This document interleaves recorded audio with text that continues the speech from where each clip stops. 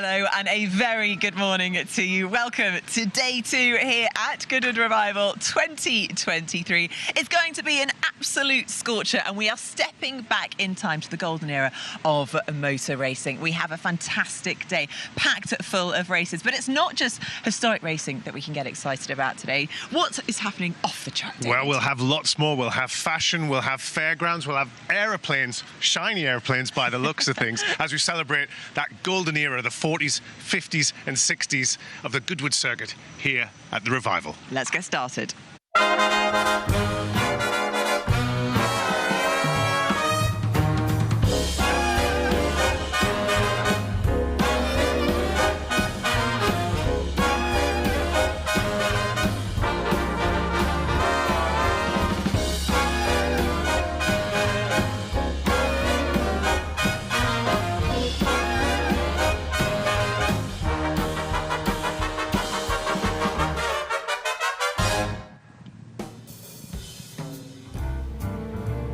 So let's take a look at today's schedule. We'll be kicking off once again with 200 motorcycles taking to the track for a track parade. And then racing gets underway. Of course, yesterday was all about the practice session. Today, we are heading to the track for racing. We'll be kicking off with the Goodwood Trophy, race 2, the Barry Sheen Memorial Trophy at 10:20, and the St Mary's Trophy, race 4 at 12:30. Race 5 will be kicking off at 2:15 in the Lavant Cup, presented by Sky Cinema. We have a track parade, a tribute to Sir Jackie Stewart at 2:55. Can't wait for that, don't miss that one.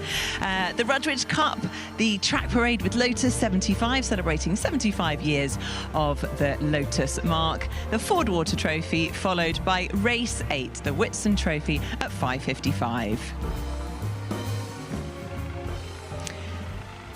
Well, there we have it, a fantastic day of racing that lies ahead. We were treated to one race yesterday as the sun was setting, a fantastic battle between Maserati and Jaguar on track. Unfortunately, Jenson Button just missed out. Hopefully his luck will go better this weekend for him. Yes, he was driving his own car, that fantastic C-Type Jaguar. Alex Bunker put him in a great position, gave him about a 20-second lead, I think, by the handover, even more than that. So he was looking in really good shape in that bronze car to bring home the first position there. But he sadly, yes, had a misfire. I think we could see it all coming through the steering wheel there. And the Maserati came through. And even with that time penalty, still managed to win the race. Fantastic achievement, huge congratulations to them. But everyone's coming in today refreshed, ready for some racing. It's going to be an absolutely stunning day. But we're kicking off with the Goodwood Trophy first, and then it'll be the Barry Sheen Memorial Trophy at 10:20, where of course we get to see the runners taken to the track, those riders. Let's actually we can take a little look now. I think we've got those some footage of the Goodwood Trophy. Yeah, we've got those Grand Prix cars. We've got Ben Fiddler on pole position there for the TT, and then we'll move on to the bikes. The first bike race of the Revival this year, the Barry Sheen Memorial. Of course, got the ever-present Michael Russell on the front row there for that. So that should be fantastic. Get the bikes kicked off in the Barry Sheen. They'll be pleasing the crowd, and of course, you know, the bikes are a big part of Revival as well, and I think they'll be glad for this weather. Yeah, they really are. This is not an event just for 4 wheels, it's for 2 wheels as well. And also, of course, there's the celebrations in the sky as well, with plenty of air displays going on. And then after the race and on the bikes, we'll get back to 4 wheels, and one that I'm really looking forward to, the St Mary's Part 1. And then we've got the crowd-pleasing Rob Huff in that Mark 1 Jaguar on pole position, sideways for most of the lap. I love that. And then that Ford Thunderbird you can see there, Romain Dumas, second place there. He's looking really good in that car. And then right behind him, Jenson Button doing a great job to get third in that very pretty 1959 Alfa Romeo. But breathing down the neck, they'll have Andrew Jordan, Jimmy Johnson, NASCAR's Jimmy Johnson, back again to Revival in that A40, which is a bit different for him. And then our very own Karoon out in there. So some great names in that race. Well, hopefully we'll bring a bit of luck and support to him at the sideline. And of course, there is the very important Setrington Cup taking place today, which is all about pedal power, and the maximum age for the race, I think, is 10 years old. So good luck to all our young, budding, aspiring motor racing drivers, because that is always a good one to watch. And actually, Karun's son is going to be competing in that, so potentially father like son. Right, okay, let's go down to Ed, who's going to be in the paddock area chatting to all the drivers pre and post race. Well, thanks, Nikki. I'm usually in the assembly area, but I ventured out onto the start-finish straight. And if we just sort of move the camera around a bit, this is a wonderful, quiet moment, because usually this is absolutely filled. We're about to have 200 motorcycles arrive, so we're watching out for those. I get to interview all the drivers in the assembly area before they go out. They don't promise too much, because the race is yet to come. And then I get to come out on here and I interview them on the podium, which is my favorite part of the weekend, because everyone is so happy. Not so with the Setrington Cup. It's probably the hardest moment of my career, is interviewing the children in the Setrington Cup. But if we look down, the start line for the Setrington Cup is 246 yards down there.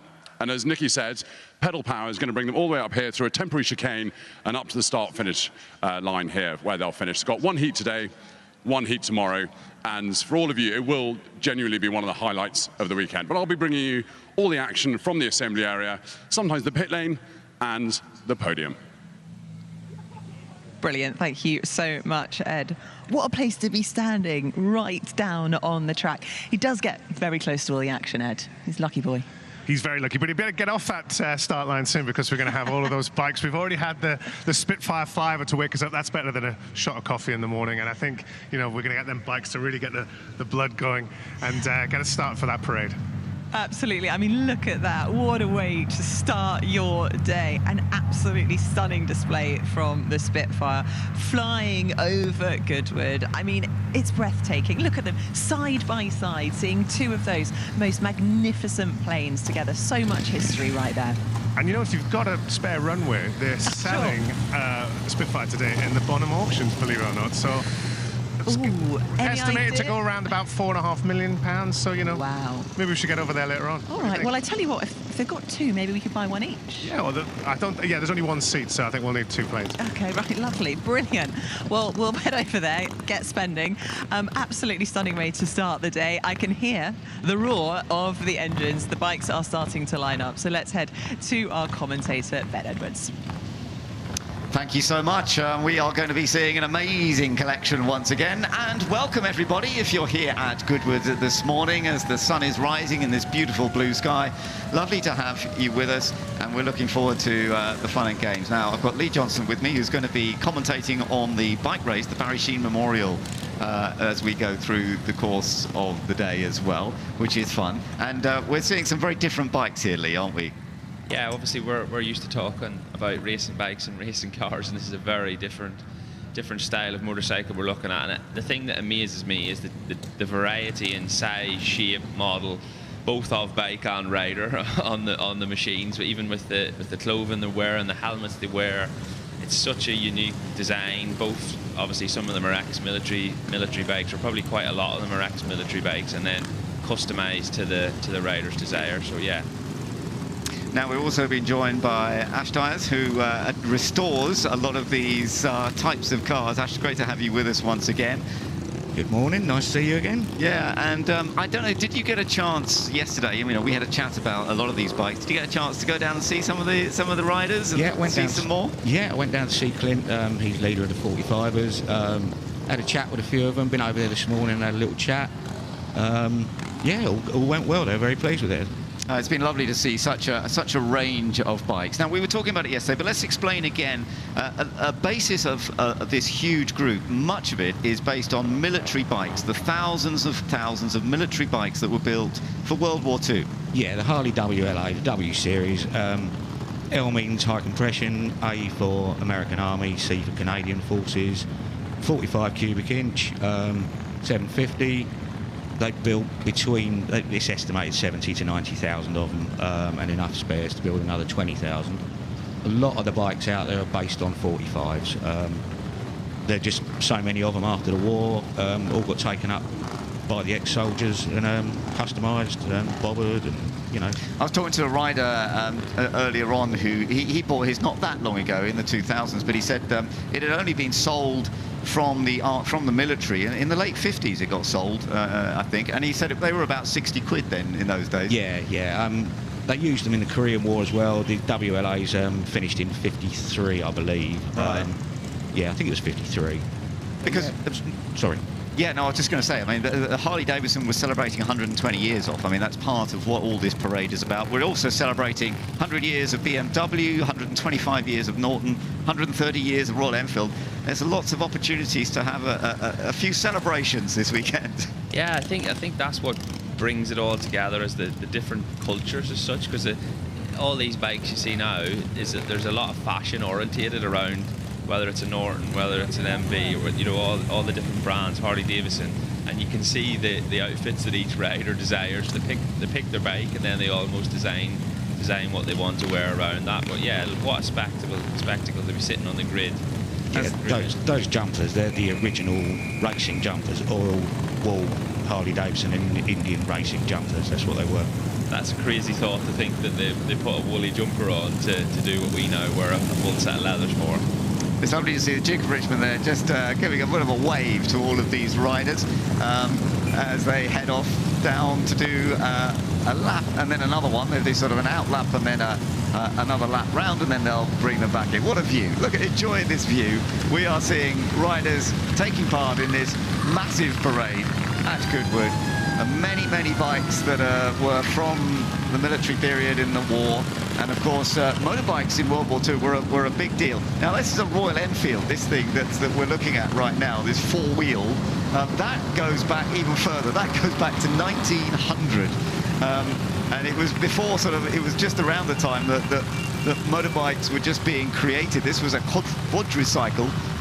A bicycle that was sort of modified basically by adding a wraparound four-wheel frame, and they had a de Dion engine. There's a little de Dion engine in the back of it. As it goes past our camera, you might see that little de Dion engine. De Dion, of course, was a part of very early cars, and so they created this as Royal Enfield, and Royal Enfield went on to become a major motorbike manufacturer later on.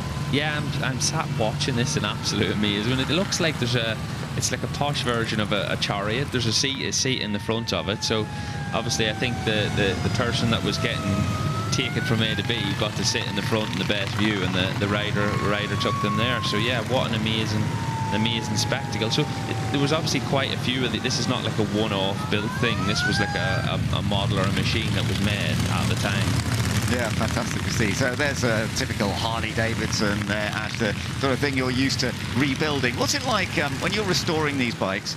Is it a lot? Can you get the parts you need? Do you have to recreate a lot of the parts? How does it work? No, you can pretty much get anything reproduction now. I won't say the best quality parts you can get, but pretty much you can get everything from America or big following in Europe, Holland, Belgium. Interesting. I noticed also we've got a few sidecar bikes out there. Harley-Davidson didn't do many sidecar ones, did they? During the war they did, yeah, Okay. a fair few. The Serby cars, there's quite an interesting story. On the front forks, they had a tow bar. Okay. Called a Serby car.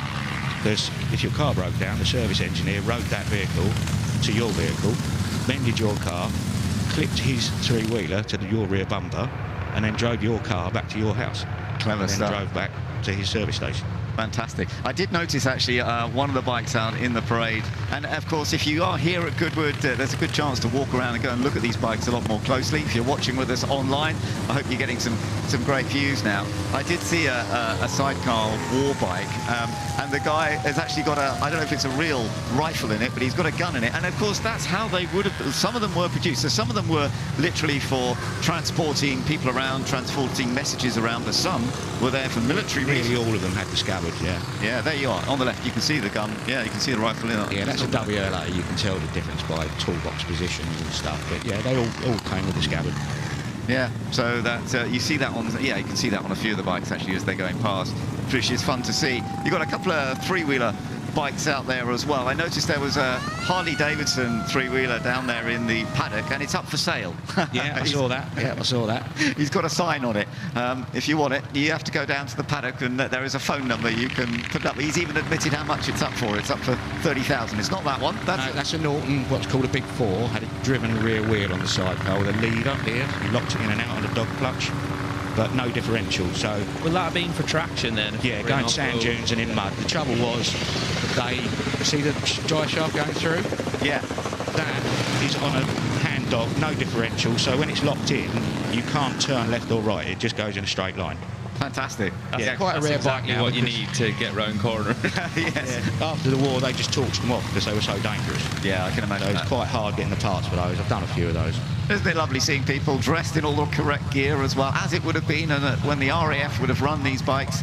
And of course, whilst the Harley-Davidson was a huge part of the US military, and the US military were in the United Kingdom in a big, big way, BSA provided most of the military bikes for the British Army, didn't they? Yeah, BSA M20 generally, and the M22 I think was the bigger CC, a 500 and a 622 I think, or they might have been Nortons, but yeah, lots and lots of M20s. Yeah, and in a way for BSA it was a sort of a time that helped lift them even further as a manufacturer, didn't it? Because they were the biggest manufacturer sort of post-war in the UK.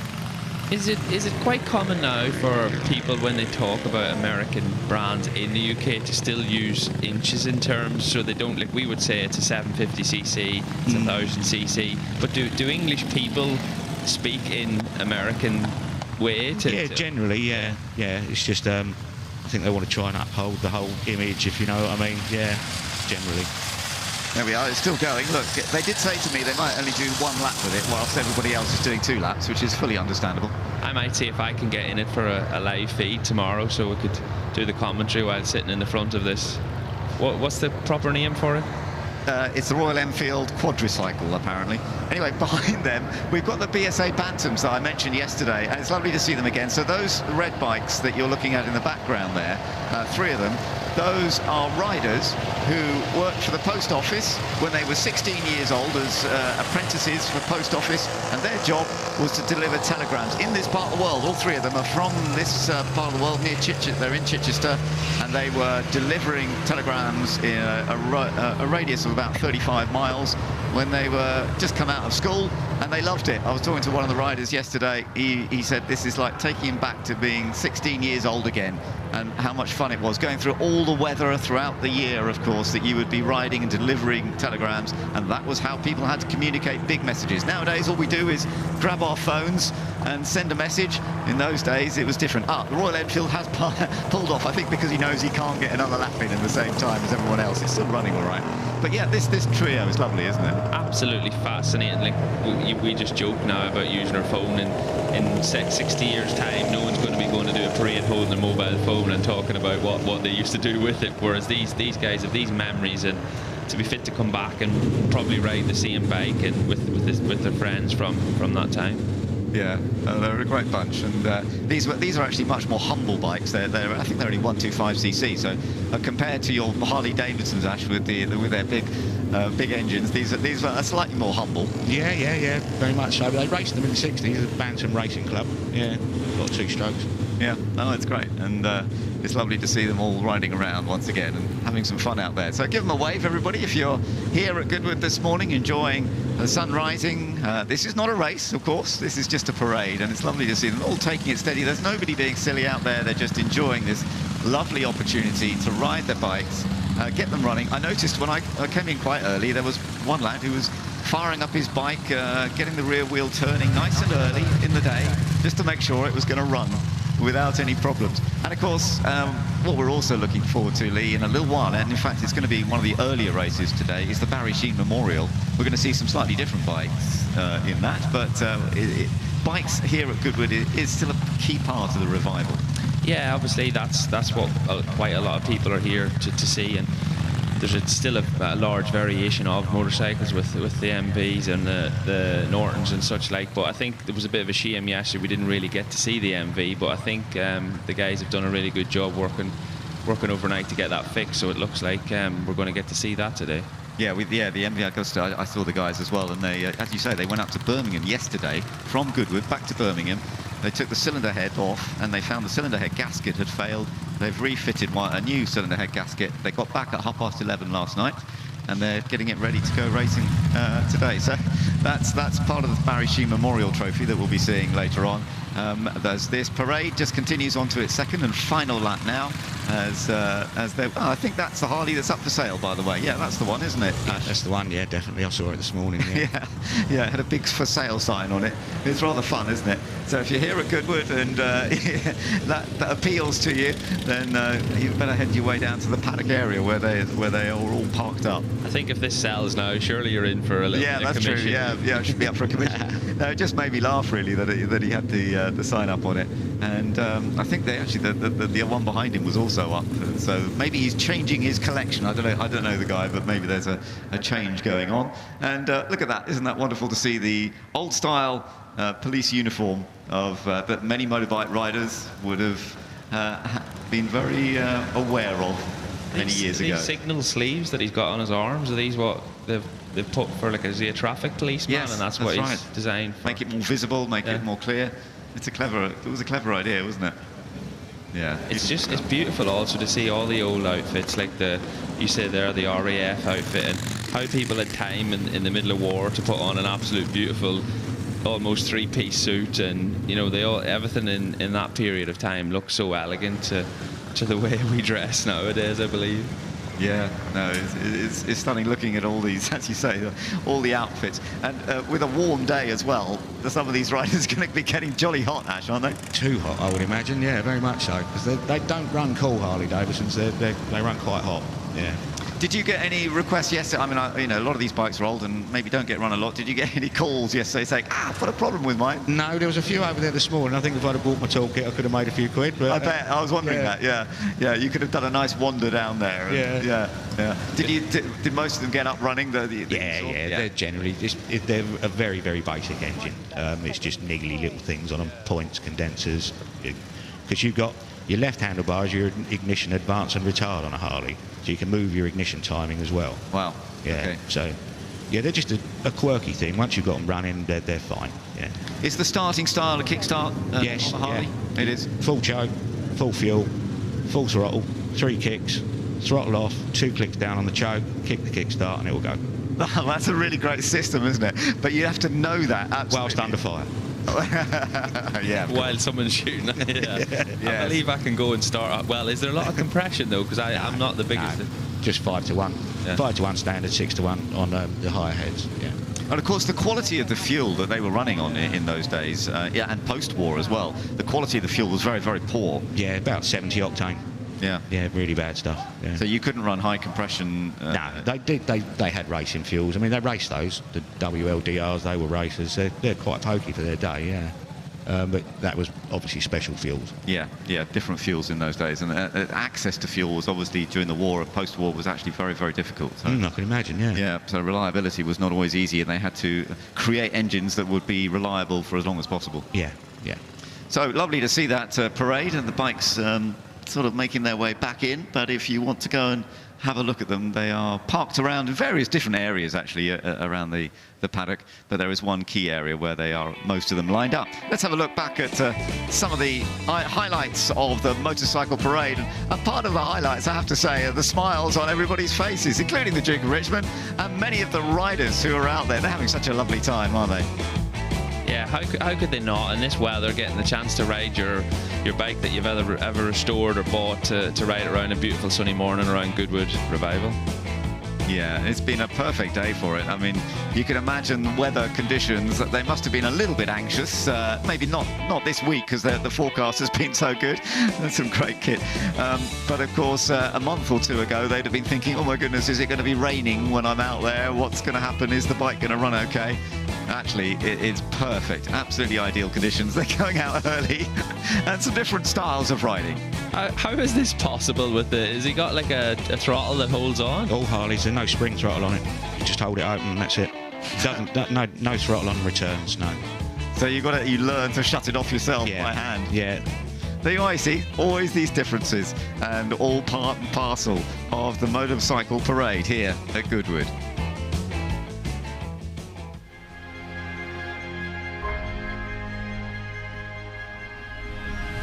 So here we are, another chapter in the car's illustrious life at the Goodwood members meeting, the 80th members meeting, where we're participating in the 75th anniversary celebrations for Porsche and the 60th anniversary of the 911.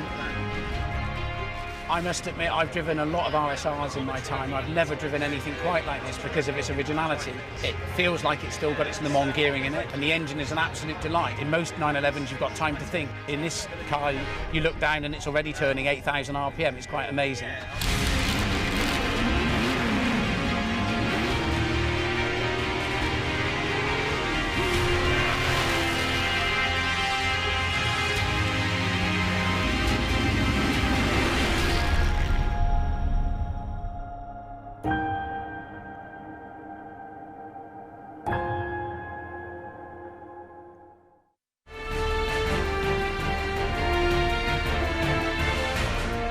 As the official luxury cruise partner of Goodwood Revival, visit our spacious cruise ship at Gate 2A as we celebrate the romance and glamour of luxury travel. We'll capture you looking your very best. You can chat with the crew and enter to win an unrivaled VIP experience with Regent 7 Seas Cruises aboard the world's most luxurious fleet. Come on board and discover why Regent is the best luxury cruise experience on the 7 Seas.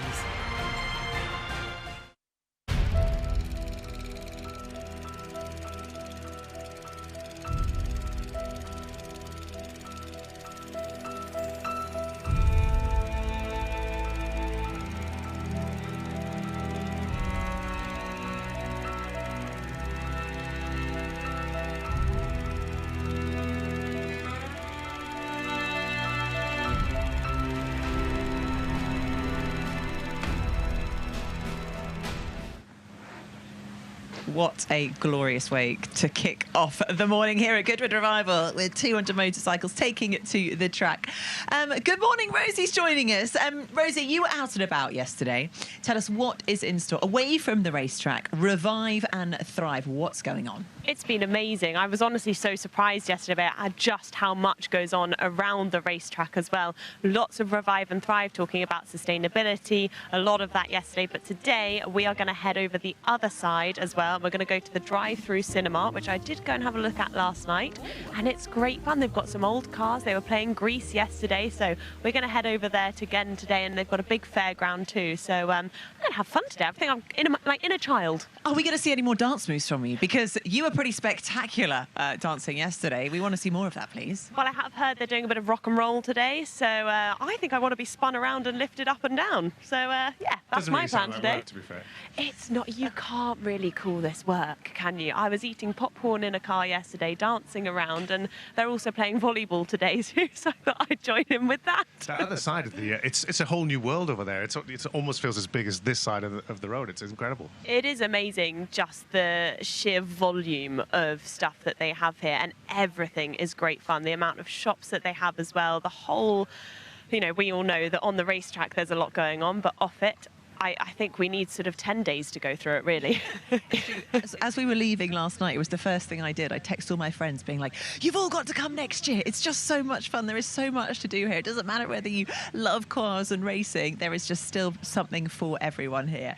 But speaking of racing, that is obviously what we are most excited about. There's plenty of action on track to get excited about today. David, give us your highlights. What can we get most excited about? Well, we'll have our first race on two wheels, the Barry Sheen Memorial, which will be fantastic. But for me, I think I'm looking forward to the St Mary's trophies today, part one. And you've just got that incredible caliber of drivers. Yeah. Rob Huff, who's just makes you smile when you watch him in that Mark 1 Jaguar. He's on pole position. But right behind him, you've got Romain Dumas in that Ford Thunderbird. Unbelievable, monstrous American V8. And then, quite funny, behind him, Jimmy Johnson, a little bit further, is used to NASCAR's big thunderous V8. He's in a little A40, so he's come back for more after his first visit to Goodwood last year. So really looking forward to that race. I love it as well, the sort of the calibre of drivers. You know, we've got Le Mans winners, British touring car champions. They are Formula One drivers. They're the best of the best. But they're also a complete mix of generations. You've got the young mixed in with the more gentleman drivers. And Very that's polite. Yeah, exactly, I think. Did I get away with that? But that's what I just love to see. And yet it's still so competitive. You know, yesterday we were talking about times within lap times, 100th. In fact, even I think it was 1,000th of a second between lap times. So it really is right on the edge when it comes to the competition here. But speaking of the racing, let's take a look at what these drivers have really got to tackle with the track here at Goodwood, because it is truly epic. And here's a track guide with Karun Chanduk. Let's take a look at the Goodwood circuit, largely unchanged since its heyday back in the 1960s. 2.36 miles of an unforgiving circuit. The grass banks are close, the grass verges are even closer. Heading off the start, you head first towards Madgwick, an off-camber tricky right-hander with a bump at the apex.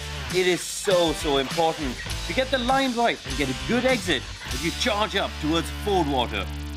A daunting right-hander, again off-camber, slightly dropping downhill at the exit as well. It is incredibly high speed. Up towards St. Mary's, it first goes right, then go left. Don't be too greedy with a curb on the left-hand side, and that'll put you offline. The track drops slightly downhill and then back up again towards a double right-hander of Lavant. Getting a good exit and traction out of here is hugely important because that leads you onto the fastest part of the track, through the little kink, heading towards Woodcote. A long right-hander with the apex seems to take an age to get to. The back of the car always edgy, and then you get hard on the brakes for the chicane. We've seen many an incident there with drivers getting just a bit too greedy with the curbs and the walls of the inside line. Get all of this right and you will be the winner across the line. I mean, what an epic track. In fact, I mean, David, you've had a lot of experience racing around the Goodwood circuit. In all varieties of cars, what's it really like? What's the hardest, most challenging part? Well, we're all smiling and we're all having fun here and everyone's laughing in the assembly area, but Goodwood circuit is a serious motor circuit. It's, you know, it's if not the fastest, probably the second fastest circuit in the country. A lot of flat out corners. It's really high speed, really challenging. It's just an absolutely fantastic track, and I think that gets lost sometimes when you look at all this fun surroundings. That the guys out there, and that's why you do know the caliber of these drivers is absolutely fantastic, because what they're taking on and the conditions changing. And even yesterday we had what seems like perfect conditions with this sunshine, but the track was really greasy and a real challenge for some of these guys who sometimes just got in the car for the very first time. Yeah, and let's not forget, these guys, they're not here doing parade laps. They are driving flat out and furious, and with really quite old classic machinery. It's not like you're stepping into a modern race car today. Rosie, you've had experience as well driving around. I've had great fun experience driving around because I was given the opportunity to do a track day here with all sort of the newest cars, so very much the opposite. Push button, automatic, let's just go as fast as we can, with an instructor next to me telling me exactly how to do it. But we went really fast. I think I hit 178 miles an hour at one point. Yes, so you did. It's You really go, good girl. fun. So I know what you mean by it's fast. Obviously, I'm not an expert in tracks at all. I just had a really good time, but I cannot even imagine how tricky this is to drive in an old-fashioned car as well. Like you said, sometimes they've never driven the car and they're straight in and going flat out. It's extraordinary. It really is. These guys and girls are proper heroes. Well, we are moments away before racing gets underway, which means we should head down to Ed in the assembly area. Who are you with, Ed? But if I was to look at the timesheets, I'd say you were comfortably on pole, but looking at the people behind you, you're going to have your work cut out. Yeah, so I think yesterday in practice there was a lot of traffic around. A chunk of getting on pole, apart from clearly outstanding driving talent, was a fairly healthy overlay of luck. I managed to get a couple of clear laps in through just being sensible about track position. But look, the car's going really well. This is my third year at the Revival. We're sort of gradually getting quicker every year as I'm getting used to the car. It is quite a hairy beast and has a bit of a reputation for biting back sometimes, so you've got to be alert at all times with it. But yeah, good practice time yesterday, very pleased with it. Car ran really well, and I think I was a bit of luck as well. I mean, it's already hot here. It's just gone 9 o'clock. The third place car, Mark Gillies' car, has got half of his radiator still taped up. Do these cars not get quite hot? Well, they do tend to run relatively cool, and the reason is they run on methanol, and you throw a hell of a lot of fuel through it. So this car, for example, on full, in a race, we run about 2.5 mpg, 2 miles per gallon. The fuel pipes are literally that size. So the goal is you try and get as much fuel in. It keeps it cool, stops pre-detonation, but it then means actually even on a hot day, you'll find some of the ERAs have the radiators blanked off. Not on this one. It actually runs quite sensibly warm with a sensible radiator, but yeah, it's mostly because of the amount. It's not quite like a drag car, but it's a bit that sort of thesis that you just throw a lot of fuel through, it burns it, and it keeps it cool, and it sort of keeps these running well, which is actually in some ways why they're more reliable now probably than they were in period. In longer races, the goal was then to do fewer pit stops because the race was much longer, so they tried to lean the mixture down as much as they could, but the problem is often then hold a piston because the ignition system, the carburation, it's not like a modern system. You know, you get it slightly wrong and it goes badly wrong. Well, enjoy today. You're in the perfect place. I shall try to, and yeah, it's a good car, and I don't know whether you've had a look inside it to see the supercharger position. I don't know whether people want to see that, but it's quite an unusual supercharger position in the cockpit, this car. You may want to have a look at, people. Well, I'll tell you what, we'll get that on the podium. Best of luck. Okay, thank you.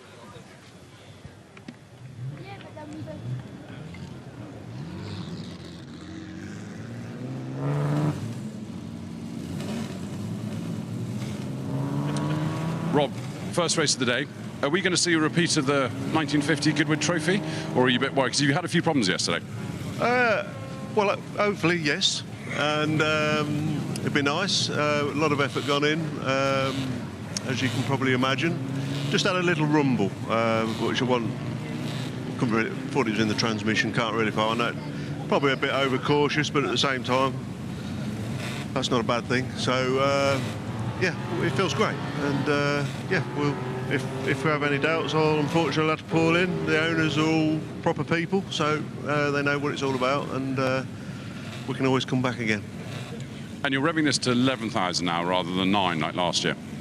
Yeah, last year we had a bit of a supercharger issue and it wouldn't pull, and I think you can probably hear now it sounds totally different again.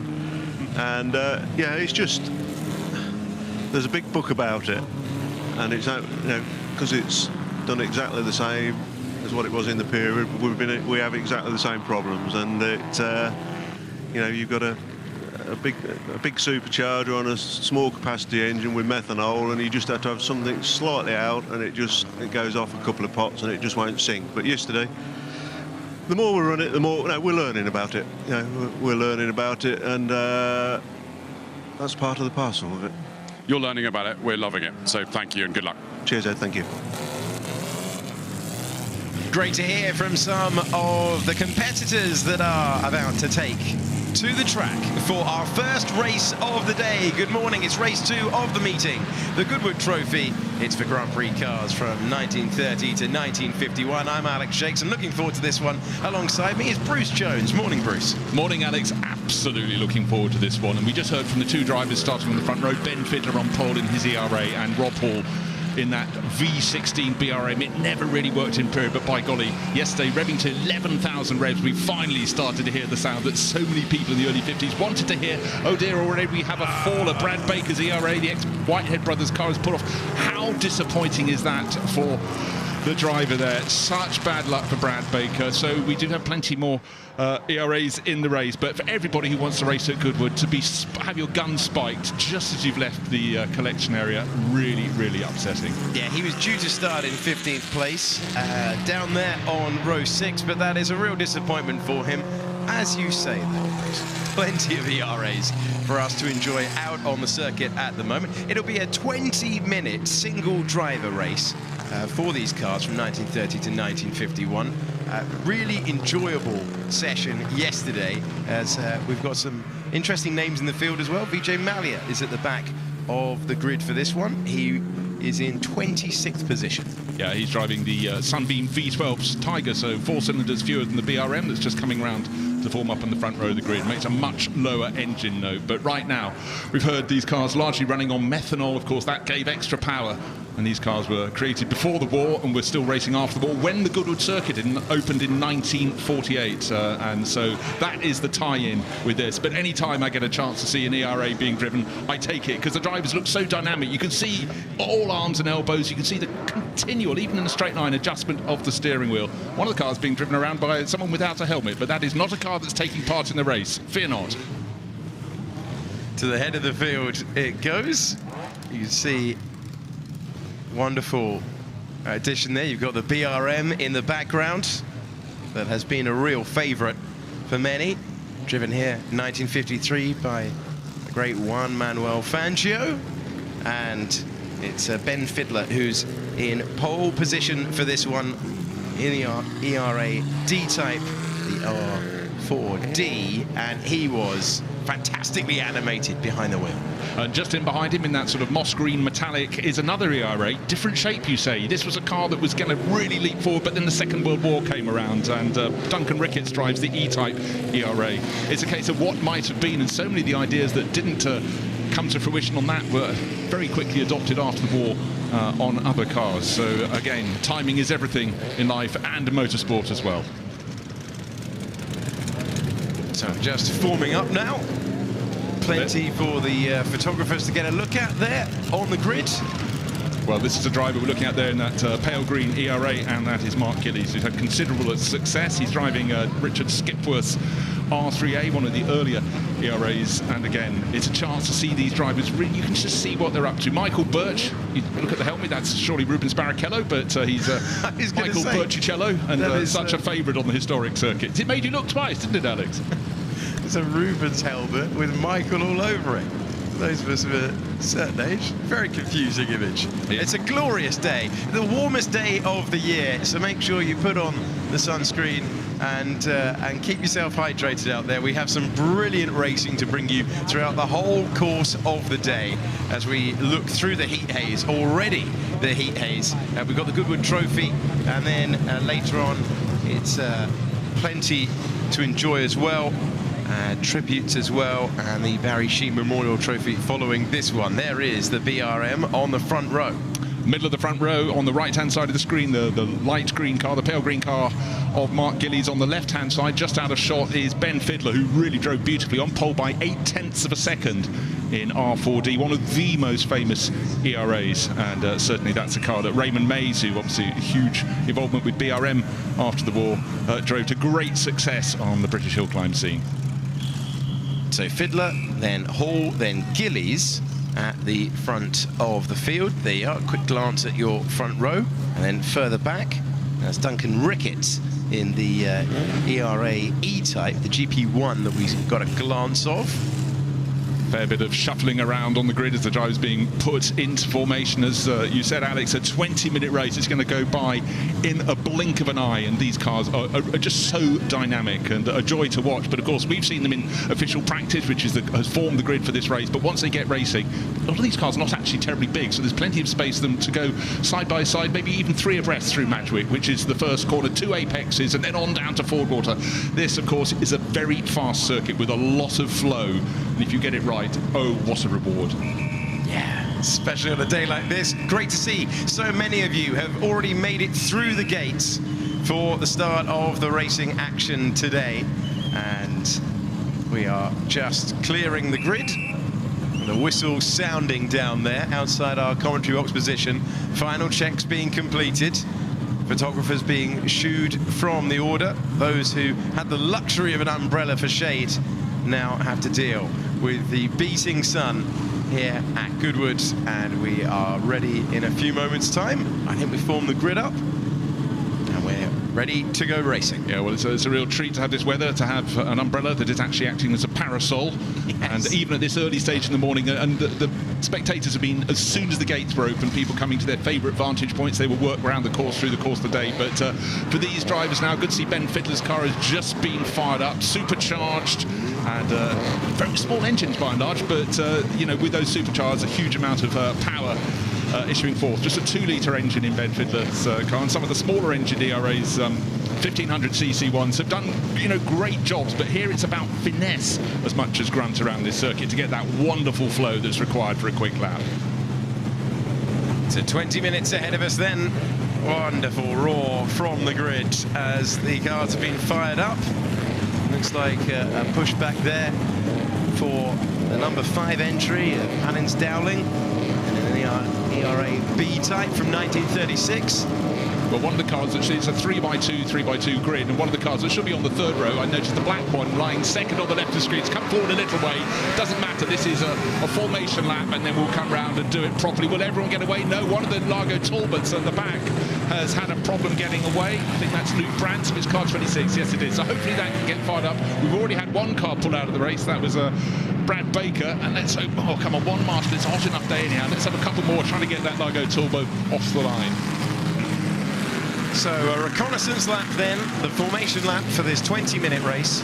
And there in your picture is, that's fantastic helmet design with the goggles for the full face effect there.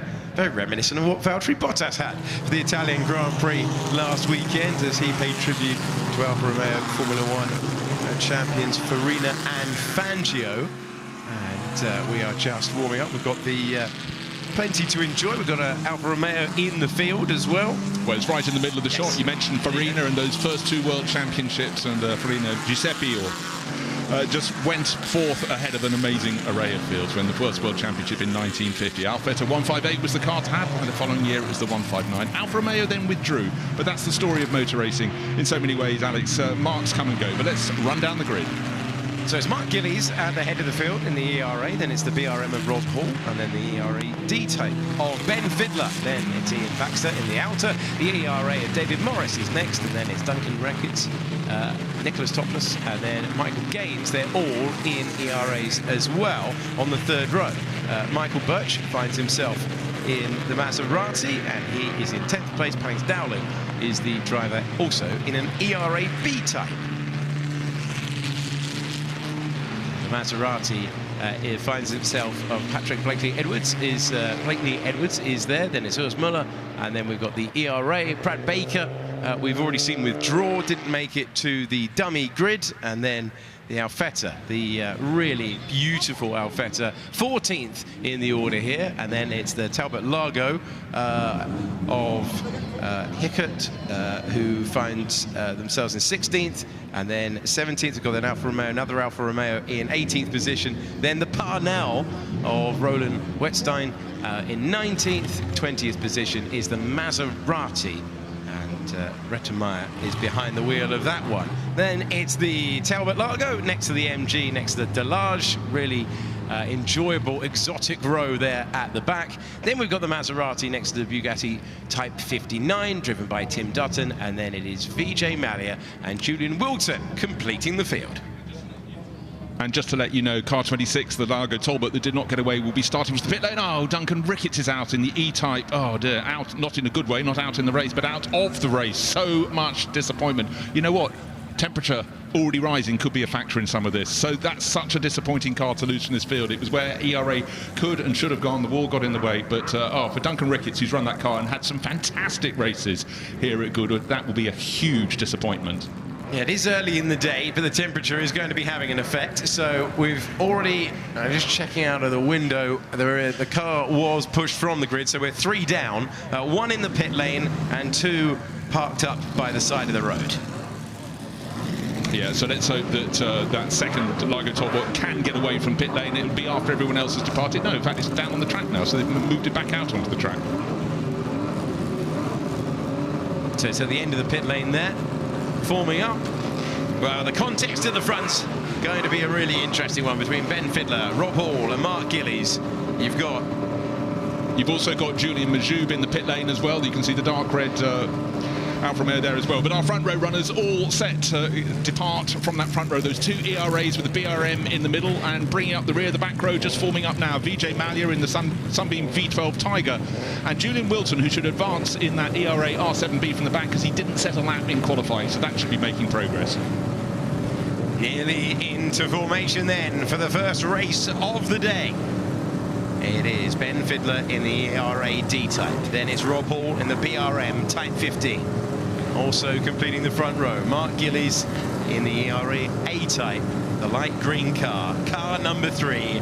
Green flag at the back signal given to the drivers. And the flag falls at Goodwood. We go racing on the Saturday. One car left on the line there. Hands up to the rest of the drivers. The majority of the field, all but one, made it off the line as we go racing into Madrid corner. Well, that was neat and tidy. I think that might have been David Morris who didn't get going initially.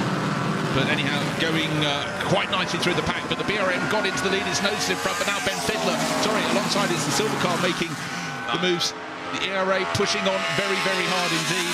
And David Morris is always right in the mix. That's David chasing down. It looks like he might get his nose in front by Fordwater, but by the time they got the power from that mighty V16 in the BRM had really come to play. Now diving into St Mary's, this wonderful flow of cars. Mark Gillies in the background getting a little bit taily in the first part of St Mary's. Yeah, great start there.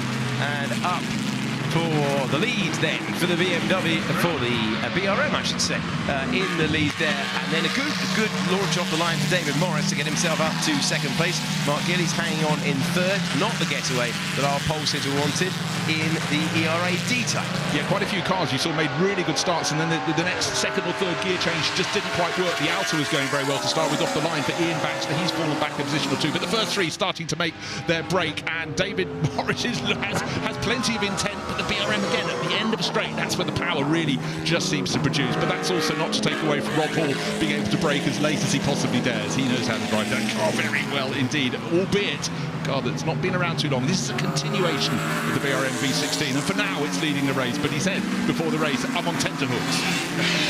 I'm not surprised. Extraordinary sound. The V16 coming past our commentary position to start lap 2 of the race. The BRM is ahead. A great gain of 2 places for David Morris in the ERA B-type. And then you've got giving chase there. Car number 3 trying to turn it into second place. Good launch out of Madrid corner, trying to take the move to the inside. In the other ERA, the light green one now, trying to look for the move. Watch and enjoy. You can see precisely what these two drivers are doing. But that extra momentum out of the second part of Madrid propelled Mark Gillies up past David Morris into second place. But you know what? That was drivers who know each other very well. They can relax next to each other, trust each other. And right now, Mark Gillies, we saw him getting very skitterish in St Mary's on the first lap, is now really getting the flow that's so important. It is a Lavant corner, looking in those tiny side mirrors there. Our race leader in the BRM, Rob Hall, he's looking one side, but around the outside, the other side, taking the sort of wide line there is Mark Gillies. And look at the progress through the kink now. It's got to last the whole way. Coming up to the kink. So wait for it. Front, but wait for the power of the BRM to really come through. Gillies takes the lead, and then we've got the end of the straight, and then the BRM will fight back, and the BRM goes back ahead. Super stuff. Great contrast between the two cars. BRM going past ERA. Wow. We said this was going to be a race that's really, really dynamic. If this can carry on for the next, well, let's say 17 minutes, we've got 16 and a half minutes remaining on the clock, that would be absolutely fantastic. But do not discount David Morris in the background.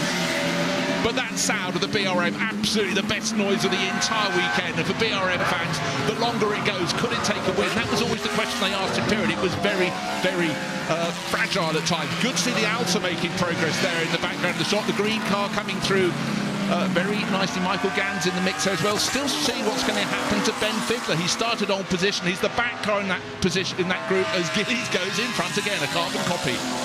So taking the lead at this point as we make our way through the right-hander. The BRM will know that it's got superior power, but through the twisty bits, it is terrific to see how Gillies has been driving all weekend long. And as he rises on the excellent St Mary's, he's got the lead. And all of the power from the BRM in your picture at the moment, driven by Rob Hall. It's going to have to be deployed in a few moments' time. You can really see how the first two cars, the ERA and the BRM, have to be driven with different styles. And Mark Gillies, if you're new to historic racing, there's nothing wrong with his car. That's the way to get it going super fast, because he's keeping it really light on its tyres and just constantly adjusting.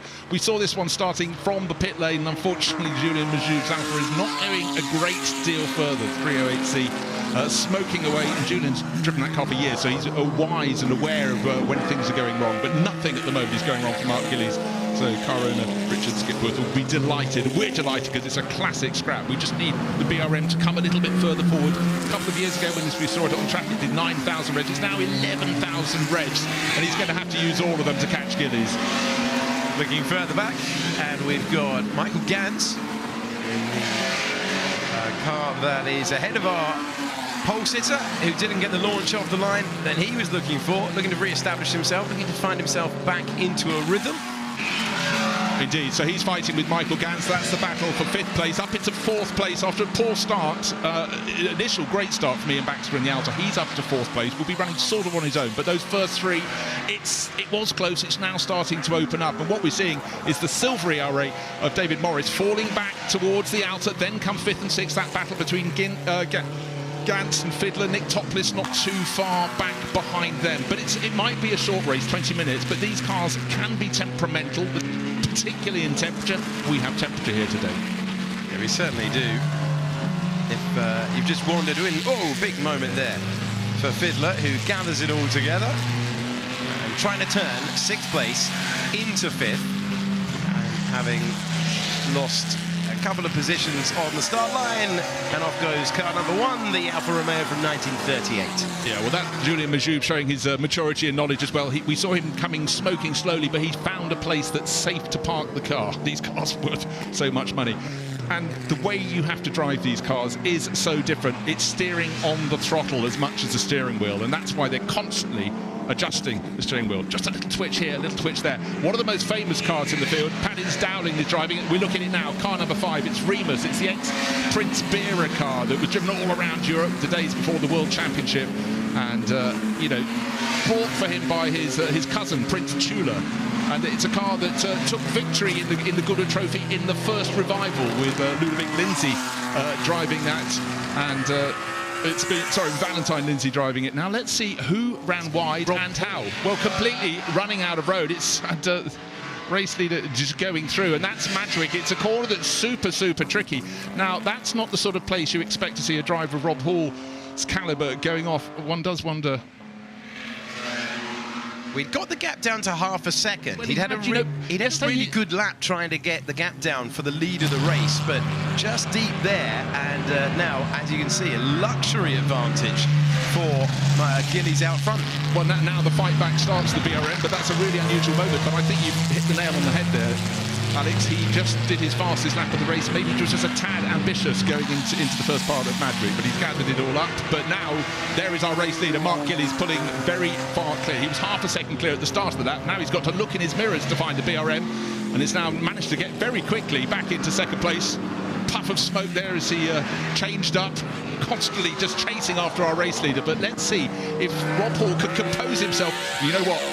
He's flicked a switch. He's gone to maximum attack there. You can see the tail coming out when they went into Woodcote. Now, I was just talking before about how a different driving style. This sort of heavier car than the ERA. Oh, now suddenly race leader Mark Gillies has a problem. Hey, who's next? And it's going to be a change for the lead across the line. You have to drive every single metre of every single lap around here and back into the lead.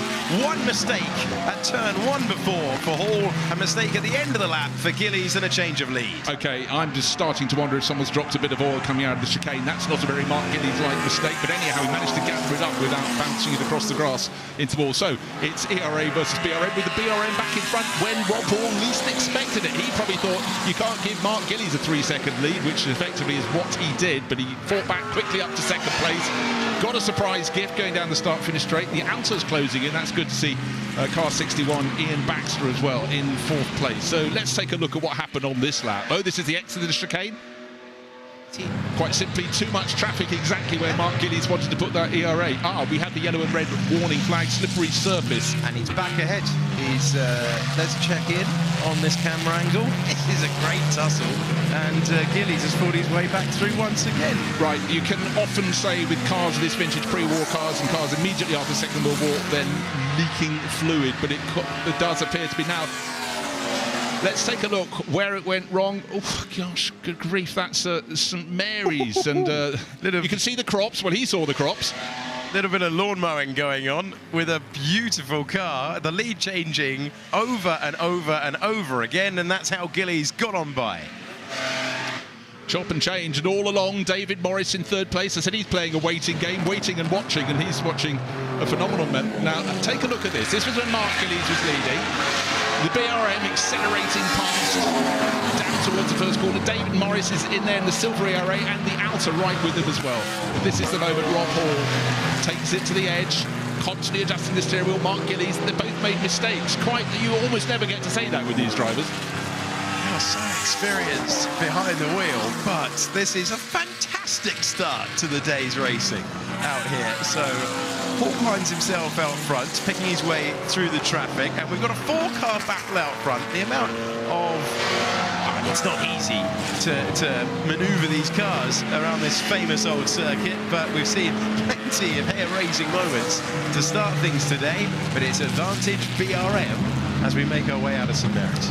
Now, the big point after about 2 laps, the first 3 had got clear, the gaps were increasing, but these cars, you know, they have to be nursed to an extent. They're all running and they're quite temperamental on the methanol, and these drivers have experience of how to nurse them around, but I didn't expect the field to close up like this. You never want to see drivers having little errors, but it shows they're pushing right to the edge of where the cars can possibly go. BRM against ERA, the period... People, when this circle opened in 1948, would have welcomed this battle. Traffic could be an issue for this quartet as they scorch clear. I don't quite sense that David Morris in the second of the ERAs, the silver cars, quite got the pace. He hasn't made an error though. That's why he's still in the mix. Yeah, he's taking a very measured approach. Gillies, then Hall, then Morris, then Baxter, the drivers in your picture, and you can see that Gillies is far more circumspect coming into the chicane, through Woodcote and into the chicane. The BRM makes time. Obviously on the straights, the BRM has that advantage as well. And now, all over the back, trying to make the progression.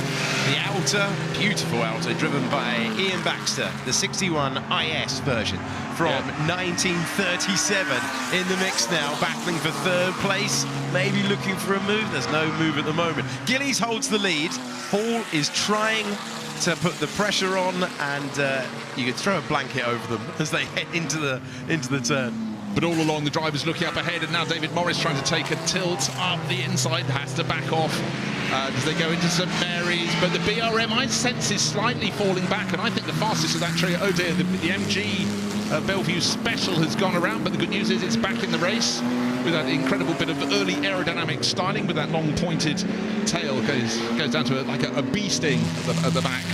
But now, have we had any further change? No, we haven't. 2nd, 3rd and 4th, still BRM, ERA, Alta. But I think if the Alta can get through, and now David Morris is going through, and I fear there's been a problem there for Rob Hall. He's nursing something of that BRM. That's a statement that could have been said in period as well.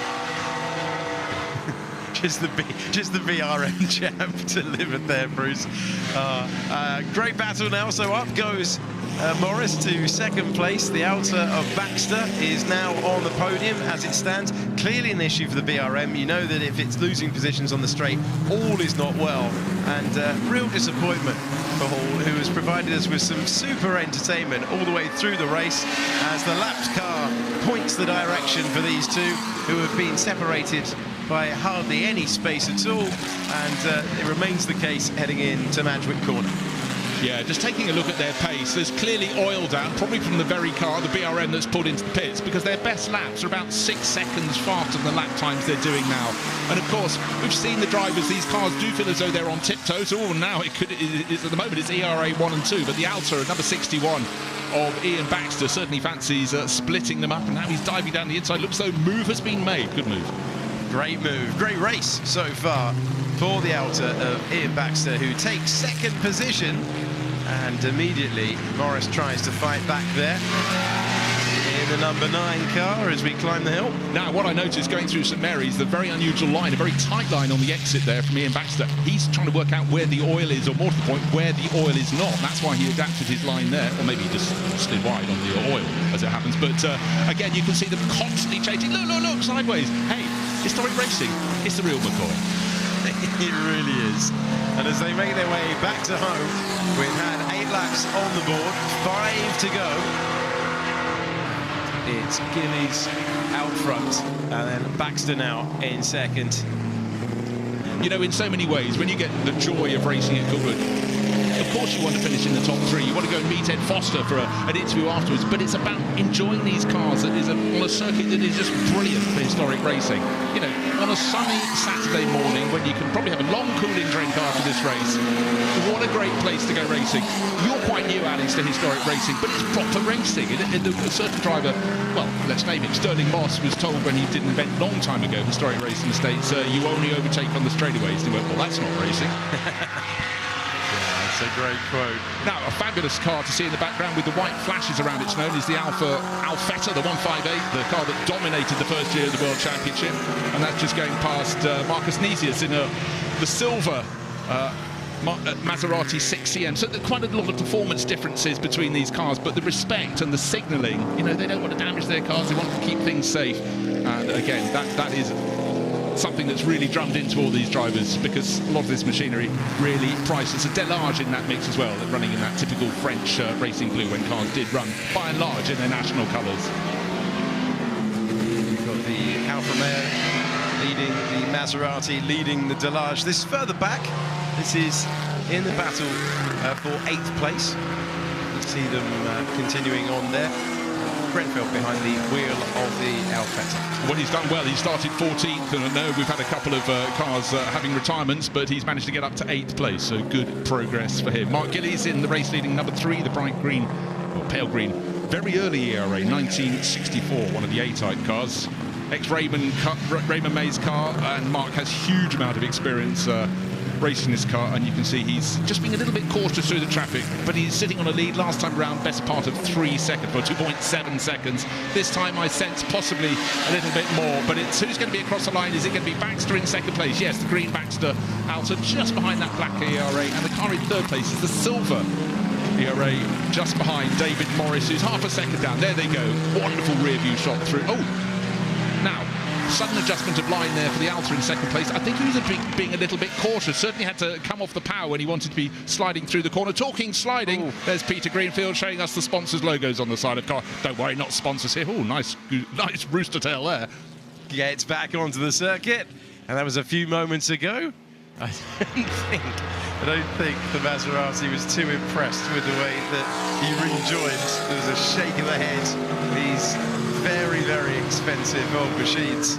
As we go back to our race leader, it's a little bit close for comfort. Well, it was going into Lavant. Mark Gillies was going towards the outside, and suddenly the Ligo Talbot of Volker Hickert went towards him as well. So there you are, sitting on a lead of just under 3 seconds. You don't want to throw it away. Thank you very much, I think, was the message from Mark Gillies there. But anyhow, they sorted all of that. Wasn't it? Yes, adieu. So off goes Mark Gillies, 2.8 seconds clear, and the first part of his lap hasn't been so good for Baxter in second place, but we saw that moment at Madgwick where Baxter in the Alta, the number 61, the dark green car, had to come off where he wanted to be carrying momentum as he went past back markers. I thought he was going to lose second place, but David Morris couldn't quite capitalise, and the clock keeps counting down. Just over 2 minutes remain, so it'll be one further lap and an extra one after that. 2 more laps to go for Mark Gillies. Lapping at the moment about 1 minute 39. The start of the race, the first flight lap, he did 1 minute 32.8, but definitely oil is down on the racing circuit. Mark Gillies continuing to take his ERA from 1931 to, he will hope, the Goodwood Trophy and the success that comes with it as well. We've seen plenty of great driving from Baxter in second place in the green Alta. Going through your picture now, car 61. They say lightning doesn't strike twice, but it did on consecutive laps for Ian Baxter there in the Alta. He found 2 cars, both times going into Madgwick, and again had to go, do I go between them, around the outside, up the inside? It's a little bit of guesswork, but each time David Morris in the number 9 ERA, the silver one, we can see the rear shot there going to St Mary's, also had to play the guessing game, but it's been fairly even Stevens between them, but neither has found an advantage, and neither has been able to close on our race leader. Yeah, a third of a second was gained by Baxter on Gillies, but Gillies will be looking in those small mirrors on the side and just noticing he's got enough. But it's a question of where the traffic is going to be sitting across his nose on that green ERA, car number 3, the R3A. But Mark Gillies, I think, has got enough in hand to keep this one under control. Inside a minute to go. Mark Gillies is making his way to Woodcote Corner now. And gone down the Lavant straight through the kink. And then he's making his way through the chicane for his final tour of the circuit. There we are. There's the lime green ERA. There's the Alta. And then coming through, David Morris, who started 4th on the grid, also in an ERA, the silver one, that will take 3rd place if he can complete the final 2.3 miles. So you really feel for Rob Hall, who was right in the mix, in the lead, out of the lead, but nursing that BRM all the time, the V16. A shame to lose the noise, because it's the most astonishing sound. But Mark Gillies eventually worked his way clear, but it really did seesaw between them for several laps, and fabulous, fabulous racing. But these drivers, they will have earned their rest. You can see, even on the straights, they hardly can keep in a straight line, because trying to get the power down, the supercharge kicking in, and Mark Gillies in the super slow-mo, large steering wheel. Just a little adjustment. Even I liked his little right index finger tapping the steering wheel there. He's relaxed. As relaxed as you can be behind the wheel of an ERA. And excellent to see he's driving today in a car from 1931, car number 3. Still having to work hard to confirm the victory. Started this lap with a 3.4 second advantage. And on a glorious day at Goodwood, he's having some fun with it now as he acknowledges the car out of his path. He's very nearly home for the checkered flag. Through the Lavant kick, what I love there, the foot was still planted, and to position the car, just as the moving of the steering wheel, kicking the tail out a little bit, but the foot planted, so down the Lavant straight to Woodcote for the final time. Mark has had many a win here, and for people seeing these cars racing for the first time, to see how much sideways is involved. Sideways in many racing cars means you've just wrecked your lap, but here it just has doubled the fun for people watching. But look how much closer Ian Baxter has gone. Suddenly, if there's a missed gear change, we'll have a change for the lead, and Ian Baxter fancies it. Over the line, side by side, the two cars, it's going to be incredibly close. It's Baxter on the line by 1/10 of a second. What just happened? The Alta steals it on the line, and Baxter wins the Goodwood Trophy. Well, I've had to throw my script in the bin. It was comfortable win there for Mark Gillies. 3.5 seconds clear at the start of the final lap. A little bit of traffic we didn't see in shot. There was a slight blocking going out of the second Lavant, so lots of momentum there. But talk about never say die. Ian Baxter, my hat, even on a warm day, well and truly doffed to you. What a fantastic run for the Alta, but really some fabulous racing. And we're both in shock in the commentary box. One of the closest finishes you will see, and it's in the opening race of the day. 13 laps and the checkered flag, and he's still pushing on because I'm not even sure he knows he's won the race.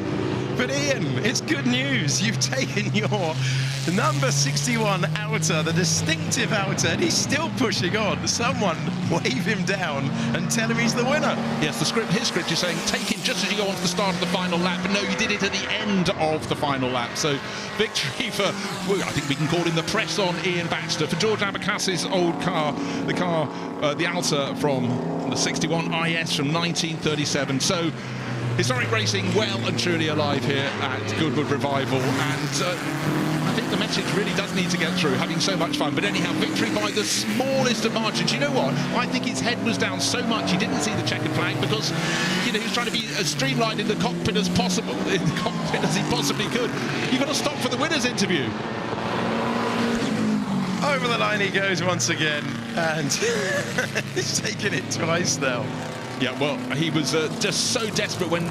Was there a mistake from Mark Gillies? Had he just not noticed? We hadn't noticed. The camera was focused truly on Mark Gillies' ERA, and in the background, suddenly, the first time we saw it was as they accelerated out of the chicane, not into the chicane, they accelerated out of the chicane, and head down, hunkered down in the car, just got his nose in front by the last 2 grid markings before they got to the finish line. So victory there for Ian Baxter. What an astonishing race. And here is that final sprint out of the final corner of the race. Gillies on the left in the light green ARA. You could see there was better punch for the Alta. Accelerate, accelerate, accelerate. And Mark Gillies go, where did you come from? And that is what it looks like across the line. That is a 1/10 of a second between Baxter and Gillies. It was the BRM versus the ERA earlier on, but it was the late move from the outer, and what a terrific way to start the day. Applause all round. That was the moment, and a 1/10 of a second between the two of them. You know what Ian Baxter did on that lap? He ignored all the previous signals for the previous handful of laps that was oil down. He suddenly picked up his pace by about 3 seconds, and Mark Gillies had done lap after lap at 1:39, 1:40, and then that lap of 1:36 was just enough for Baxter by the skin of his teeth. What a way to kick off the Saturday here with the Goodwood Trophy. And do congratulate the drivers, we know you do, and they really appreciate your support as they come round. That's got the adrenaline going. I don't need any more coffee for at least 10 minutes. Wow. We're used to starting a Saturday with an entertaining race, but that was something else. A thrilling start to proceedings. There is the 1938 Alfa Romeo, the 308C there. Julian Majoub parked up watching on. Well, it's a shame we lost Julian, because that was a car. He didn't qualify particularly well, but he would always be in the mix in a fight somewhere. So that Julian has driven many cars here. But for Ian Baxter, this will be a morning he'll write in future years with an asterisk in his diary. A day something very, very good happened. Right, it's not often that you win a race by a 1/10 of a second. It's not often that you do so by taking the lead in the final foot of the race. Magnificent stuff, and entertainment all the way from the first corner to the last meters. Brilliant driving, and a day to savour. Can't wait for the interview. How he suddenly decided to go 3 seconds faster than the lap before. Everyone else has been cautious. Clearly the circuit was slippery, but enjoyed it so much he gave himself a bonus lap and a pat on the back. But now the drivers of those top 3 finishing cars should be down on the start-finish line, ready for the interviews. Not quite yet, but for Ian Baxter, who's of course at the back of the queue coming in. No, don't flag him away. He's a race winner. He's got to go down to the grid, keep it rolling there. See the top 3 cars come to stop on the finish line. The others go back into Parc Fermé just before they return into the paddock itself. But for Ian Baxter, for Mark Gillies, who had an exciting race, hugely exciting race in those early laps with Rob Hall and the BRM till the V16 said we don't have enough left. David Morris on the left of your shot in the silver ERA. Mark Gillies just walking across to shake his hand. They've all had fun out there. Perfect racing conditions. Quite hot for some of the cars, but the hottest of hot, I think you have to say, is Ian Baxter and that magnificent Alta. Ian Baxter parked up in about the only section of the race track that he led, right before the checkered flag, and on the line it was a 1/10 of a second. What a fantastic start to the day. Baxter, Gillies and Morris are top 3, the Alta ahead of the 2 ERAs, and handshakes all round after quite the display of driving to enjoy. And I'm looking forward to hearing from the drivers down there. We can do that right now. Ed Foster's going to speak to our winner. Ian, I don't know where to start with that. I don't think you even knew you got the checkered flag on the first lap. No, I'm afraid I was too busy concentrating. If you don't hold on to it, it's apt to get away from you. You found an enormous amount of time in that last lap. Yeah, I knew that once Mark was in sight, this thing's power to weight is something else, and it'll outdrag most things. So if I can get up behind anybody in the chicane, I can usually. So yeah, die hard. An extraordinary race to start the day. Well done. Thank you. It's probably a bit early to call race of the weekend, but Mark, what happened? What happened? I think I was just a bit too conservative on the last lap. You know, there was so much oil down. So through St Mary's, I came up across the silver 4CL Mazda, and I was like, shall I dive bomb him? But if I dive bombed him, got on the oil, I was going to hit him. And then, you know, I'm just slight whinge about back markers. You know, they should put bigger mirrors on at some point, because he should have let me over into Lavant, and by the time I got past him, I didn't really realise Ian was quite so close. A bit conservative into Woodcote, and he's a hill climber, he's got great traction, and he's got a lot of power, and good luck. I mean, anybody who finished in the top 6 in that race was driving awesome race, because it was kind of evil. It was so slippery. But yeah, car's magic. James and Phil do a great job looking after it. Thanks again to Dick for letting me exercise it. And I think, you know, nice thing today, front row, R4D Raymond May's car, BRM Raymond May's brainchild, and this car, which was his first car up Shelsley in under 40 seconds. So it's a good front row, but yeah, great race. It was fantastic to watch. Well done. Thank you. Yep. Let's see if we can find David. Oh, here we are. David, you must have been sort of wondering what on earth was going on in that opening half of the race. Yeah, it was pretty exciting, and I just sort of could watch the guys in front of me. They kept swapping places, and I thought, well, we'll just see what happens and keep the car going anyway. It was a fantastic drive. I wonder why you should all try touring cars. I think you'd be great at it. Maybe, I'm not sure about that. We'll see. Fantastic drive, well done. Thank you. Well, thanks to Ed Foster and the top three for their driving talent out there, and quite the finish. It really was, and I think Mark Gillies made a very, very good point there. If your option is clatter into, well, let's take a look at the final standings. There it is, victory by 1/10 of a second by Ian Baxter. Effectively, he got his nose in front in a car length before the end of the race, ahead of Mark Gillies, who said was a little conservative, a little bit blocked, but drove such a great race, had that brilliant battle in the early laps with the BRM of Rob Hall. David Morris, great race to third place, so ERA's in second, third and fourth. Ben Fiddler, our pole man, didn't make it the best of starts, but brought it through. And in fifth as well, Michael Gantz, a really good race. Nick Topless in another one in sixth place. So ERA's all the way, but not the top spot this time around. Maserati's best place runner, Pat Blakeney-Edwards, in seventh place overall. Peter Greenfield had spin in the Alfetta, the 158, still finished in eighth. Urs Muller and Volkan Hickert bringing up the rear of the top 10, but really slippery conditions, as Mark Gillies pointed out. Yeah, there is an enormous amount of concrete dust, of cement dust being placed at the final chicane, and we could see on the timing page that there was a lot of oil down.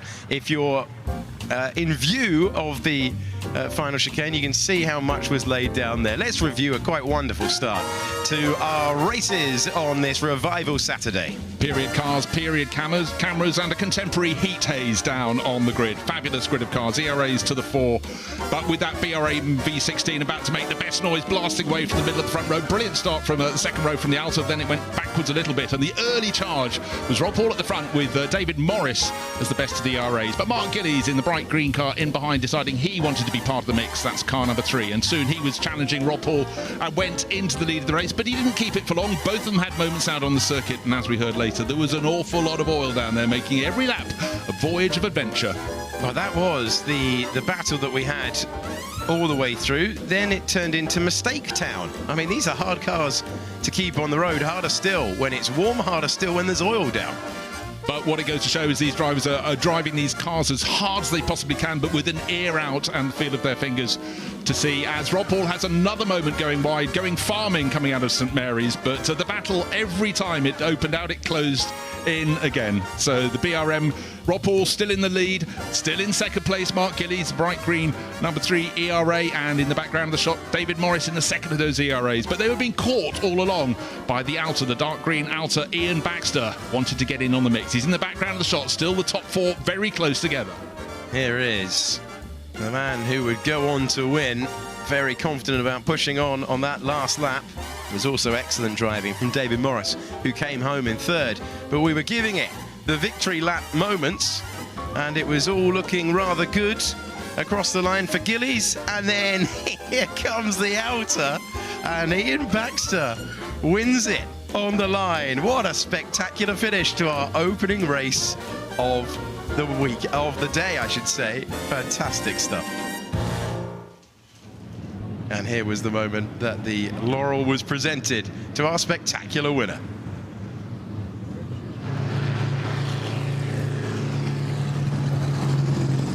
So as they make their way back, and that's a fine way to celebrate.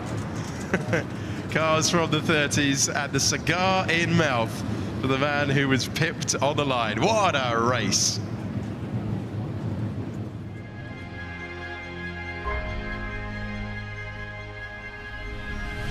So here we are, another chapter in the car's illustrious life at the Goodwood members meeting, the 80th members meeting, where we're participating in the 75th anniversary celebrations for Porsche and the 60th anniversary of the 911. I must admit, I've driven a lot of RSRs in my time. I've never driven anything quite like this because of its originality. It feels like it's still got its Le Mans gearing in it, and the engine is an absolute delight. In most 911s, you've got time to think. In this car, you look down and it's already turning 8,000 RPM. It's quite amazing.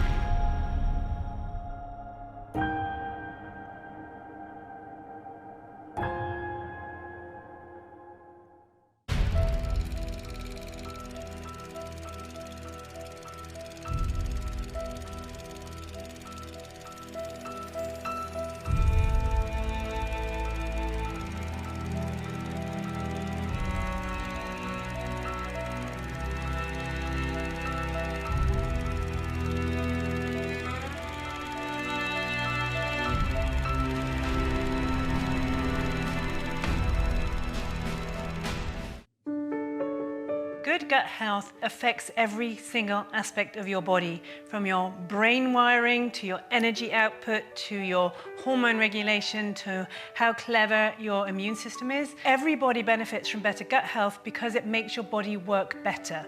I would thoroughly recommend Goodwood Gut Health Programme. It's been quite life-changing, really.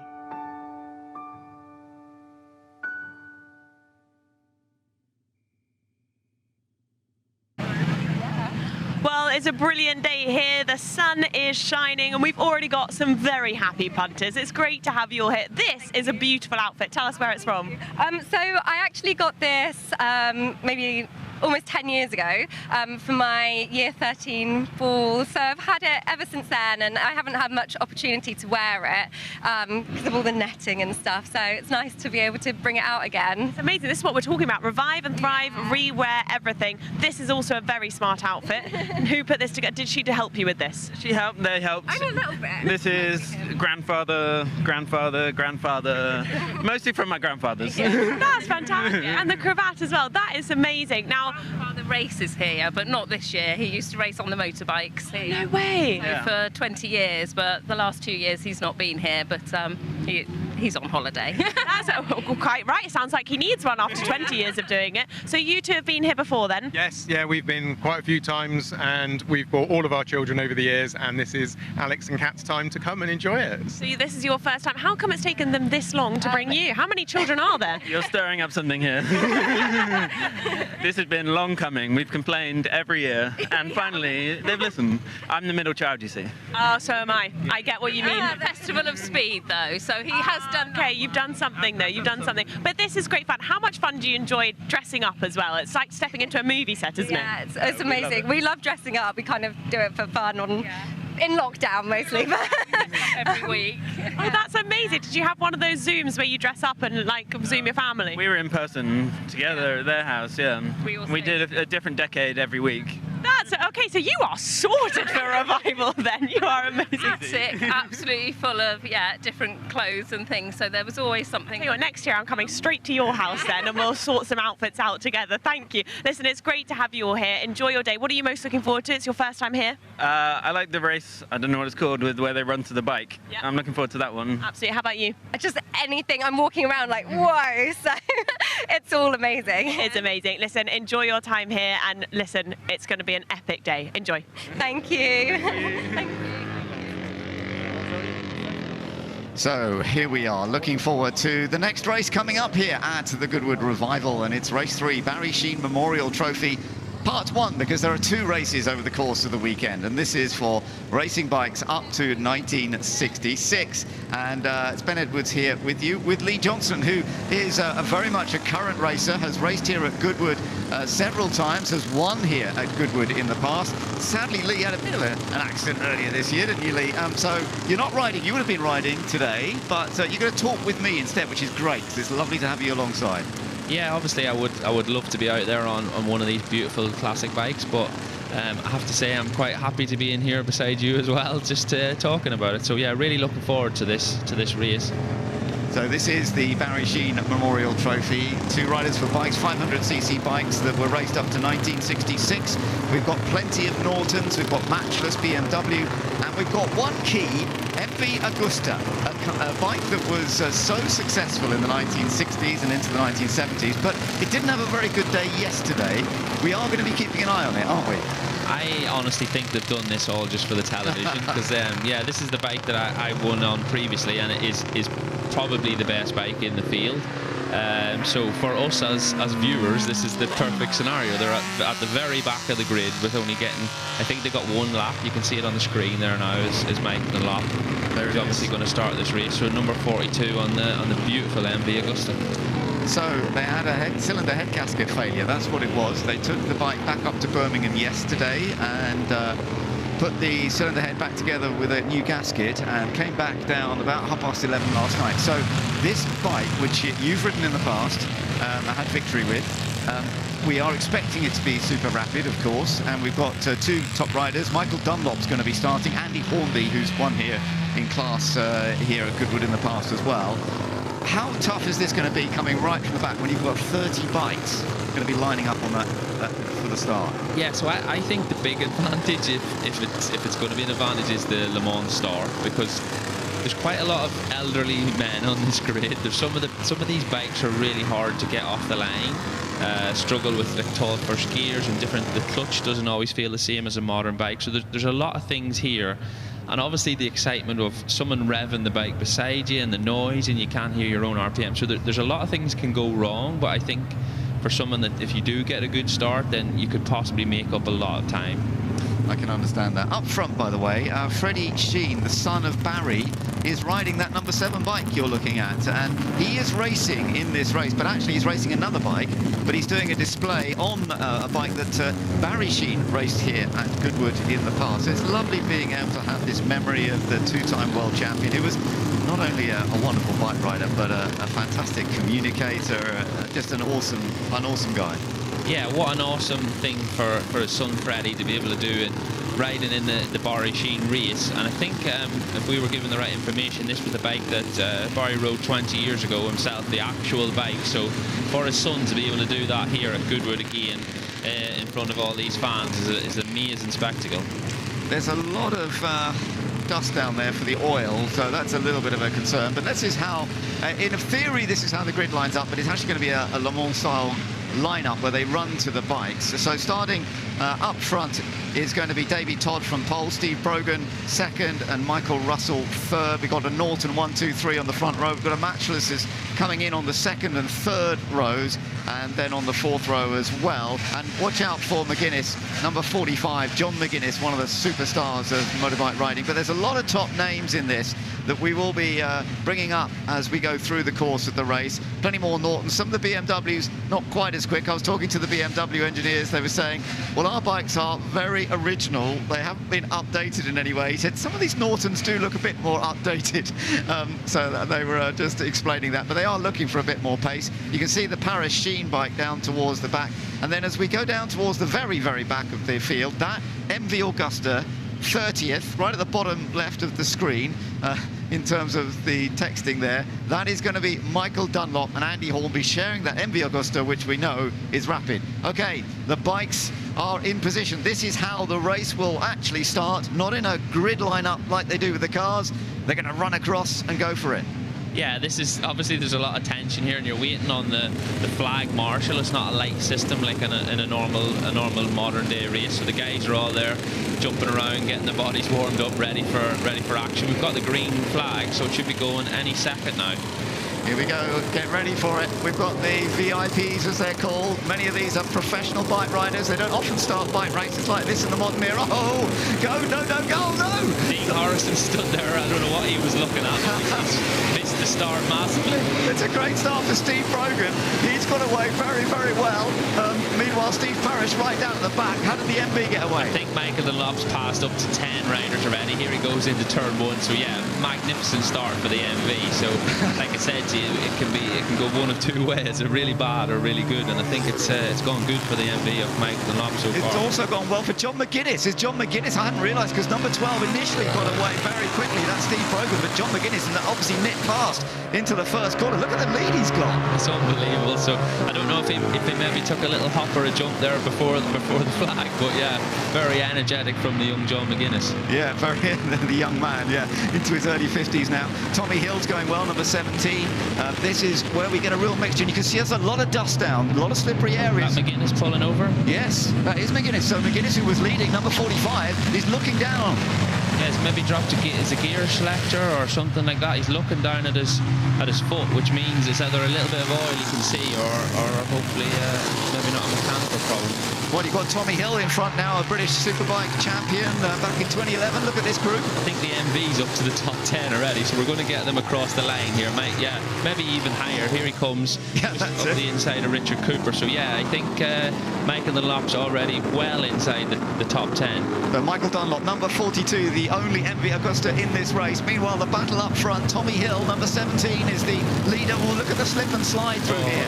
I don't envy these guys running through this cement dust right now, but I think after 1 or 2 laps, all the guys are on the same line, and the line should clear up, so it should be ready to go. Third place for Davey Todd at the moment, and across the line they've gone officially 6th place for Michael Dunlop. What an amazing first lap. Unbelievable start. So I can honestly see him trying to, if they've no more issues with the bike, I can see him sort of pulling through here steadily and taking the lead. Trying to come up onto Richard Cooper, number 4. We've still got this good battle going on up front, though, between Steve Brogan and Tommy Hill.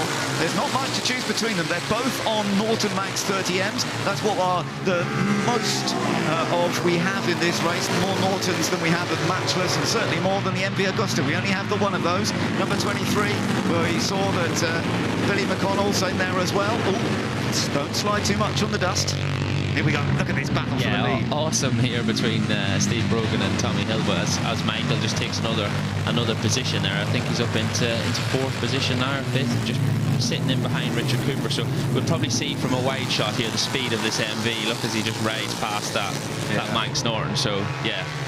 MV Augusta, of course, was an incredibly successful bike. It was created in the mid-60s. We've got more battles going on, and still this battle for the lead, and he's going to be joining the battle for the lead in a moment, because he's now trying to go for 3rd position to see if he can get past the number 23 bike of Davey Todd. Not quite there coming into the chicane, but look how close the whole group is. Yeah, it's awesome, and just because these bikes are sort of smaller horsepower, the slipstream plays such a big part. But it's good to see John McGuinness has got the bike going again. Whatever that small problem was at the start, he's still running. He's in 12th position, so hopefully he can try and get a few positions back up from there. Don't forget, they'll be swapping these bikes over, and that could change things with different riders. So number 12 is still our leader. It is Steve Brogan, and now being passed is Tommy Hill, being passed by Davey Todd, and Michael Dunlop's in that as well, so there's a real chance for him to get up into a potential podium, but it does depend how the rest of this race goes. Long the way to go yet, 21 minutes. Yeah, obviously, because these are all what are classed as pro riders now, you still have the amateur or the VIP rider to come after, so it's pretty much irrelevant as to what happens now. You could have some guy come out as a teammate and be 1-2 seconds a lap slower than what the pro rider is, as Michael Dunlop takes another position. Yeah, Dunlop has got up there again, so he is now up into potential podium position and potential victory, there's no doubt. Remember, this bike came from the very back and it's got into the lead already. So here we are, we're on the 3rd lap. We haven't got to the end of the 3rd lap yet, and it's into the lead from the very back of the grid. Yeah, it just showed pure class there, riding past Steve Brogan. So Michael's obviously riding the bike very, very well. Don't take that away from him. But yeah, the MV is indeed another class. Bit of traffic coming up already for some of the slower bikes down towards the back, but hopefully they can deal with that. But it's not all over yet, because coming back immediately, Brogan has got a chance to get inside. Yep, he does. Quite a big shake of the head there of Michael Dunlop going across the start and finish line. So I don't know if he's maybe signalled to the pit crew that there is a problem. He didn't point at anything or do anything. It was just a shake of the head. So possibly not all going smooth sailing in the MV camp. The number 63 bike being lapped, Adam Child, that bike, but I don't think that's working quite as well as it should be, because Adam's a quick rider. But nonetheless, the battle for the lead is still going on between these two. Very close. Michael Dunlop, number 42, trying to get back past Steve Brogan after he got past previous lap. Oh my goodness, it's rare to see a pass there. Yeah, that was a little bit late and loose from Michael back on Steve Brogan, but what a spectacular race to watch here. Even the battle right back to sort of 8th, 9th, 10th position, there's a massive group there of guys swapping places. So Michael's just having a look down here on his left-hand side as Brogan sort of comes back up for, slipstream past on the grass.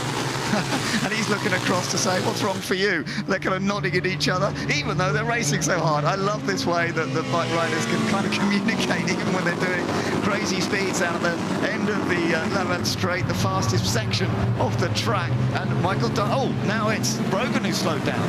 Yeah, I think he went in there slightly hot and maybe didn't get back enough gears and then just lost the drive out of the corner. And these bikes with lower speed is all about momentum, and if you lose that for one corner, you've got to suffer then down the rest of the straight. Davey Todd now takes the lead, and I think Howie Mainring is up into 2nd position. Yeah, he's in 3rd, sorry, just in behind Michael Dunlop for now. It does look a little bit like the number 42 has got a bit of a problem on straight line speed, doesn't it? He seems to be able to get through the corners okay. Do you think there's any problem? I don't know whether it would be an old term of there's a bit of foxing going on as to what the bike is doing or what he's looking at. He's a very clever rider, is Michael Dunlop, and yeah, hopefully, I hope that the bike is mechanically sound and makes it to the end of the race, as we all want to see this MV get a good result. But this big crash there on 4th position. I don't know who that is down, if we can. No, I didn't see which number that was as the leaders have come through. It was a bike that was pretty far up the order. They're in 5th, just behind Howie Meermering, so there's a bit of a gap there now between Meermering and Rutter, so whoever was in that gap has just fallen off, so let's hope they're okay. Yeah, let's hope so. That's tricky. That's on the exit of St Mary's on the approach down into Lavant. Here we are still with the leader, and at the moment it is Davey Todd, but he's under pressure from Michael Dunlop once again. Still in there is Steve Brogan, who's led quite a number of laps here already, and the gaps between all 4 bikes, in fact, that are up here now. We've got joining in there, we haven't seen this so much, is Howie Meermering Smart on the matchless. He's joined in as well, hasn't he? Yeah, and it's just interesting looking at the lap times there. They're a good 2 seconds a lap off what they were doing yesterday. So obviously this bit of oil, dust down that is in the last chicane and out the back of the track has affected the guys for the first few laps. So hopefully once that clears up, they'll get back to sort of the lap times that they were doing yesterday. So maybe that's why we're seeing different riders in the group that are willing to maybe risk that little bit more just to do the same lap time. Yeah, well, Davey Todd's just about controlling on the Norton Manx at the moment. This is a 1960 bike. The Nortons were so successful in the Manx races. Now we've got a very different kind of race here at Goodwood, but it's a great, entertaining battle that's been going on. So far, rider that went off just a little while ago. We haven't seen any more. They haven't stopped the race, so hopefully the rider okay. Green flag on the area past where he went off, and through Lavant corner, out onto the long Lavant straight, where they can open up the throttle and just try and tuck down as much as possible to get as high speed as they can through the air. Let's just take another look. Was this the off? Yes, I think it was around this time. Oh, my goodness. Oh, it's Tommy Hill, I believe. Right. Yeah, I think you're right. Number 17. It is Tommy Hill. There he is, just admiring the scenery. So he's up and around and looks okay. So that's good for anyone down there, family or friends that are watching. He seems to be okay. But Steve Brogan has put a little bit of a stretch on here. He was good out the back part of the track, and he's managed to hold that gap. And luckily for him, in the last chicane there, whoever's on the BMW has held up a few people as well. So if he can keep away this gap and not give the other guys a bit of a slipstream, this is good for Steve. Oh, that's absolutely right, yeah. They've got a good opportunity. The pit window is open now, so riders are allowed in to swap over, but of course, remember, you've got what they call the VIP riders on the bikes at the moment. A lot of them are true professional racers. They'll be going up to what they call the amateur riders, although I have to say in that group of amateur riders, there are some very experienced racers as well. But the pit lane is open, so you will be starting to see those bikes heading in. Yeah, what we tend to do normally is obviously keep the professional or the VIP rider on the bike as long as possible if there is a decent lap time difference. But we see Michael Dunlop has closed right in here straight away, so I believe there was a little bit of sandbagging going on for them few laps, because he's closed that probably 1 or 2 second gap within 3 or 4 corners. So yeah, this is going to be interesting now. I think the chaos of the pit stop will be happening within the next probably 2 to 3 laps. I think the window's for. Michael Dunlop just had a little think of going up the inside. Is he going to have another little look into it, into Woodcote? I don't think so. He's going to follow through for the moment, sitting in a fairly comfortable 3rd place on the MV Augusta, and a bike that was one of the early versions that took so much success, the 500cc. It was a version of a 350cc that the team had, and of course it led to Giacomo Agostini going on to 7 World Championship titles. He is now up into the battle once again, and in fact going into the lead once again. So he's managed to nip past, or has he? Is he going to stay there? I'm not sure he is, actually. Yeah, there's a lot of looking going on down the back straight, but yeah, for the team, it's obviously you want to try and get into the pits first. I know that sounds silly because everyone wants the lead, but just for the actual organising of being fit to see pass, see your staff, see the other rider. They're giving a wave. Brogan giving him a wave there around the outside. Are they just playing at this stage? I don't think so. I think they're still pushing on quite hard. different lines being taken on the exit there and down in towards Lavant. This is an opportunity to get down the inside, but you've got to be wary because you always want a bit of slipstream on exit, don't you? Yeah, I believe that's what Steve was waving at. It prefers him to have the draft of the MV down the back straight because he knows he's going to get past. So if he can sit in Michael's slipstream now and possibly pass into the last chicane, then he's got a better chance of getting into the pits early if that's what he wants to do in this lap. Got a back marker coming up here. I think it's Maria Costello, so let's hope that doesn't get involved in the race lead. No, absolutely. Well, let's see what happens. Michael Dunlop is the leader at the moment as they come out of Woodcote up towards the chicane. Yeah, as you say, just up ahead of them, it is Maria Costello, number 75. She keeps well out of the way. In fact, she's heading into the pits for the pit stop now. So this is still your lead group. Look at it, 4 abreast. Yes, because the bikes are quite slow compared to modern bikes. Oh no, the MV stopped. Oh, this is not good. Oh really? Making the lap pulling over. Oh no. Oh, what a shame. Hand up. Suddenly something happened. The race really is up for grabs now because you've got 3-4 Nortons there. They're matchless in that group as well. So, that's very disappointing to see the beautiful MV pull over to the right-hand side. And that's really disappointing for Andy Hornby, who was due to take the bike over from Michael Dunlop. And they did so much work on it yesterday, driving up to Birmingham for his team, or the team that run it. They'll be so disappointed as well. Yeah, I know the work that goes in, obviously, riding for that team. As with all the teams, these guys, like say, who drove to Birmingham last night and put all this time and effort into these beautiful bikes. But unfortunately, when something is of that time frame and you're trying to do these things on it, we can see Steve Parish in the pits here and Freddie Sheen, the son of late Barry Sheen, just getting on for his stint. Yeah, they're a bit further down the order. They're not up in this battle for the lead. Little elbow shot. What does that mean between bike riders? It's a polite move out of my way. I don't know if we can say the correct term on here, but yeah. So it'll be interesting now to see if anybody in this. We normally put a leg out or a hand out just to signal if you're in a group, just to give the other guys. So if you're coming out of that last chicane, you're going to be rolling off instead of getting on the throttle. But they're all seem to be going for another lap right now. Yeah. Yeah. So this lead group is still very much the same lead group, but we don't have Michael Dunlop in it anymore. So it is Ian Brogan who is now leading the race, and we'll just have to see. Howie Mainwaring Smart is right up there with the matchless. That's good to see, up amongst the Nortons. That's running quite strongly at this stage. Yeah, always wanting to see a variation of bikes, but it's interesting. There's 2 or 3 people in this group, so the likes of Davy Todd, his teammate is quite fast as well. Michael Rutter's teammate is quite fast. Steve Brogan's team. So it's really interesting that their partners are going to get on and be within the same sort of position, so it hopefully means there's going to be quite a close race for the second part as well. They're putting on a wonderful show here at Goodwood as we enjoy the Barry Sheen Memorial Trophy. We've just seen Barry's son Freddie go out after Steve Parish has done the first stint in the race, and we're watching a great fight up front between this group of bikes. There's nothing to choose between them, and they still have to make their pit stops and swap over to the other riders, so we could see some big changes in this before the end, but even now you can see it's a good move for Davy Todd, who goes back in front of Ian, and I wonder, are they going to come in yet, or are they going to stay out just that little bit longer?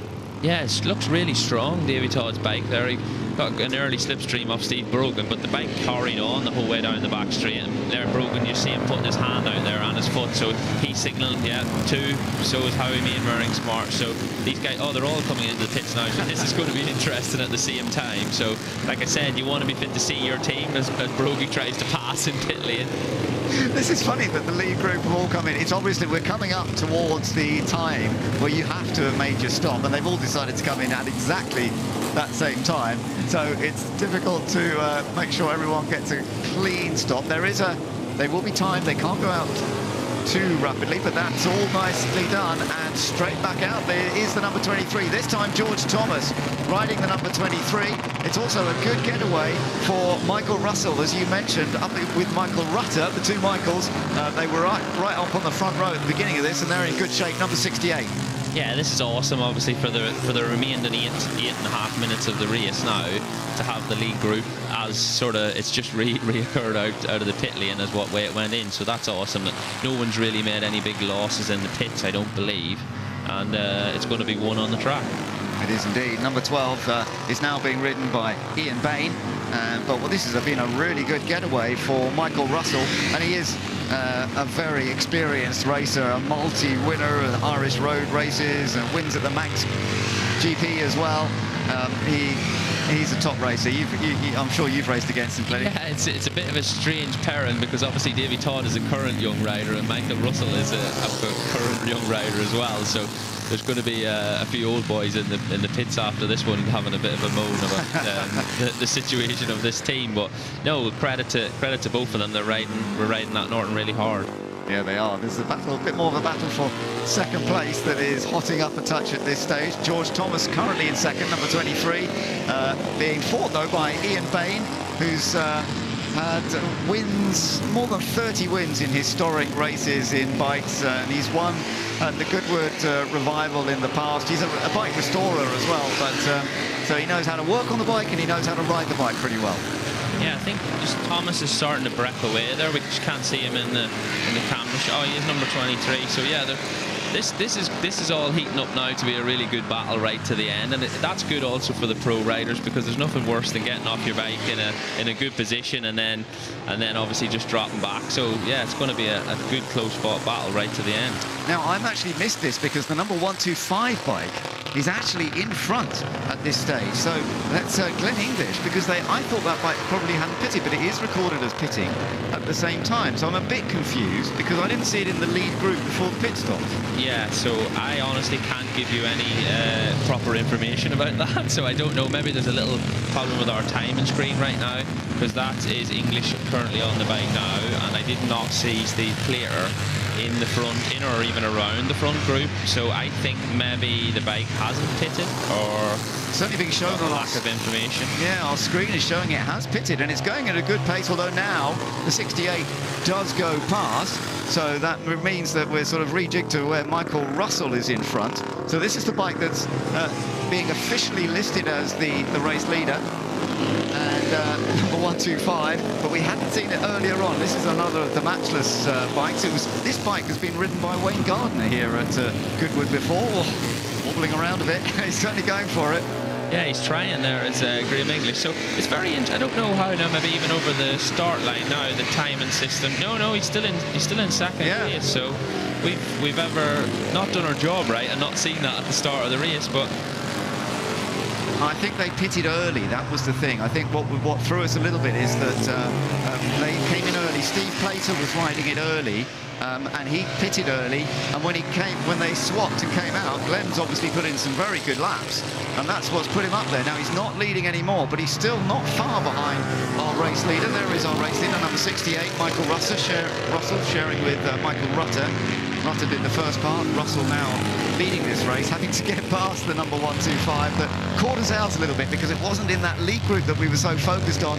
It was due to a slightly different pit stop time. So that does make sense, and we'll see how this develops. Now, the battle for the final podium slot as well. That's interesting because the number 23 bike has dropped back a few places. So George Thomas has dropped back a touch, hasn't he? Yeah, I was expecting him sort of to be still in this lead group because from the times in practice and stuff, he was able to put in quite good time. So hopefully there's nothing wrong mechanically with that bike. And then obviously Brogan or Bean is only another 2 seconds behind him. So this battle for Todd and Thomas might end up being off the podium.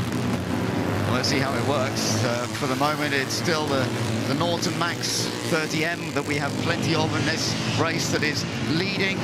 But the matchless G50, not so many of this in the race, but it's still very much on the terms. Only 0.7 of a second behind as they went over the line. So I tell you what, Glenn English is still riding this superbly well. The G50 single-cylinder 500 was generally made available for privateers in the late 50s. And competed against the Norton Manx in period, and here we are. We've got the competition carrying on in 2023 between these two major bike manufacturers in the 1960s. Yeah, and I just had a little glance over at the timing screen there, and like I said earlier, these another number 10 pulling off. Yeah, that's Mick Grant and Jimmy May's bike. So there's Jimmy on it now. That's another Norton Manx. And that's a shame. Of course, Mick Grant, 7-time TT winner, but it's Nick May, I think, who's had to pull off some mechanical issue with it. Yeah, like I'm saying, so the lap times that English and Russell are doing now are as quick, if not quicker, than what the pro guys were doing earlier. So this is what we mean by having a quality classic riding partner. And yes, the lead's nearly swapped again. So this is a good battle for the win here. We have a real battle for the win, don't we? With 3 minutes to go, it is very, very close between the top two now. So you've still got this one to keep an eye on, because Michael Russell, number 68, our race leader, but just look how close behind him Glenn English is keeping the pressure on all the time. Looks to me he's taking a few more risks the way he's riding. Yeah, he's definitely not lacking in effort, but looking at the time now, so we're down to 2 minutes 46, so that means the guys should get another 2 laps in. So we've got 2 laps of very heated racing here as they tip into turn 1 past the back marker. So yeah, this is going to go right down to the wire. Yeah, that was a wide entry into Madwick for Glenn in second place. Whereas Michael had to go in a little tighter, so good exit speed. So what's going on in the battle for Yeah, the battle for third is down to 0.2. So Thomas has pulled nearly 2 seconds on Bean. Oh no, he's through. So Bean is now up into third position past Thomas. So yeah, like I said earlier, Todd and Thomas now have dropped out of that podium battle. Right, so we've got 2 battles going on, but it's for the win at the moment that we're really focused on with less than 2 minutes to go. So there's the battle for the final podium slot. That is very, very close indeed. And look at that, side by side as they come down towards Lavant and onto the straight, pick up the slipstream. We've got 2 battles. Where are we going to watch? There's the lead battle, and actually this time it is Michael Russell who's pulled away a touch more. My goodness, Glenn was almost on the grass there, just trying to straighten out that little curve that you have to do on the way down into Woodcote. Yeah, it's all about momentum on these little bikes. So yeah, the poor TV man doesn't know which battle to look at. So awesome racing here at Goodwood for both for the win and for third position. Yeah, for the moment it's George Thomas in that third place, sharing the bike with Davey Todd. And here we go then. This is the last lap. The checkered flag will be out when they come around the outside. Can it work to take the lead? It is in front, and not quite. A weave from Mike Russell. So it didn't quite work, but it so nearly did. This is a great battle between them. We have seen it as an infringement penalty for one bike, but it's not one of the leaders, so it's not affecting anything here that we've got. We've still got a great race for the win. I think into the last chicane there was a back marker as well that's impeded Ian Bean a little bit, so there's a gap now for third position of a second, so we'll see if that gets closed down. So realistically now, going into this last right-hander, you're probably better off in second position to get the slipstream onto the back straight. So Russell's got a really good run out of there though, so see if English now can get in the slipstream. Well, it's the other way around, you see. English had already got past. English had already taken the lead, and now, but I think you're right.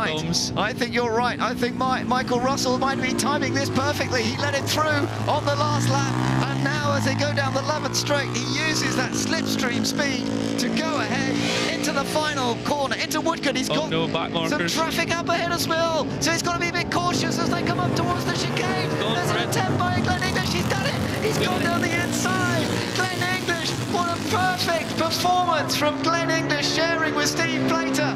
They take the victory in the Barry Sheen Memorial. Second place for Michael Rutter and Michael Russell. Wow, that was stunning.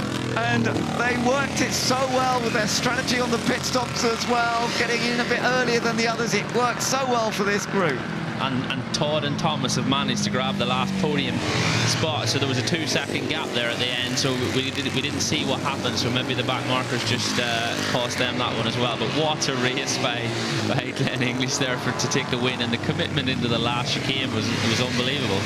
It was amazing, and the way that, as you said, I thought that Michael Russell had just basically let him through to then get him back, and it looked as though that system had worked, because it was up at this part of the track where Glenn took the lead before they got onto the straight. But then how they dealt with the other traffic, it did look to me as though Michael was being a bit cautious and Glenn was just going for it. And if you meet Glenn as a person, he's polite, well-mannered, quietly spoken, and then these guys put the helmets on, and the commitment he showed in there to the last chicane was second to none.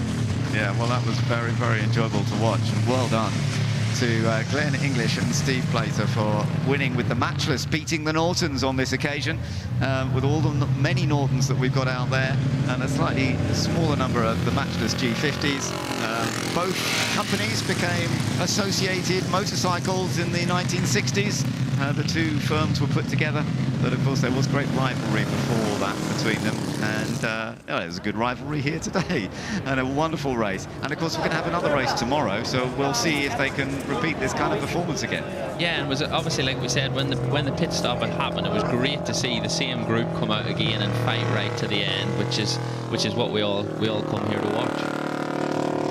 Well done, getting a big round of applause from all around the track, because that was superbly ridden by Glenn, and he and Steve will be having some big smiles after taking victory here. It'd be interesting to see now with tomorrow's race. Is the MV still allowed to compete if it hasn't finished this race? Are they allowed to start again then? Yeah, but if it wins, of course, it won't win because they put the two results together to get the aggregate result for the complete result, so they won't be able to win it outright, but they could win the race tomorrow if they can get it. Yeah, so if everybody's coming tomorrow, they can still come and watch a beautiful MV ride round. Yes, exactly. I don't believe he thinks he knows he's won. Yeah, he's looking over. I can see him looking at the big screen to see where he finished, and I don't believe he's won, so it'll be good to see his reaction now once he realizes that he's actually won the race. This is amazing.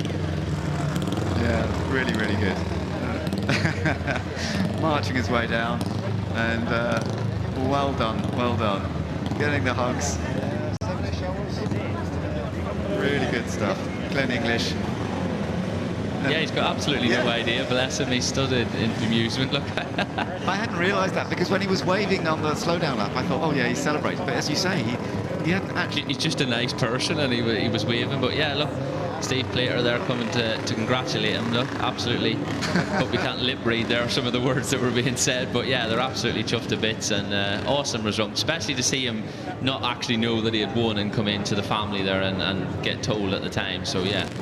And that last corner was the story. It was all about the run out of Woodcote into the chicane, dealing with some of the traffic, and he just nailed it. He just absolutely went for it, whereas Michael was just taking things a little bit more cautiously. Understandably, you know, you want to make sure you get to the end safely. But that was great fun. Many congratulations to Glenn and Steve. And let's hear from them with Ed Foster. Well, what a race it is, as always with the motorcycles. It's absolute chaos. Glenn, let's get you in here as well. Glenn, blimey, I mean, you couldn't have left it any later. Oh, don't ask me what happened. I never remember anything. I just got my head down and went for it. I'll be honest, I didn't have a clue where I was. Didn't have a clue. Could have been fifth, could have been sixth. I never expected first, though. Just got my head down. Mike was good. Michael come past, because, yeah, he spurred me on a bit. I had a few slides in mind, I must admit. It was scary. Well, it was fantastic to watch. Steve, come in here. I mean, that must have been hellish to watch. Hey, brilliant. You know, it was a tough start of the race, because there's a lot of oil down in places, so it was kind of a little bit reserved and not wanting to throw it down the road. But I think I came in and got off the bike P6, and I was very confident in what Glenn can do. So, and he certainly impressed me. He's my new hero. Yeah, well, I think he's all our heroes. Right, let's find second place, Michaels. Oh, sorry to say, that was Sam Cluse's bike that won that race on. And Sam should be here. So, thank you. Right, the Michaels. Sorry, guys. Let's squeeze in here. Michael, I'm going to have to start with you. Back markers and a very committed Glenn. Well, Glenn and I go back a long way, and I just love racing against him, and I knew he'd have a go, but there's tomorrow, and who cares? It was so much fun to ride. Great bikes, great circuit with friends. Just want to say, Mum and Dad have had a hard time, so it's for them. Cheers, Michael. Very busy opening stint you had. Yeah, well, I think it was like a GP race out there. There was people. I had a terrible start and tried getting through and had a massive slide. There was lots of oil down at the beginning, and you know, people were going down and losing the front and coming around, and I just tried to be as tidy as I could and pick them off one at a time, and I was so happy when I seen everyone coming into the pits for my changeover. I give it to young Michael here to try and bring it back, and it was just one of those things in the last chicane. I could feel his pain, and he just had nothing to do. When you're in that position, you got slower people in front, you got to be a bit cautious around here, especially there's walls down there. So you know, he did the right thing and brought it back. Great job, guys. Well done. Let's move on to third place, guys. Here we got George and Davey. David, just been hearing from the other riders, pretty slippy track, quite difficult in the opening stage. Yeah, there's definitely a bit of oil out there, and for us on bikes out there, it's a little bit sketchy, I've got to say. So it made the racing really exciting. That first part that was in there, there was I don't know how many guys were in that battle, 6 or 7 I think it was, and makes for some exciting racing. Cracking podium and a cracking mullet as well. You just held on at the end there. I mean, blimey, it was you won by sort of inches. Yeah, it was a close race with watching Davey with the MV and everything. Yeah, obviously I got on it and I ran wide and then on the grass, but I tried to get up there and obviously we got third place, so we're happy with that. Yeah, no, good. Well, there's tomorrow as well. Congratulations, guys. Thank you, Ed, and wonderful to hear from them. As we look back now at some, look, this start was funny in itself, the fact that some went and some didn't. Dean Harrison there, I think he was checking out the weather or the scenery. He's about 5 metres behind everybody else. So yeah, we'll have to have a word on him about that for tomorrow's race. John McGuinness made a great start, didn't he? 45. I haven't actually seen that from the other shot, but he was actually leading going into the first corner. Yeah, it's when athleticism comes to the fore, I think. If anyone's seen or knows John McGuinness, they'll know he's a very athletic person going on his stature and shape. So I don't know how on earth he's managed to win a running race to the other side of the track. Now, that we had this battle going on up front. It was a real group of bikes, and Michael was very much a part of that as well. But this was exciting stuff, and we didn't quite know if it was all running well.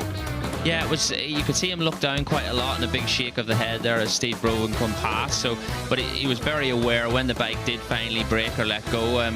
He pulled right over to one side and it was safe as possible. But it's a shame that the MV wasn't in the battle right to the end of the race. Yes, it was a great shame that we didn't see it go all the way through, but hopefully we may be able to see it in tomorrow's race, and as you said, it'll have another chance. And we had this great group of bikes up front, but what we didn't initially see was the number 125 of Steve Plater. We did see this tumble, I'm afraid, but all okay, so that was good news. Yeah, I think there was literally that much action happening in that group of there's probably 6. Well, there's down to 5 there now with Michael going right. So yeah, Steve Plater was obviously just off the back of that out of the camera shot, and we didn't quite pick him up.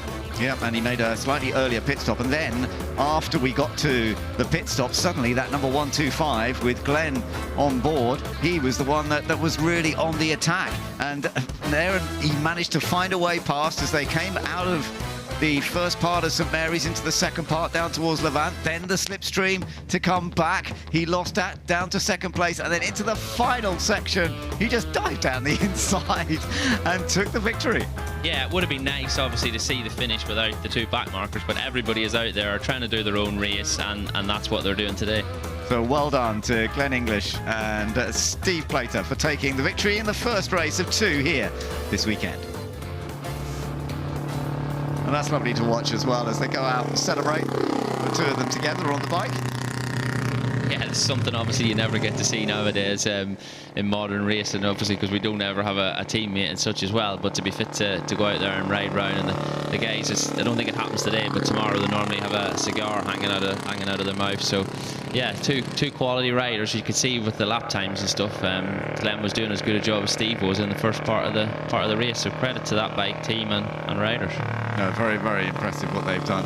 And the smile when he realised that he had actually won it. He was so happy with what he'd done because he'd managed to get past the bike that he was racing against so hard for so many laps, but he just didn't know it was actually for the win. He thought it was for another position. Yeah, and if you just see the bike of Davey Todd and a teammate in third, the combined age of that bike is probably the same as the singular age of one of the riders of Plater being in the front, or English, sorry.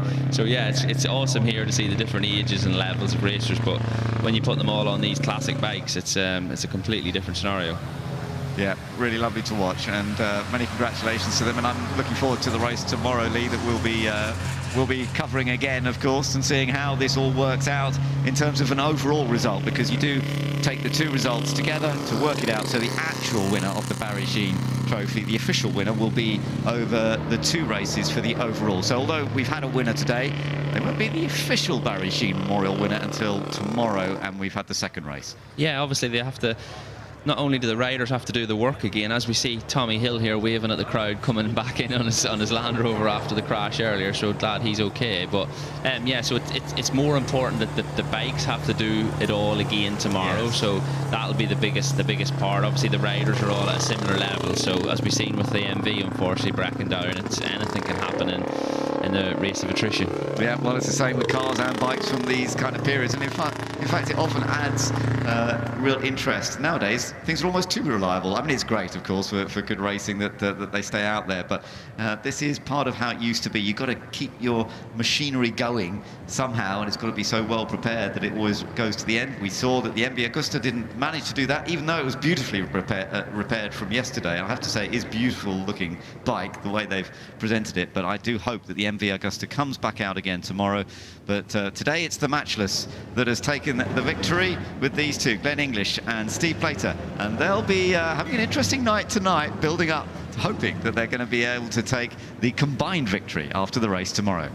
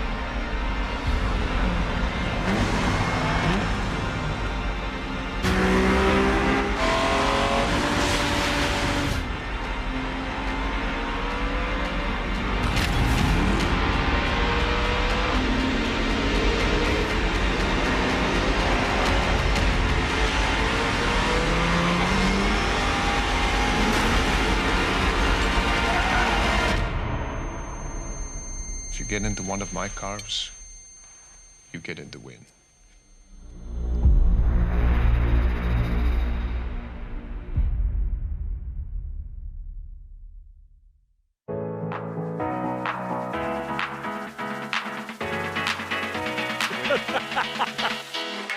Good morning, hello, and welcome to Goodwood 2023. This is the Action Sports Arena.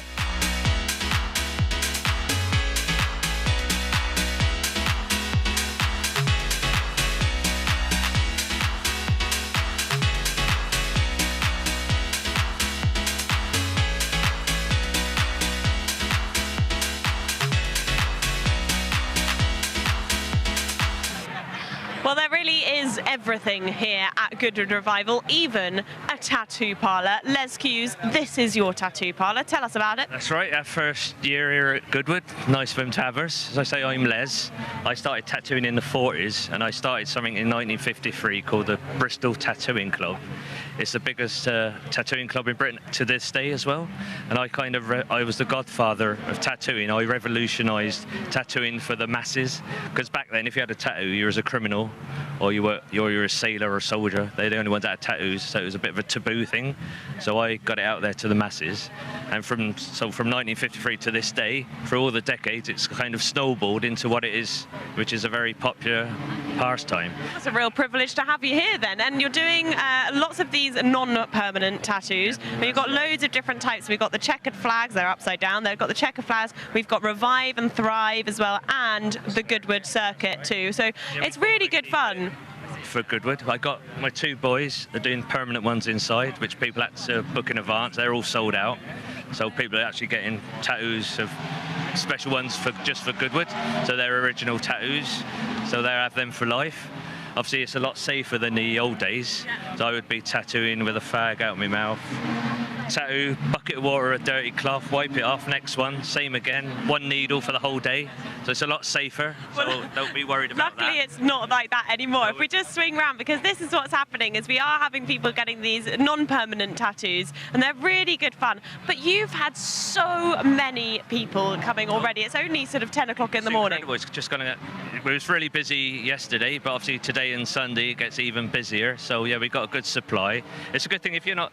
I think it's good because if you're not sure whether you want a permanent tattoo or for one in the future, we just do a temporary one. Look how many temporary ones he's got all over his arms. I've got some real ones, but I can't show those on camera.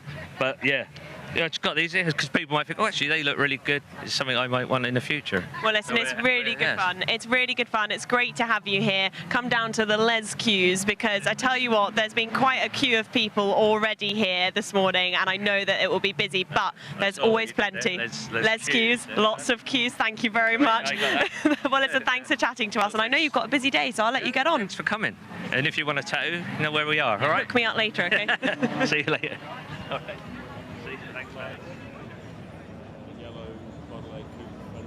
Yes. Not chocolate. Yes. That's the product. Is it? Nice. Very nice. Runs 11, is it? Yeah, 11 tons. Nice. Nice. Have you? Have you? Oh, right. David, you've tested this Cobra, and it was going very well. But yesterday you had a few problems. Yeah, it felt like a different car, to be honest with you. And you know, sometimes you get in a car and you're having an argument to see who's boss out there. And I certainly was losing. So where I was winning at the test, and we found a delaminated tyre on the left rear, which obviously contributed to some of those problems. So we got another set for today, and we'll see what happens. In a battle with a Cobra, does anyone win in this heat? Well, I think some do, yeah. And like I said, the car felt absolutely mint at the test. Really felt comfortable and it was predictable.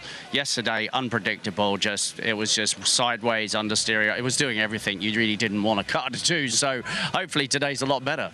And obviously, two-driver race, so you've got a short practice. What's the plan? Are you staying until the end? Yes, you mean in the race or in practice? In practice, yeah. No, Brian's in the car now, the owner of the vehicle, and he's going to do about 12 minutes, and I'll jump in at the end. Yeah. Perfect. Enjoy it. Thank you. Cheers, David. Well, you bump into the best people here in the driver's lounge. Mr. Noel Evans, what brings you here? Love that. I've never been best. I thought you were going to say you bump into the most unlikely people at the revival. Well, you know, unlikely, but very nice to see you. Oh, well, it's wonderful to be here, and I'm so grateful because Charles March invited me to join the Concours judging panel for tomorrow's event. And he's invited Liz and I to come along for today as well, and it's just magical. And I got so he's actually making you work. Well, when you get the call from Charles, and I live in New Zealand now, so I might qualify for one of the furthest journeys to actually come to the revival. That's actually very impressive. We've been hearing lots of different accents and different languages here, but I don't think we spoke to anybody who's travelled from New Zealand, so you've got that prize so far. Well, I'm slightly jet-lagged because I only came in 2 days ago, but isn't it magical? And there is something about, yes, meeting, I've just met Mark Blundell, you know, meeting people that you've known over the years and have been honoured to meet over the years, Jackie Stewart and people like that. But, you know, there's a camaraderie which is just wonderful. And I don't put myself up as a motor racing driver, but boy, oh boy, am I an enthusiast. Well, to be honest, I mean, Formula One drivers are a bit common around here, so we're quite glad to speak to a television personality. Yeah, and it's so easy driving those cars. Well, thinking about the themes this year, we've obviously got this big Carroll Shelby, what would have been his 100th birthday. Yeah. Now, I believe you used to own one of his machines he developed, the GT40. I actually met Carroll Shelby many, many years ago, very briefly in the Midlands. He was over doing something. What a wonderful guy. And my car is the GT40. You can forget everything else. The GT40 is just the most extraordinary shape, and there's a Mark 1 out there and a Mark 2 and a Roadster, very unusual to see a Roadster, and yeah, I go to pieces. But I owned original GT40s, which I think jointly now would be worth something like £20 million, so how stupid am I? So you probably sold them for about 19, did you? Do you know, the first one I bought for £10,000. When I made it as a disc jockey on Radio 1, I bought 1072, which was the last Mark I car. Are you still with me? And it had the Mark III doors, so you had a bit of air coming in through the windows, and I bought that for £10,000. That's almost a drop the mic moment, that I have to say. Well, I can get very anal about GT40s because I come from Essex, and of course many of them were made in this area. Well, they've got a couple in the press fleet over in Ford down in Essex still, but £10,000, God, that's a multiple, isn't it? That's somebody's made on that. Peter and Maggie Blankstone used to hill climb the car. It was an incredible car, 2 HEV. I can remember everything about it. John Etheridge, who was the guru of GT40s, restored it for me because they all rusted, you know. The bottom fell out of them, because they're only made to go round and round for a certain amount of time. And I was just pointing out to Liz, one of them there, they'd got the engine panel removed from the cockpit side. And I said, that's why it was never a bird-pulling machine, because I got in my road car thinking I was the bee's knees, and within 5 minutes, you are covered in sweat. That's why you need the Roadster version, eh? Possibly. The guys are actually saying it's probably the hottest car this weekend, especially in the editions. Impossible. You got that massive, great big sauna. And, I mean, hats off to them. But, I mean, God, how did they do it at Le Mans? 24 hours. It's unbelievable. And like you say, I don't know if you had a chance. You've got the Gulf livery cars, the actual winning cars from 67 and 68 out there. It's incredible, the machines we've got here this weekend. I'll go to pieces. I will kneel down in front of them. Well, it's so nice to see you. Glad you've made the trip over here. Enjoy your work tomorrow and enjoy your day today, and enjoy those GT40s. Thank you. Thank you so much, and it's great to meet you. Well, we now have cars back on track. We're into what effectively is the final practice session, because we're into the RACT celebration, which is going to be our major race tomorrow. Two Cobras almost making contact there. That's a bit scary. One so early on. They've only just come out on track. But we are looking forward to this. The closed cockpit GT cars from the period of the 1960s, early to mid-1960s, when Goodwood was a key part of sports car competition. And we're seeing the cars out for their second practice session of the weekend so far, before we get them into the race tomorrow. Alice Powell is with me. Alice, we saw some pretty impressive performances yesterday. We saw Romain Dumas and Bill Shepherd. It was Romain, I think, who actually set the outright pace. They were in the 1:24, so we'll see if they can get down to that kind of pace again today. Yeah, there has been that oil down, hasn't there, down at the chicane, but looks like it's clearing quite nicely. But as you said, Ben, it was normal service regime for Dumas and Shepherd, who, of course, Romain, they won this race combined in that Cobra here last year, so they'll be looking to repeat their form in qualifying once again. It's a combined qualifying, of course, so we had an official practice yesterday, you could say qualifying, and we've got another official practice here today. They will obviously combine those qualifying times that will make the grid for the race. Yep, and then we'll see the lineup tomorrow. And in fact, there'll be a parade out on the grid before the race begins tomorrow. So it's all part of the celebration of 75 years of competition here at Goodwood, which is fun to see. So you're looking right now at one of the AC Cobras. This is the number 23 car, currently being driven by Ed Jones, who's a very experienced racer. He raced in European Formula 3 in 2013, but he then moved over to the race in the States doing Indy Lights. He was Indy Lights champion in 2016. You're also looking at another of the Cobras, and this is the car that was quickest yesterday. This is the Bill Shepherd Romain Dumas car. At the moment, it's Bill Shepherd who's in it. It was Romain Dumas who actually set the pace in that session. But Bill was pretty quick. I noticed he was pretty near the top before they swapped over. There were some incidents yesterday because we had a very slippery track, didn't we? So we had a few little incidents which interrupted. But Bill, no doubt, will be quick throughout, as we're looking forward to some great shots as we go through the course of the day as well. Yeah, we are. I love these onboard shots, Ben. We can really see how much work and effort goes on behind the wheel, the gear change, and you can see a great example now going through the first part of St Mary's, then flipping into the second part of St Mary's. That's Marino Franchitti that's behind the wheel of the number 1 AC Cobra there, and another fantastic shot. We've got all different kinds of camera angles going on this weekend. Absolutely right, yeah, which is what's so good to see is on both inside and outside these units, just to see what's going on, which is great fun. So the number one is Marino Franchitti. He's actually out in the car right now and no doubt enjoying himself, having an opportunity to get up to speed. But fastest right now, in fact, is the number 13 AC Cobra. That is the Sean Lynn Jimmy Johnson, the 7-time NASCAR champion, who is part and parcel of it this weekend. And Jimmy is out in the car now, so there you are looking at it. Jimmy Johnson, the second time he's come to Goodwood, and really enjoyed being here last year and racing quite different types of machinery to the NASCAR that he's had so much success in. Here he is in a 1963 AC Cobra. It's very different, is it? But he definitely seemed yesterday that he was having the time of his life and getting to experience different machinery. 7-time NASCAR Cup Series champion, and he's only doing part-time races in the Cup Series at the moment as he manages to clear a little bit of traffic through the first part. St Mary's bleeding all the way out to the second part. The rear end of his car certainly dancing about. And as you said earlier, Ben, quite a few drivers complaining about the slippy conditions. But of course, these are historic cars, so we're going to see fluid drop onto the track. It's just all part and parcel of historic racing and Goodwood Revival. Yeah, it is. Oh, we've got a car off number 22. That's Richard Mines. The car being shared with Rob Huff. And it is Richard, I think, in the car right now, the owner of this car. Richard has some stunning cars from this period, in fact. Let's see what happened here, Alice. A bit of contact, yeah.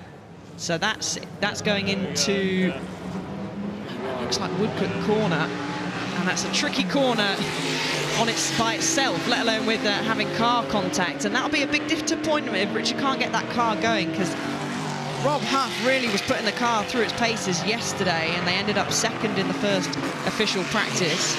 So we'll have a little look at they've got. Yeah, so that's a good relief for them. They've managed to get going, which is good. And it was very light contact, so I can't imagine there'll be any damage that will be hindering the car's performance. No, that's right. It was Gary Pearson that there was the contact with, the other E-Type.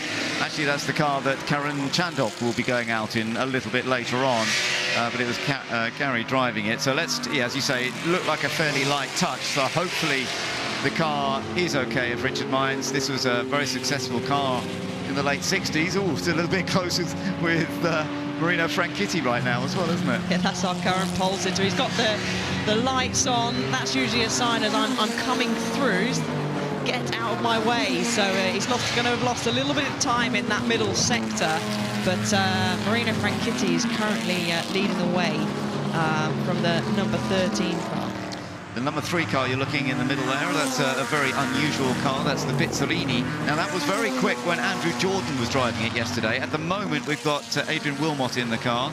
He's doing the initial run in this, but when we see Andrew Jordan in it, he was pretty rapid with it yesterday, and we'll see he was 4th quickest in that qualifying session. We're not seeing lap times quite as quick as we saw yesterday. Temperatures will be different, track conditions are slightly different too. Yeah, it's certainly very hot out there. Already, I think it's even hotter than it was at any point of the day yesterday, so I'm not surprised. And that oil is still, looking out the commentary box window, you can still see the dust down there, so that'll take a little while to clear. But Jimmy Johnson now has popped in the fastest time. He's clean sweep in all the sectors, but just as I say that, the middle sector goes to Gordon Shannon, but Jimmy resumes and has popped in the fastest first sector of anybody. So Franchitti will be disappointed to get that traffic, but he's a couple of tenths down in the first sector, so a little bit of time for him to find there. So let's go back on board with Marino Franchitti. Just watch the style of driving. You can see there's plenty of play on the steering wheel, and they run these the tyres that all the cars run here are at Goodwood quite solid. They don't give huge amounts of grip, but that adds to the fun because the drivers are having to control the slide all the time. Yeah, it certainly do. It is very good fun of them driving. The number 13, Jimmy Johnson's gone slightly wide into Woodcote corner, managed to save it. That's a big shame for him. He was purple, and he definitely won't be purple or a personal best in that final sector. I gather it's actually Ollie Bryant in the car, not Marino Franchitti, so my mistake there, sorry.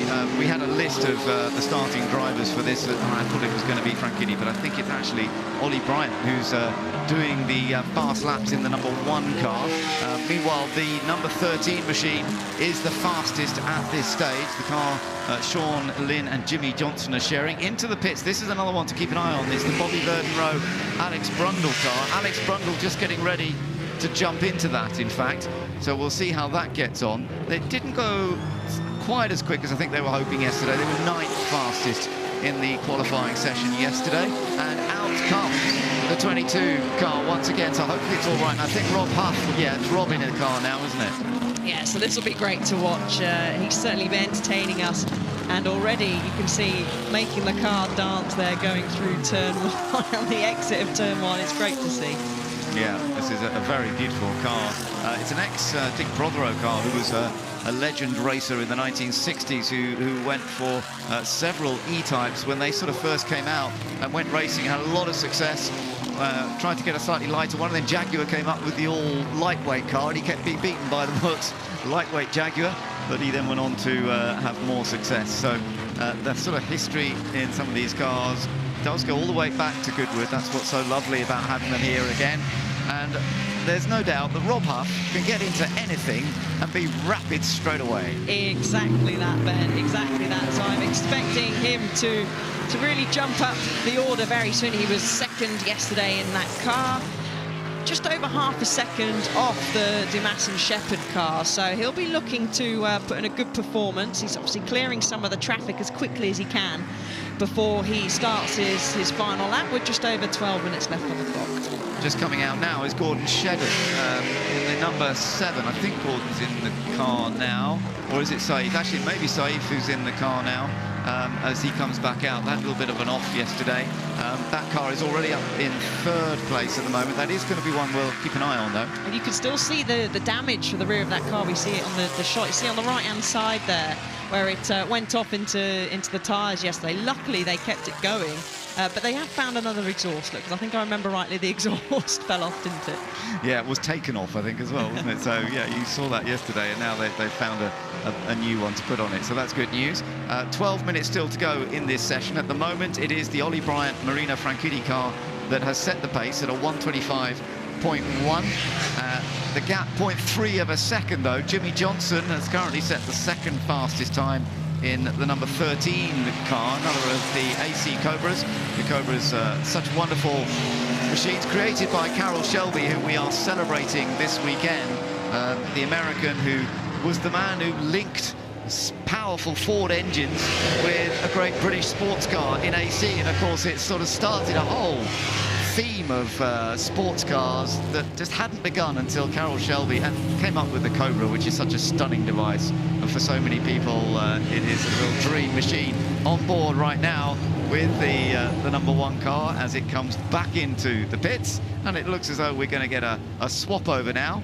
And yeah, so now we are going to get Marino in the car as Ollie has jumped out. And Marino Franchitti now takes over. So it's currently 3rd fastest. We have seen a slightly better lap, actually, haven't we, just now? Yeah. So I think Romain Dumas must be out in the car that Bill Shepherd was driving. So Romain Dumas, who was yesterday, has now set the pace in the number 47 car. You're looking there at the number 9, the Craig Davis, Tom Ingram, Chevrolet Corvette Stingray. That's a very distinctive looking car. Another one with a big engine, 6.8-litre motor, some 580 brake horsepower, but it's heavier than its rivals as well.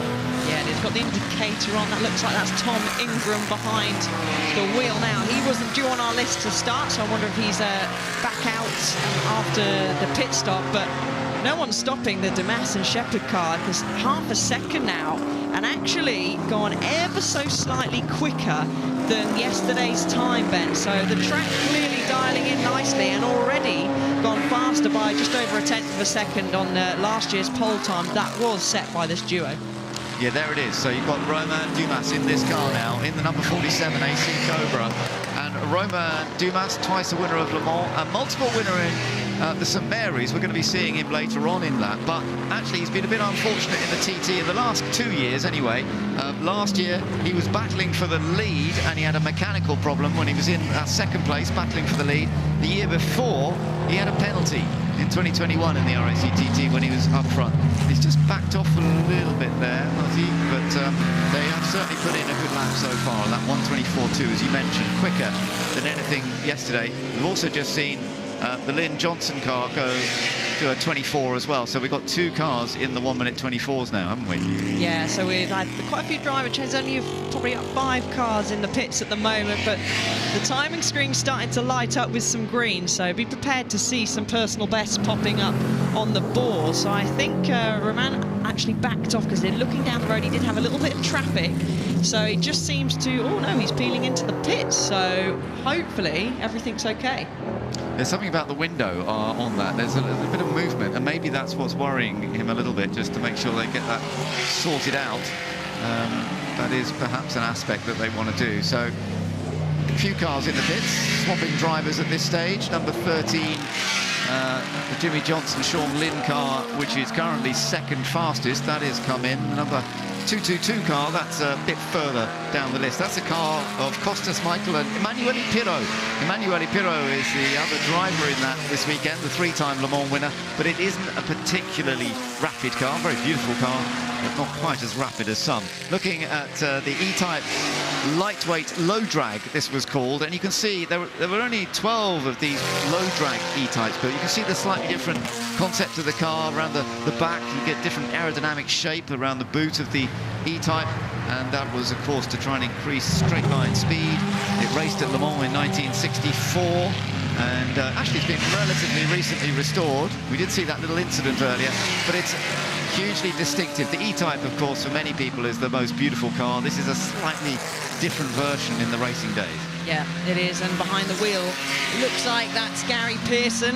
He's joining up with Karun Chandok, so Karun's obviously not stepped foot in the car yet. On our list, we did have the Gary out to drive first, so maybe he's doing the whole session, or Karun's only allowed the last few laps, so he is out in nearly, I'm sure it's majority of the sessions here this weekend, so I guess that's only fair.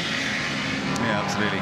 Well, they're out there. Number 17 just coming through. That's the Tom Christensen-driven car. Yeah, he's in the car. We can see that clearly enough. Oh, and off has gone Taif Hassan. Again, we saw him off yesterday, and now he's had an off. Don't know what's caused it, of course, and he's got it going. That's good. It just looks like, I'm guessing, just a small spin there, so hopefully there was no contact. That contact got damaged. The rear of the car, you can see there, was from yesterday. So back looking at the number 17 car, the Christensen car, currently sitting in 4th place, 1 second off. But he's just set a personal best in the first sector. I love watching Tom Christensen drive here at Goodwood because he always runs it right to the edge. He slides it in a style, and it always makes me think, oh, he's about to go off, but he doesn't. He's just, I say that, of course, that's a commentator. Commentator's curve. Yeah, but I have to say, watching Tom Christensen around here, always, I'm very, very impressed with his style and the way that he throws cars around and yet keeps it all going forwards. Be interesting to see what kind of lap times they can do. He's 4th. Well, look at that. 4th fastest at the moment. Getting it so sideways through Woodcote Corner. Anchors on as he comes into the chicane, getting very close to the inside barrier and almost a little bit sideways on the way out as well. He charges now down the main straight, so let's see if that pops him any further. No, doesn't move, but gone ever so slightly quicker now. Not quite quick enough to jump up. Still 1/10 of a second off the Brian and Franchitti car. Meanwhile, Martin Brundle getting up to pace in the number 94 car. They have moved up a little bit. He's up to 11th, but I don't think this car is working quite as well as they had hoped. It's not going to be one of the front runners, I think, because it does look as though they're sort of just in that top 10 group. 2 good drivers in it, so that could work well. He and Bobby Verdenroe owns the car. He's quick as well, so they may be able to, as a combination, work well together. Mind you, you've got Ollie Bryant and Rino Franchitti together up near the front. They're both rapid here at Goodwood as well, so it's not going to be easy to win the RAC TT. Alex is definitely having a workout, isn't he, in the Snake-Eyed Cobra, getting it all sideways, going into the final part of the lap, leading it out ever so close to the grass. They have a long charge down the Lavant straight, down into Woodcote. Has he got any traffic? He's got the number 1 car in front of him. That's the Bryant Kitty car, who's just having a slower lap, so hopefully won't trouble Alex's lap. A little dab on the brakes there in the middle of Woodcote corner, and he'll hit the brakes into the chicane, bleed off, and then he'll foot to the floor to bring it across the line. Indeed, and Christensen just gone over the line again, no change to his 4th place. It's quite fun, the fact that Alex Brundle has tried racing a car this weekend, but his dad Martin has raced here at Goodwood in the past as well. I wonder if they've had a conversation about it. I'm sure they have. I'm sure they have. Yeah, just give a little bit of knowledge about how the car behaves, perhaps, although they can always change from one year to another with little upgrades or changes to the setup. Can make a car feel very different. So here we are looking at the number 3 car now. I think Andrew Jordan, I think Andrew Jordan's in it now. The car he's sharing with Adrian Wilmot. This is the Bizzarini 5300 GT, the 5300 GT with a Chevrolet engine. So you've got a beautiful Italian sports car designed by a man who was a designer for Alfa Romeo and then Ferrari, and then he set up his own business in the early 60s. And this is one of the cars he created with an American engine. And so you don't see this very often, but it is pretty rapid. And let's just have a look. I don't think he's on any personal bests at the moment, but it's already in a pretty solid 5th position, isn't it? Yeah, only 133 of those cars were ever built, so it is rare to see them out. We've got a bit of queuing going into the chicane. No, we've got a bit of touching going into the chicane. We saw that barrier get wiped out once or twice yesterday, but that's no damage there. Only a light kiss, and they've carried on. Yeah, that was the 23 car. I think that's Joe Twyman, who might be in the car now. Ed Jones is sharing that car as well. As we look at a different car again, this is one of the Porsches, the 904 Carrera GTS. It's just a 2-litre engine, and it's a bit smoky. It is a little bit smoky. I hope it's running okay. This car was raced in the 1960s, actually by a Swedish team ran it, and they got a finish at Le Mans with it. First Swedish team to get a finish at Le Mans for many, many years. But it was one of some 8 versions of this Porsche that raced at Le Mans in 1964. So a very, very pretty little Porsche. Doesn't have quite the pace that some of the other cars in this category, because, as I say, smaller engine, the Porsche 904. And it was a few years before Porsche went on to win their first Le Mans. It was going into 1970. But it's got a very pretty car, but that smoke's a bit worrying. That is pretty smoky, and it seems like it's just getting worse. Like Darren Turner now behind the wheel, so hopefully nothing too terminal. Here's another rare one. This is the Cheetah Chevrolet. So another one with a big Chevrolet engine up front, and you can see the air intake there up ahead of the windscreen. Lovely to watch, into another big V8 motor that's sitting under there. And this was just the first of 2 prototypes that were fitted with aluminium bodyworks. It raced at Daytona in 1964. Of course, being an American-built machine as well. This weekend, it's being driven by Duncan Pittaway and Stuart Graham. And Stuart Graham, who's a winner of the RAC-TT here, well, not here, he was actually at Silverstone, the RAC-TT back in 1974. Oh, wow. That's great. So he's been around for a long, long time. Don't let him hear you say that. The RAC-TT certainly has been at different tracks over the years. Came to Goodwood after it had been at Dundrod in Ireland for some time. And then from Goodwood, it actually went to Alton Park, and then it became a big part of Silverstone for many years. But as now we have the RAC-TT celebration here at Goodwood, it really is great, because it was the sort of peak period, to be honest, in many ways, of the RAC-TT event. Sterling Moss won the RACT 7 times in total, and several of those were here at Goodwood. Not all of them, but several were here at Goodwood. So it was very much a Sterling Moss event, the RAC-TT, and that brings us memories of one of the greatest British drivers ever. even if he didn't win the World Championship. Lovely sliding going on for Alex. Alex demonstrating his good car control there. He's got a little bit of traffic ahead, but he should be okay to close the lap down. He did a personal best in the first sector, not a personal best in the middle. Let's see what this last sector was like. No, not quite a personal best, so stays there in 11th, has taken the checkered flag as well. So we are in position on. I'm not seeing anybody likely to improve on the final lap here. Now the checkered flag is out. We're not seeing any personal bests coming up. So I think it is pretty much set now that, once again, like yesterday, Romain Dumas and Bill Shepherd have set the outright pace. This time the gap is actually quite similar. Yesterday it was 0.5 of a second over the Rob Huff, Richard Mines car. That hasn't gone quite so well today, but the gap, nonetheless, is still 0.5 of a second. So there you are, looking at number 47, the fastest car in both of the practice sessions so far. The 1964 AC Cobra, driven by Romain Dumas and Bill Shepherd. So that's in great form, there's no doubt about it. They're both quick drivers. Second fastest in this practice session is the number 13 car, Sean Lynn and Jimmy Johnson. So they've done very well with that today, because they were only 10th quickest yesterday, I noticed. Yeah, they've done a much better job, and the Bryant and Franchitti car was down in 7th yesterday, so they've made good gains as well today, moving up into the top 3. It's going to be interesting to see how the grid sort of works out. I think there's only one set position we can count, and that's going to be the Dumas and Shepherd car starting on pole position. Yeah, absolutely.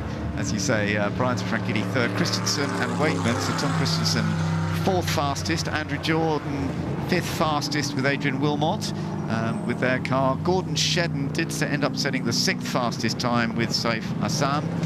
And then we saw Alex Buncombe, of course. Alex Buncombe, who was very rapid yesterday in the Freddie March race. Unfortunately, it didn't work out for him and Jenson Button that he was sharing with. Well, he and Jack Tetley have qualified 7th in this session anyway. So we'll see what he's going to be able to do in the race tomorrow. In this race, they're driving it from car. Of course, that's another AC Cobra. Yeah, so we've still got some very competitive drivers in the field, and a lot of these you will actually see in a race very shortly, the St Mary's Trophy, because a lot of them will be racing in that as well. But here are highlights, Ben, of the qualifying.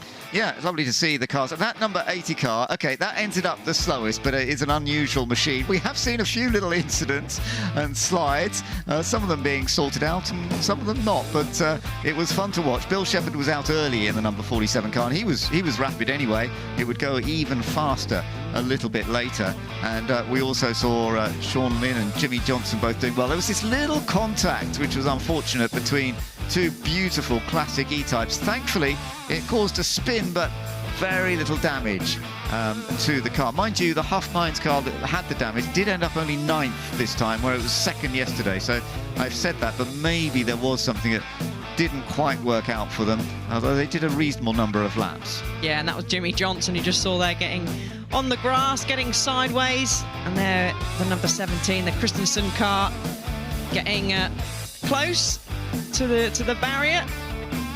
And this was Dario Franchitti getting ever so sideways on the exit of the chicane. And some of the other cars that were part and parcel of it all, that's the TVR Griffith, Mike Whitaker and Guy Smith.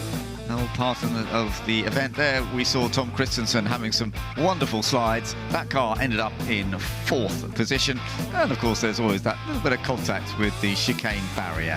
Nothing new. We're looking forward to the RACTT. Oh, the camera fell off. Yes, the camera fell off. Looking forward to that tomorrow. Well, we are getting ready for the most important race of the weekend. It is the Setrington Cup. No fuel will be used here, apart from the energy supported by these wonderful kids. And we're going to have a chat to some of the drivers.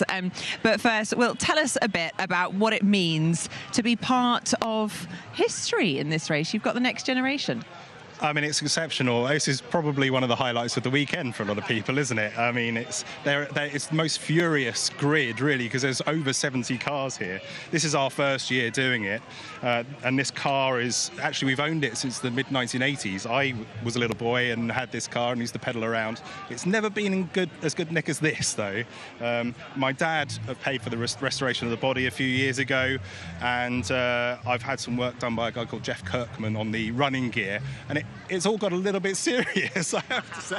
Well, Will, you're a motoring journalist, but we're racing here for Grandpa, which is Tony John, your father, obviously a very famous motoring journalist, but very successful racer here at Goodwood. Won the Sussex Trophy 3 times, I believe?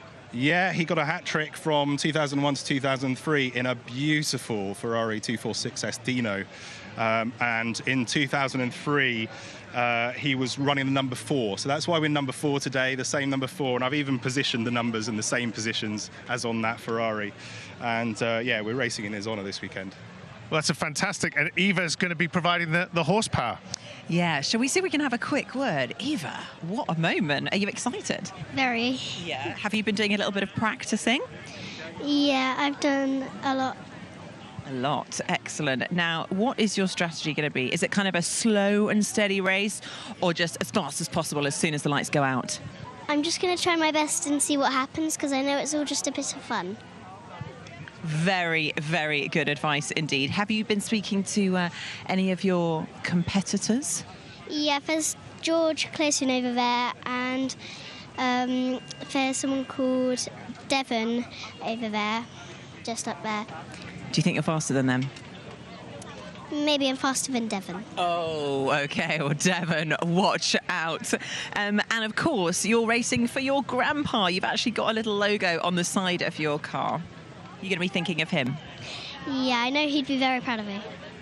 He would indeed. Well, Eva, so much luck for the race. I want you to win, so we'll hopefully see you at the end. Ed, over to you. Well, this is the most exciting grid walk for all of you guys, and one of the most panic-inducing for me. I'm surrounded by Setchington Cup cars, the J40s. I've neatly positioned myself behind the next generation of the Franchitti dynasty. We've got Sophia here. Now, your father's not here this weekend, but has he given you some advice? Yes, he is missing me, and I really miss him. I wish he was here with me today. And I just feel like I could really use his help. But I'm here and I'm happy right now. And what do you think? Are you going to try and get a podium? Yeah. Yeah. Yeah. Your father always likes trying to win every race. Do you think you'll be like him? Yeah. Fantastic. Well, look, best of luck. Let's follow me. This is Scott. This is beyond anything you've had to cope with so far. Try and squeeze through all the cars. Now, all of these cars have to have working electrics. They have to have a battery in them. Their lights have to work. And there's a very strict scrutineering process. We've got Mr. Bunkum here. Al, is this the next racing generation? Yeah, I'd like to think so. Yeah, no, it's great to be here. Obviously got both boys in. So, yeah, really pleased. This is the boy that really wants to win. He's not happy about his slot in P50, I have to say, but he doesn't understand the aggregate thing where it's obviously based on today and tomorrow's time. So yeah, we'll have to wait and see. But we've done a fair bit of testing, but it's all about the getting in for him. You know, he's been struggling getting in, his legs under the wheel. So hopefully he'll be able to do it on the day. Can I have a quick word? Of course. Now, I've been hearing that you're a bit upset about your grid spot, but you can do a recovery drive from there, can't you? Yeah. Yeah. And so what have you been doing in testing? Like getting in very fast and... Getting going on the pedals? Yeah. Getting going on the pedals. And once you get going, are you very fast? Yeah. Yeah. It's a bit like your father. Yeah. Excellent. Well done, guys. Good luck. Yeah, let's move on down here. And you'll forgive me for not knowing all of these guys by their on first name terms. We've got Kush here. Let's just. Oh, we're getting announcements to the engine starts. Kush, are you? This is Kush Chandhok. So what advice has your daddy given you? Very fast pedaling. Yeah, well, look, I'm going to let you go because you should get to your grid stop. We've got Karoon there helping his son. So why don't we, unless I get told otherwise, why don't we just follow these guys down? We might try and get another interview on the way. You'll see that a lot of them, some of them have a rope around the steering column, but you'll see the really clever parents. I'll show you in a second when we get clear of this worst traffic jam of all time, I think. Scott, come over this way, and then we're slightly out of the way. You'll see, looking back into the assembly area, there's someone with a stick on the steering wheel. Genius. Look at that. Look at the ease with which, oh, as I say that, it comes off. So the race here, they're going all the way down the start-finish straight, and you'll see there's a temporary chicane on the start-finish straight. They've got to navigate that. It's 246 yards from start to finish, and it's a Le Mans style start, so they have to run across the track. Invariably, some people miss the start. That seems to be what happens with these up-and-coming drivers. And also, we've actually had our first graduate from the Setchington Cup. This is now genuinely a feeder series, because Archie Collins, who raced in this many years ago, was racing in a proper car on the circuit quite recently. So these are the stars of the future. It was started in 2012, and before then, you could pick up a J40 for very little money. Not many people wanted them. But since then, they've become hot property. And these cars are basically made with the offcuts of the Austin Motor Company, and they employed 250 former miners, and they put this was their second car. The first one was the Pathfinder, a single-seater, and they built these. They built quite a few in period. They built 32,000. I tell you what, I'm going to come around this side, and I'm going to interview Mum on the way down. Is it Mum? It is Mum, actually. Yes, yes. And how's training been going? Training's been fine. Actually, we've done a bit of mountain biking, and we've but mainly sailing. But I think he's feeling very fit. It's his third time doing it. Oh, wow. So we should really watch out. This is a hot favourite then. Well, unfortunately, today he is, I think, number 67. So we'll see how it goes. Well, best of luck. It might be a better day. Of course. So the grids are reversed for tomorrow. So if you start at the back of the grid today, everything's reversed. But you can still win from the back of the grid. We've seen it before. There's another novel way of pushing a J40 there with something on the kind of tow bar. There's also a very strict, I feel as though I'm going to get hit. It's sort of such a sad end if I get hit by a J40. The final thing, there is a very, very strict rule book to these, done by a certain Alex Kinsman. Very, very strict. You have to obey the rules by the law. There have been a few people thrown out in previous years for changing the throw of the pedals. I think there was one, Whisper It, built with carbon fibre, highly unsporting. But the level of preparation, as you'll see, is second to none, although I have to say number 41 car seems to have some suspension problems because there is a bit of a weird noise coming from it. But I think I need to get back up the other end of the grid. Actually, hang on, we've got Darren Turner here. Let's do one more. Darren. From Le Mans class wins to pushing a J40, it couldn't get any better. No, I love this. This is one of the favourite part of the weekend. I got Dylan in it, who's in the car behind. Lila's in this one. They've done a little bit of practice, not too much. They're not so worried about the start. It's this bit, you know, waving to everyone and just enjoying the moment. So can I have a quick word with Lila? Yeah, I'll tell you what, I'll go around the other side. Lila, I take it you're saving your energy for the race? Yeah. Yeah. And what advice has your father given you? Go fast. Do you know what? That is pretty good advice. I don't think I could do better than that. Anything else he's told you? I don't think so. No. Well, to be honest, that's all you need. Best of luck, Lila. Cheers, Darren. Right, I'm now completely at the wrong end of the grid, so I'm going to have to get back up to the top. Well, thank you very much, Ed. Very much enjoying your work down there on the grid. It is nearly time for the Setchington Cup, which is a two-part contest for the pedal cars you can see on the main straight that were built between 1949 and 1960. I like the way the programme puts it in the same vernacular as the rest of the races.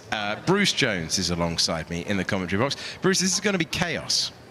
It's going to be absolutely magnificent. I mean, what we get, of course, we've heard a few of the drivers already, they've got it in the bee in their bonnet that they've got the wrong end of the grid draw. It's completely drawn by lottery, but if they start at the back today, they'll start at the front tomorrow. However, it is notoriously difficult for the taller drivers. Some drivers, alas, are young enough to compete in this race, but when they do the Le Mans start and run over to their cars, it's a real problem getting their knees under the bulkhead, under the steering wheel, and then they get going. But you really have to pedal like mad. And we get this foreshortened view from the end of the run, 246 yards away from the start, and they pedal like crazy, and it takes a while. They eventually get up to the chicane, and some cars just absolutely fly to the finish. But it's the parents keeping the expectation under control. And we had a little interview there with Kush Chandok, and apparently Karun was saying the biggest problem, they just keep looking across and waving at us, going, no, just concentrate, just go, keep going, because as you know, Karun, never knowingly under-competitive.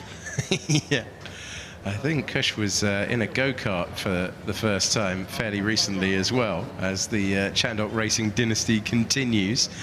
There are plenty of drivers wheeling their young ones to the start line, and then there's a chicane outside of our commentary box, which is made from the finest polystyrene that we can see, and then it's all the way down to the start-finish line, which we can see out the right-hand side. And it's a real foreshortening effect. And the cars, you often get the first 2 or 3 will come down to chicane. It's a 3-part chicane. They'll get through quite clearly, but then you get the 7 abreast approach, which doesn't always work in chicanes, and you can have a real sort of log jam, and sometimes you have to wait for it to be sorted out. But also, the cars all expected to be identical, but the level of competitiveness of the drivers isn't, because some at the back may well be sort of a bit hello sky, hello flowers when it comes to the racing approach, and others have got their ears nailed back and they're really going for it. But it's just the sheer delight, and it is the comedy effect, and hats off to Ed Foster, who kept his hat on but just about kept his dignity intact, doing all that pre-race chasing of the cars down to the grid. But it's now starting to look like the real McCoy is about to happen. Either side of the track, just in front of the final chicane. And so the drivers will line up in the middle of the circuit facing their cars, some to the left, some to the right, some with caps on, some without. But this is the moment where they've got to put their concentration on and dream of that ice lolly they may get after the end of the race. So we've got a Franchitti in the field, we've got a Chandok in the field. It is going to be interesting to see who can take it here. A reminder that if you are at the back, it's a 2-parter this. It's a lot of fun, but it is a 2-parter. So if you're at the back today, you'll be at the front tomorrow, and it's decided on aggregate. And yet over the years, we've had some people who've managed to feature in the top 3 in both parts of the race, so they duly probably deserve 2 chalk ices after that. And just looking down the list, it is so many famous names for racing, but I just want to pick out Aidan Bahari. Next generation of Johnson Bahari VC here, so it's great to have, you know, that was quite a long time ago now, 2005 in Iraq, where Johnson picked up the Victoria Cross, but this is a different sort of challenge, I think we can say. So we're ready and waiting for our Austin J40s in the searing heat of Goodwood. If you're trackside, I hope you're having a wonderful day on the Saturday at the Revival. If you're watching on the live stream, you're about to see plenty of entertainment heading to the start-finish line via the chicane. And it's warm out there, and our competitors are nearly ready. Well, you can see a difference in scale between some of those drivers. I think that in the middle of the shot, the taller figure is Layla Turner, but certainly some of them are much, much smaller, which gives them an advantage for getting into the car, but then again, not so much when it comes to the pedalling.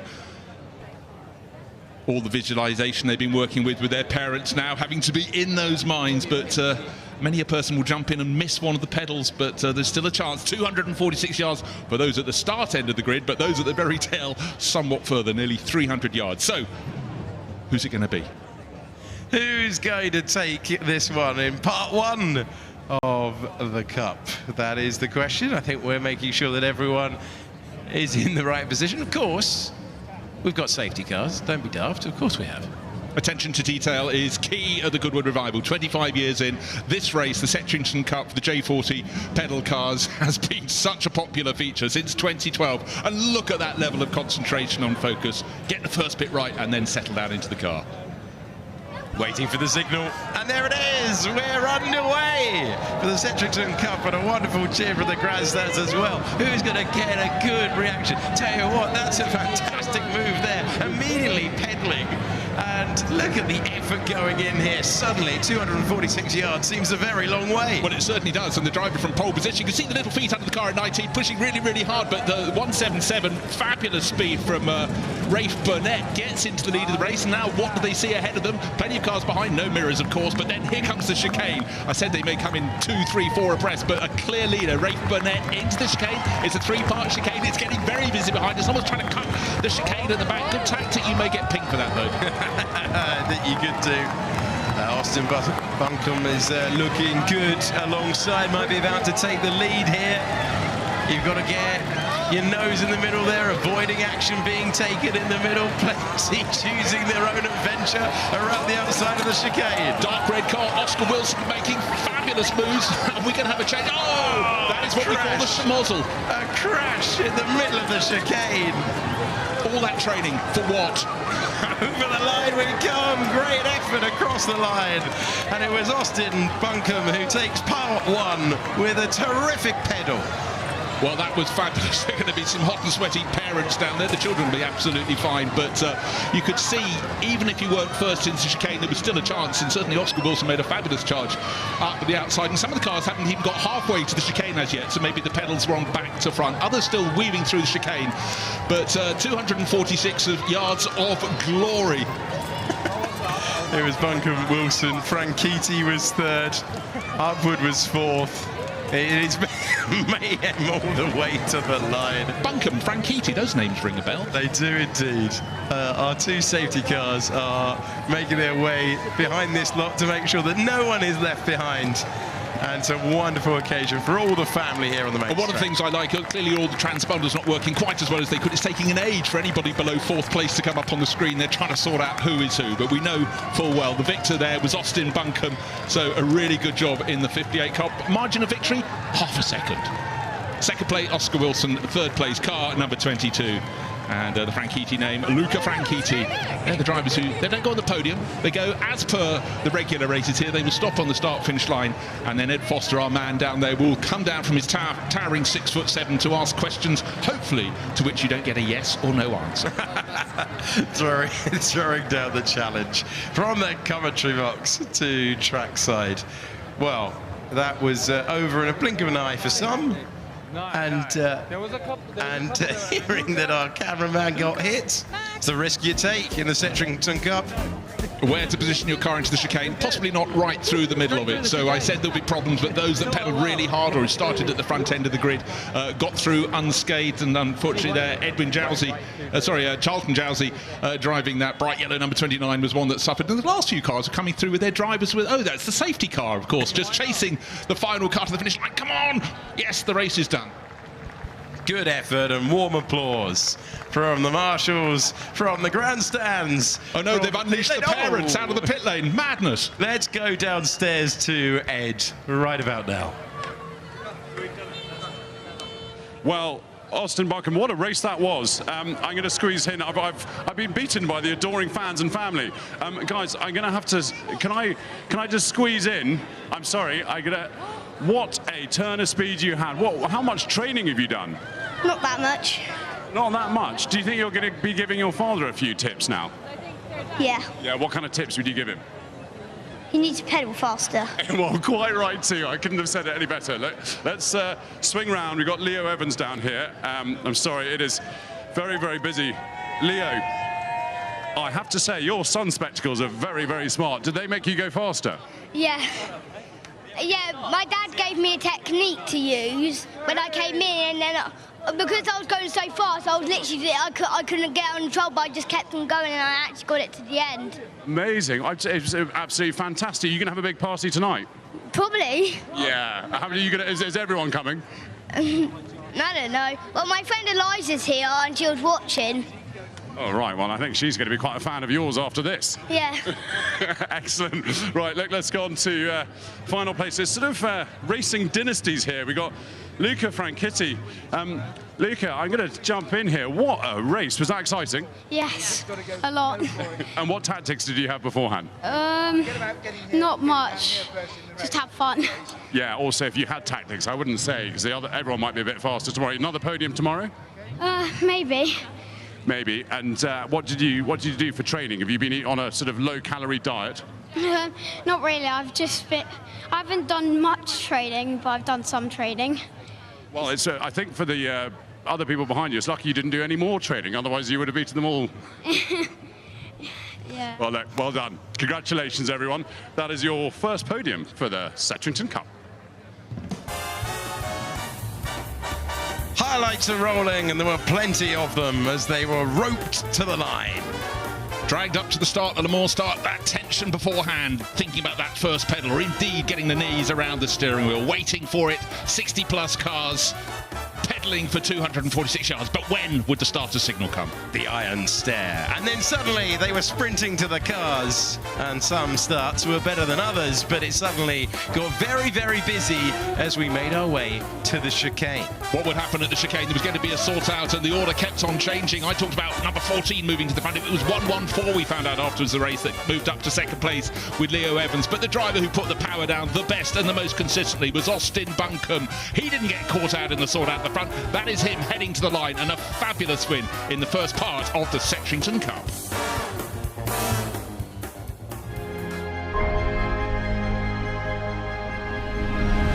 So here we are, another chapter in the car's illustrious life at the Goodwood members meeting, the 80th members meeting, where we're participating in the 75th anniversary celebrations for Porsche and the 60th anniversary of the 911.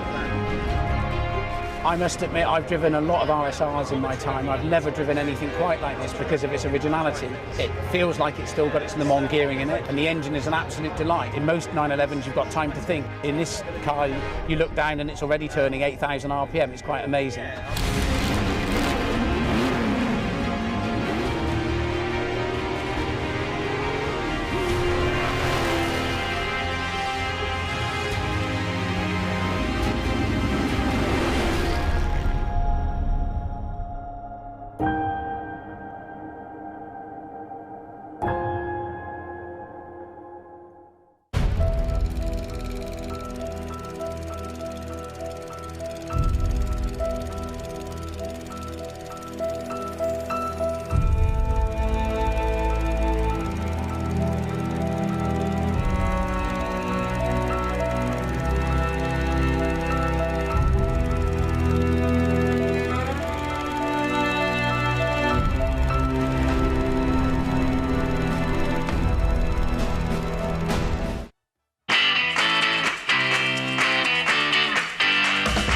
You're never too young to fall in love with classic cars. It's a passion that lasts a lifetime, and it's a passion we share. Backed by over 75 years of motoring experience, Goodwood Classic Solutions is a unique new way to ensure your pride and joy. Goodwood Classic Solutions. It's a passion we share.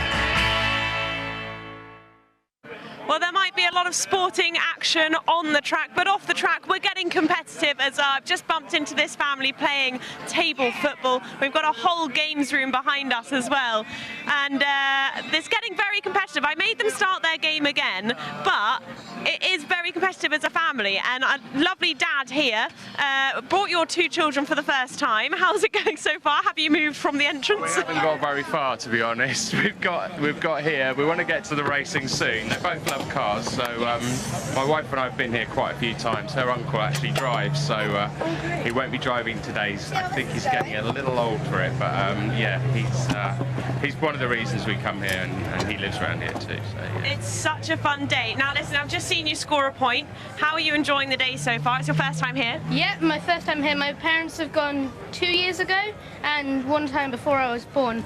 Apparently they've really enjoyed it, and some things are new. What are you looking forward to most? I'm looking forward to racing, and I quite like looking at all the cars when I went round. Because we parked over there, and then there was like a whole row of Bentleys. So you got all of the Bentleys to walk through. It is amazing, isn't it? And you're beating your sister at the moment, but I feel like you're going to come back at this. I know this is going to happen. You've got the whole games room behind you here. It's just such a brilliant atmosphere. Lots of families as well enjoying their whole day. I know these guys are going to want to get to the cars very soon, but for now, this competitive game is where it's at.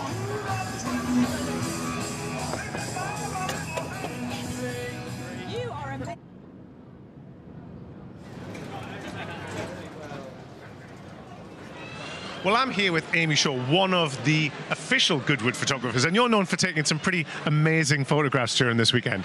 Yeah, I mean, some of the photographers that are here are all fantastic at what they do, and it's really wonderful. Goodwood kind of give us each a brief that suits our styles. So I've got a lot of people, a lot of families. So yeah, if you see any of us running around, then don't try to move out the way. We're probably going to be photographing you guys. And I mean, obviously you're a fantastic photographer, but this must give you a great set this weekend. Oh my goodness, it's like every picture that you take whilst you're at Revival is something you're like, okay, that's great, yep, that's great. I mean, the only thing we might struggle with this weekend is the weather. It is so hot and the light is going to be very, very high and very strong. So for us, we might disappear for like lunchtime in the middle, and then we'll reappear kind of when the sun starts to get a bit lower and yeah, a bit more golden, as we know. The golden hour, as we say, yeah? Exactly, the golden hour, or the blue hour is just afterwards. So if you're going to over the road afterwards and, you know, the fairground, all of that is going to be really, really beautiful, all of the lights coming on. So, I mean, I'm going to be photographing the ball this evening, but look out for the photographers on the over the road later tonight. And I always say when you're at Revival, you go past a car that you would probably spend an hour on a normal day. How do you even decide what you're going to photograph this weekend? To be honest, as photographers, we follow the light. So this morning, I felt awful because there was like these, you know, beautiful Ferraris, and I looked at them and I thought, okay, they're nice, but there's no light on them. So you just kind of walk past, and then you're like, oh, look at that. And so it's what you're constantly chasing light. So that's why the middle of the day is always the hardest. And yeah, it doesn't really matter what the car is. Really, we're always looking for the drivers that were, you know, some of the fantastic people here. You know, the kids that are in the pedal cars, that's always fantastic. So we're always basically looking for interesting characters and light. And if anything, even at Revival, the cars are secondary. It's all about the people. Well, if you were going to pick a perfect shot for this weekend, what would be it? What you're looking for? So if I could get like tomorrow morning exhaust fumes all kicking up when all the cars are starting with this, you know, shards of light coming through the paddocks, that for me is like my perfect shot. I managed to get it once, 1 year, and it's one of my favorite shots I've ever taken. So if I can get something along those lines again, that'd be the absolute perfect shot. Well, you certainly look the part. You look like a bit of a gunslinger, I have to say, but instead of the guns, you've got the cameras at the ready. Yeah, I mean, I think this outfit today is mainly because it has pockets. You know, ladies' dresses, they didn't think we needed to carry anything, so we have no pockets. So, yeah, I'm in the trousers so I can carry stuff around, but also because of the weather, I think it's just going to be a little bit cooler trying to keep the sun off me. But I may change into a dress later, depending on how hot it gets. Well, we'll look out for you. I hope you get that perfect shot, and I really look forward to seeing what is always some fantastic work at Revival. Thank you very much. Thank you. Well, it's time now to look at some of the highlights from our first race of the Revival weekend. Your commentators are Ben Edwards and Alice Powell, and it's the highlights of the Freddie March Memorial Trophy. Let's have a little look at the lineup on the grid, and on the front row, we've got the Jaguar C-Type.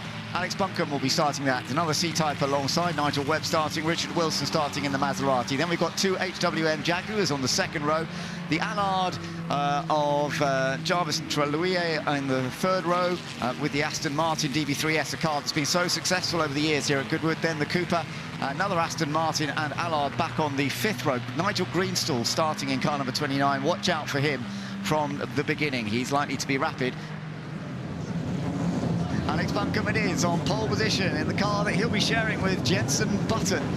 We've got a big battle on our hands. Nigel Webb and Richard Wilson alongside him on that front row of the grid. It's underway, and it's a good start from the poleman, Alex Buncombe, who really gets off the line extremely well. That's perfect. That's how you want it to be. The number 66 car launches into the lead, and everybody now chasing, trying to find a spot that they can go through. Yeah, it's all nice and clean. Everyone got away nicely, Ben, which is great to see.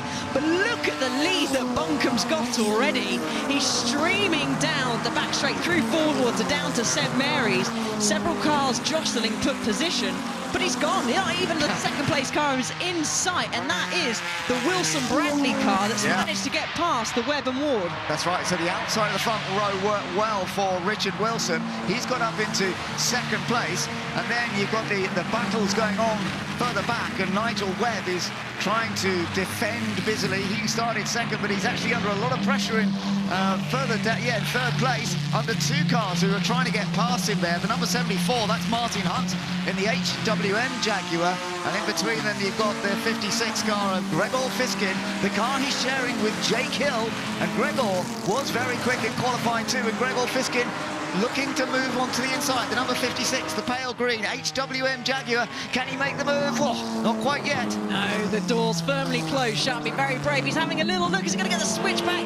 Yeah, fantastic job getting it sideways. So Jake Hill will be very pleased with that, and he's pulled a slight gap already going into this final chicane. Oh, they're going to both... No, number 74 having a little look, Hunt having a little look down the inside, but thought better of it, which I think was the right decision.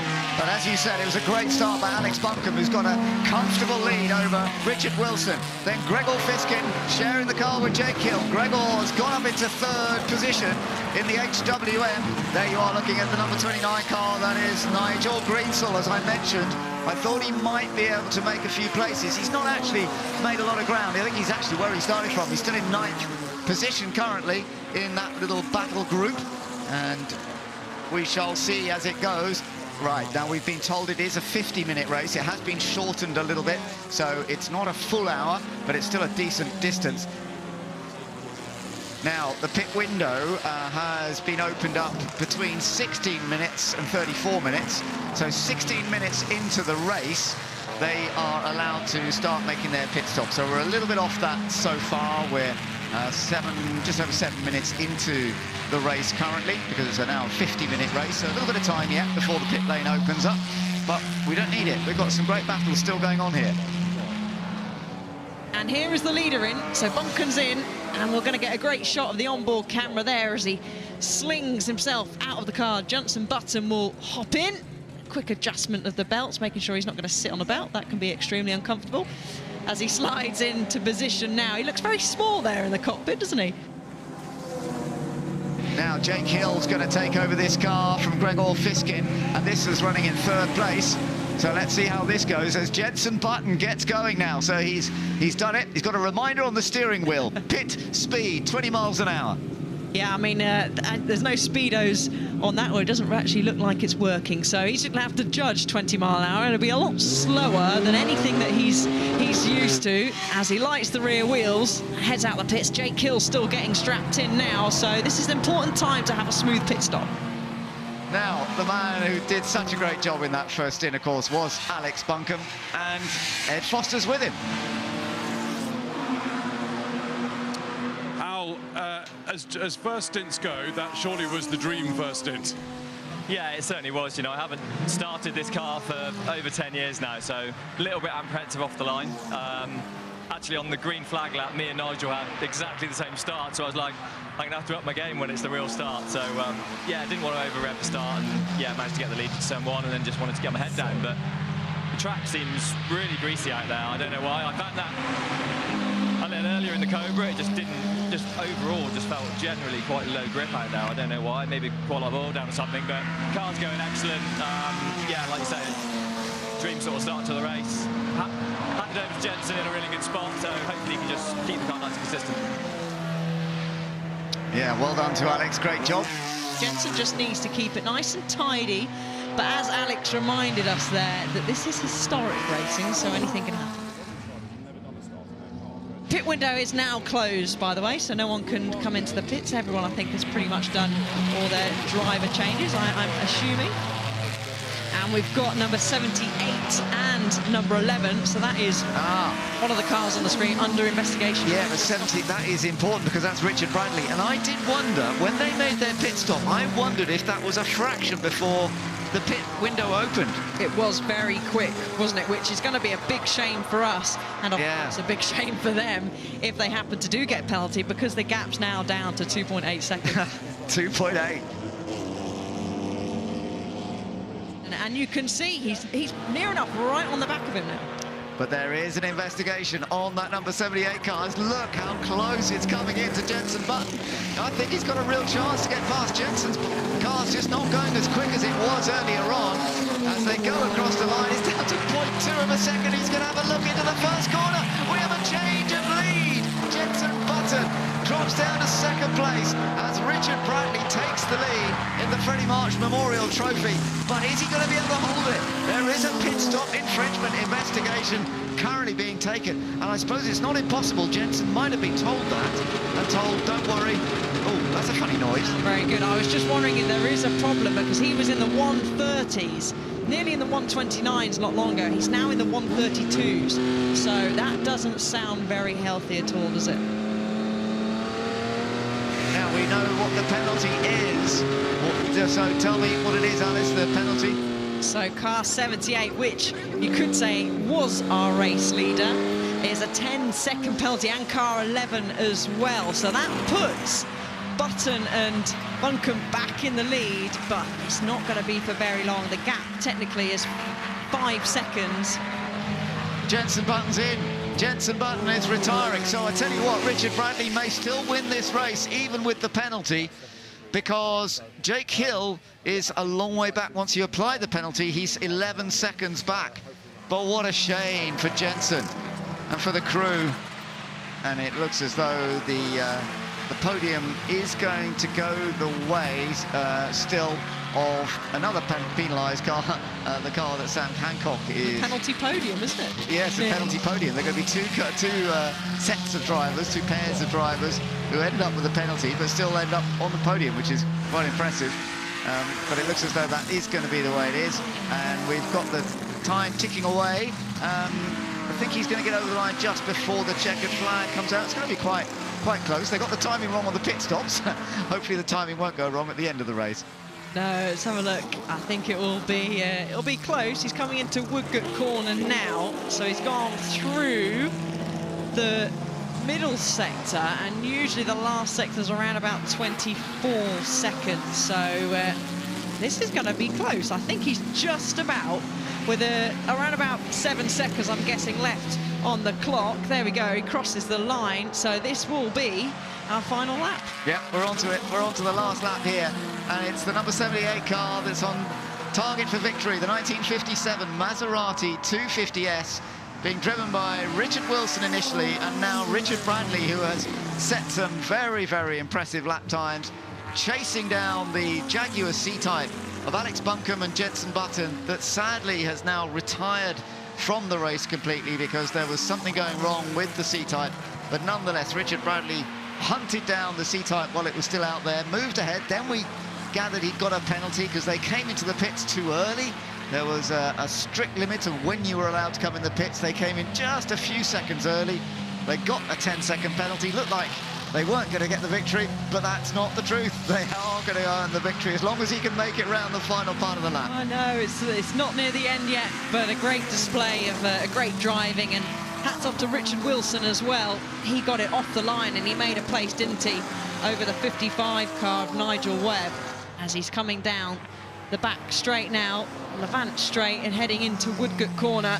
Only a few more corners now to navigate, and he's going to bring the Maserati home to a great victory. Into the chicane for the final time. Richard Bradley in the Maserati 250S takes victory in the Freddie March Memorial Trophy at Goodwood. The first race of this 2023 Revival weekend, and a dramatic race as well. Doing it with a 10-second penalty, he has still managed to take outright victory. Well, let's take a look at the result then of the Freddie March Memorial Trophy. And it was the 2 Richards, Wilson and Bradley, who took victory in the end. Even with the 10-second penalty, they won it by nearly 10 seconds from Gregor Fiskin and Jake Hill, with Fred Wakeman and Sam Hancock finishing in 3rd place in the Jaguar C-Type.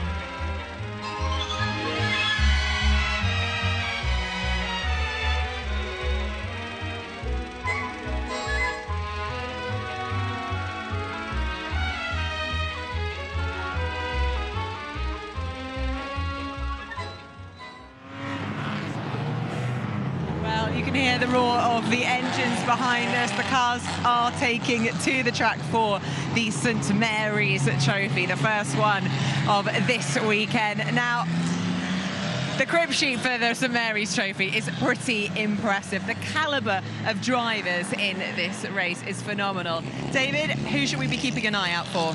Well, it's a fan favourite race, and you can just see them leaving the assembly there. A great mix of cars and drivers. Obviously, Rob Huff, Mark 1 Jaguar in pole position, one to look out for. Great driver, never knowingly drives in a straight line when he can avoid it. But right behind him, you have Romain Dumas in that Ford Thunderbird. It's got 350 horsepower on the bonnet.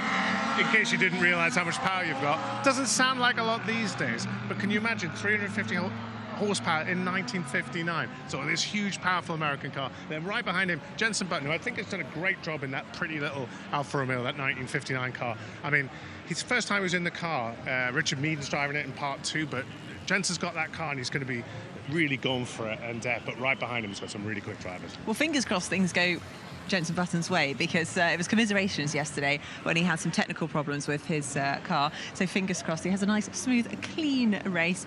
Some of the other drivers to look out for: Gordon Shedden, Matt Neal, Tiff Needell. I mean, it's a phenomenal lineup. The list goes on and on. Right behind the top 3, you've got Jimmy Johnson, NASCAR hero. He's in a little A40. He's loving Goodwood, and he's getting really to grips with this track, having driven a lot less miles than some of the other drivers. Andy Wallace, I spoke to him, legend. He's another Mark 1 Jaguar. He really fancies his chances, but he had a few issues with the car earlier, so hopefully he's sorted that out, and the car can get him to the line, because that is the big thing in this historic racing as well. So what is the strategy when you're coming into the St Mary's Trophy? It's a 25-minute long race, so really there's not a huge amount of time, there's not a huge amount of strategy at play. There's no strategy for these guys. These are just races. This is a sprint race, as far as I know. No driver changes. They're just going to go for it. Excellent. Well, on that note, we are just moments away from the St Mary's Trophy starting. Let's go down to Ed. Well.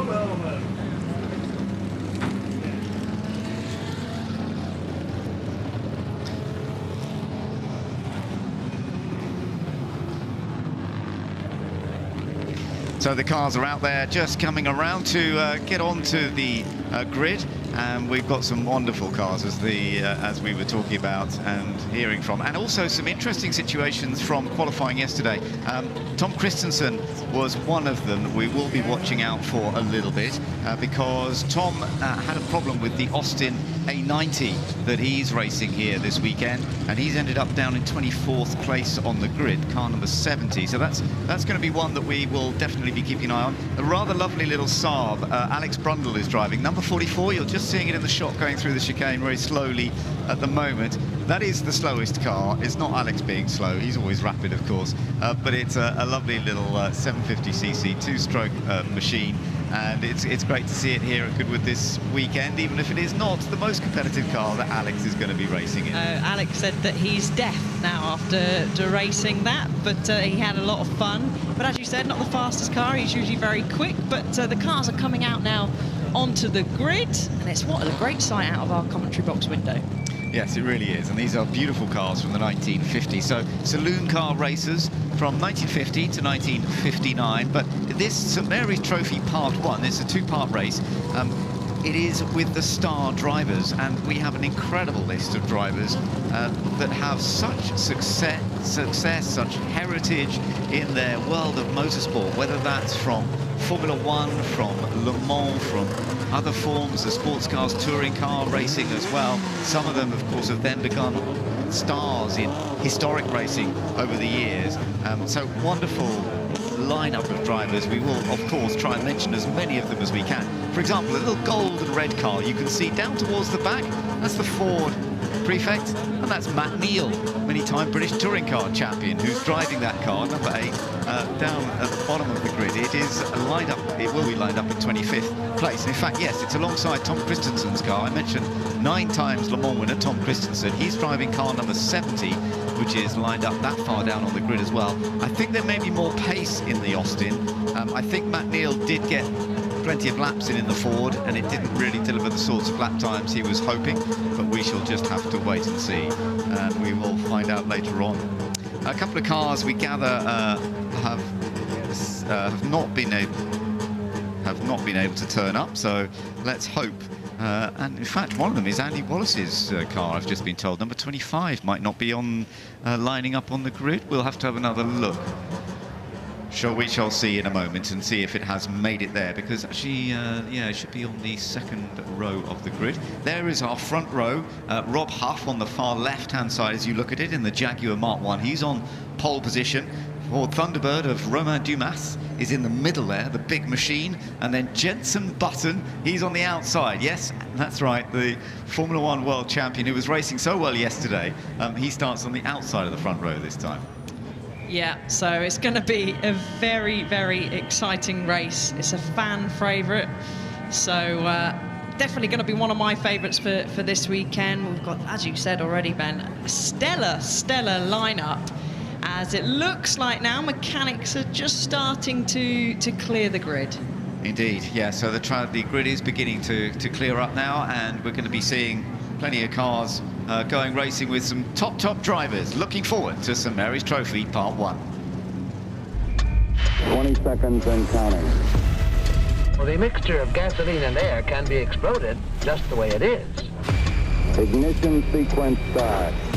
But we get more power out of it 7, 6, 5. if we compress it before we explode it. 2, 1. We're all set. All engine running. Go, go, go! So the cars for the St Mary's are about to come out. Here's the lineup on the grid. Rob Huff, Romain Dumas, Jenson Button on the front row. We are missing both cars from the second row. I don't know what's happened to Andy Wallace and Andrew Jordan. They're missing Jimmy Johnson, Stuart Graham and Benoit Truluia next up, with Karun Chandok in the standard Vanguard and Marino Franchitti in the Austin A35. He lines up in 10th place on the grid. Further down the order, the likes of Colin Turkington, Anthony Reid and Tom Ingram. What a group of touring car racers right alongside each other. Then Gordon Shedden, another brilliant touring car racer. Nicholas Minassian, Gary Paffett, Max Chilton's down in 17th place. Tony Jardine is 16th. David Brabham in 19th place. And one of the most experienced, Richard Atwood, in 20th. Tiffany Dell's down there with Jochen Mass. Rowan Atkinson doing this first stage in the Jaguar Mark 7. Matt Neal and Tom Christensen. I've just had a message from Jason Plato to say he's raced that Ford Prefect in the past. Now it's Matt Neal. Isn't it ironic? The two great rivals have raced the same car. Mark Blundell and Alex Brundle are at the back. And Alex, I know, will struggle a bit with the Saab, but it's going to be fun to see how it all goes. So there we are. We'll see those cars doing their warm-up. Now that's actually Stuart Graham's Jaguar Mark 1, which has not managed to get off the grid. No, so I'm guessing they'll have to push that into the pit lane, which is really unfortunate. So that'll make it then the third car, if he can't get it going, to not start the race. They are trying, so the mechanics are inside, desperately trying to get it go. Is it firing? It looks like it might have fired up. He'll probably have to join the back of the field. I'm not entirely sure where the rest of the field have got to on circuit, but at least he's got it going. Yes, thankfully for that. One of the several Jaguar Mark 1s that are out. We've got one on pole position as well. Here you can see a little white car that's weaving around there. Colin Turkington in the BMW, a little 700cc machine-powered engine in the back of the car, in the boot of the car, effectively. But he's obviously been enjoying driving it. Yeah, and I think seeing it is the one with the least amount of power on the grid, I thought he did a great job to qualify in 11th place. Obviously, because we're missing Andrew Jordan and Andy Wallace, he's gained a couple of spots already. There we have the Thunderbird, the 7-litre Ford Thunderbird. Yeah, this is a real monster of a machine, and it's being driven by a man who's looking for a hat-trick of victories in the St Mary's Trophy. Last year, he won with the Ford Galaxy 500, and the year before, he won with this car, the Ford Thunderbird, in 2021. So can he make it a hat-trick of victories? He's got great pace. This is a real possibility, Alice. Yeah, it certainly is. Going to have the ump for sure, I would say, down that back straight, but Rob Huff's not going to make it easy for him, and you can be safe with that. Rob has been very competitive around Goodwood all the time, and I can tell you he's going to be charging down into turn 1, and there he is, just pulling up into first place. Has a little bit of a check over his left-hand shoulder, should I say, just to make sure that the rest of the competitors are lining up there, as we'll be heading off very shortly. What a great lineup it is. There's Jenson Button's car. He's getting ready to go in that one. We have, for some reason, lost both Andrew Jordan and Andy Wallace from the second row. And as we've seen, Stuart Graham is going to be starting from the back, I think. The Mark 1 Jaguar that we saw will probably have to line up at the back, won't be able to... We'll come into pit lane. Let's have a look what he decides to do. No, he's going to line up at the back. Yeah, looks like it. So Stuart's got a bit of work to do from back there, which is a little bit of a shame for the 81-year-old son of Leslie Graham, a 500cc world motorbike champion back in 1949, and then a great success as a race driver himself. Right, we're all set for the St Mary's Trophy Part 1 with the star drivers to get underway here at Goodwood. The flag waves and we're underway as it's a good start from all three on the front row. Rob Hoff trying to get away, but Romain Dumas in the Thunderbird has got ahead. Romain Dumas using that extra horsepower that he's got in that big American machine. Jenson Button trying to go around the outside in the red machine. He's trying to go around the outside, but it doesn't quite work. He settles into third place behind Rob Huff. Yes, Jenson was really going to try it around the outside of turn 1, but the Thunderbird is go. The Thunderbird has streaked ahead, but we've seen different characteristics. Our onboard car there is Karun Chandok. He's had a very busy weekend and a very clean start to the race. Yeah, on board with Karun. That's fun to see as you've got the battle going on, and that's a really good little... Oh, nearly goes wrong, doesn't it? Very, very close. Side by side. Are they going to make ever so contact? They just about, but joining in, they're going to have a three-way battle for third place. Benoit Trullouillet is in that green car. He's got past Jenson Button, but also joining in the fun and games is Jimmy Johnson, the NASCAR star. So it's all going on. You're on board right now with Jenson Button and the Alfa Giulietta, this very pretty machine, and it's just not quite going for him on this opening lap, having started from the front row, and there's Benoit Trullouillet going past him. Yeah, so Jenson, he knows his experience. We don't need to roll through his history. And there, again, so getting very close round the outside. That's Karun. That's Karun. Where's Karun come from? He's going to brave it round Woodcote. Has he got the car stopped? He just about has. It's a little bit sideways as we're coming now in to close the opening lap. So Karun Chandok's got past Jenson Button now as well, as the rest of the field comes through. So far so good, it's kept pretty clean. Tiffany Dell just running through there, and the Javelin as well. Further down there's Rowan Atkinson in the number 7, Mark 7 Jaguar, back on board with Jenson Button there. So he's dropped down from the front row to 6th place. Karun Chandok in the car ahead. He's just ahead there, and they've both got the onboard cameras, so we're going to get lovely views of both of them racing against each other. And Jenson Button trying to get a little closer to the back of the standard Vanguard. Yeah, this is going to be a great onboard. As you said, Karun in the Vanguard, he's weaving, oh, that rear is weaving all over the place as Karun's trying to feather it through Fordwater. They come in, no gear changes for Jenson, and he sent a lot more speed than Karun into the first part of St Mary's. He uses a little bit of curve on the left-hand side. He's going to have a good run as if Karun, he changed the gear in the middle of the corner, but no, Karun's just got a little bit better pace as they head now into Lavant. Yeah, and this is where you get the exit onto the straight. You've got to get a good exit. He has done well, although ironically you don't really want to be side by side with somebody just there. Now you've got to pick up the slipstream, but the Vanguard actually has a decent amount of power. It's a 2.5-litre engine, and it works pretty well in the standard. But that's where we saw him overtake Jenson last lap around, and that is working down the straight. So I think Jenson Button's, the Giulietta, is not quite so powerful. It's quick through the corners, but it doesn't quite have the same power in it. No, and I believe is that Tom Ingram behind Jenson Button, but look at the fight now, Ben, for the lead. The 1.2-second gap has closed right down. This is interesting to me because Romain Dumas in the Ford Thunderbird, it's a big, heavy car, and the brakes do take a bit of a pounding. Even though this is not a track you have to brake hard too often, but with a big, heavy car like this, it can be a bit of a suffering. And I think Anthony Reid was just passed there. Yeah, so I mentioned that Tom Christensen was making up ground.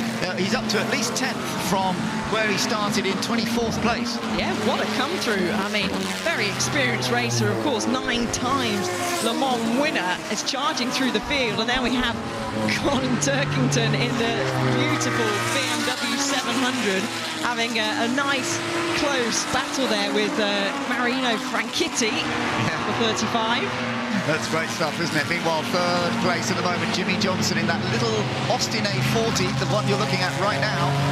The NASCAR multi-champion, but he's still being chased down by Benoit Trullouillet. Now there's Jenson Button in the number 34 car, holding on to Karun Chandok. Chandok sliding around a bit more again. They're getting into the section. We know the standard Vanguard has a decent amount of pace in a straight line. Whether it'll maintain it all the way, we'll see. The Giulietta's just a 1.5. litre engine, so it's 1,000cc down on what the standard has, but of course it's lighter as well, and sometimes that can be an advantage when you get to the corners as they head down into Woodcote. Oh, but it's getting very close. We saw slightly further up the road there. That is the number 2 car, Relay, getting ever so sideways, battling with Jimmy Johnson in the 138. Yeah, Trujillo almost made it through there. You're absolutely right. You can see that from the onboards. Meanwhile, Jenson Button is still right on the tail of Karun Chandhok. Karun Chandhok's bonnet is flapping. Yeah, let's hope that stays pinned down, because otherwise his vision will be pretty much non-existent as he drives. You can see the constant corrections that are going on the wheel, and Button looks close here, Ben, coming out of the first corner, Madrick's corner, but he just doesn't have quite the straight line speed down the straight compared to Karun, does he? No, not quite. Let's see how it goes. Romain Dumas still leading. The gap over Rockhart was just under a second as they went over the line last time around.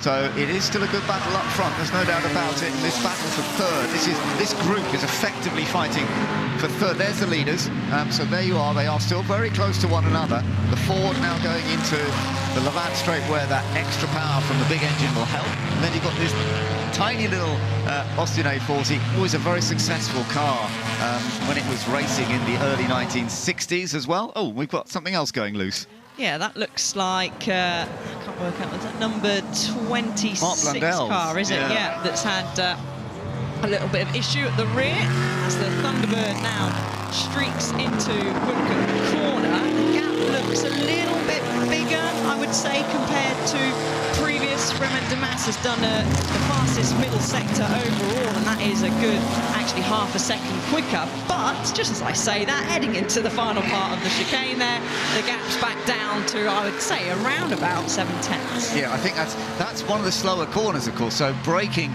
later that you can do in the Jaguar Mark 1 than you can in the Ford is a big, big help. We're back on board with Karun Chandhok, and he's looking in his mirror quite a lot here, seeing where Jenson is. Yeah, he's got to look in front because he's about half a second off the number 2 car, Relay, in front, and then he's got the job of trying to defend from Jenson Button, who seems to be better through the corners, doesn't he? The lighter car through the corners, but just doesn't quite have the pace down the straight. So Karun's stuck in that sandwich there, where he's got to look forward, but also keep an eye on his mirrors as well. Yeah, it's making for fun and games. So you're on board with the car behind. So you're on board with Jenson Button now. Right up behind Karun. Oh, he's got a great run here. Oh, I'm not sure there's a chance to quite get alongside yet. Oh, he's going to have a good go. He's foot to the floor, Jenson will be probably jumping forward, I expect. We'll see soon in his seat, trying to will the car on down the straight. But meanwhile, we saw a great view of the Benoit and John. Oh, Karun's lost it. I was just thinking he's a bit wide. He's just lost it. Thankfully, no contact made. You get to watch it on board as he recovers. Great recovery, 360, and he's back on track. Yeah, like a pro. Yeah, he's cross with himself, though. You can see that. He was cross with himself. We've had to come away because there might be some language being thrown about in the cockpit of his car there. But that's so unfortunate. But he was being pushed really hard by Jenson. This is the replay. As you said, he did get ever so wide, looked like he might be able to save it, and then no. And I tell you what, Jenson Button did a great job. Still got those reactions, hasn't he, to just avoid the spinning Karun. We'll have a look. Oh, that was so close. That's scary when you see how close it is, but at least he was on the outside. The car was heading in, so that was good news. And he did a fantastic job of saving it and getting back out. Let's see, where is he as he crosses the line? Chandhok has dropped down to 11th position as a result of that. Meanwhile, what's happening up front? Yes, I think we had a change for the final podium position. Benoit's got past Jimmy Johnson, but we'll keep an eye on that battle because that was really getting quite fruity. We saw Benoit try and dive one down the inside a couple of times, and Johnson trying to fight back. As this is the battle that we're seeing now on screen. So yeah, he definitely has got through. But Jimmy Johnson taking as much curb as you possibly can, and some grass and a bit too much, but doesn't actually seem to have lost in that much time. So a good off-road car as well, clearly. Yeah, absolutely. And he's trying to get the exit out of Lavant as perfect as possible. There's a touch between them. not ideal, is it? But they're still going. Two Austins, two different Austins. The green one is the Austin A105, a title-winning car of the British Saloon Car Championship in 1958, the sort of car that Jack Sears took that first ever trophy with. And then you've got an Austin A40, and Doc Shepherd took a title of the BSEC in 1960 with one of those. But look at how they're racing. That's the Ford Thunderbird, is it, that slowed down? No, that's one towards the back. That's been going a little bit slowly generally, just keeping out of the way. I thought, oh dear, we've got trouble for the lead, but back to the pictures here. Look who's joined the party. Ding dong, here comes Jenson Button. He's right up on the back of this battle now. They're slowing each other down a little bit. Just look at the timing screen. Tom Christensen has made his way past Tom Ingram, so will we soon see Christensen approaching the back? There we are, the headlights bobbing along on the bumps. I think it's going to be pretty soon before we see him join this battle, because at the moment he's lapping quicker than the cars in front. So there you are, there is Tom Christensen, having started from 24th position. Tom is now into 6th place, and as you say, potentially he's going to be able to actually get into this battle for a podium. Jenson Button currently lying in 5th place, 4th place for Jimmy Johnson. Benoit Trellouis is just there in 3rd at the moment, but not for long, because here comes Jimmy down the inside. He's taking the line, but then it's about the exit of the corner and getting the speed down the straight. Yeah, Jenson's trying to get as much into the toe of the Austins as he can, and the battle continues. Look, they're just going to keep swapping places, and Tom Christensen, if I was him, I'd be thinking, yep, you lot just carry on, because that's helping me stream up to the back. But Jenson's having a real close look here at Jimmy Johnson. Yeah, he's their way through. Always a bit of a tricky one as you come into Woodcote to get alongside, but there are opportunities. A bit of smoke coming from Trellouis's car. I think that was tyre smoke. Okay. So sideways that those tyres are producing a lot of smoke. And look, within one lap then, Christensen is on the back of this battle. He could get a podium here. He could, you're right, from 24th on the grid. That is Tom Christensen, 9 times winner of Le Mans. And here he goes already down the inside, trying to get past Jenson Button. Jenson gives him space, but at the moment Jenson holds on to that 5th place, fighting for 5th, but only just ahead of them. We've got 4th and 3rd as well. Look at the bouncing around as it continues here for Tom Christensen.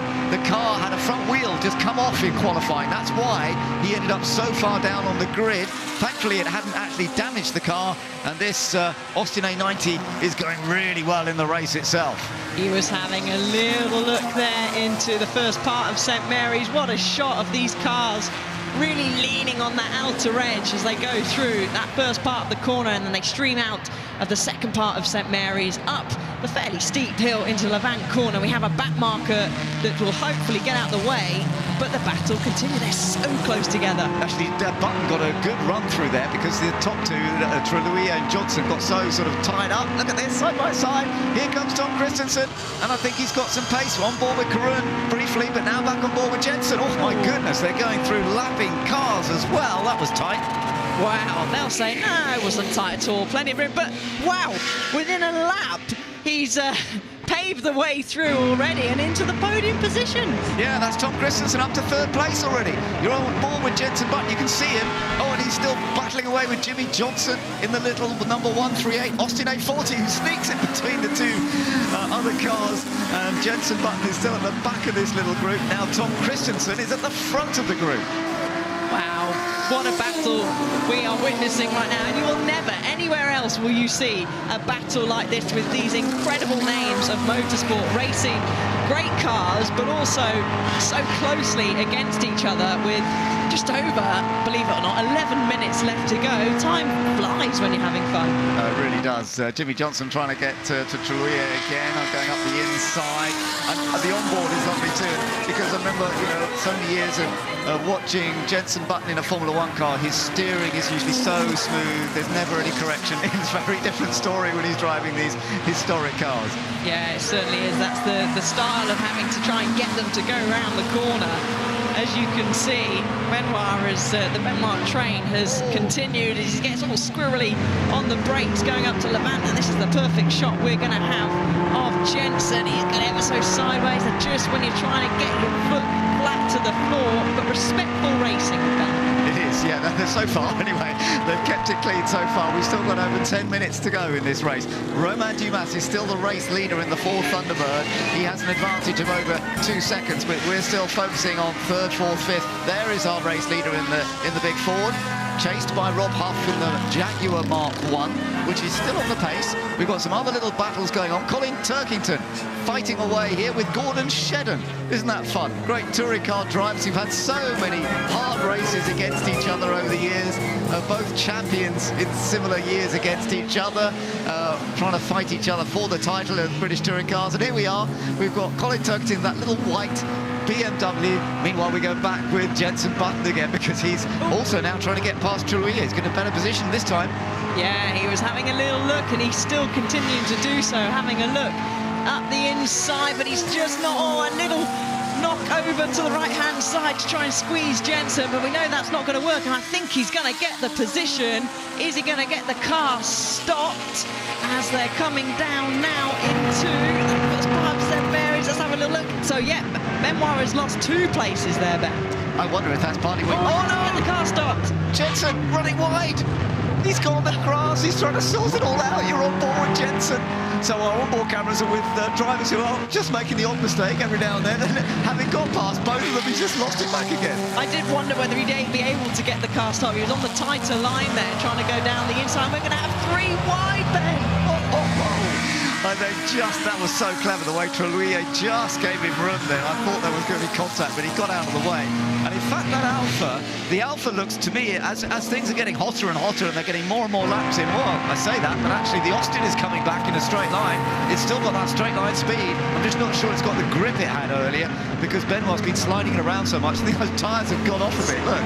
See the smoke, but look, we've got the 2 drivers here of Jenson Button. Oh, Benoit's gone slightly wider, and I'm just saying Jimmy Johnson going side by side through Woodcote, which is a rare sight.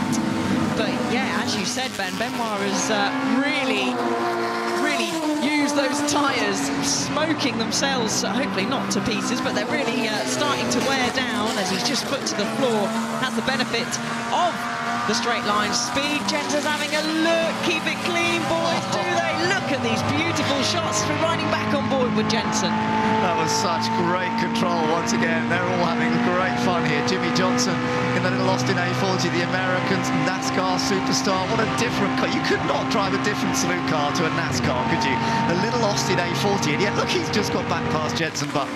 I tell you what, you can't pick who's going to take this this 4th place. This battle is for 4th place now. It's certainly got back marker just getting out of the way. That's Alex Brundle, yeah. the Saab, doing a great job of letting this battle continue. But the production team got a tough job with the onboard camera there. We don't know whether to look forward or look backwards. I know, there's so much going on. It's great fun, and it really is. Jenson Button battling with Jimmy Johnson. When you think that Jenson's actually been doing some NASCAR this year, NASCAR racing. He drove a NASCAR car at Le Mans this year, raced it at Le Mans, and he's up against Jimmy Johnson, who's one of the great NASCAR champions in the United States, and there are 2 such very different cars here, and here comes Jenson again trying to get past him. Yeah, he's having a look. He's keeping it nice and clean. He's very close to the rear of Jimmy's car, going down into Woodcote, and they'll go into the chicane. Jimmy getting a little bit out of shape on entry, but he actually did a good job to get it tidy for the second part. But it looks like Benoit has probably used up all his tyres now. So we just saw Christensen. He's in a pretty comfortable 3rd place. Meanwhile, by the way, Romain Dumas has opened up the lead to 3.4 seconds. I don't think the Ford Thunderbird is dropping off. I thought it might in the high temperatures with the big heavy car. But at the moment, this car is still in 2nd place. That's Rob Huff. Lovely shot of it. He's still sliding it in a very good style. It's not over-sliding, but he hasn't quite got the pace of that Ford Thunderbird. This is a circuit that suits big engine machines. There's no doubt it's fast. There are not too many slow corners, and the Ford Thunderbird is making the most of it. So I tell you what, at the moment, Romain Dumas is on target for his hat-trick in the St Mary's. He is. He got the great start off the line, didn't he? As you can see, just drifting it fully sideways round Woodcote corner. A big, heavy machine, and very powerful in a straight line with that 7-litre engine underneath the bonnet, as he's making use of all the available road on the exit of the chicane. He's got a little bit of traffic, and when it steams past our commentary box window, you can always tell by the sound which car is going past. But meanwhile, this battle here is still raging between Jenson Button and Jimmy Johnson. Yeah, he's got a chance again, and this time it looks as though Jenson is going to be back up in front as they come into Woodcote corner. Nicely lined up. The little Austin A40 didn't have quite the same pace there, but Duff's being kicked up by somebody running a bit wide. Nice through the chicane as well. Composed and controlled from Jenson Button. That's the sort of thing we expect to see, but Tom Christensen is still pulling away from them. But Tom is a long, long way from Rob Huff and Romain Dumas. It's a massive gap between the top two and then the rest of the group. But don't forget, Tom Christensen came from 24th place to get up to 3rd to fight against these guys. He's got the pace, but he isn't going to be able to catch the leaders now. No, he isn't. And actually, Jenson Button, even though battling there, just set a personal best lap time. And there is Karun that had that unfortunate spin. He's still down in 11th place. So he's not been able to make any moves. But Jimmy Johnson's had enough of looking at the rear of Jenson Button's car. They're going to go, no, they are they? Yes, side by side through St Mary's. Yeah, lovely. They've got such regard for each other, but they're going to race as hard as they can, no doubt. Meanwhile, further back, we were watching the Turkington-Shedden battle. That's still going on. I can tell you that's still incredibly close between Colin Turkington and Gordon Shedden in another of the Austin A40s, like the car that Jimmy Johnson's driving, number 138. So that's still going on. At the moment, Colin Turkington is in 8th place, Shedden is in 9th, and we've got Marino Franchitti holding on to 10th, as you say, and staying ahead of Karun Chandok, who is down in 11th place. Hasn't managed to jump back up from that point as yet, as we go back on board with this lovely views. We've got various onboard cameras with Jenson, giving us a great angle. This is looking back, of course, at Jimmy Johnson as they come down into the chicane. This is where you don't want to hit those curbs too much. You sometimes see them touched, and sometimes you see them hit quite hard. Yeah. No, we don't want to see any of that as Jenson streaks down the straight now in his Alfa. Jimmy Johnson closely behind in the Austin A40. So he's still dancing, still battling behind that wheel. Constant corrections going on, a slight variation of line there as well. As Jenson, we've got the number 26 of Mark Blundell pulling off. Again. In the same place he did in practice, yeah. Well, hopefully they've still kept the chair out there for him that he was sat in yesterday. He's not having much luck this weekend with that car for whatever reason. At least he got a few more laps in this time because it held out on him very early yesterday. Meanwhile, we're still watching this wonderful show between Jenson Button and Jimmy Johnson, who are thoroughly enjoying themselves. And there's the other one I was talking about, Colin Turkington versus Gordon Shedden. This is remarkable, this little tiny BMW with its 700cc flat twin engine based on a motorbike engine that BMW put into the back of that little car, a time where rear engine cars really weren't around. This is from 1959, and it's up against the Austin A40, which was a brilliant Austin that went into racing as well, but was so many people's road car. It was convenient, it was almost like a little hatchback car that suited so many families, but it's also a great racer. No, it certainly is, and a great battle, and I'm sure they're keeping it clean as again, this battle. And Jimmy Johnson's just run slightly wide. Can he recover it? Yes, he does. That's the exit of Woodcote as they feed through the chicane. But just having a little look at the timing screen, Ben, we've seen it in previous races that traffic can play a big part here. The gap now for the lead has come down to 1.5 seconds, so Romain Dumas has clearly had some traffic somewhere along the line, because it was up, I'm sure it was up to around about 3 seconds at one point. So the gap's come down, so we'll keep a close eye on that, on our timing screens, as we continue to watch this battle that we've been watching for a majority of the race. So there we go. There's the leaders on your screen, and Rob Huff losing around about 0.4 of a second compared to Dumas in the first sector, and it doesn't look like there's too much traffic further up the road, as they are quite far ahead now, coming into the final part of the lap. Colin Turkington still fending off Gordon Shedden for the moment, but as you say, we are getting into the very closing stages of this race, so it still could change. I think these two are both loving what they're doing, and they've driven many touring cars over the year, but I wonder if they've raced something quite like this in the past. It seems like Colin can brake very late with the BMW, But this time, Gordon's as close as ever. Has he got a bit more straight line speed as they go on to the long Lavant straight? No, I'll tell you what, that little engined BMW is surprisingly fast in a straight line, isn't it? Yeah, it certainly is. And actually, even though these two are battling away, they are closing up to the back soon, I would say, of Tom Ingram. He's a little bit further there up the road, the current BTCC champion, so fellow touring car racer. So maybe Colin will then have a little bit of what Karun had to deal with, is looking ahead at a battle, but also keeping an eye on his mirrors behind. Yeah, you're absolutely right. There, as you say, is Tom Ingram. So Tom Ingram and Colin Turkington race regularly together in current British touring cars. Tom, as you would say, the reigning champion, and Colin a multiple champion, and Gordon a multiple champion behind as well. So what a great competition this is to see between them. But they are still all having to follow Benoit Treville, who's kept that number 2 Austin going at an impressive pace. The number 39 car of Tom Ingram is an Australian Austin, actually. It's quite rare to see that in the UK, this Lancer version. Meanwhile, it's still Jenson Button versus Jimmy Johnson. It's not for a podium position, unfortunately. It would have been fun if this was still for third, but Tom Christensen's definitely gained that. Yeah, he has, as he's having a little look, but this is the race leader coming to collect the checker flag. And Romain Dumas comes across the line to win St Mary's Trophy Part 1. And that is a hat-trick of victories in this category here at Goodwood in 3 years. And that Ford Thunderbird won 2 years ago with him, and it's taken victory again. Well done to Romain Dumas. Second place to Rob Huff. Third place going to Tom Christensen, but fourth place is still up for grabs. Yeah, who's it going to be? Jenson Button has got the upper hand at the moment. They're coming into Woodcote Corner. I don't think Jimmy Johnson's close enough to fire one down the inside of the chicane. And there's Tom Christensen coming through, getting it all sideways, just giving a little bit of showing off as he comes up to come from the back of the field all the way up to a podium. So fantastic job. And who is it going to be? It's Jenson Button that finishes that fantastic battle in fourth place. Yeah, he finished in fourth by 0.288 of a second, the gap between himself and Jimmy Johnson.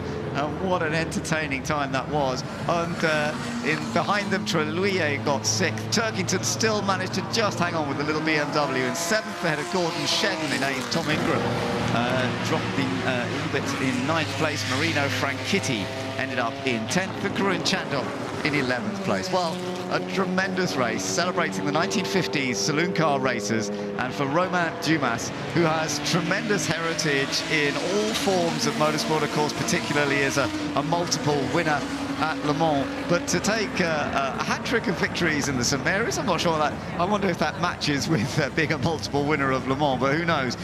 We shall see. That was very, very impressive from him. It does seem to suit him extremely well. Yeah, it certainly does. And you will get to see these cars back on track again tomorrow. So St Mary's Part 2, where it's pretty much the majority of the owners that will take these cars out on track, and that will be at 5:45 tomorrow. And we had a little bit of bodywork fly off after the checkered flag on Dumas's car, but that will be that was good timing, doing that after the checkered flag, but nothing that would have hindered him along the way. And of course, it is a combined result, an overall result. So to get the official hat-trick that I've been talking about, he actually needs his co-driver to do the job. So Bill Shepherd is going to have to try and, if not win, then he's got to still be right up near the front. So there still will be an interesting battle up there to see how it goes for the ultimate final result of the two-part St Mary's. But you've got to congratulate Romain Dumas for doing such a great job of taking victory in this key race. Yeah, as he's getting a little bit of air, waving to the crowd, a great crowd out here. It is really warm out there, so imagine the temperature in these cars as well that get particularly warm. So a great show, round of applause, and so it should be. What a great race we've just witnessed here in the St Mary's Trophy Part 1. Lovely to see, and in such a great style of different cars from the 1950s, from the big monster from America up against tiny little cars, some of them, the little BMW, even the Austin A40s, that at the time were such convenient machines for so many people, and yet they raced so strongly here at Goodwood and just take us into proper racing, which we all love to see, driven by superstars that we have just been watching. Great stuff, and I do hope that everybody has enjoyed this race at St Mary's, and one to come again tomorrow. So we've got plenty more to come, and coming up shortly, in fact, the Carroll Shelby tribute. That'll be celebrating some of the wonderful cars that are here at Goodwood this weekend. But from St Mary's, we've had a wonderful race. Let's go down and join Ed Foster. Well, what a race that was, Romain. 3 of 3. I mean, I don't think you could have dreamt of a better race than that. Well, it was perfect race, yes, but Rob was always on my back, you know, with get a little bit of traffic for sure with our car. It's not so easy to go around, so he catch back. At the end, was not a lot of brake left, so it was a little bit complicated, and he was always pushing me. But I can tell you, I was looking my mirror all the time. Yeah, it was a cool race, nice race.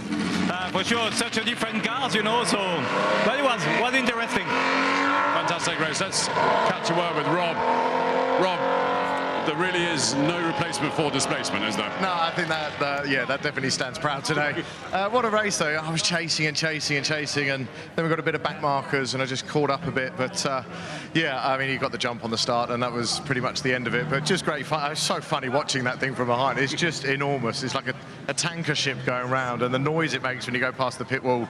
But yeah, huge thanks to Justin and the Donlaw family for letting me drive this weekend. Lovely car, beautiful car. Just needed a little bit more. Just need another 50 horsepower. Yeah, something like that. Right, we've got Tom here. Tom, I know you've achieved a bit in your career, but 24th to the podium has got a rank, hasn't it? Yeah, 24th. I just knew it was at the last row, and you know, again, it's just wonderful. The only thing I said, I tried to do them proud and make Hardy Herbert a little bit more to the front.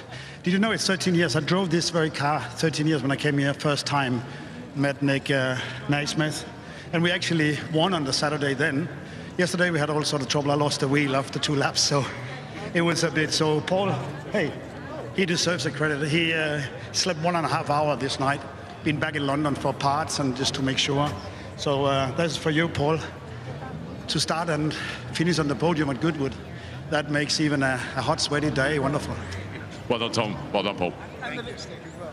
Lovely to hear from Tom, and what a great job he did to come up from so far down on the grid to finish in 3rd position, and having a little chat with Rob Huff. And for Jenson Button and Jimmy Johnson, the two who were battling away for 4th, it was Jenson Button in the end who got that 4th place from Jimmy Johnson. They did actually share that NASCAR that got raced at Le Mans this year. They were sharing that car, and today they were racing against each other with such style. It was wonderful to watch. Benoit Trellier finished in 6th place. Colin Turkington just holding off Gordon Shedden by just 0.2 of a second. Tom Ingram up there in 9th place, and Marino Franchitti finishing in 10th place. Further down the list, Karun Chandhok, he had that little spin, still came home in 11th, ahead of Stuart Graham, Anthony Reid, Nicholas Minassian, Tony Jardine in 15th, Gary Paffett in 16th, and Rowan Atkinson doing a good job in his Jaguar Mark 7, ahead of the likes of Jochen Mass, Matt Neal, and Ewan Sergeson. No, I thought it was in the top 10.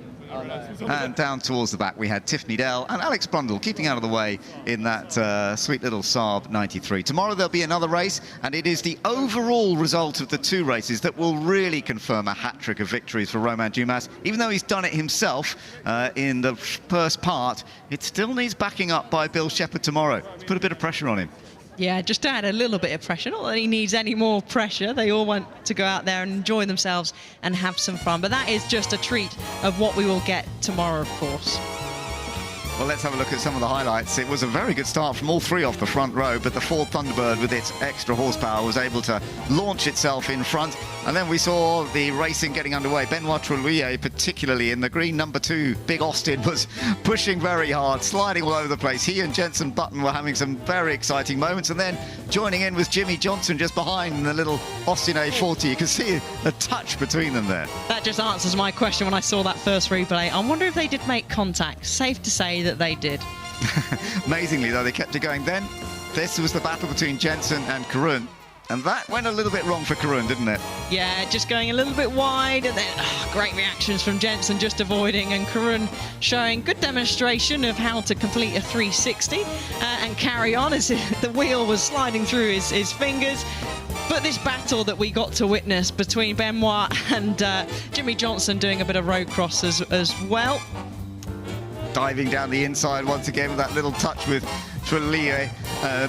They're getting to know each other. They're both very, very experienced racers, but I'm not sure they've raced against each other too often. And then, of course, Tom Christensen joined from the back to get into this little group, chasing and getting past Tiffany down. It was Tiff. I hadn't realised it was Tiff who was keeping out of the way.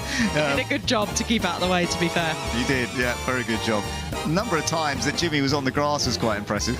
Was very impressive, but here we had Jenson Button having a little sneak down the inside of Benoit and a bit of door banging. Were they? No. Maybe some mirror brushing, and the onboard of this is going to be Jenson running ever so wide and going, do you know what, I'm just going to go across the grass a little early, turn a little early as he went across the grass. I can imagine they were all giggling and smiling underneath that helmet. Yeah, wonderful control and keeping it all together. I was surprised all these cars actually made it to the end. They were racing so hard, but what a show. Tremendous stuff, and I could see in the background the fans were clapping and cheering, just watching them going side by side like that so often through the beautiful Madgwick corner. Some friends of mine watching from Madgwick. I hope they've had a good day. So across the line, it was a lovely win for Romain Dumas from Rob Huff in second place and Tom Christensen in third.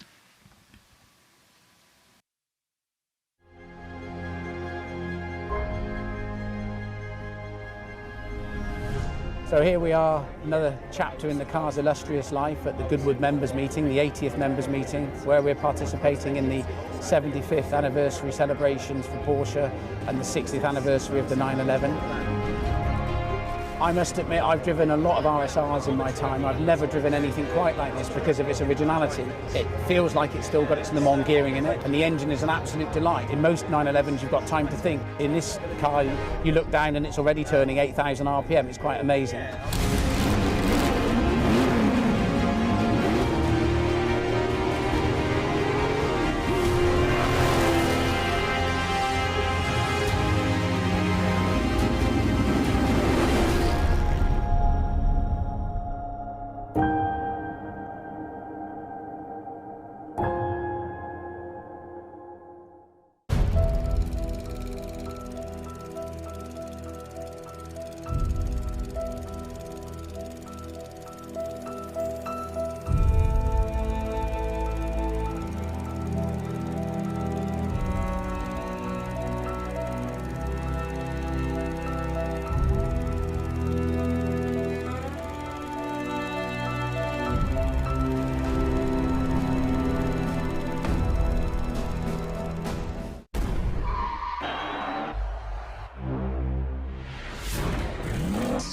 To hear them start and then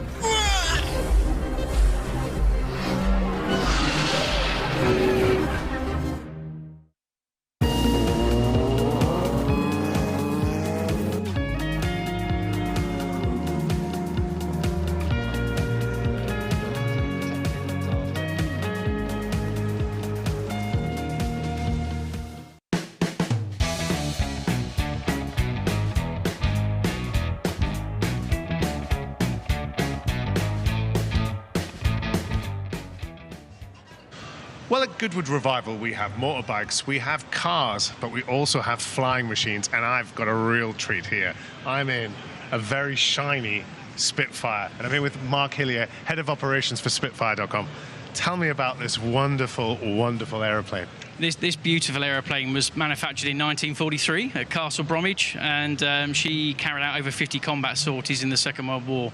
But she's absolutely beautiful in this polished aluminium finish. She did the round-the-world trip with Matt Jones, Steve Brooks, and Ian Smith, and it holds a world record for its round-the-world trip. But she looks absolutely gorgeous in the sunlight today.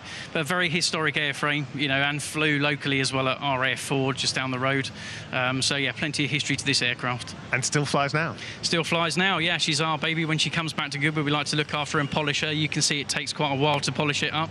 But yeah, we're privileged really to be able to look after such a historic aircraft. And why would you leave a plane like this unpainted in this polished way? Lots of reasons with this. It's lighter. If you can imagine carrying 4 tins of paint out of B&Q, how much weight that is. But so it burns less fuel, obviously, because it's lighter, goes faster, and also not carrying the military markings actually attracts people's attention to the engineering feat that we had. You know, imagine this designed, you know, before 1936 and first flew in 36, and the design carried on throughout the war. It's an amazing piece of engineering. So.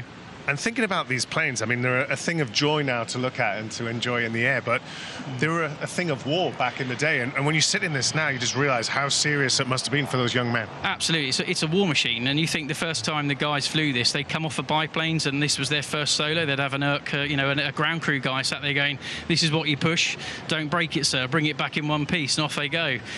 So I'm in awe of the guys, really, because they were coming off of what was pretty much old technology and straight onto this. And it was like a Robin Reliant to a Ferrari. I'm sure, and at the time, as you said, no twin-seaters, so the first time you'd go up in the air in a Spitfire was the time you were flying it. That's exactly it, and of course the guys would often say they were well behind the aeroplane, so by the time she got airborne, i.e. the aeroplane, they were catching up with it about 15 miles down the road and going, I'm airborne now, you know, so. Just touching the controls here, it feels incredible. I mean, it's the sort of pitch and the roll, I'm guessing that's what this is the main lever. Absolutely, yeah, and it's a very, very light touch, you know, you only need sort of 3 fingers to fly it. There's no rapid moving of the control column, but yeah, all the people that fly it say the same thing. She's an absolute dream to fly. So quite intuitive? Yeah, she is. Yeah, I mean, I've flown a lot of tailwheel aircraft over the years, and I think this is about the most beautifully harmonised aircraft I've ever flown. I've flown quite a few different types, but this is just gorgeous. Unfortunately, I don't get to fly from the front seat. I look after the operation, but I get all the rear seat trips, and the guys let me have a little play in the back seat, so it's good fun.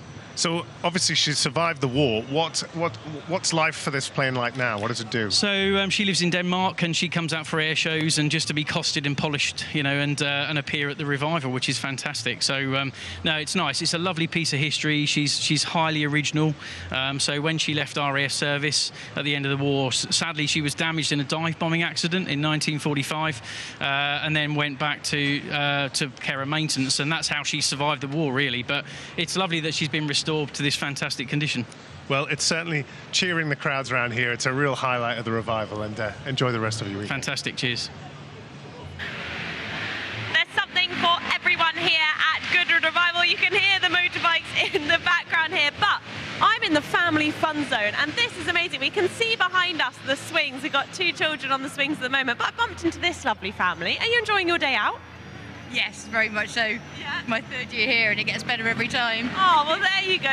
Let me talk about these bucket hats, because these are fantastic. Oh, yes, well, you've got to celebrate the British part of it, haven't we? And we are just so pleased to be here. It's so much fun. It's great to see all the classic vehicles out and about and racing, and hearing them racing is just so exciting. And to have all the family as well. This is your 2nd time here. How many times have you been here? I think it's our 3rd time. That's a lot of times you've been here. What's your most favourite thing? Seeing the cars go around the track really fast. 100%. And is this your sister? What's your most favourite thing? Getting everyone together and just walking around seeing everything. Oh, that's amazing. That's such lovely. And I love your spotty dress. That is amazing. How long have you had that for? Only like 2 years. Wow, that is brilliant. You look really, really pretty. Well done. This is just a fantastic zone. I'm going to leave these guys to carry on with their day and their picnic. Thank you, everyone. Because over here as well, we've got lovely food stands. We've got drink stands.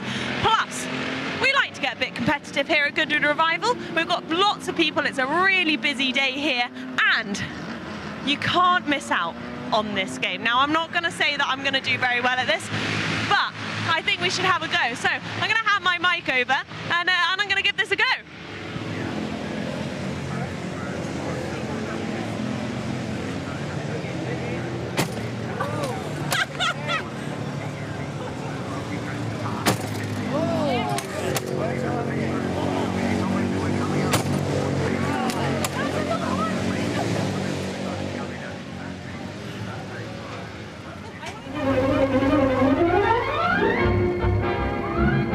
Racing motorists and their fans turned up in force at Goodwood, where a new track provided plenty of sport at the opening meeting. The motor circuit at Goodwood turns 75 this year. Created from the perimeter road of a disused Spitfire base and opened in September 1948 by Freddie March, the 9th Duke of Richmond, some of the most famous cars and illustrious drivers in history have lined up on this very start line. 85 drivers joined in the opening event, with the first members' meeting taking place in 1949 and the one and only motorcycle event staged in 1951. From start to finish, the meeting had been a big success, the Speed King's own interpretation of glorious Goodwood. Reigning F1 world champions Giuseppe Farina and Alfa Romeo won here in 1951, cementing Goodwood's place on the world stage. And in 1952, the first Goodwood 9-hour brought night racing to the country, with victory going to Peter Collins and Pat Griffith in their Aston Martin DB3. The race continued far into the night. Another of the Aston Martin team was the winner, covering 680 miles and driven by Peter Collins and PwC Griffiths. Through the 50s, Goodwood became synonymous with racing in Britain, as the likes of Hawthorne and Fangio, Brooks and Gurney, Brabham and Hill all joined in the fun. Silverstone may have hosted the Grand Prix, but Goodwood was the spiritual home of British motor racing, for professionals and amateurs alike. But if Goodwood belonged to one driver, it could only be Stirling Moss. He won his first ever race here at the opening meeting in 1948, a day after his 19th birthday. He won more often than any other driver. Further south to Goodwood, where a record crowd saw Stirling Moss, already at 22 a veteran driver. Ace driver of that team, the great Stirling Moss. Stirling Moss was driving from scratch and set up the fastest lap at 82 miles an hour. After 4 hours, not only was Stirling Moss the winner, but 2 other Aston Martins were second and third. Between 1958 and 1961, he won the blue-ribboned Tourist Trophy 4 times in a row.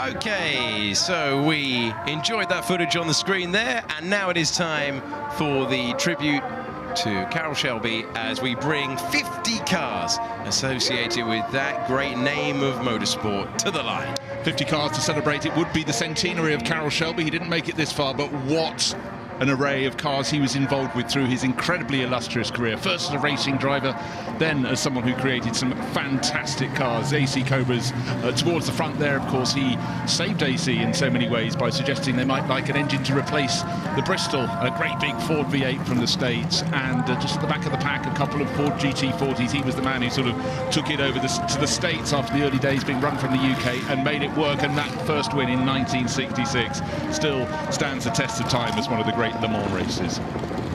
So just forming up on the line, there are 50 cars to come here. We did this yesterday, we're going to do it again today. It's the reason that we've got the American flag and the flag of Texas on the bunting on the main straight here to pay tribute in what would be 100 years on from his birth. And again, one of the things I love so much as you look back down through the pack of cars as they assemble down onto the grid is the diversity of machinery, because of course, first and foremost, Carroll was a racer. The dark red Maserati on the right-hand side of the grid went out yesterday and won the evening race, the Freddie March Memorial Trophy. So a real mix of cars from his racing days through to the days where he was creating and driving performance cars forward. What he wanted effectively once he retired from racing was to take nimble European sports cars and give them great big V8 engines to really conquer the market in the States that had nothing really on that operating plane whatsoever. The first Corvette was something they wanted to take on. It wasn't really a sports car to start with, but performance did start to arrive, and certainly he had a very, very big role to play in all of that. By sheer bloody-mindedness in so many ways, he had this idea, he wanted to make it work, and he kept going until it did. So we're just forming up on the grid. 50 cars to come here. Some real legends of motorsport parking up, and you can see the Golf colours there of the GT40. It was an incredible journey from being a chicken farmer in Texas to a very successful driving career to creating an iconic run of cars, including the Ford that took them to their first victory at the Grand Prix of Endurance, the Le Mans 24 Hours.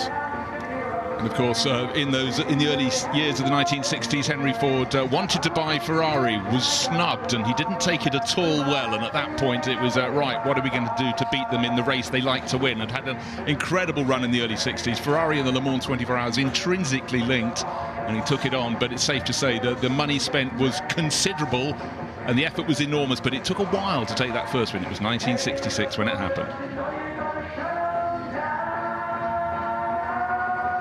Okay, let's soak up the sights and the sounds down there as we form up. We'll be having a couple of laps by way of tribute, but first of all, let's check in with David and Nikki. Thanks, guys. Thanks for checking in. How are you doing, David? Are you surviving this heat? I'm loving the heat because we've had such fantastic races this morning. It's been incredible. It's been proper wheel-to-wheel action. We've got to say a big thank you to Jenson Button, I think. He's provided plenty of entertainment this weekend. He really has. I mean, that race with him and Jimmy Johnson, that was fantastic. Obviously, fantastic race in St Mary's. I think, Rob just couldn't quite catch Roman. He had that getaway in that very powerful Thunderbird. Tom Christensen, a fantastic drive, which the podium place was a great reward for those guys working on the car all night, which is great to get a result. But for me, Jimmy Johnson and Jenson Button, just incredible door-to-door action. Just what you want to see in the St Mary's after a photo finish in the Goodwood Trophy this morning. We've had it already, and it's not even lunchtime. Exactly. We have so much more still to come, including the phenomenal Carroll Shelby celebration. We can see behind us 50 cars, a collection from Carroll Shelby's career over the years. Now, this year would have marked his 100th birthday, and what a way to celebrate. But let's talk about some of the beautiful pieces of machinery that we can see behind us. I mean, the GT40, that's always a favourite of mine. That Le Mans winning car, it's an absolute classic. Well, your eyes go straight to the GT40, as does many people. We're speaking to Noel Edmonds today, of all people, just an unlikely find in the driver's land. He's flown all the way from New Zealand, and he said he just stops in his tracks to the GT40. Actually used to own one of the cars, and I think he sadly sold it before it went to 6 million, I think it was worth, when he bought one for £10,000. But when you look out there, we have proper thoroughbred GT40s. We've got the actual cars that have won in 66, 68 and 69. But of course, alongside that, we've got an MG TC from 1949. Carroll raced that in 1952. And looking back, it's just got this fantastic mix. And as I was saying yesterday, it's this mix of American and British engineering coming together to win races at the hands of Carroll Shelby. Fantastic celebration. And I think obviously Carroll Shelby, he was a hero when it came to developing cars and the engineering side, but he was also a racer. That's how he kind of started out in the industry. He dabbled in a bit of Formula One, Le Mans. He was an absolute expert on all sides of motorsport. But came to it very late. I mean, came to driving much later than obviously drivers do these days. But he was just very uncompromising character. He got what he wanted. And then after his driving career finished, having won Le Mans, this man moves into developing cars to race and win, and did it with this really uncompromising spirit, taking on the board at Ford, getting them to bend to his will.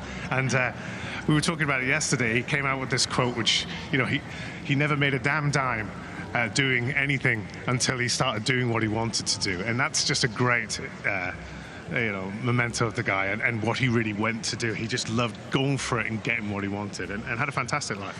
Well, he certainly got the job done, that's for sure, and I'm sure he's looking down, celebrating his 100th birthday this year, and taking a very closer look at some of the beautiful cars that we have on track. Now, of course, this afternoon we've got plenty more racing taking place.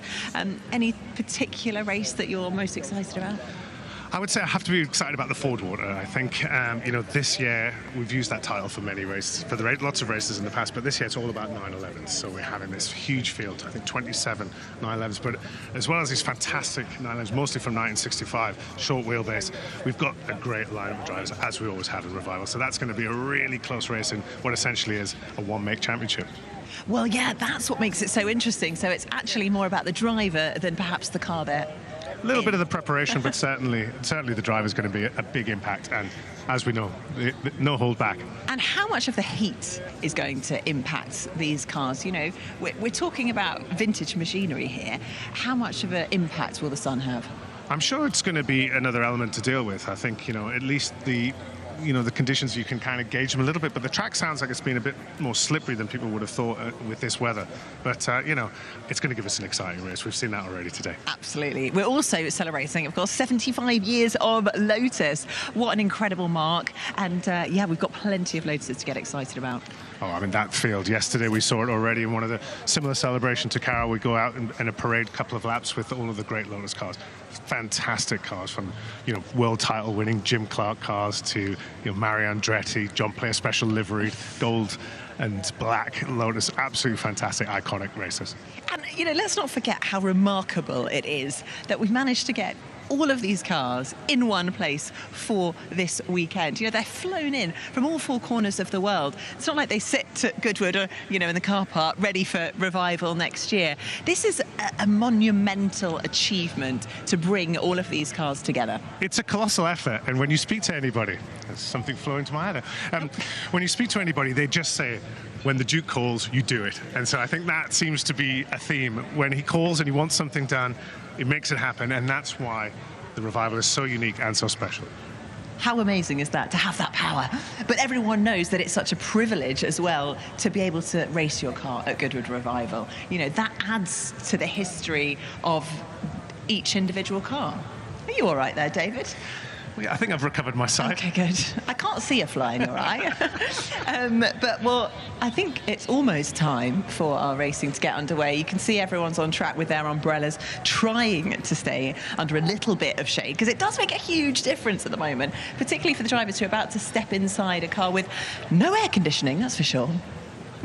Yes, absolutely. I mean, the GT40s, I think, probably are the hottest cars of this weekend. They were already, I mean, how they ever did 24 hours in these cars, but there's one roadster out there, which is probably the one to be in, but the other cars are going to be so hot. You close those doors, that engine's, especially the big 7 litres, just generating so much heat within that car. Certainly wouldn't be for me. It's bad enough just standing here on the balcony. Yeah, exactly. We're just missing one thing. I feel like there should be something in our other hand if I didn't have this here. Well, everybody else is doing that. I spoke to quite a lot of people on the Veuve Clicquot lawn yesterday. Oh, they seem to be having lots of fun. Yeah, absolutely. I mean, that is the beauty of Goodwood Revival. Not only have we got all the action on track, but there is plenty to do off track. And everyone was getting stuck in yesterday. And it's, well, I'm not wearing a watch, but I know it's time for everyone to get stuck in once again this afternoon. Right, okay, so I think we are almost time to get racing underway. But first, we are going to hear from our commentary team. Over to you. Thank you very much. Enjoyed that check-in. We are waiting for a couple of moments. I haven't seen the grid this busy all day, Bruce. No, there was a sudden influx, but what I love is we heard David mentioning that earlier, the number of people down at the front wearing Stetsons. I think they're probably very, very pleased to be wearing those on a day like this. But the Duke of Richmond and Gordon, no Stetson for him, and he's going to be coming to impart his passion for this celebration of all things to do with Carroll Shelby. He would have been 100 this year, and just the sight looking down the grid, that array of cars. And of course, don't forget, 1959, after several years as a works Aston Martin driver, Aston Martin been trying to win the Le Mans 24 Hours. Carroll Shelby achieved that to great delight, wearing his Texan bib and tucker dungarees rather than a race suit in those days. Of course, things were slightly different back then. Famous win, but only one more year of racing, 1960, to Aston Martin. And now, down to the Duke of Richmond.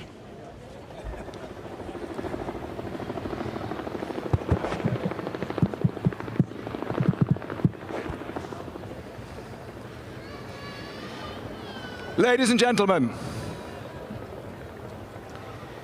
it's wonderful to have you all with us for this very, very special weekend. Perhaps it's particularly appropriate as we celebrate 75 years of motor racing at Goodwood and the 25th Goodwood Revival to be celebrating the career of one of Goodwood's most charismatic supporters, Carroll Shelby. In the year Carroll would have celebrated his 100th birthday, we recall him not only as a celebrated driver, but as a pioneering engineer, team leader, entrepreneur, and friend. Carroll proved himself a savvy racing driver in a whirlwind career cut short by a heart condition, laying the foundations for even greater achievements to come. Along the way, he flew World War II bombers, drove dump trucks, roughnecked in oil fields, and even raised chickens and pheasants. Carroll was almost 30 and married with 3 children when in May 1952 he made his racing debut at the wheel of friend Ed Wilkins' 3-year-old MGT-CC, a car I'm pleased to say is here this weekend, courtesy of the Shelby family. And on that day in Oklahoma, Carroll was victorious at the very first time of asking. And later that day, against much more powerful Jaguar XK120s, he won again. Carroll had always liked cars, but the buzz and adrenaline of speed was perhaps born from his time served with the United States Army Air Corps. Although he was deemed too valuable by then to see combat, instead ordered to instruct other bomber pilots, Carroll did get to satisfy his need for speed and his thirst for mischief. The story goes that Carroll, a romantic at heart, he married 7 times, used to borrow one of the bombers to fly over his then-girlfriend's house and drop love letters stuffed in Army-issue boots on her roof and garden. Of course, his fellow pilots would return from exercise to find all their boots missing. Following his instant success aboard the MG, Carroll spent much of 1953 successfully wrestling a somewhat cumbersome Cadillac engine Allard, a skill that would stand him in good stead during his glory years in much more powerful cars. And he caught, at that time, the influential eye of Aston Martin racing boss John Wyer. The stiff upper lip, waspish style of Wyer was at odds with the larger-than-life Texan drawl of Shelby. But their relationship would bring his greatest driving successes, including victory alongside Roy Salvadori at Le Mans '59 and in the wonderful Aston Martin DBR1. 3 months later, it was here at Goodwood that, along with Jack Fairman and Sterling Moss, he won the RAC Tourist Trophy in the most dramatic of circumstances, both victories counting towards Aston's triumph in that year's Sports World Championship. Little over a year later, Carroll retired from driving, but perhaps his greatest achievements, and ones we particularly celebrate this weekend, were yet to come. It was while racing in Europe that Carroll noted America's need for an all-American sports car that you could drive to the market and go racing at the weekend. By 1962, with a successfully brokered deal with Ford, he created the now iconic Shelby Cobra. And it's a wonderful collection that we have here today, including the very first example, and many that are still racing here with us. Of course, it was with Ford that Carroll really cemented his place in motor racing folklore, when in 1966, having spent 2 years spearheading the development program for Ford's GT40, the Mark finally conquered the Le Mans 24 Hours, beating arch rivals Ferrari in a 1-2-3 finish. And again, I'm delighted that such a key car in Carroll's career can be here with us this weekend, making our celebrations all the more special. Away from the racetracks of the world, we remember Carroll as a larger-than-life character, a much-loved and much-missed pioneer, both behind the wheel and from the pit wall. Even in 2000, when he first visited the Revival, at the age of 77, he was still there, hanging over the pit wall, signaling Indy winner Danny Sullivan as he raced the wonderful Daytona Coupe to victory in that year's TT. He was due to join us at Revival in 2012 to witness the inaugural Shelby Cup, an all-Cobra race to celebrate the model's half-century. Sadly, he died shortly before the event. So it's especially wonderful that we can finally pay tribute to him today. As well as a host of very significant cars, I'm delighted to see so many of you wearing your iconic black Stetsons in Carroll's honour. I'm especially delighted also to welcome so many members of our own Goodwood Road Racing Club and the Team Shelby Club who travelled all the way over here to celebrate this with us. As well as the club members, we'd also particularly like to welcome Carroll's family, including his grandsons Aaron, Sean and Randall, and thank them for all their support and enthusiasm.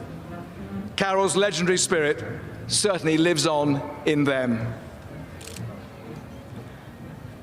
And so, while we celebrate our own history here at Goodwood, we also celebrate the life, the career and the astonishing achievements of another of our great motor racing heroes. Ladies and gentlemen, Carroll Shelby.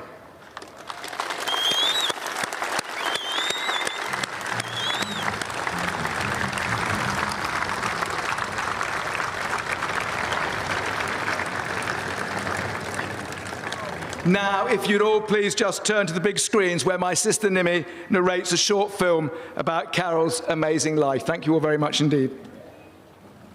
Carroll Hall Shelby was born in Leesburg, Texas in 1923.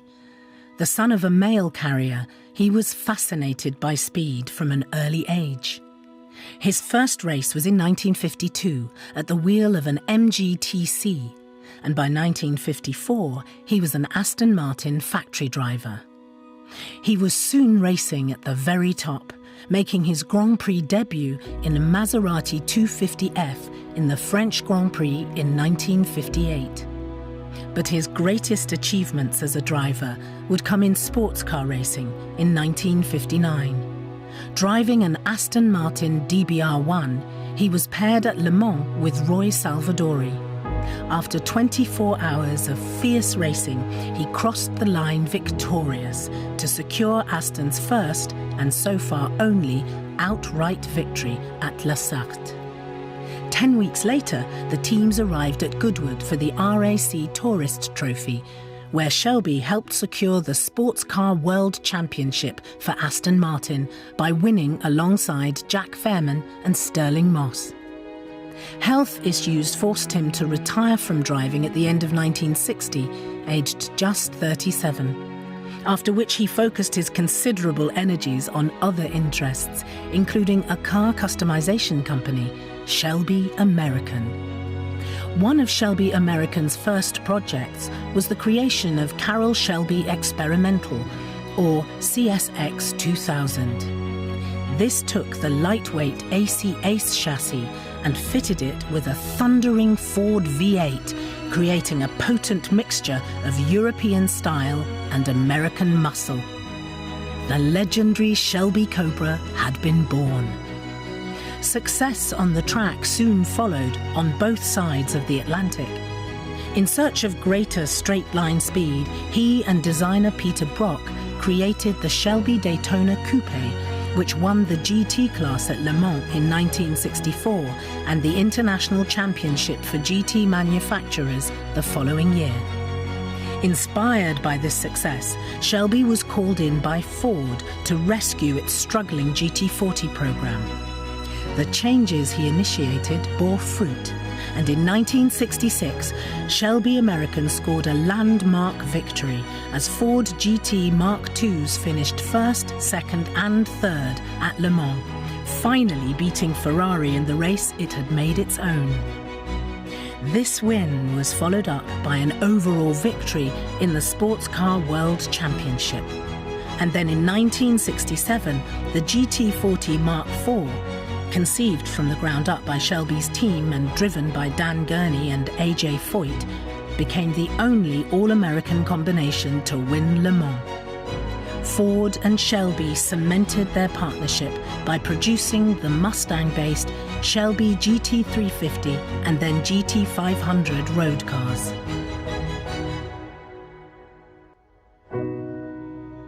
Shelby died in 2012. A larger-than-life character to the end.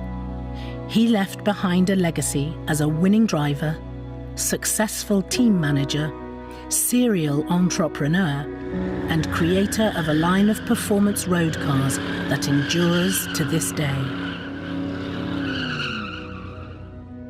A true automotive icon.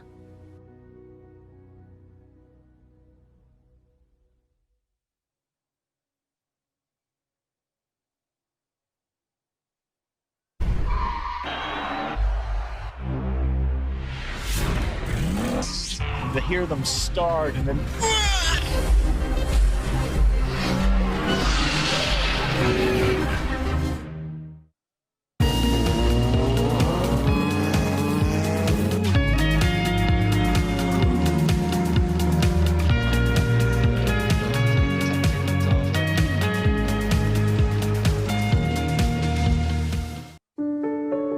Good gut health affects every single aspect of your body, from your brain wiring to your energy output to your hormone regulation to how clever your immune system is. Everybody benefits from better gut health because it makes your body work better. I would thoroughly recommend Goodwood Gut Health Programme. It's been quite life-changing, really.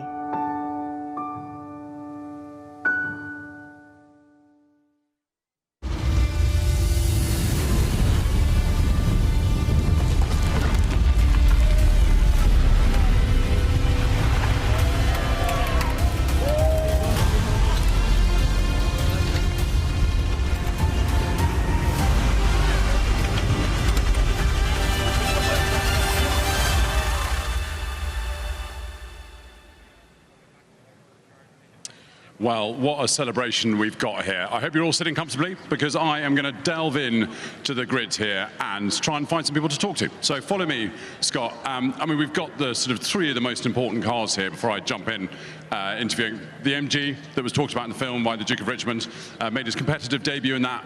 And the #1 car here, owned by Bruce Mayer. It is the very first production Cobra. Absolutely amazing to have it here. And it's very kind of him to bring it over. I'm just going to, do you mind if I jump into this sea of Stetsons? Guys, I'm sorry, we're just we're live on the... Oh, we've got both of you together, look at this. Well, Aaron, why don't we start with you? What a special moment.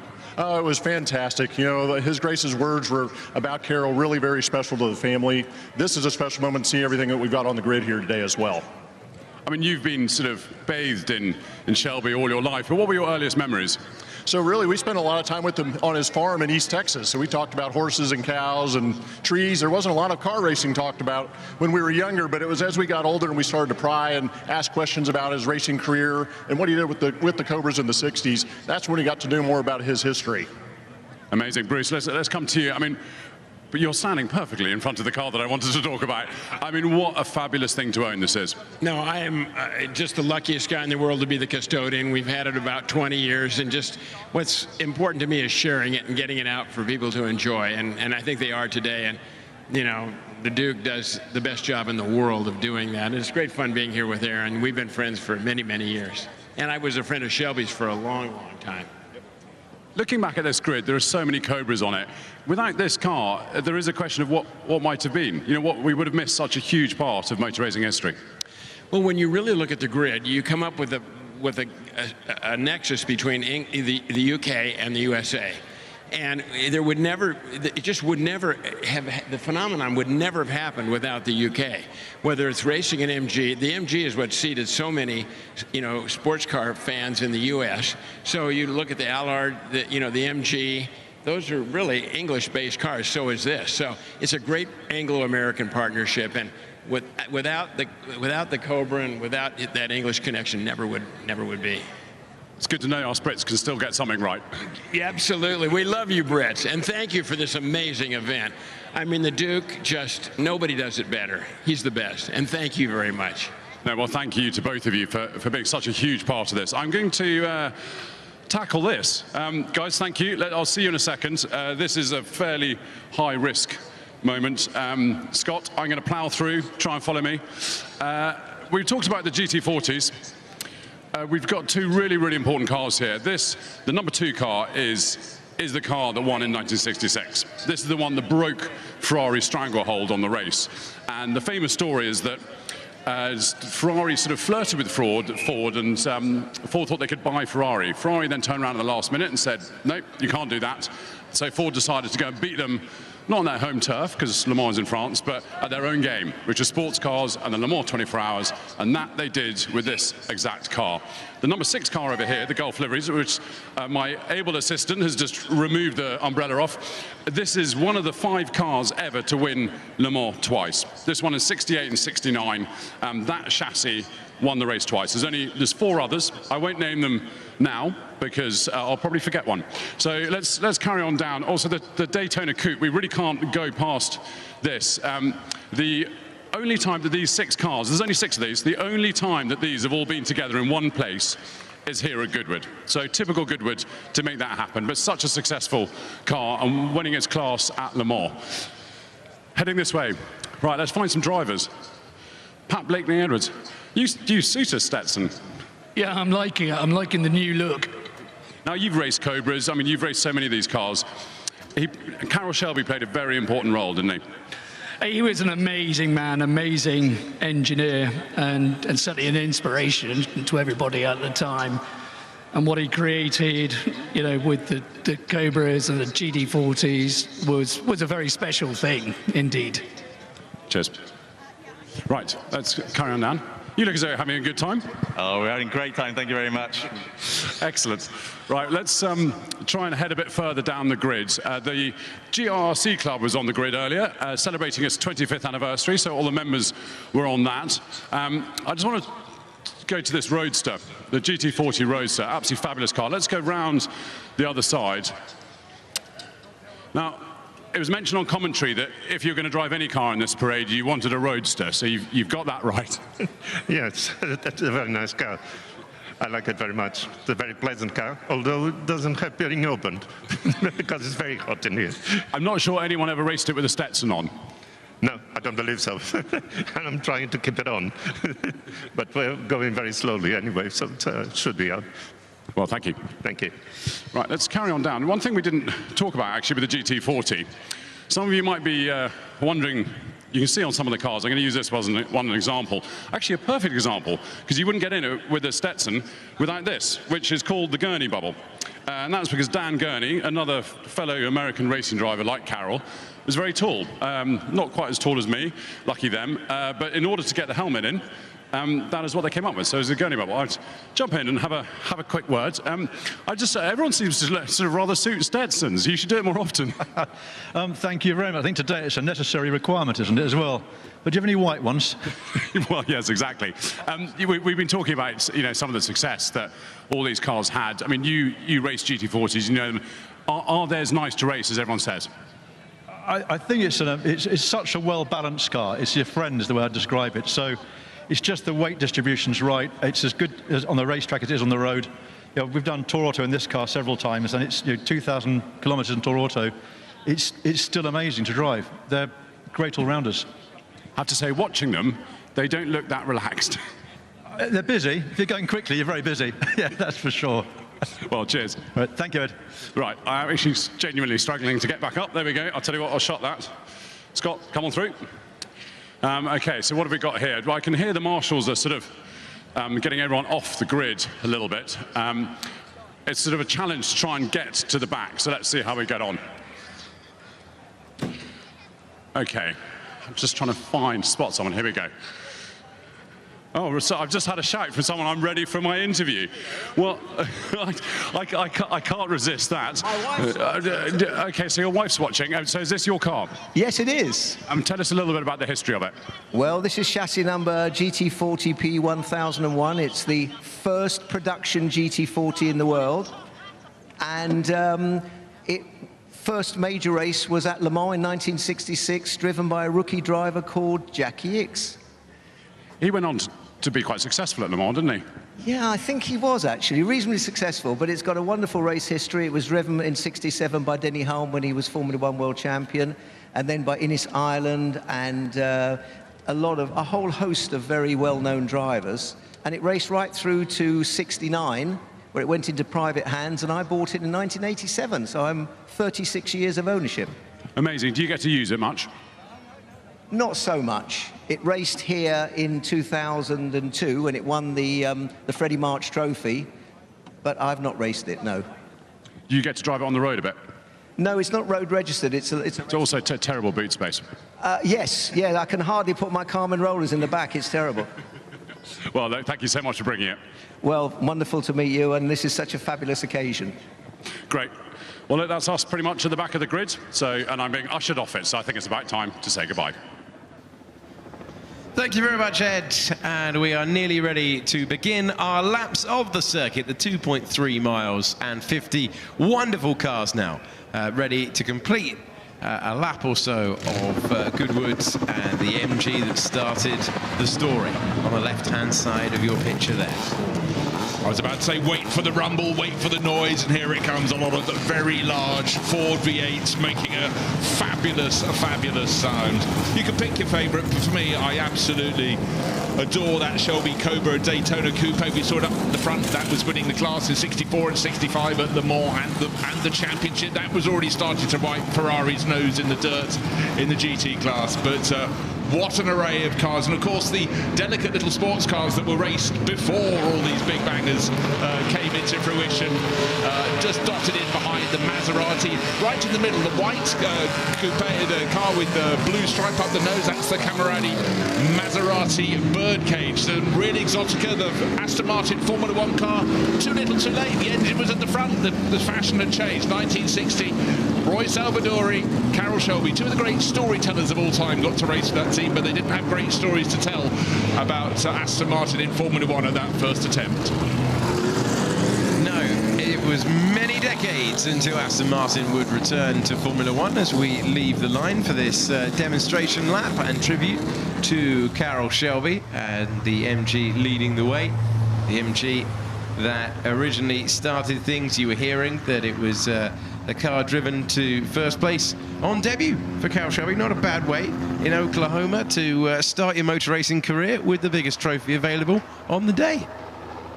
And indeed, as in the wonderful film we saw earlier, late to racing, even by the standards of the day, but adapted so quickly, and Aston Martin spotting his talents very early on, and still his most famous win in the car. Great wins all around the world, but winning the Le Mans 24 Hours. Aston Martin was aching for victory, and what I loved in that period film, they dumped the boss, the owner of Aston Martin, David Brown, very meticulous man, and he changed into a smart suit for the victory photos, but Carroll Shelby popped him into the car with all the oil sloshing around and had a wicked grin on his face as the car was moved up the pit lane at Le Mans, to the final celebrations there. But it was all about victory, and for Aston Martin that was a huge moment. 1959, and just a handful of years later he begat the AC Cobra. Came from the AC Ace, 4.7-litre Ford engine put in at the start, and that was largely down to an inspired person at Ford really helping. They just launched their total performance program, and it sort of fitted into the framework.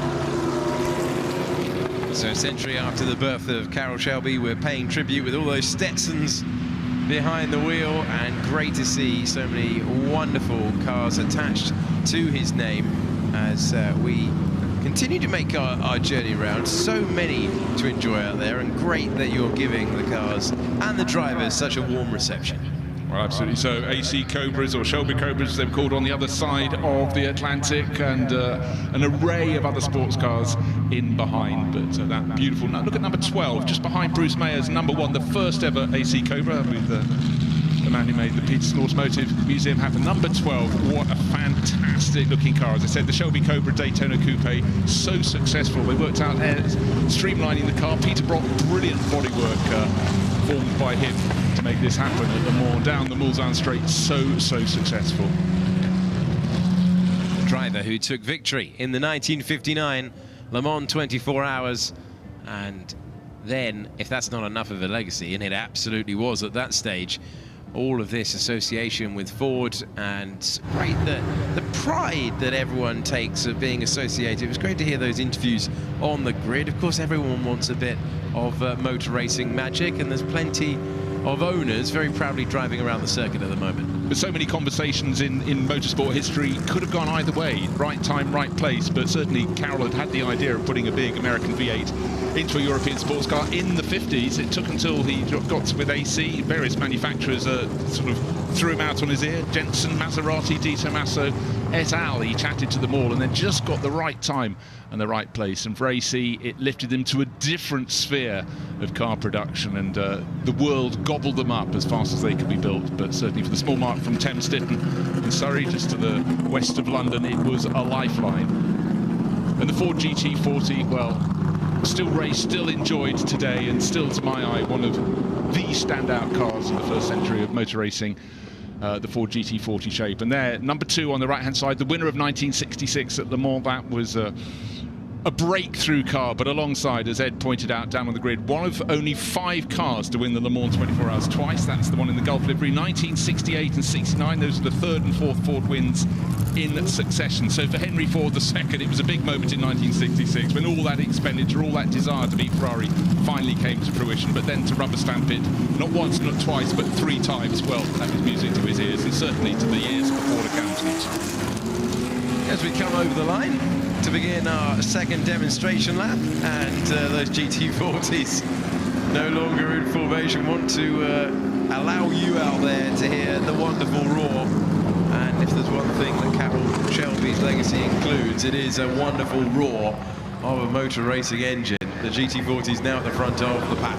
Well, a very sensible move there, because obviously the MGTC, even driven as hard as it could possibly be driven, would not be able to keep these back, and they need to get more airflow through these cars. It's a very, very hot day here at Goodwood, and but just motor racing history. 1966, Ford Le Mans winner, the black and silver livery, Bruce McLaren and Chris Amon, Kiwis in an all-black car. That seems to work, and we've had that livery on modern Ford GTs, and it's great to have heritage like this. This is the gold standard of Ford GT40 heritage. 3 of the 4 wins at Le Mans encapsulated in those 2 cars. And the field bunching up behind, a lot of people getting rather hot on board, and those without a roof over their heads, the glorious Maserati 300S just on the right-hand side of the screen, car number 78.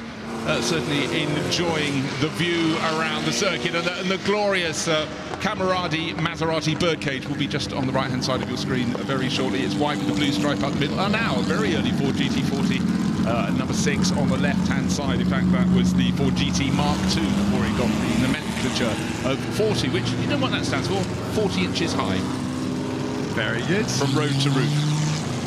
There's always a reason, there's always a logic behind it. It's the great thing about Goodwood. You see brilliant cars out on the circuit, and you learn something along the way as well.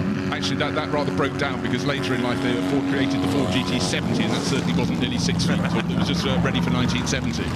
Just needed to move it along. It is also great that Ford recognised Carroll Shelby's contribution to their motor racing history and teamed up in 2003 for a partnership that included a new design of the Mustang models for the company's centenary. So there's that glorious Maserati birdcage, and that was a lot of Carroll's racing was done this side of the Atlantic. He was one of the first Americans to really make his big stamp on the European scene. But the Cameradi run birdcage, entered by Lucky Kasner, was all about winning the USAC title stateside, and Carroll had some exquisite races in that. But of course, he was also that year and the year before racing for Aston Martin in Europe, both in sports cars and of course then in Formula One, when they just had the engine at the wrong end. They've gone with a more historical approach by engine in front, where clearly with Lotus and Cooper, the engine now worked better in the back of a Formula One car rather than the front. Yes, when adding enormous power to the lightweight body for the Cobra, he said that's when you really find out about development, when the body of the car had way too much turning power from the engines he was putting in. But he did eventually, very quickly in fact, harness it, and left us with a motor racing legacy like few other people. But yeah, and again, I'll just reiterate, is the fact that he made it all happen by not taking no for an answer. He knocked on a lot of doors. Carroll did things his way. A very, very clear man, but beautiful words in the programme, actually, from grandson Aaron, explaining that Carroll did things his way, but if he had the right people with him, he let them get on with the job. He recognised their talents, recognised where his strengths laid, and as a motivator, you need a great motivator to make things happen. He was very much that person. These are lovely shots as we complete the second of our tribute laps to Carroll Shelby, and a glorious day for it. And and terrific to see so many in the field there, including that old Aston Martin from the 1960s. Just looking at the number 8, that's one of 2 Sunbeam Tiger Le Mans coupes in which Carroll prepared the engines, give them a bit of a helping hand for Le Mans, and these have raced hugely successfully over the 25 years of the Goodwood Revival. Great cars to drive, as you can see, really quite short from nose to tail. But with as much grunt as possible up front, they went very well indeed. And again, looking at that cam tail, the chopped off tail on that car, that very much was the aerodynamic thinking of the age. It gave stability to the cars, which is quite essential when you're going down Le Mans, the Mulsanne straight in the days long before the chicanes. Plenty of time to think, will I be able to turn into the corner at the far end? Mulsanne corner. Yes, absolutely. And the formation flying coming to a close. But something for everyone to remember out there. And great sound as we go over the line once again. Everyone taking the checkered flag and enjoying it, having demonstrated all these wonderful cars. Now the little mitter, you can see a little, well, looking at the black and white Cobra number 3, but there's a little Formula Junior car just in the background of the shot. This is the Formula 1 car. Aston Martin, the car was planned a couple of years before it hit the World Championship, and if only it had been launched in the first year, it might have had a chance in sort of 58, but it came to in 1960, and nothing that the combined racing talents of Carroll Shelby and Roy Salvadori could do to make it competitive, because by then you needed to be small. The following year, 61, it would have been outlawed anyhow because you needed a 1.5 litre engine, but it was a car too late in time, and its body shape not entirely different from the smaller white mitter, which will be coming along just behind it, little Formula Junior car. And the beauty of these celebrations is just to realise how many different sorts of cars drivers drove in the 1950s and 60s. Often they'd turn up at a race meeting and do maybe 2 of the support races along as the main race as well. And when that little mitter, car number 93, when that fires up its engine note, it will strip your ears. There's plenty on track at the moment that would. They're at the reduced speed for this demonstration run, but fantastic to see so many icons out there, and just completing a lap where they'll turn back into the paddock, and worth poking your head into the paddock to try and get a closer look, as the detail sometimes trackside can be lost, and great to wander around if you can get access. Yes, and one of the beauties in the back part of the paddock over towards the airfield a bit more, completely open, you can go past them, but just to see the car 1 by 2 by 3 by 4 and just see the passage of time, the passage of thought. Right in the middle, little Lotus, car number 31 just going past. Again, super sleek bodywork there. Small engine, sleek bodywork can certainly always take on a less sleek number with a large engine, but Carroll approached it from both angles, but by and large his métier was the bigger the grunt, the more poke it had, but he did understand aerodynamics as well. Just coming to the final chicane, the GT40s are completing their lap, having increased the speed to pull away from the pack, and quite right that they were able to take their own pace as they go around. Excellent stuff out there. Now this one started at the back of the grid. It's not a car. The bright pinky purple metallic car is a car that never went on a grid because it was a drag racer, and hugely successful in that. The Dragon Snake, and again, drag racing, particularly stateside, was absolutely massive. This was a car that had considerable success, but in fact it was the most successful drag racing Cobra of them all, in the hands of Bruce Larson. We've seen it several years now at Goodwood, and it's a very welcome addition. And again, it stands out wonderfully with that pink metallic race livery in the background. You know, certain shops have a mention, they call themselves never knowingly underestimated or something, but undersold, understated. This isn't understated. I've just bastardized that phrase. Well, we've got MGs out there, Austin Healey's, Jaguar C-types, Aston Martin, Ferrari, Maserati, Lotus that Bruce pointed out to you a few moments ago. So many. And then, of course, the AC Cobra that really made his name. Then the GT40s that we've seen plenty of times. Car number 70's caught your eye. Well, it certainly has, because you think, what on earth is that? We know it at Goodwood. We've seen it before. It's Bałkowski's Buick, known as Old Yeller 2. And that was a one-off earned by owned by Ernie Nagamatsu, driven by Shelby in a handful of races in 1960. And it seemed rudimentary, but you know what, having seen it race here over the years, it actually handled remarkably well. But again, just the diversity of machines that can be raced and were raced by Carroll. But then, of course, with congenital heart problems, rumour has it in 1960, when he was really starting to get a lot of pain, he raced with I'm sure my leg hasn't been pulled with this, a nitroglycerine pill under his tongue. But by the end of the year, angina had been identified, and it was over and out. No more racing for you, Mr. Shelby. And then, of course, all those creative juices, the competitive juices, still flowed, and he wanted to get that big Ford V8 into something. And, of course, the outcome of that is the car that's coming in at the tail of the field, AC Cobra, Shelby Cobra stateside. A car that stands the test of time, and anybody who's ever been treated, whether with the 289, that's the 4.7 litre engine, or the 427, that's the 7 litre, get that in a straight line, your eyeballs will eventually recover.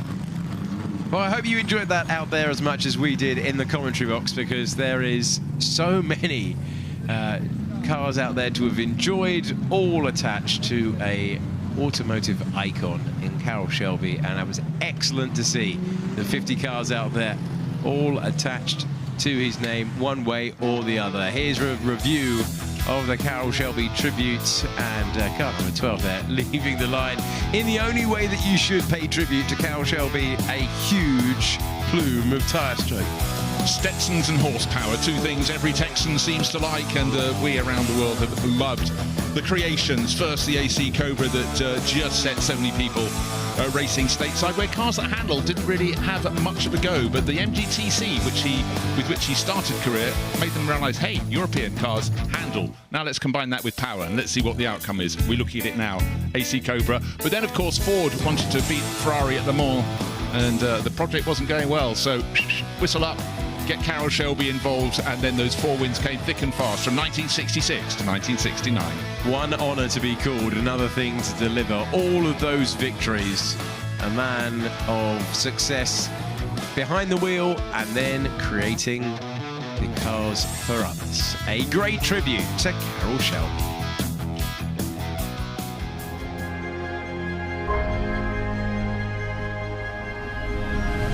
So here we are, another chapter in the car's illustrious life at the Goodwood members meeting, the 80th members meeting, where we're participating in the 75th anniversary celebrations for Porsche and the 60th anniversary of the 911. I must admit, I've driven a lot of RSRs in my time. I've never driven anything quite like this because of its originality. It feels like it's still got its Le Mans gearing in it, and the engine is an absolute delight. In most 911s, you've got time to think. In this car, you look down and it's already turning 8,000 RPM. It's quite amazing.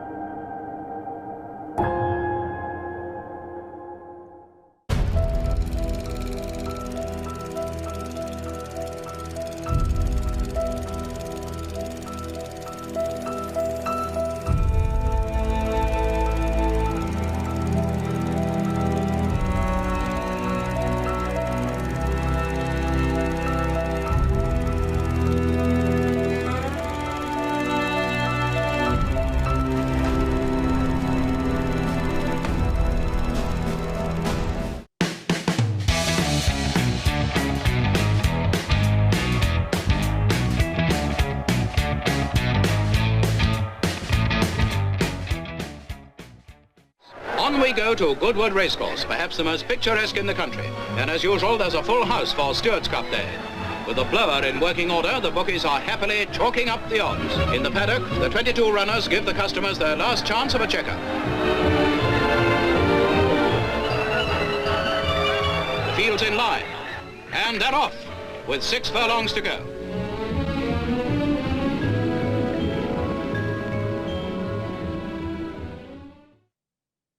Well, here down at Revive and Thrive, we've got this wonderful stage here that with lots of talks going on throughout the weekend, and Amber Butchart, a British fashion historian, is with me now. You are the perfect person for Goodwood Revival. How's it been so far? Oh, thank you so much. It's been absolutely fantastic. I'm here, as you said, at Revive and Thrive. I'm hosting a lot of in conversations throughout the weekend. We also have some other fantastic hosts. Andy Wellington is here, Michaela Sharp is here, hosting talks with an enormous, huge array of people who are all talking about things like sustainability, second-hand clothes, vintage. Obviously, everybody here has a huge love of vintage shopping, things like repairing, making, all kinds of stuff going on. It's so important, isn't it? Talk us through your outfit, because I know you're also really into all of that. Oh, thanks very much. Yeah, well, today I am wearing, this is a reissue of a kind of 1950s British brand called Horrocks's, who made incredible cotton summer dresses throughout the 40s, 50s, 60s, and a contemporary company have worked with the Horrocks's archive to recreate a load of their old designs. They're absolutely perfect for Goodwood Revival because they're exactly the right silhouette, they're always really fun shapes, but they have some more contemporary details like we've got pockets, we've got pockets. We love a pocket. So handy when you're rushing around all day like you are, like I am. So yeah, really good fun, great for this heat that we're having as well. It's so brilliant down here. We've got so many different stalls, there's so much to learn as well. Just, you're bringing quite a crowd in. Yeah, it's fantastic. I think people here, you have people here who love the cars, you have people here who love the clothes, you have people here who love both, but I think there's a real interest in learning and understanding more about each as well. So what we're hoping to provide here is just really information on sort of a bit of fashion history, but also really thinking about the contemporary moment and the future and how you can live this lifestyle sustainably. And lastly, Amber, what is your best thing about Goodwood Revival? I think it's just seeing the way everyone dresses. Everyone takes such care with how they're put together. You see people's absolute best outfits. You see entire ensembles, hats, all the hats. I love it. It's just always such a joy. It's great fun. It's wonderful to have you here. She is a British fashion historian. Who better to have at Goodwood Revival?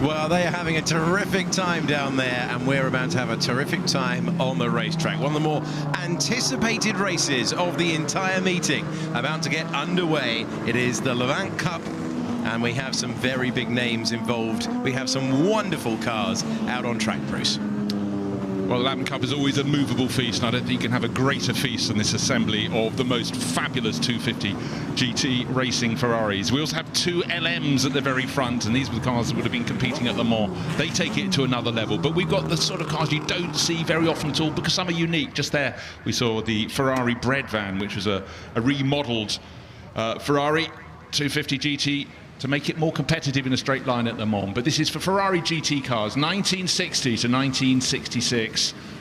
It is mouth-watering, the machinery down, assembling, but those two LMs coming onto the front row very kindly for us. They've put them in different colours. We've got a red one and a yellow one. Commentators' delight. But we have all sorts of shapes, and one of the most fabled racing cars of all time is the Ferrari 250 GTO, the Omologato. And we have derivations of that. And we even have a 330 GTO. That's inflation for you. So lining up with our three-car front row. And this race getting underway in a few moments' time. It's a 25-minute race. And then the checker flag will wave. It's for Ferrari GT cars from 1960 to 1966. The 250s out there at the very front. The LMs from 1964 and 1965. It will be Rob Hall on pole position ahead of Gary Pearson. Just waiting. I'm not sure all the cars have made it to the grid. Some still coming into position beneath our commentary box, and starting from the very, very back of the grid. Look out for that one. It's going to be the Ferrari bread van, car number 16. which would have qualified better than that. Got disqualified for eligibility problems, and also car number 10, which is driven by Nick Padmore. It's the 250 GT Lusso, the luxury model. So look for those coming up the order somewhat from the back, but most certainly that one with the bluff rear end on it, the Ferrari bread van, car number 16. Yes, a firm fan favourite making its way through the order. Disqualified from the results of practice for eligibility reasons, but there we go. So the field going off onto the formation lap. No, that's not the field. Those are some extra Ferraris not competing in the race. Sorry, I just saw the turn my head, and there they were moving around. The cars still waiting down on the grid. Their formation lap will not come actually quite soon enough for them, because it's getting very, very warm for every driver sitting down in those cars at the moment, waiting for the off. Just spotted Karun Chandok, who's jumping from car to car. He's driving a Fika Frio owned 250 GTO. Look out for that one, car number 156. Outside of the front row, Emanuele Pirro. It looks as though he's got his helmet delivered, because I believe this morning he left it at home, but people would have helped out there. I think it might have been yesterday he left it at home. Because certainly I couldn't identify a driver. I was looking for Emanuele's helmet, but certainly he's got it today, white with the red fluting on the side. I think he was borrowing one from Marino Franchitti by the looks of the design that he was running yesterday, but back into his traditional racing colours, and he will be a threat. From third on the grid, would need a good start and to get his elbows out, though, to take on the LMs ahead of him. Well, only one LM ahead of him. I'm trying to see if the yellow one, the ex-Securi Francorchamps car, is at pit exit, because the car from the middle of the front row, Gary Pearson's number 26, is not there, unless my eyesight has failed at a critical moment. The yellow design that was driven so well yesterday, that'd be a real disappointment, is unable to take its position. Enjoyed seeing that up close down in the paddock yesterday, but no, not there at the moment. So Rob Hall is car 526 on the left-hand side on pole position, and Emanuele Pirro is car 73. We're looking at car 21. That's Alexander Vanderloff's 250. It's the GT SWB from 1962. Yeah, these short wheelbase models handled absolutely beautifully. Some, of course, are the SWB/C, the Competizione model. Now, the outside of the front row, look for that one. That is one of the Competizione cars. That's car 73, Emanuele Pirro. This car's owned by Mario Ilian of the Ilmor Race Engine Company. And this was a car that was started racing with Écurie Belge back in the early 1960s. So, worth reiterating, these cars between 1960 and 1966, which of course is the time when the circuit here at Goodwood was foreclosed, and that was that. But thank goodness, 25 years ago, 1998, the first Goodwood Revival. We've gone from strength to strength. Car number 1, right-hand side of the grid on the third row, that was crumpled. That was the glorious Drogo, the 250 Drogo of Christophe van Riet. It's not quite, well, it's race ready, but it's a little tattered down the flank, closer to the outside of the circuit. And it's formation lap time. And was having a look at the running repairs down there in the paddock yesterday. Very, very strange that no matter how expensive the car, and I tell you what, there are so many pricey cars in front of us, enjoy this moment, because we might not see all of these racing once again. And again, even on the formation lap, in fact, maybe especially on the formation lap, if you're standing out around the circuit, I urge you just to close your eyes for a second and just enjoy the noise, enjoy the sound of these fabulous Ferrari racing engines.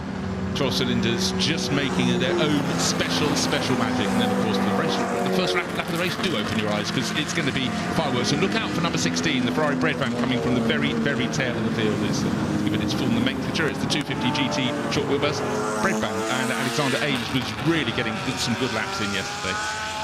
Yeah, it was looking really good at the back of the field after the disqualification from practice and qualifying, all rolled into one session. So we're, I imagine, in the next few moments, going to see quite a lot of car 16, and that is currently in your picture. Yeah, this race planned for 25 minutes, and it's going to be an absolute blast. But certainly you'd have to say Rob Hall has lost his most serious challenger. They qualified very, very close in terms of time, which was Gary Pearson. And Gary Pearson. Here's the grid. Let's take us through it.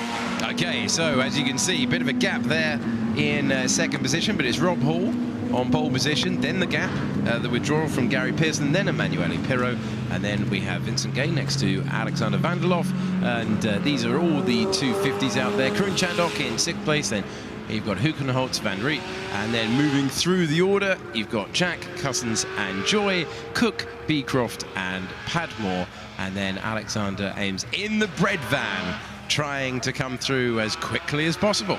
So those two cars on the back row, the bread van and car number 16 ready to press on. Alexander Ames, of course, in that bread van, disqualified, but with something to prove, and expect that to come up the order. But the glorious, sleek little Ferrari 250 LM on pole, car number 526. Rob Hall, who's had, well, what a weekend he's had, being out in the fabulous BRM V16 and then discovering not all is working as it could be, but some great racing. That was really spectacular first thing this morning.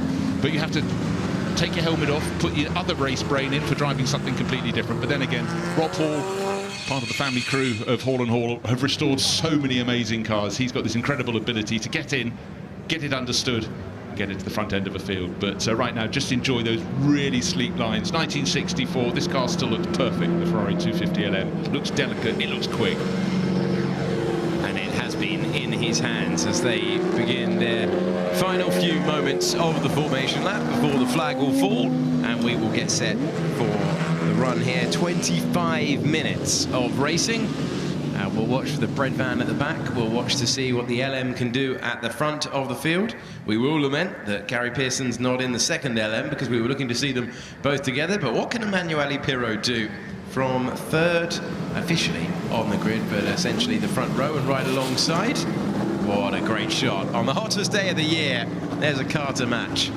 Coming through the 250 LM from 1964, and also watch out for Karun Chandhok, who's further down the order in this field as well. Yeah, Karun starting from the third row of the grid. Now, who's going to get the power down best? Because certainly Emanuele Pirro does some fantastic starts. But once the cars start flowing through Matchwick, through Fordwater and beyond, expect that 250 LM to just be planted on the circuit in a very, very different way. And with Rob Hall at the wheel, it's going to be very, very hard to beat. But look, too, for that Ferrari bread van, car number 16, last car to pull up, middle of the back row there. That should make huge progress through the 25 minutes of this race. Green flag at the back, signal given to the drivers, and the flag falls at Goodwood. We are racing down to Matchwick Corner with a good getaway from those on the front row. Various speeds further back, but Emanuele Pirro is braving it to the outside in the silver 250. Who is going to be in the lead of the race by the time that we see it? Oh, Rob Hall has hung on, and he maintains the lead, converting pole position into P1. Well, all that could be done for Emanuele Pirro was to try and hang on into the first corner. It was always going to be the LM coming through. But the Ferrari bread van is already halfway up the order. We're only 2 corners into the opening lap of the race, and pushing on very, very hard indeed, Alexander Ames. But Pirro did all he could, but he will be in the lead because our race leader is our spinner. Just a kiss with the tyres, just coming into St Mary's, and I don't know if that should have done any damage to the car, but it certainly lost the lead for Rob Hall. And there is our race leader, Emanuele Pirro, with clear air behind him. And then now up into second place goes Vincent Gay, car number 7. So Pirro leads, a dramatic moment, and a gasp from the crowd as our pole sitter spins round on the opening tour of the race, and the bread van is absolutely scything through here. This is amazing stuff from Alexander Ames. Let's take a quick look at any damage, potential damage on the back of the LM that started from pole. Rob Hall rotated around, a little kiss on, if you look on the left-hand side of the screen, the back of car 526, the paintwork is a little bit scuffed. I think he might have got away with it. So, from what was officially third on the grid to the race lead for Emanuele Pirro, who's seen both of the LMs have drama. One didn't take the start, the other one spinning on the opening tour, and the bread van is roaring through at the moment. Both slightly out of position, one after being disqualified from qualifying earlier on in the weekend, and the other one trying to recover after that dramatic moment. They're running line astern, the two cars that we're focusing on into Matchwick Corner. Well, sights and sounds, and what fabulous sounds those Ferrari V12s Alberto Colombo's engine makes when being pressed hard, and most certainly is being pressed very hard indeed at the moment. The 526, which is what the Ferrari LM going through the 250 LM. The bread van is following with Alexander Ames. In terms of pace, Rob Hall should be able to get up back towards the front. He's on the tail of the driver in third place. That's the 250 GTO in silver of Karun Chandhok. He's hunting it down just in front, Vincent Gay, but streaking clear. Emanuele Pirro 3 seconds clear at the end of the opening lap. He's even out of this shot as they go into the dip out of St Mary's. He'll be turning into, while those behind are playing catch-up, most certainly 526, the remaining 250 LM in this race. race. Slightly bashed, but certainly seems to be handling very well indeed. A lot of pace for Rob Hall, but he's just waiting for the straight to be able to use it. Doesn't need much of it as he makes his way through the kink. And then next up is Vincent Gay in the 250 GT from 1960. That is the car being chased down by the 526. Scrap that, that's the car, not making the way. Hanging on to the position as we make our way through. Well, Vincent is someone who has raced a lot at Goodwood. He seems to get better year in, year out, and he's got some real competition. Right, let's take a look at the gap between Emanuele Pirro, who's leading this race, and Vincent Gay in second place. It was 3 seconds the end of the opening lap. Wait for it, 5.5 seconds, but as soon as Rob Hall goes through, which may even be now, it's looking as though it's going to be now into Madrid. There was no point Vincent Gay blocking him. You can see the scuff on the left rear corner of that 250 LM. He is now going to set off Rob Hall after our race leader Emanuele Pirro. 21.5 minutes remaining. They're going to be long minutes for Pirro.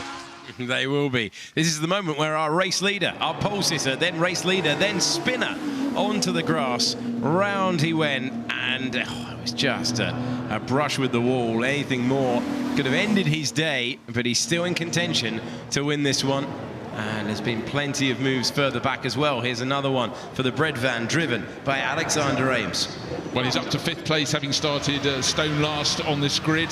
This is Emanuele Pirro going right out to the edge of the circuit, trying to get the wonderful flow that is required. Right, Lavant kink, tick. That's done on lap number 3 for Emanuele Pirro, leading the way, but the gap will be coming down. Fastest lap of the race so far was Pirro on the last time around, 1 minute 30.4, but I'm fairly sure the fastest lap of the race is going to be going to this driver at this early stage. Be Rob Hall playing catch-up, so rare to see him having a moment, and that one was all on his own. He was already pulling clear on the opening lap, halfway round, got some areas, but saw it from an angle he didn't want to see it from. Round he went, that tiny kiss with the tyre wall. Alexander Ames now in the bread van, that bluff rear end on his 250 GTO. Now he's all over the tail of the driver who's still in 3rd place, but not for long, because Vincent Gay is being hunted, and I'm sure that sharp-nosed number 16, the bread van, will be going through. Karun Chandhok behind the wheel of the number 156 silver 250 there, and ceding the position, or at least trying to hang on to it around the outside, refusing to cede the position to Van der Lof. That great racing between these two. Yeah, well, Alexander Van der Lof, just in a short wheelbase rather than a 250 GTO, made an awful... He made it almost a very good start, almost jumped the start, suddenly realised, oh no, had to back off, and then of course you lose out. He lost 3 or 4 positions from the second row.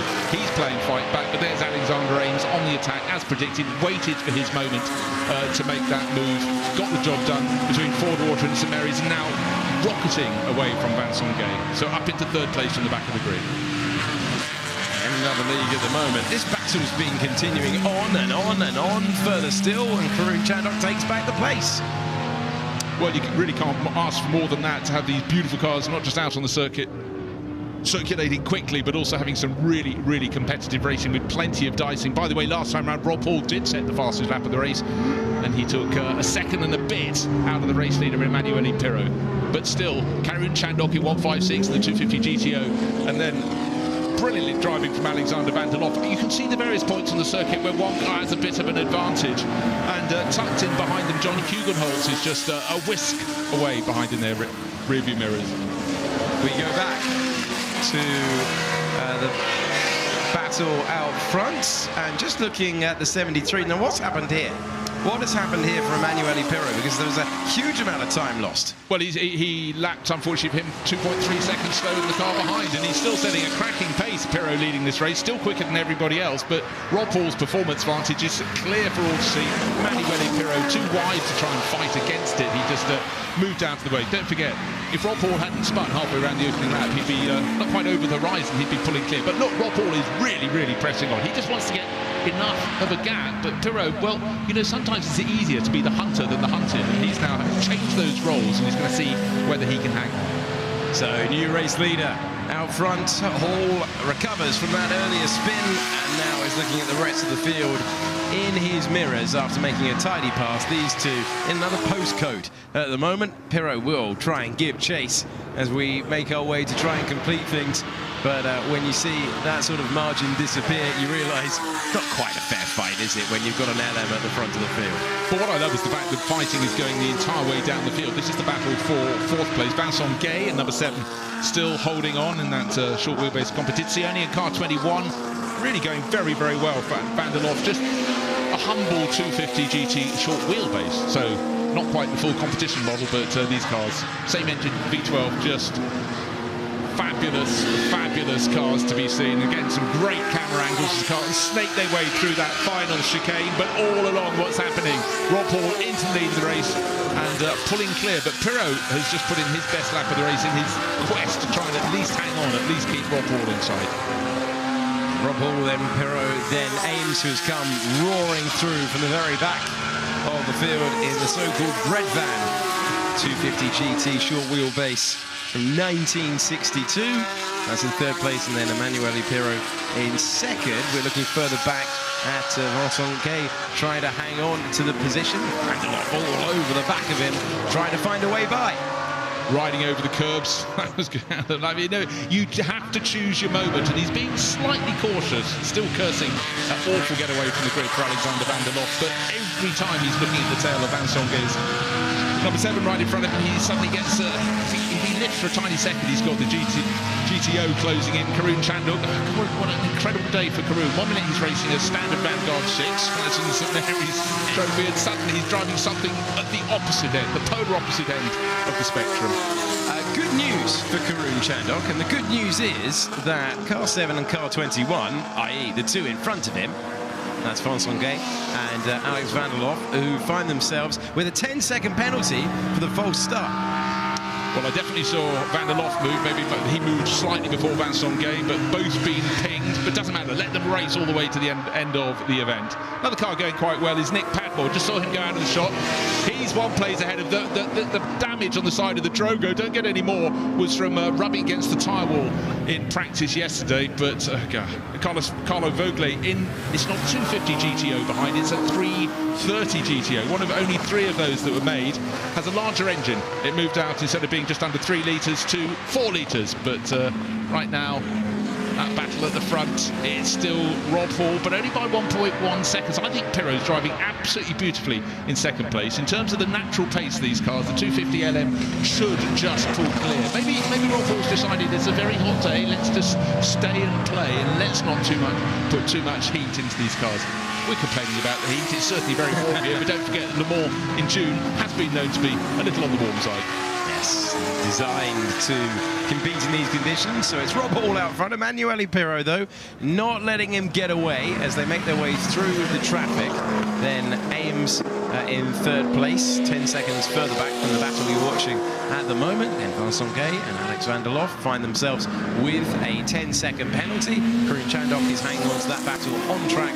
And then it's Hugenholtz, Padmore, Vabri and Vogler completing the top 10 of this entertaining race. There's still 14 minutes to go. And Emanuele Pirot refuses to give this one up. Well, for Ferraristi the world over, they love everything to do with Ferrari, but to see the big race like this is proper racing. This isn't after you, Claude, or Giampiero. This is press on, press on.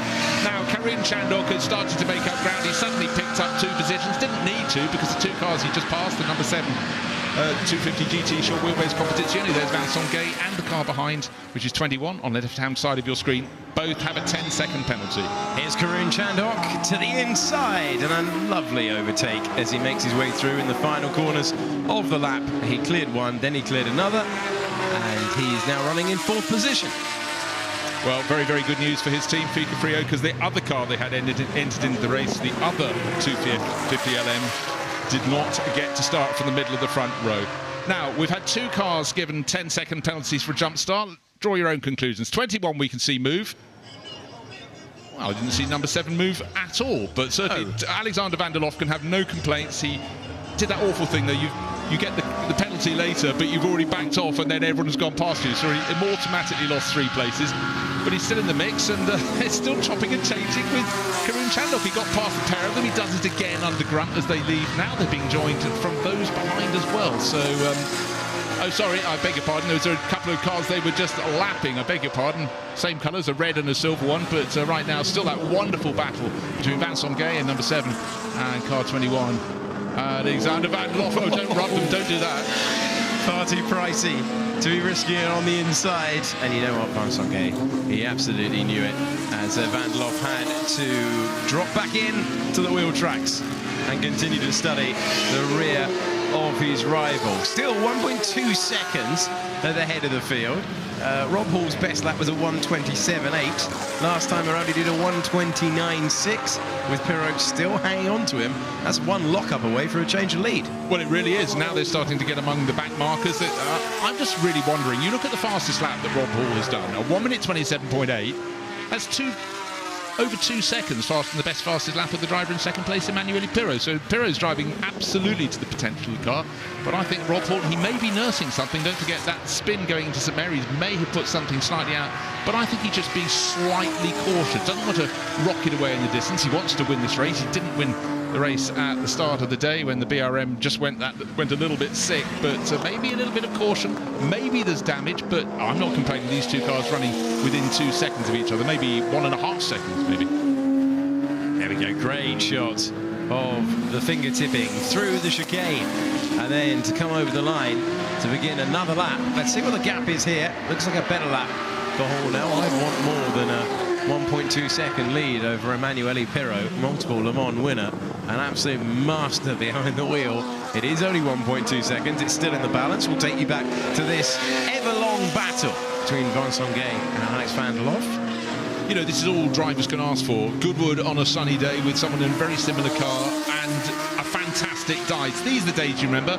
You might remember winning a race by 3 seconds, but if you've had to fight for it, it just makes it all the more worthwhile. However, Vincent Gay, number 7, and Alexander Van der Lof, 21, they'll be further down the order unless they can press on a bit more, because they've got 10-second penalties hanging over their heads. So there they are, running up behind Karun Chandhok in the GTO. That's car number 156. They're having a fabulous ding-dong battle, but they will potentially lose a place. Maybe not, actually. They're certainly pulling clear of those behind. So continuing to circulate. There's a chance now. Good run for Van der Lof, and he knows that's the case. Still no way by, though. Yeah, well, Vincent Gay was saying on the run from Fordwater to St Mary's, well, if you're going past, try the outside. Didn't work for Rob Hall on the opening lap, and that was on his own. He'd already got clear in that 250 LM. That's car number 526. Round he went. He has recovered, back in the lead of the race, but as Alex pointed out, 1.2 seconds to good. Matters not to these two drivers. So Van der Lof in 21 and Vincent Gay in number 7. They're just having a fabulous battle. And we're enjoying every moment of it. Karun's had another moment. Karun Chandhok. No, the fact he's getting out so quickly, he's aware that something's gone pop as a line come off. Yeah, and he gets on the far side. That was the quickest exit. He parked it as soon as he could. Yeah, he knew he had to get clear of it. Karun Chandhok out of the car after a run that had him in 4th place, and remembering to try and kill things in the car. But he needs the assistance of one of the many brilliant marshals around here by the looks of things. But he's out of the race. So fourth place has come to nothing, but I'm more concerned about anything happening to that car right here, right now. Any racing car I adore, but a 250 GTO, apologies if I have a slight tear running down my cheek. And marshals arrived to put out, so left rear corner. Interesting. Well, we're continuing on. Let's have a replay of the moment where Karun's race came undone. Whoa, look at that. No wonder he jumped out of it sharpish.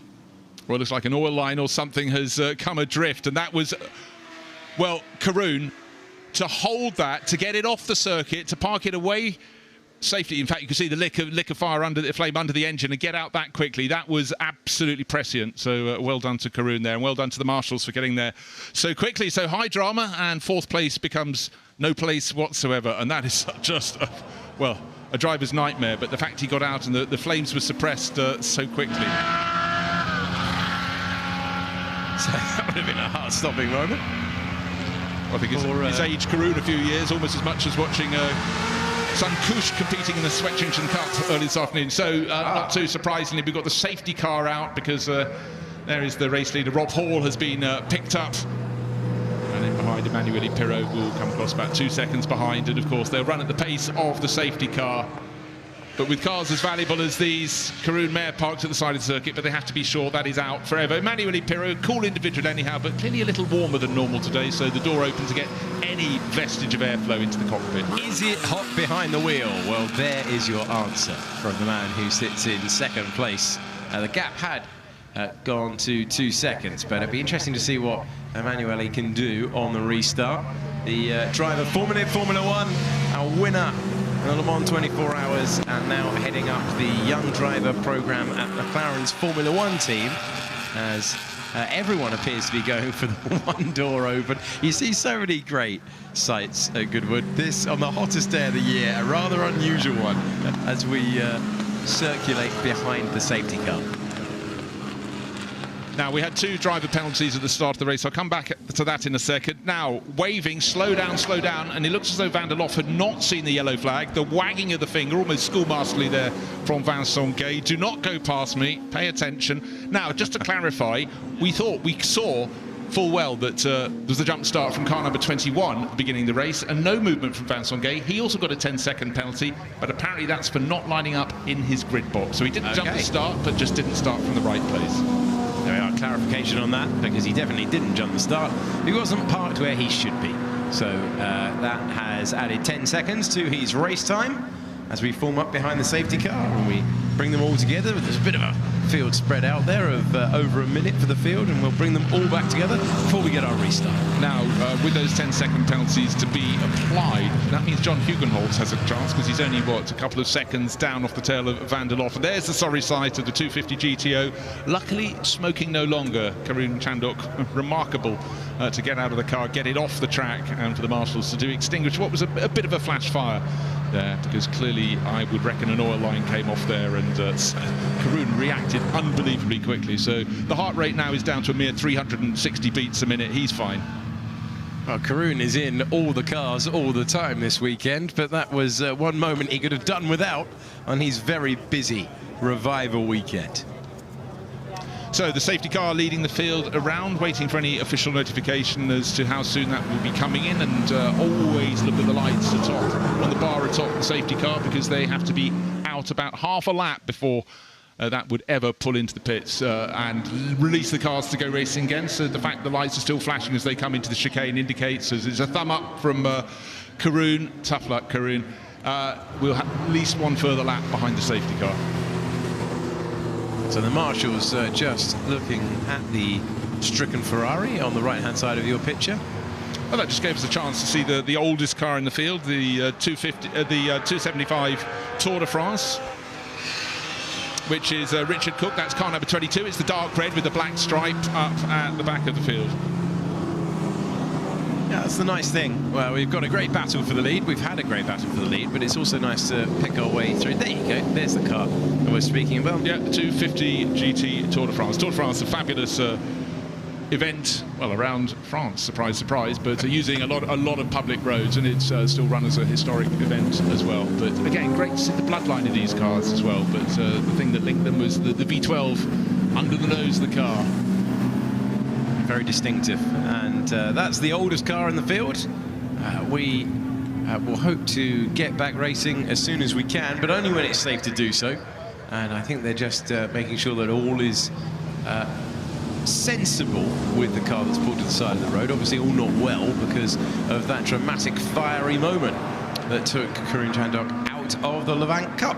Right, he's not the first one out of the race, because that unfortunately befell Martin O'Connell, car number 6, which is another of the 250 GT short wheelbase. Mark Devis's car, ex-Maranello concessionaires. So it was red with that pale blue nose, the Cambridge blue nose, but that was an early, I don't think it was a faller, it retired to the pit garage, so after 5 laps. So that one has been parked up. It will live to fight another day. Karun Chandok's 250 GTO, car 156. We saw Karun just pulling off on the exit of Lavant, and that was a big save there, I would suggest. But everybody else still going. So 14 runners in this race. Rob Hall sitting at the front of the queue behind the safety car. His margin 1.1 seconds over Emanuele Pirro, but the clock keeps counting down. The safety car keeps leading around. We're going to be only 3 minutes left on the clock. Let's hope they get at least released for one final lap of racing, and then it will be Italian brio, that'll be Emanuele Pirro trying to take on the pragmatism. Here we go, national stereotypes for Rob Hall in the 250 LM. In terms of performance, that little 250 LM should streak away, but Pirro's got his tail up today, I would suggest. Yeah, he's been absolutely reveling in it behind the wheel of that car. Rob Hall, very effective to retake the lead, having spun earlier in the race when he'd seen off Pirro at the start. Now, just noticing, we've got 2 packs of cars. By now, behind the safety car, they should really be running nose to tail from fore to aft. The 14 cars still in this race, but there's a gap about halfway down the order. And really, in the safety car procedure, you should be closing up. Right, the lights are still flashing on the roof. We may yet get one final lap of racing. We may not, because when we saw Karun Chandok's 250 GTO, it was yet to be put aboard the flatbed truck on the exit of Lavant Corner. So there it is, still on the grass, now being winched back in. And Karun can just stand there going, well, I wasn't going to win the race, but I was definitely in the reckoning for a possible podium. And any chance you get to race a Ferrari 250 GTO, talk about a hen's teeth, so he'll be absolutely gutted. But it's another car he could put down on his amazing CV. Yeah, absolutely. And we're continuing behind the safety car here. So the car looks like it's about to be recovered within the next minute. Do we have time for a one-lap shootout? Sounds familiar, that sentence. I wonder whether we will see. There we go. Thanks to each and every marshal that surrounds this circuit for allowing us to put on the Revival. And what a wonderful event it is, celebrating 25 years since the first running as well. Okay, we're just getting a message because we weren't going to be able to get any racing in. 3 minutes have been added to the allotted time. Thank you very much, the race officials, and for making that happen. So hopefully next time around the cars will be released and we can go racing, because these cars look great standing still, great moving slowly, but fabulous when they're being driven and driven hard. And certainly the racing through the majority of this Lavant Cup, this very special Lavant Cup for these Ferrari GT cars from 60 to 66 has been mighty. So let's see what we can do when the field is now finally running pretty close to nose to tail. So that's a good move. That's a really good and exciting move for all of us, that we've got some extra time allowed so we can finish the race, not behind the safety car, but instead with racing all the way to the final moments and the checkered flag. And what can Emanuele Pirro do in the number 73 entry there? Can he give us something to shout about in the final meters? We've already had that earlier today. 2 really dramatic finishes in the races that we've seen today. In the Barry Sheene Memorial Trophy, it went all the way to the final chicane on the last lap. And in the Goodwood Trophy, to start things off, the race decided by 1/10 of a second.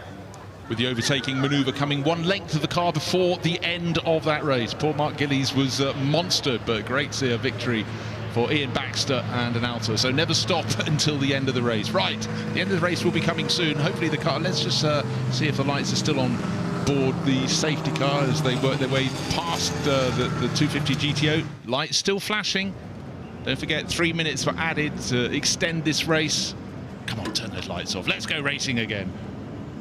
Yeah, park it up really slowly. Won't be long until the flatbed truck is off the racetrack and we have the concluding moments. And for the drivers in the line, particularly those close to the safety car, the E-Type Jaguar leading them around, they will close their doors when racing is about to happen. So 2 minutes and 20 seconds remain on the clock, so we should hopefully get that one racing lap. So Rob Hall, he's forgotten the fact. We haven't though, Rob.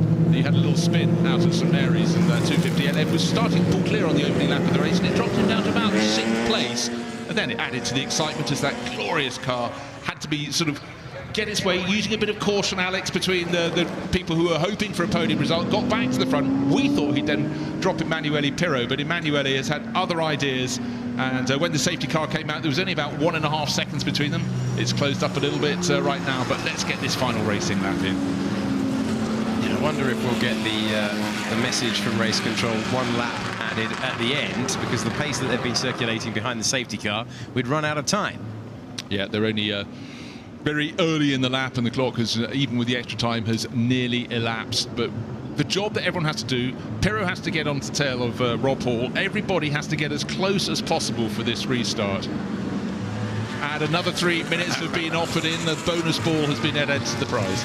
Safety car will be in this lap. That's music by ears, the message coming into our ears And so for all the crews, let's hope they get the message to their drivers as soon as possible. For the drivers right now, their job is to stay on the tail of the car in front, whether you're the car at the very back of the line there, which is Richard Cook in the Tour de France. But right now, Pirot in 73 needs to get right onto the tail of Rob Hall through the dip on the exit of St Mary's. Line's still going on the safety car, but they should be turned out very soon indeed. But I still expect Rob Hall to pull away on the restart of the race. But then again, I thought he was going to pull away on the opening lap of the race, and round he went at St Mary's. You don't wish that on anybody. And also the fact came so close. Just that little kiss with the tyre banding on the outside of the circuit. Now the lights are out and the field is starting to bunch up. Yes, the drivers are waking again. Okay, lights are out on the safety car, and the Jaguar will make its way back to the pit lane. It's over to you, Rob Hall, to take us back to racing around the Goodwood circuit. And can anyone deny the driver who had a spin early on in the race fought his way back through? It's also the case for the Brett Van as well, who's fought through very, very effectively. Now, being contention. One little fact here, yes, Pirot's getting right onto Rob Hall's tail. The car running third in the line, the second of those two silver cars, is Adrian Beecroft. He's a lap down, which is going to really frustrate the Ferrari Brett Van driver, who's in third place, but fourth in that line of cars. Right, the hammer is down always if you're the driver at the front of the queue. You dictate when you take off. You can't be overtaken before the start-finish line. That would be the intention of Matthew Pirot, but really, really good start there from Rob Hall. Should have done enough. We are racing again. Can Emanuele Pirot do anything about Rob Hall in the LM that is out front? The Brett Van has cleared the lap car and will go after, but I don't think there's much in the way of improvement. Further back, maybe some places, but those in the top five holding position on the restart. And the good news is it's 2 racing laps rather than just 1. They got going with 2 and a bit minutes remaining, give some time to do this lap and get past before the checkered flag comes out. So 2 racing laps to conclude the running here, and a much better restart by Vincent Gay than it was by Alexander Van der Lof. Both of them, of course, had to go past Adrian Beecroft there, so I think Van der Lof lost out a little bit in 21. Through St Mary's they go, but actually the field spacing out. But now, through the twistier parts of the circuit, Emanuele Pirot actually gained a bit of time on race leader Rob Hall. Still, it was very, very tight across the line, fairly even in the first sector. So can Pirot try to force a mistake from his rival, like we saw earlier on in the race? There is Rob Hall in the Scarlet Ferrari out front, being chased down by the Silver 73. He's got a good advantage as he is heading round into what will be the final tour. Of course, even on a very hot day, tyre temperature drops away when you're not going at full racing speed, and you can see the merits of the drivers at the front. They're the ones who are prepared to push harder sooner than their rivals. But this 250 LM, often people say if it looks right, it is right, and I can't think of many more cars that just look so nimble and right as that. But look, Pirot is driving, going really quickly indeed. He's 1.2 seconds down in second place. The fight is far from over, and indeed, exactly the same can be said about the battle between Vincent Gay in number 7 and Alexander Van der Lof. Beautiful rear side shot there as they go through Madgwick Corner. Has Emanuele Pirot got a special performance for us on this final lap? He's looking to extract the error. The car's moving around now. You're seeing them ever more animated from the top 2. Further back, we are seeing Vincent Gay all over his mirrors. That's where his eye line is at the moment, because Van der Lof, having had an ordinary restart lap, is making himself really large in his wing mirrors at the moment. But in the race, I said Alexander Van der Lof was waiting for his moment. He hasn't got any time to do it. This is the final lap of the race, and that little look up the inside into St Mary's, but Vincent Gay covered it off. Now your options, it's not going to happen on the exit of Lavant, it's got to happen at Woodcote or into the chicane. Just remember the value of these cars. Yes, the desire to improve the place from both of these drivers, with the penalty as the clock ticks to 0. And despite the fact that it would have been a serious examination from the mighty Emanuele Pirot, Rob Hall has come up trumps and has got the restart completed to perfection. He took the lead, he had a spin, he regained the lead, he will look up and see the checkered flag first. Rob Hall wins with a superb performance to take the Lavant Cup, and a great drive with he in first, and then Emanuele Pirot in second. Ames will come across the line in the Brett Van in a fantastic performance from the back of the field to 3rd position. Both of those drivers would have enjoyed that race. Rob Hall would have been kicking himself for having that spin on the opening lap. Great recovery from him, but Pirot would have actually really enjoyed that chase. The Lusso did very well. Car number 10, Nick Padmore, came up from the back of the grid to 7th. But don't forget, Alexander Ames in the Ferrari bread van came up from that similar back row. Both of them had a penalty, were disqualified from practice and came through to 3rd position. But sadness too for Karun Chandok, didn't get to complete the race, but hopefully the damage to that 250 GTO is none too serious, something that is fixable without too much of an enormous price tag. Last look at the oldest car in the field coming across the line, the number 22 from 1957, acknowledging, and the race complete. Richard Cook behind the wheel there, and that completes the Lavant Cup. And it is Rob Hall who's taken the win and is taking the acclaim of the crowd. And it is 5-2-6 at the front of the field after a very entertaining performance once again. And that 526, the 250 LM, bearing some scars of battle. If you look at as the car goes away, left rear corner, a little bit crumpled, a little bit scraped, but clearly the 4 wheels were still straight after that. And drivers coming in slowly. But let's take a look back at the highlights of this exquisite grid of 250 Ferraris and the Tour de France having a good run. But the car 21, Alexander van der Lof, went too soon. And car 7 alongside, marginally out of the grid box. They both picked up 10-second penalties. There was a big question. Could Pirro sweep around the outside from the outside of the front row? Not quite. Further back, it looked at that stage, if Pirro wasn't able to get by, is that the race sorted? The answer was no. A big moment for the man who think if that was any more intense of a hit into the wall, it could have been all over. He gathered it together, and although the cars streaked past, Emanuele Pirro was then caught and repassed by the 250 LM from 1964. Yeah, one of the stories of the race was the Ferrari bread van. That's it, car number 16. It was a rebodied car, rebodied by Bizzarini and driven beautifully from the back of the grid up the order. The battle at the front of the race was so super close. And Alexander Ames, there he is in the Ferrari bread van with that chopped off tail, drifting beautiful. Camera work absolutely supreme there. But up front, it was still Rob Hall being chased and chased hard by Emanuele Pirro. There's Pirro, the silver and yellow Ferrari GT short wheelbase Competizione, and there's a 250 GTO, an exquisite car. But Karun Chandok, how fast were those reactions? Sudden flash fire, he got it to the side, it spun on his own oil, parked it up, minutes later breathed out again. Yeah, a moment of relief for Karun. He was running in 4th place when he had that moment. Thumbs up. Listening to us yak on the PA, and then after an intervention from the safety car, a late restart to test all of them, and they all had the doors open. Such was the intense heat for the drivers to race in today. But in the end, it was Hall who was outstanding, and he came round the final chicane, and a great result for him to come across the line and take the checkered flag. Let's hear from our top 3 speaking to it. Well, what a race that was. Typically, Rob Hall, the winner, is walking away from me. Lots of people do. There we are, Scott. Rob, I bet you were hoping for a nice, quiet race, but wow, that was a busy one for you. Yeah, it's... I don't know what happened. Your life probably flashed in front of your eyes. That was the worst 2 seconds of my life. I was just round, and I don't know why. And whether there was something on the track, that's an easy excuse, but I can't believe this. Anyway, we had a little bit of luck.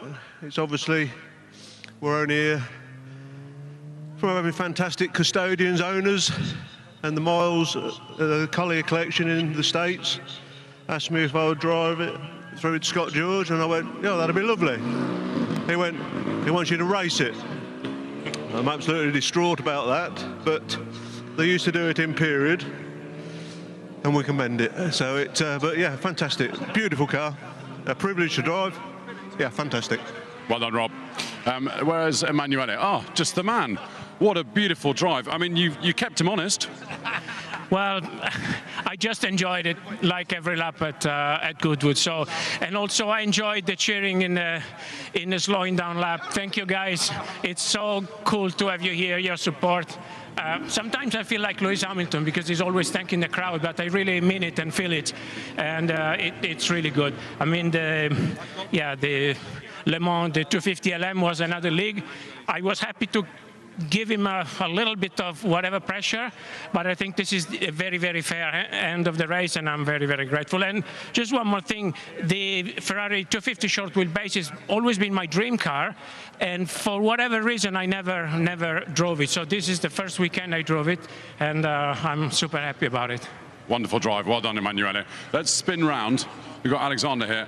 Alexander, as views go, looking down the nose of your bread van at a 250 LM, a short wheelbase, what a cracking drive you had. Yeah, it doesn't get much better than that. From the back of the grid, I think I had a pretty good start and managed to pick a few of them off, which was a great one, and it slowly just carried on picking away. Unfortunately, I had a back marker on the restart, which bogged me a little. Hopefully, it was going to take it to him on the last couple of laps, but unfortunately, it wasn't to be. You said you overtook a few people. You overtook 11 in one lap. Okay, it's quite a few then. Brilliantly driven. Well done. Thank you very much. Thanks. Thank you to Ed. Speaking to the top three there, let's confirm your race results of the Lavant Cup, presented by Sky Cinema. Rob Hall, spin and win for the man in the 250 LM, who was, you could tell during the interview, still a little bit thinking about that spin on lap one. Then it was Emanuele Perro, said he was driving his dream car. Then Ames, Hugenholt, Gay, then Van der Lof, Padmore, Van Riet, Vogler and Jack completing the top 10. On to the second page, and it was Clive Joy ahead of Richard Cook and Adrian Beecroft. There was a dramatic moment as the retirements were Cousins, Chandok, as we saw Karun have a spin after it looked like an oil line came loose and flames underside of the car, and sadly O'Connell wasn't able to take the start in the rather fetching yellow LM that we were expecting to contend for victory. Okay. Let's go down to the assembly area now and catch up with David.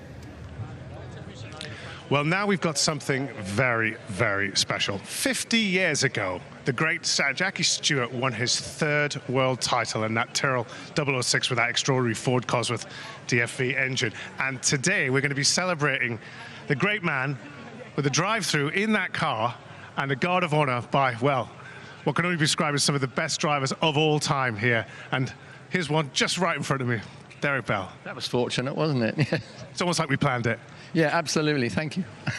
So you're here to give Jackie a guard of honor. It's quite the occasion, isn't it? 50 years since that World Championship. Yeah, it's magnificent. I mean, he's done so much for motorsport, as we've all said and written over the years.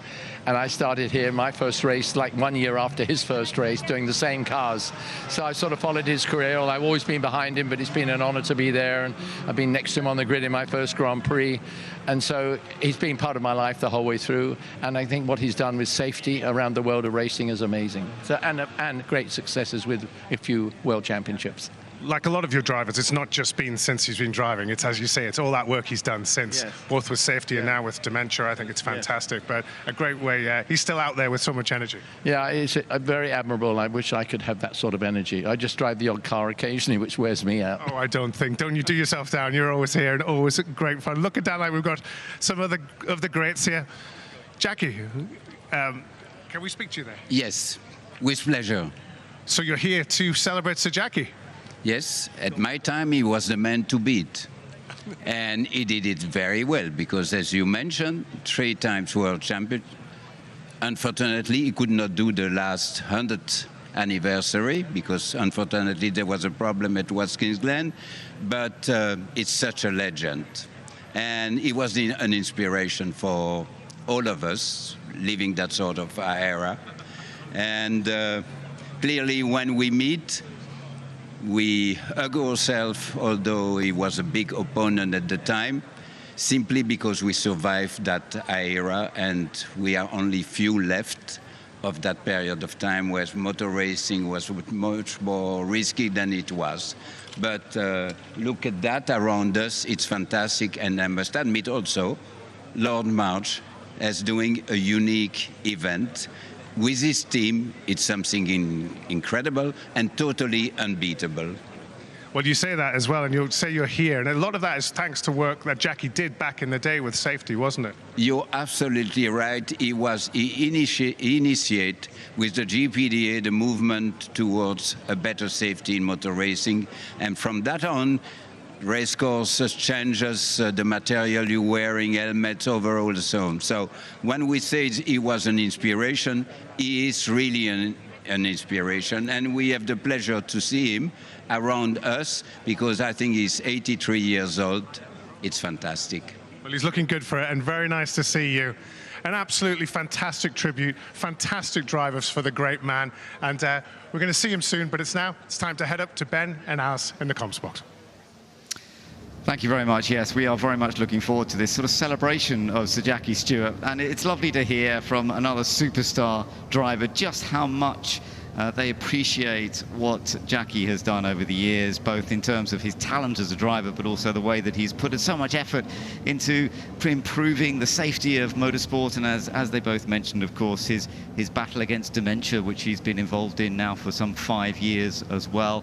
A remarkable man, and it's going to be wonderful to see him back out on the track here as well at Goodwood, a place that was fundamental to the start of his career as well, of actually getting an opportunity to get into the very top level of motorsport, and then to go on at that top level and win and win and win and take 3 world championships really was superb. Alice, it's a lovely opportunity for us really to celebrate Sir Jackie Stewart. It is, and it doesn't surprise me at all that there's so many great names down there in the assembly area waiting to give that guard of honour to Jackie. And you often see him still, don't you, on the TV, or if you get the chance to go to Formula One races, he's running around the paddock. He just doesn't seem to stop, and looking after many guests and on the grid as well. So as you said, and Derek Bell said there as well, he's been such a big advocate in pushing the safety of our sport, and especially Formula One, where of course he lost many friends. And I think it's actually on this day in 1973 where Jackie clinched his 3rd and final Drivers' Championship in Monza. He had a puncture, I think, early on in the race, but clawed it back, managed to finish P4, and of course, as I said, that was his 3rd and final Drivers' Championship. You can see his son Mark down there in that little group that were just chatting away. Mark Stewart and Paul Stewart, the 2 sons of Sir Jackie, and of course he'd been married to his wife Helen since 1962. That's Mark you're looking at there in the slightly paler jacket, and lovely to see him part of this. In fact, he officially owns the Tyrrell that Jackie will be going out in from the 1973 period as well. So he's the official owner of that car, and so Jackie will be driving around in the car that he took his final title in. Yeah, and it's a great opportunity as well for Jackie, and I would expect probably quite an emotional one for him to jump back into the Tyrrell. A bit of a hot day for him to go around, but I'm really sure he won't mind the heat. No, that's right. It's an opportunity to just have some great memories of driving Formula One at the highest level. And it was very interesting when he decided to stop and finish racing. He was absolutely solid about that, never regretted the move that he made. He drove at such a high level. And he also went on to become a very good commentator. He's a brilliant speaker. He's a brilliant communicator. Even though, as he found later in life, he'd grown up with dyslexia, and he'd had a heavy time when he was a kid, you know, because with dyslexia at school, he struggled at school, like a lot of people do, and I totally understand that. It wasn't until later in life he learnt about it, really. But his communication skills, I think, are amongst the best in the world. They are outstanding. Every time you hear him talk, whether it's face-to-face, if you're not going to have to go see him talk, or you're watching it on old films, it just instantly captivates you of the way he speaks and the stories that he tells and the history. And he's got some great stories as well. Obviously, racing back when he did in those early 70s, it was very, very dangerous, and just the stories. And we just think, I just like to say to him, you guys were crazy back then, and they were, but they understood the levels of danger and the sport. As I said, what he's done to make our sport so much safer is incredible. Yeah, but he, as the guys were saying, you know, he was a key part of some of that safety improving, and he got criticised in the early days because, you know, a racing driver who was upset about danger. What's he, a racing driver? There we are. There's the view, ladies and gentlemen. That is So Jackie Stewart now in the Tyrrell. This is the car that won him his final championship in 1973, the 006. And we are now watching him being applauded as he makes his way out onto the circuit. Here we go. So Jackie Stewart is out on track in the Tyrrell at a track which is fundamental to the beginning of his career. That's what's so lovely. He first visited Goodwood in 1953, and he watched his brother Jimmy win a race that day.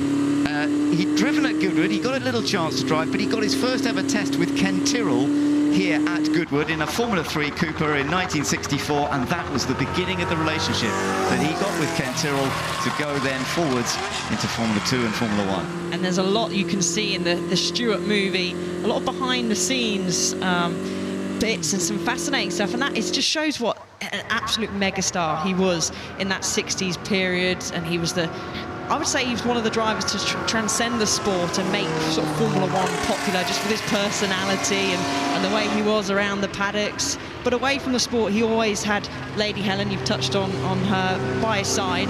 And apparently she used to sit on the pit wall, like many of the wives did back then, and she would time all his laps. So she'd be there right by his side. And so she was obviously a very strong woman as well. He does a lot for Race Against Dementia too. Yes, he does, because Helen is suffering the dementia, and that's part of what he's done, has gone into that Race Against Dementia, which is amazing. He's 84 now, in fact, I think, as we've come into September, and yet he still puts so much effort into so much stuff. He has incredible drive within him, let alone driving skills, and I've always found it remarkable, the sort of stuff that he has done in the past, but then he continues doing. And it's lovely to see him just waving to you all if you're here at Goodwood, enjoying this view, this very special view of Sir Jackie being out there on the track. And if you're watching with us online as well, special time. The winner of 27 races. It was the maximum at the time. He took over from Jim Clark, who had won 25 races at the top level. Nowadays, of course, it's slightly different. Max Verstappen has managed to take 27 wins in 2022 and 2023, and he's up to 47 total now, but there are a lot more races per season than there used to be. There's exactly that, as we hear that beautiful roar as he passes down the main straight, and people clapping and tipping their hat, and fantastic and just lovely to see Jackie out. I'd love to, hopefully we'll hear a word from him afterwards. Just must be so emotional for him, Ben. Absolutely, and I was just thinking that actually, you know, so many memories that he has. As I mentioned, those first drives, you know, coming here to watch his brother race at Goodwood, then having his first initial drives, having his first relationship with Ken Tyrrell as a result of going out on a test day here at Goodwood. I mean, that must have been an incredible thing, and he must be driving around now. I mean, there must be a part of him that remembers all that, you know, from the 1960s at the really, really wonderful times. Yeah, it is. And the big push that he have, and I've said it before, but the safety, how far the safety has come from the sport. And I think someone said the stat, he lost around 50 friends and colleagues through racing incidents, you know, and he's worked so hard to improve the safety of Formula 1. And I actually think probably Jackie is the one that we have to thank for that sport that we have today. He's the oldest living Formula 1 winner nowadays, and the only world champion surviving from the 1960s. So he's kept it going, and his history is absolutely remarkable. As you say, that a driver safety. In 1973, for example, one of the things that they did that final year when he was racing this beautiful Tyrrell 006, short wheelbase, and it was very much designed to suit him, and it certainly does, there's no doubt about it. It was very effective, also effective with his teammate Francois Sever, but Sever was so tragically killed right at the end of that 1973 season. At the final race, it would have been his 100th Grand Prix for Sir Jackie Stewart, but he decided not to race because of the loss of his teammate that weekend, so his total number of Grand Prix stayed at 99. But yeah, grids were, for example, made in 1973 to 2 on each row, as opposed to stacking them up more closely. That was all part of the safety. They were introducing catch fences, all sorts of things, and he was very much a part of all of the safety issues that were coming into Formula 1 from that stage in the late 60s and early 70s. So there we are. Lovely to have some onboard shots as well of Sir Jackie in the beautiful Tyrrell, the car that won 5 races, well, the 2 Tyrrells that he was driving that year, taking on the championship and it was a fantastic year for them. They had some brake problems at 1 or 2 races. They had a rather interesting time as well with Brabham up to some tricks as well, but it was a really great time. So Sir Jackie Stewart doing his little run there. Let's just have a look. And it's nice that he's just acknowledging everybody too. Yeah, he'll be soaking in, and I was looking out the commentary box window when he was going past, and round of applause from the banks and the packed grandstands as well. And I like the fact that he's got his iconic helmet there as well. Yeah, really lovely to see. And of course, here at Goodwood, the place that it all started out, got him a seat within the team, Ken Tyrrell, became the Formula 3 champion in 1964. He did make his Formula 2 debut with Lotus and then into BRM, but it was Tyrrell that was always a key part.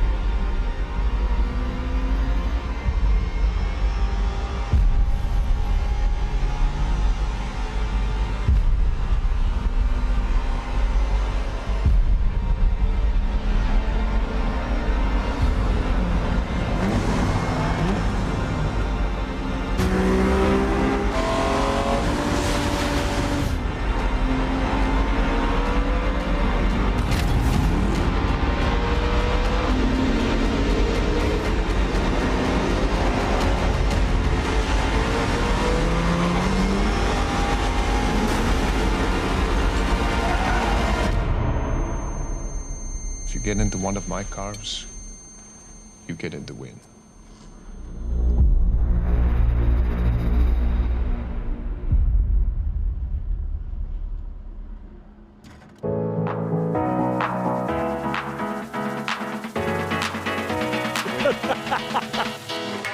Good morning, hello, and welcome to Goodwood 2023. This is the Action Sports Arena.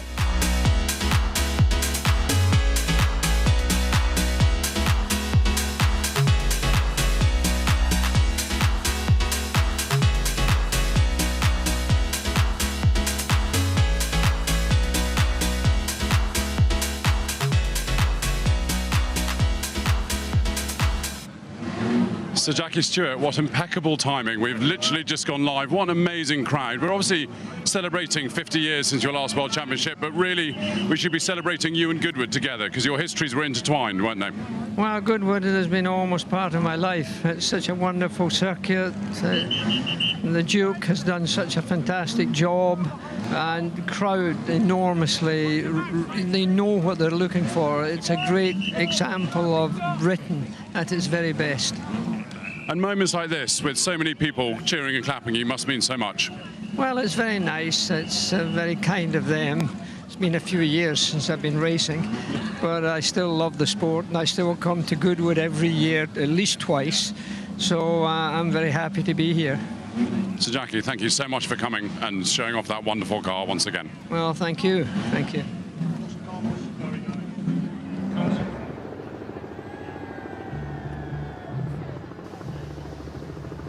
Well, lovely to see Sir Jackie Stewart, and well, we've got all sorts of things going on here at Goodwood, of course. It's not just about the drivers and the cars. Let's go and find out a bit more with Rosie.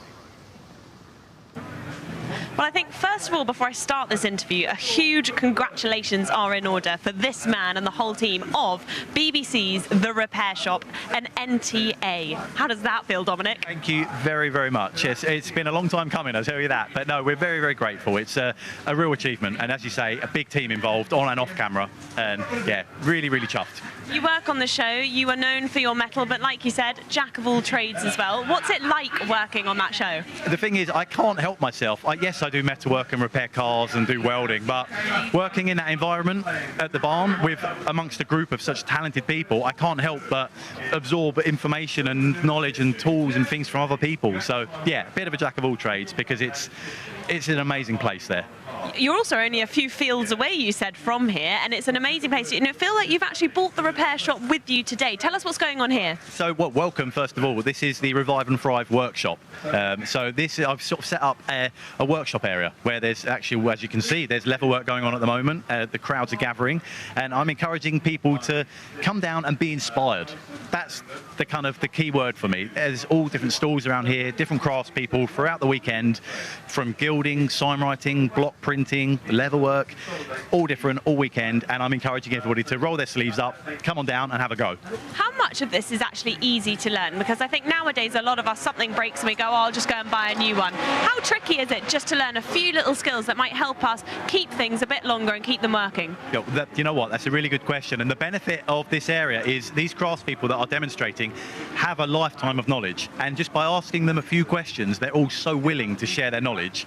A couple of quick questions, well, you'll pick up some really helpful tips that will help you to actually learn the craft and pick it up and have a go yourself. Let's have a look at down here though, because this is brilliant and it's really interactive for everyone. I'm going to come around this side. So let's have a look at this. Explain what's going on here. So this is actually, this piece is the Revive and Thrive logo. This has been created by Dave Smith. He's a reverse glass guild artist, and all of this gold has been put on by the visitors at Goodwood Revival, from 6-7-year-old kids up to retired pensioners. Everybody's had a go, and they've all created this lovely piece. It's not finished yet, but we've got some time. We've got till tomorrow. So. Yeah, we've got till tomorrow. It's so inclusive. It's such a wonderful place to be, and having the repair shop just down the road as well.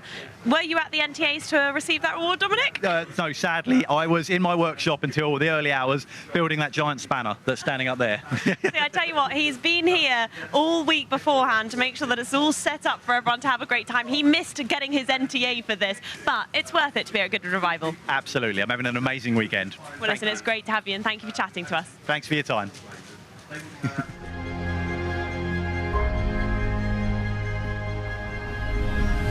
So here we are, another chapter in the car's illustrious life at the Goodwood members meeting, the 80th members meeting, where we're participating in the 75th anniversary celebrations for Porsche and the 60th anniversary of the 911.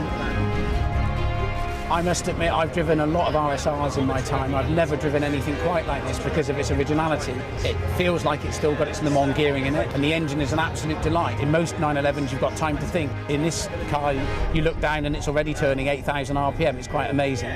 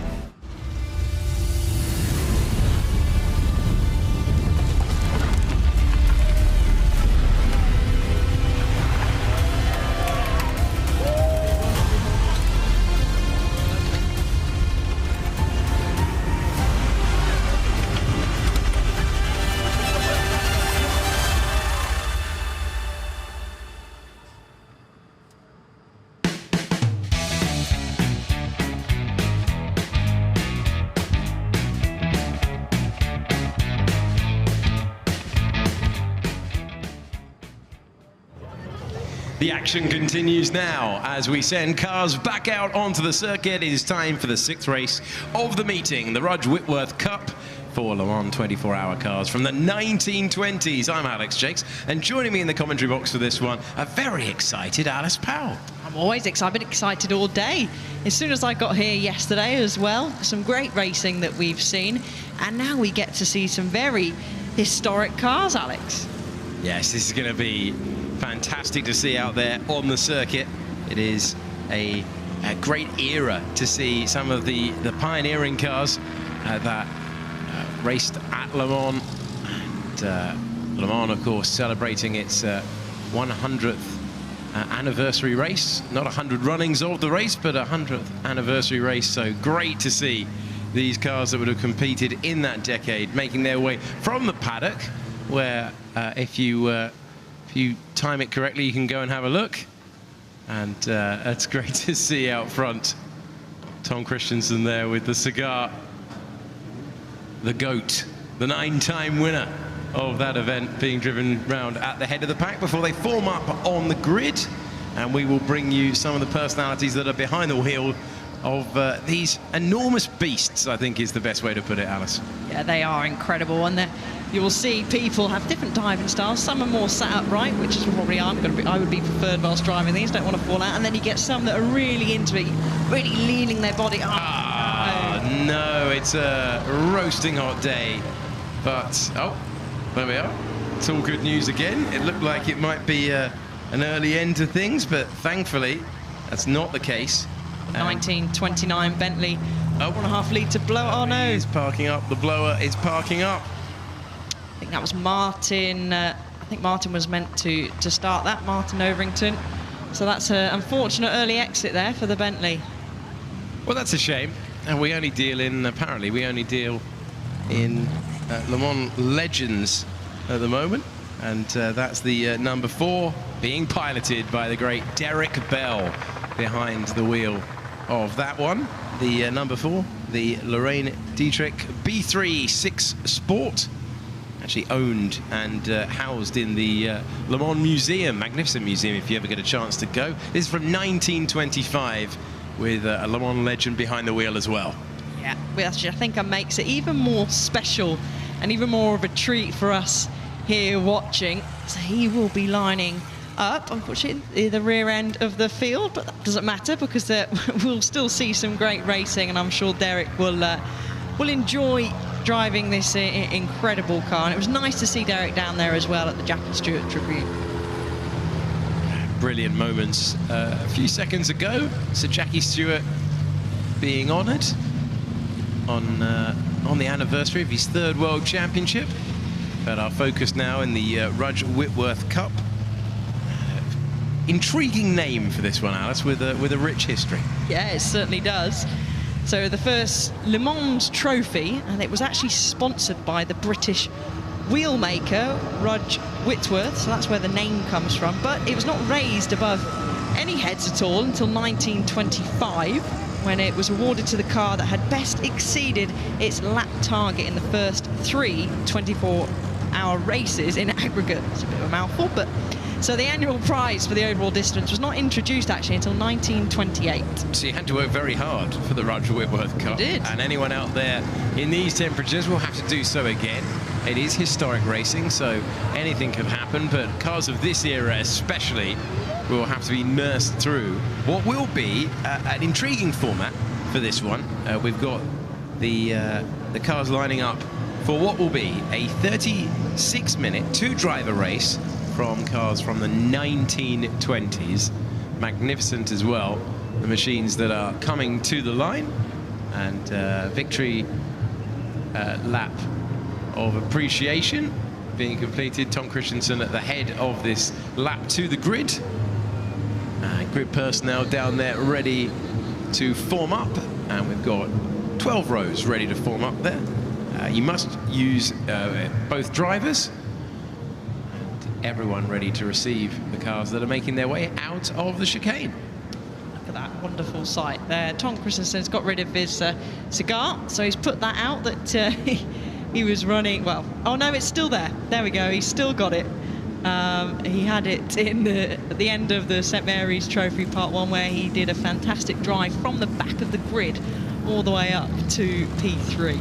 Yeah, I was enjoying watching that one trackside, and yeah, so who's that making progress? Oh, it's Tom Christensen. Yep, that all ties in. That all makes sense. Great to see him out on the circuit. So many big names love this event.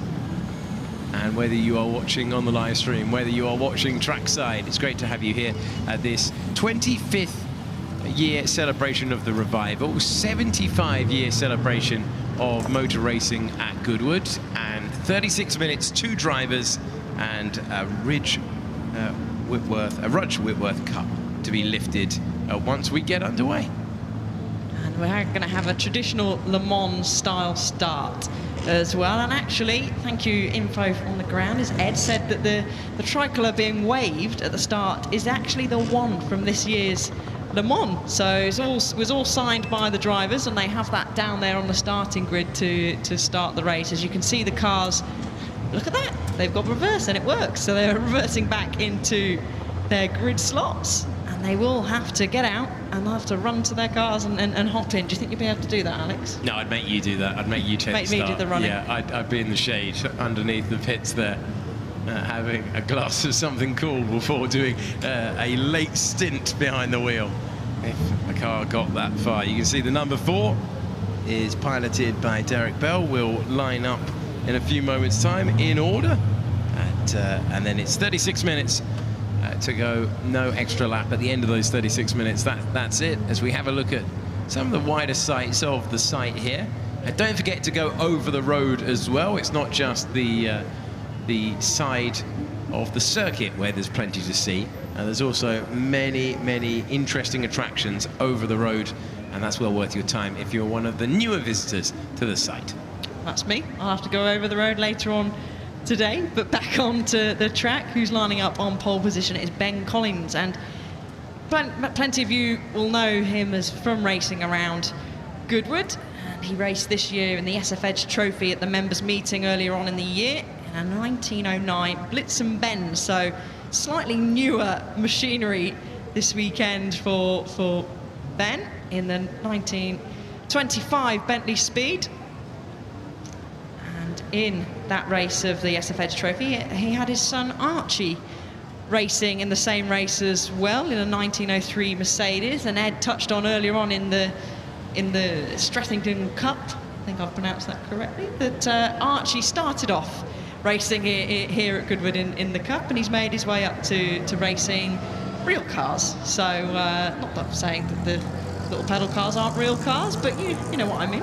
I do indeed. There's a lot of effort to pedal 246 yards, which is what they had to do earlier on. We are parked up on the grid. Everyone getting a chance to have a breather.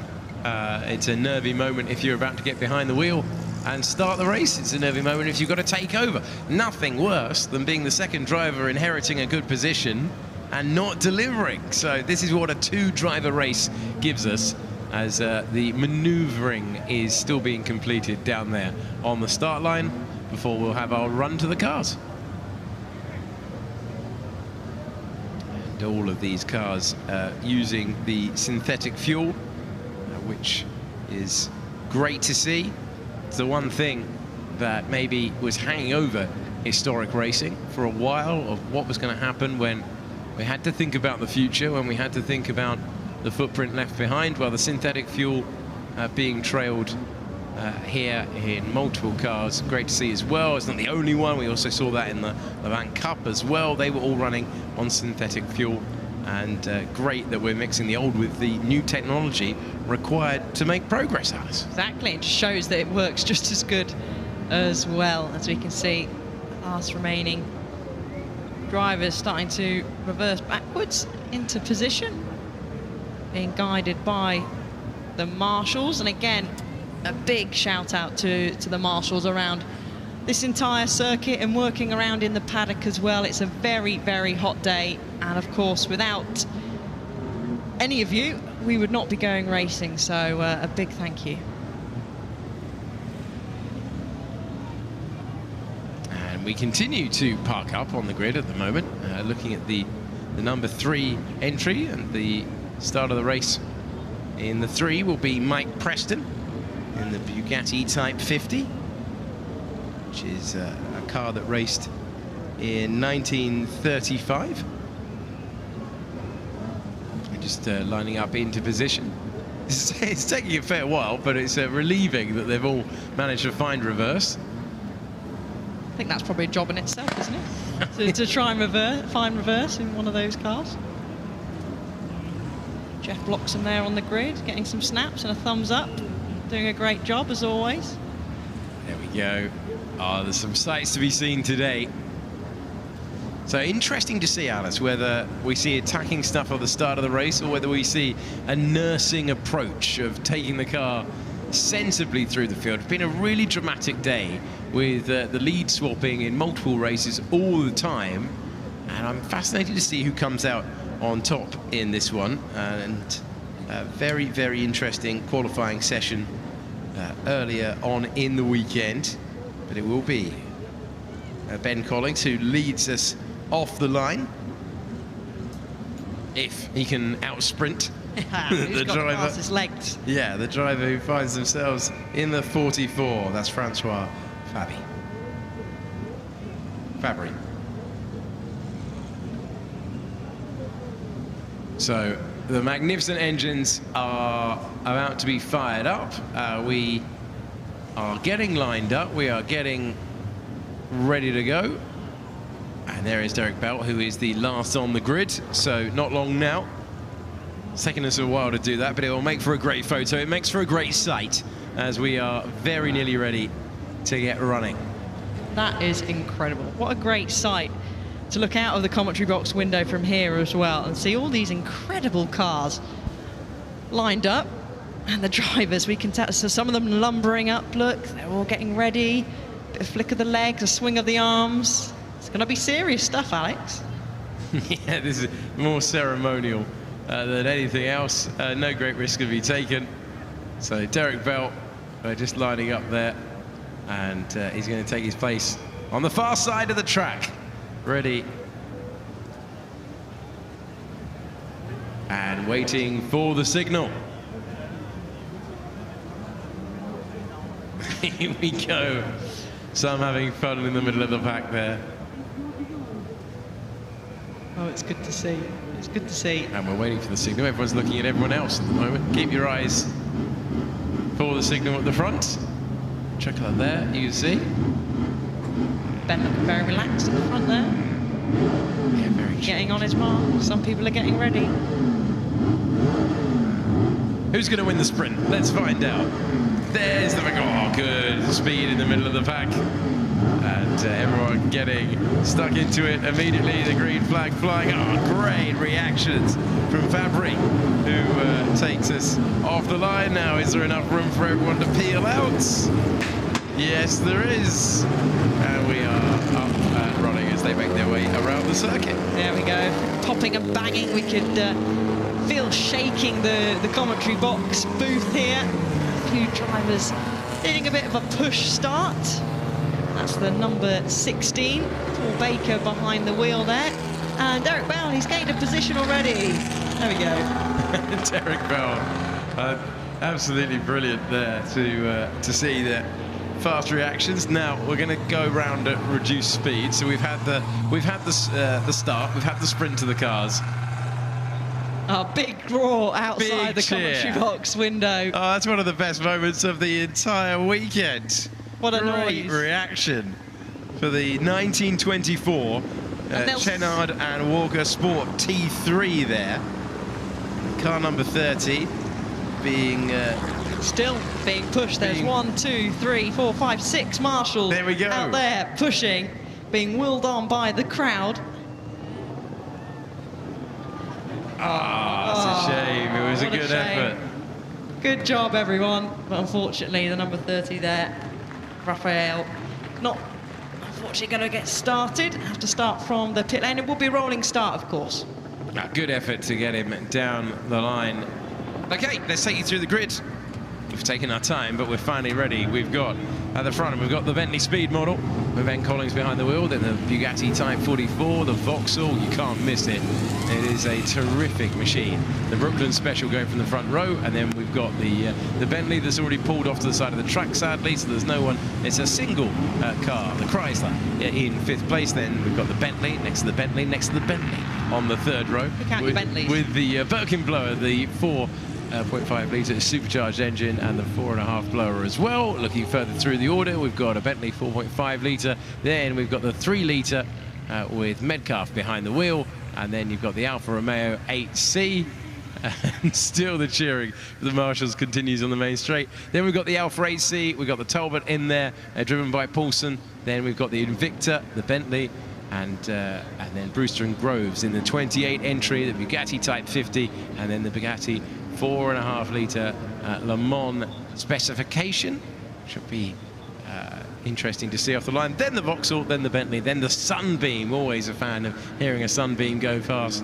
And then in the pit lane, we've got the Chenard and Walker that we would have just seen pushed by the Marshals. And at the back of the field, Derek Bell, the legend from Le Mans, is going to be piloting the Lorraine Dietrich B36 Sport. It's in French Racing Blue. Yeah, just having a little look to see if they did get that number 30 going. Is that it on the screen there? I think so, but here's the rest of the cars now coming round. It's still in the pit lane. I've lent it out of the window. It's still in the pit lane. Had to hang on to your legs.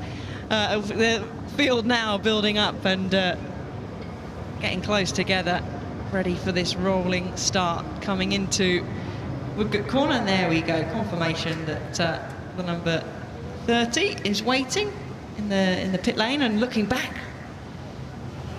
Car number 5, come on down. Come and join the party.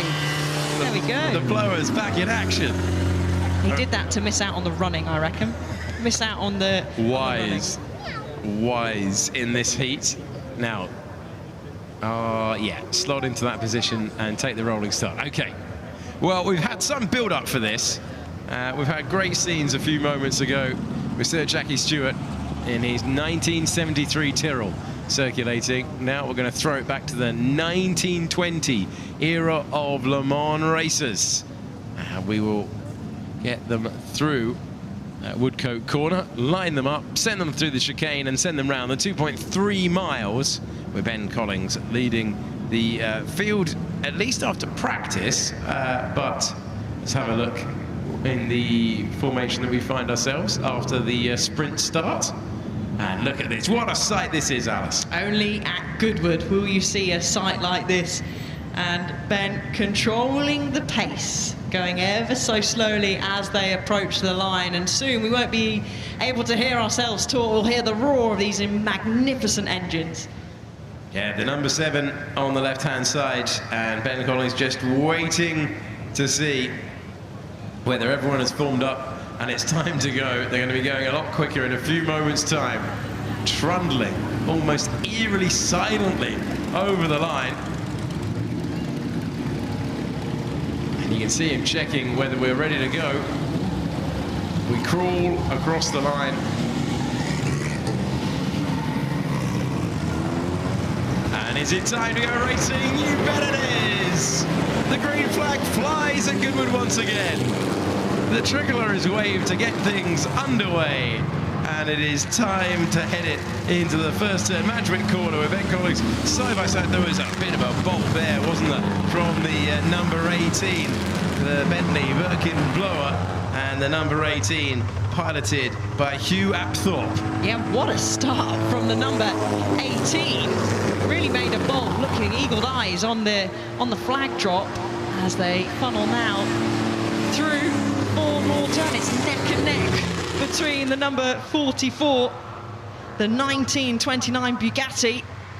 Oh, gaining, and going through. Francois Fabry taking the lead of the race as we see these cars attack the circuit. These big beasts from the 1920s.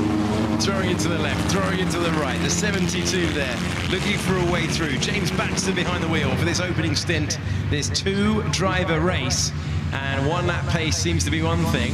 And the opening lap of this race seems to be another, Alice. It is. It's very busy out there, isn't it? Everyone's funneling into position. But Ben Collins had closed the gap there, and you can just see the dust left by Karun's car. But Ben Collins now is hanging it round the outside, down Lavant straight, down the back straight. He's going to go the long way around, but he's going to make it in front just in time, just before Woodcote Corner. This is a 36-minute race. You can see the car number 1, the Vauxhall Brooklyn Special, and car number 1 driven by Christoph Cowens on this opening stint, trying to take that second place away after a spirited start by Fabry momentarily taking the lead before Ben Collins got it back. And that is what he holds going in to lap number 2 of the contest. Ben Collins behind the wheel of the Bentley Speed model from 1925. And another change out front, and Fabry has retaken the lead, so they're swapping it over on this opening tour. Yeah, they certainly are. But waiting in the wings is Cowens. He's waiting there patiently on the back of this battle as there's constant swapping and jostling for position down the main straight. There is the number 10, William Metcalf, lone driver in the Bentley 3-litre Le Mans from 1925. So further back, everyone, let's see who was able to take the start of things. We appear to be missing quite a few. Car 8, car 16, car 13, car 4 do not appear to be setting times on the board. You're looking at the leaderboard there, and there is big applause across the line for one of the cars just cutting the beam now.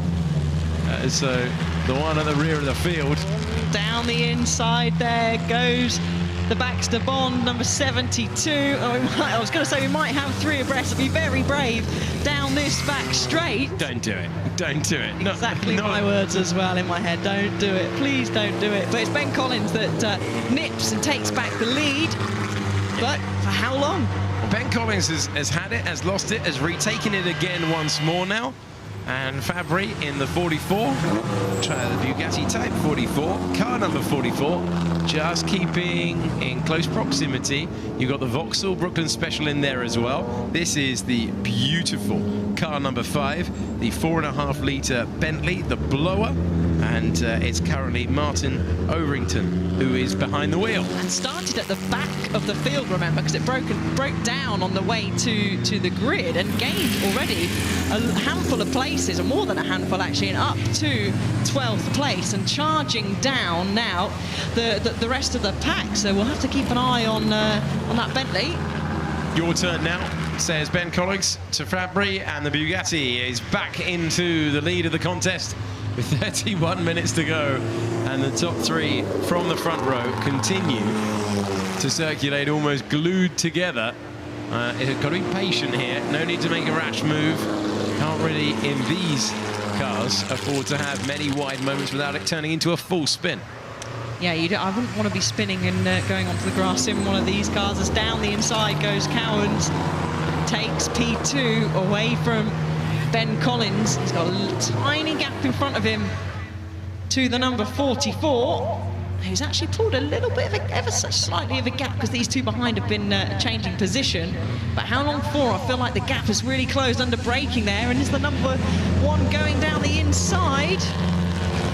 Wait and see. That's a wide line. That's a very wide line. It's the Bentley. For the number 5, and Martin Overington taking the widest line possible, but absolutely hammering through the field at the moment. Oh, it's getting very, very close for the Vauxhall taking the lead. The Brooklyn Special, the 3098 Vauxhall Brooklyn Special from 1924. It was the Ronald Hughes Vauxhall Special. The car was assembled in 1933, and its first appearance at Brooklands was on the 7th of July 1934. And it's been racing ever since. Great to see all those at the front row fighting amongst themselves at the moment. Yeah, Martin Overington has really, really closed the gap now on the back of this group. He's lighting up the timing screens. Purple, purple, and probably purple in the final sector, which means fastest overall. As a cheeky check over the shoulder from Ben Collins. You've got to give a bit of a gap, Ben, so you can concentrate, eyes forward, and chase this battling pair in front. Just having a check where the rival is. Arm up of acknowledgement there for car number 1's Christoph Coens, who is the leader at the moment, with Fabry trying to retake that place. We make our way through the lap.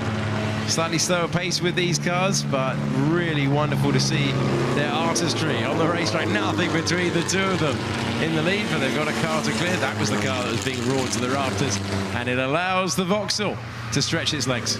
Yeah, the Vauxhall stretched its legs ever so slightly, and it looks like the 44 is starting to smoke even more. We saw some little bits of smoke earlier on. Saying that he's just calmed down the smoke now on the exit of St Mary's, is pulling up nearly alongside the number 1 of Cowans in the Brooklands Special. No room to go down the inside there. I wonder if it's maybe, I was going to say maybe some bodywork rubbing there, as it only seems to be turning around certain corners. But they're going to go neck and neck now, Alex, all the way up the Lavant straight, slightly uphill. Who's going to have the race first? But look at Ben Collins has come back to join the party. They've got a little bit of traffic, and then that almost boxed in there, the number 1. Yeah, they go past Derek Bell, and it's a new order. So these three are working together, racing each other, passing, repassing, and passing again. And really great to see the car control required, because the direction change is significant at parts of this circuit. Certainly St Mary's, you do need to rotate the car. The problem is, any sudden movements in one of these, and you are fighting it for far longer than the modern cars that we've seen in comparison, the ones that appeared 40 years after these raced at Le Mans. And probably trying not to fall out as well. But just crossing the line there is the Bentley, who is still travelling around very quickly around this Goodwood circuit, up to 4th place now, and eyes will be set on that battle for the lead in front. He's a good 5.8 seconds behind the gaggle of cars in front, so a little bit of work to do. But if those at the front continue to fight, I think it'll be no time at all that we'll see the Bentley right on the back of them. An improvement in, I believe it is 10th place. Yeah, 10th place. And you've got car number 2, Chris Lunn behind the wheel, now running in the top 10. And car number 2 out there at the moment and enjoying things. The Vauxhall continues to lead the Brooklands Special, 26 minutes away from victory. The problem is that you've got Fabry right behind him in the Bugatti, and then you've got the excellent car Ben Collins in the Bentley Speed model from 1925 that is giving chase as well, but they're not getting in each other's way. As Ben Collins says, okay, you've held the lead for long enough, and goes on the attack. In formation we go. We've been threatening 3 wide for so long, but they know it's not sensible as they come to the end of the Lavant straight and make their way through Woodcote Corner, just the chicane, to complete another lap. Yeah, so I'm just looking to see if it is the right, turning into right-handers, where the number 44 car might be smoking the Bugatti. So we'll keep another close eye on that as we charge down the straight. A little bit of traffic there to get past, but it's quite easy there, the number 8. That's the Bentley 3-litre from 1922. Jonathan Turner behind the wheel. Darren Turner started this stint, I should say, and trying to find a gear by the looks of things, looking down into the cockpit when they went past, trying to shine a light on some of the cars that we're seeing other than this fantastic battle. The trio out front, although it's good lap from Fabry, good lap to try and break clear of them, but it feels like they're playing the long game. Yeah, I would say so. But that number 5 Bentley, you can see it there in the background now, coming to join this party, Alex, very quickly, lapping nearly 3 seconds quicker than this gaggle of cars. So great job by Martin, dragging and closing the gap, and he's literally, I think before the end of this lap, Alex, he might even be on the back and dicing for the podium positions. Driving the wheels off it on the exit of St Mary's there, as they make the rotation through Lavant Corner, and he has roared his way from parked up and not sure if he was going to compete, now finds himself in a really strong 4th place. Overington working the wheel brilliantly, 4.6 seconds off the lead. The lead that's changing again now. Ben Collins goes through and takes his Bentley back to the front of the field. not for very long. Or side by side through Woodcote corner, keep it clean. Do they? Oh, ever so close. Respectful racing. The 44's going to have it. Francois going to keep it down the inside. Does he know? It's Ben that just sneaks ahead. And the entry into the chicane. Great stuff. Well, all of this racing that we've seen on a fantastic day, and the top 4 are glued together. What a great competitive day of racing it has been. Even some of the front runners in previous races have spun off and had to work for it. But what a comeback drive from the number 5, the 4.5 litre blower, the 1929 Bentley, being driven brilliantly by Martin Overington. And is he about to take his place on the podium by, or at least thinking about it, to move up into the top 3? Nothing the Vauxhall could do about it. Maybe positioning the car for the corners to come, but that is a continuation as he shuts the door and takes the place. Continuation, Alice, of a superb recovery drive. Yeah, great recovery. We thought it was all over.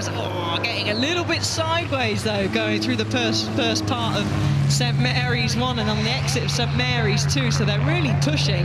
Ben Collins has started to up the pace, so now this front 2 have started to up the pace together, Alex, so maybe they've seen Martin in the mirrors and thought, okay, we need to stop battling here now, we need to up our game, we need to up the pace, and they have done already, increasing their times in the first sector alone as they're heading down the long Lavant straight, and they'll cross the timing beam. Let's see if they improve on their previous best in the middle sector as we wait for them to have a look. A little bit of traffic, and they do. So they've definitely seen the Bentley in the mirrors and thought, right, come on, time to go. Ben Collins continues to lead the way in the 7. It's the race lead here has belonged to 3 cars across the course of the day. They are the cars that were at the end of this lap in the top 3. Is there a way for Overington to fight his way to the head of the field, having been parked up on the reconnaissance lap? Got the car running once again, and in with the pit window open, in comes Christoph Coens, and he will make his way out of the car. There's Derek Bell completing his stint as well. Terrific for him to be back behind the wheel. And that's a great opening stint, gives the Vauxhall a huge opportunity. It's not as complex a driver change as you get in Le Mans these days. You've got a slight paddle with the side of the car for a door, and just waiting for the stop time, checking all is well. A little bit of a debrief, if you can conduct a debrief in this time. And the mandatory time waited for on the stopwatch. Yeah, Gregoire Fiskin's getting in the car now, visor down, having a quick chat with Christoph, making sure everything's okay. And that probably feels like a really long time of watching that stopwatch as he's given the wave to leave, as he bolts out of the pit lane and bleeds in. Let's have a little look. So there's a bit of traffic around him, so he's not spread out into a great position, but a thumbs up there as one of the slower cars who also came out. That is the Derek Bell car. Derek no longer in the car, of course. He's hopped out. Stefan is hopped in. Back to the battle for the lead. Back to the swapping over as we continue to cycle through. So you've got to make your mandatory stop, and you've got to see the drive. There we go.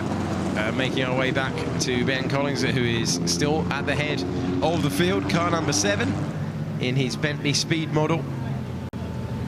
The car owned by Gareth Graham. Oh, and it's going to get a bit of traffic there. Ben runs slightly wide, and that's also delayed the 44 Fabian Bailey car as peeling into the pits. Not sure who that was. That is the number 21. Peeling into the pits to make their mandatory stop. There we go, pulling up nicely. Yeah, switching drivers. And being timed, so there's nothing dangerous being done. We go back to the never-ending story out front. This battle has been going since the opening seconds of the race, with 19 minutes and 36 seconds left on the clock. They continue to run in close formation. I wonder how this one's going to be resolved, Alice.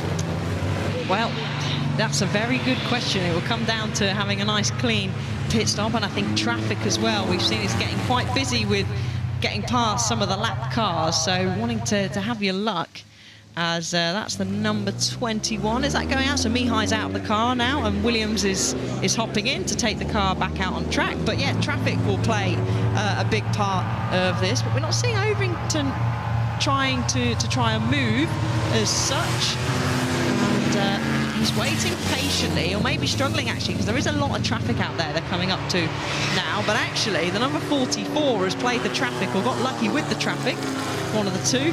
They'll say played it well, and made an escape down the road. But how long for?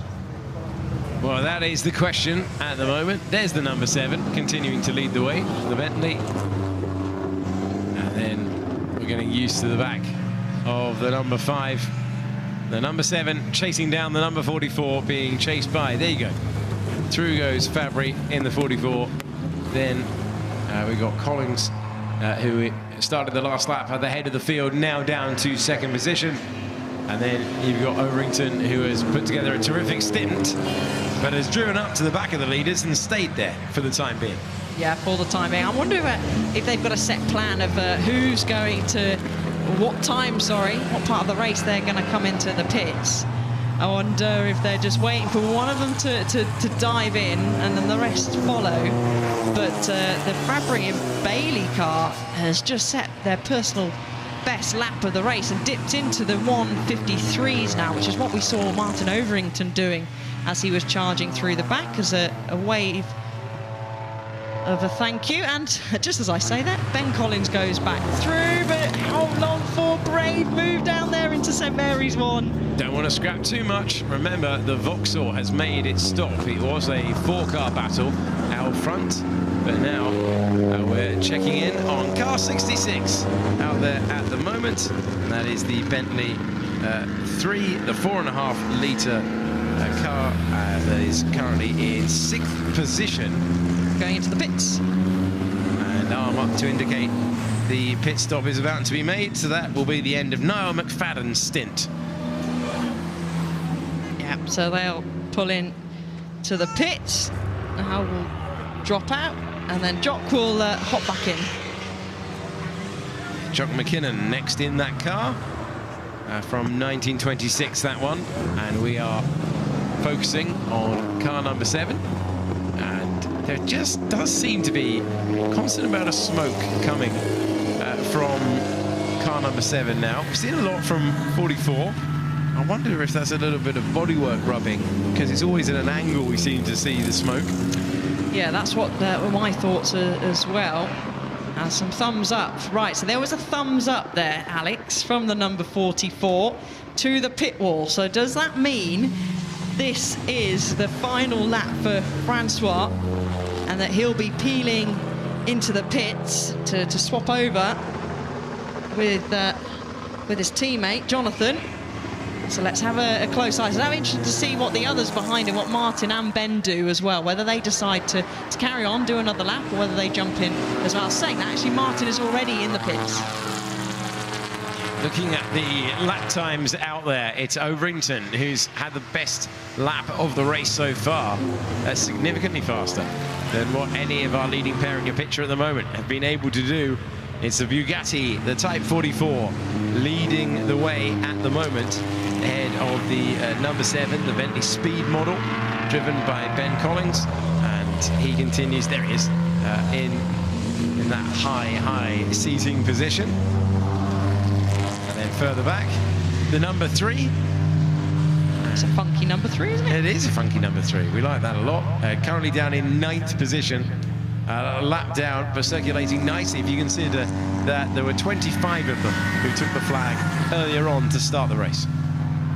Yeah, so let's have a little look. They're coming towards, the leaders are anyway, towards the end of the lap. They're heading down into Woodcote now. So let's see if maybe there's a bit of tactics maybe going on. Was Francois giving the wave to the pit wall just to trick Ben? Who knows? But we'll see if he peels into the pits very soon.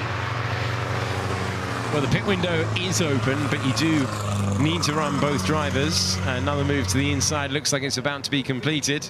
And they're in. They're in. The two leaders, I can just see out of the commentary box window, they have peeled into the pits. There they are on the screen now. So both pitting at the same time, not favouring another lap without the attentions of the other. And a quick conversation about what to do.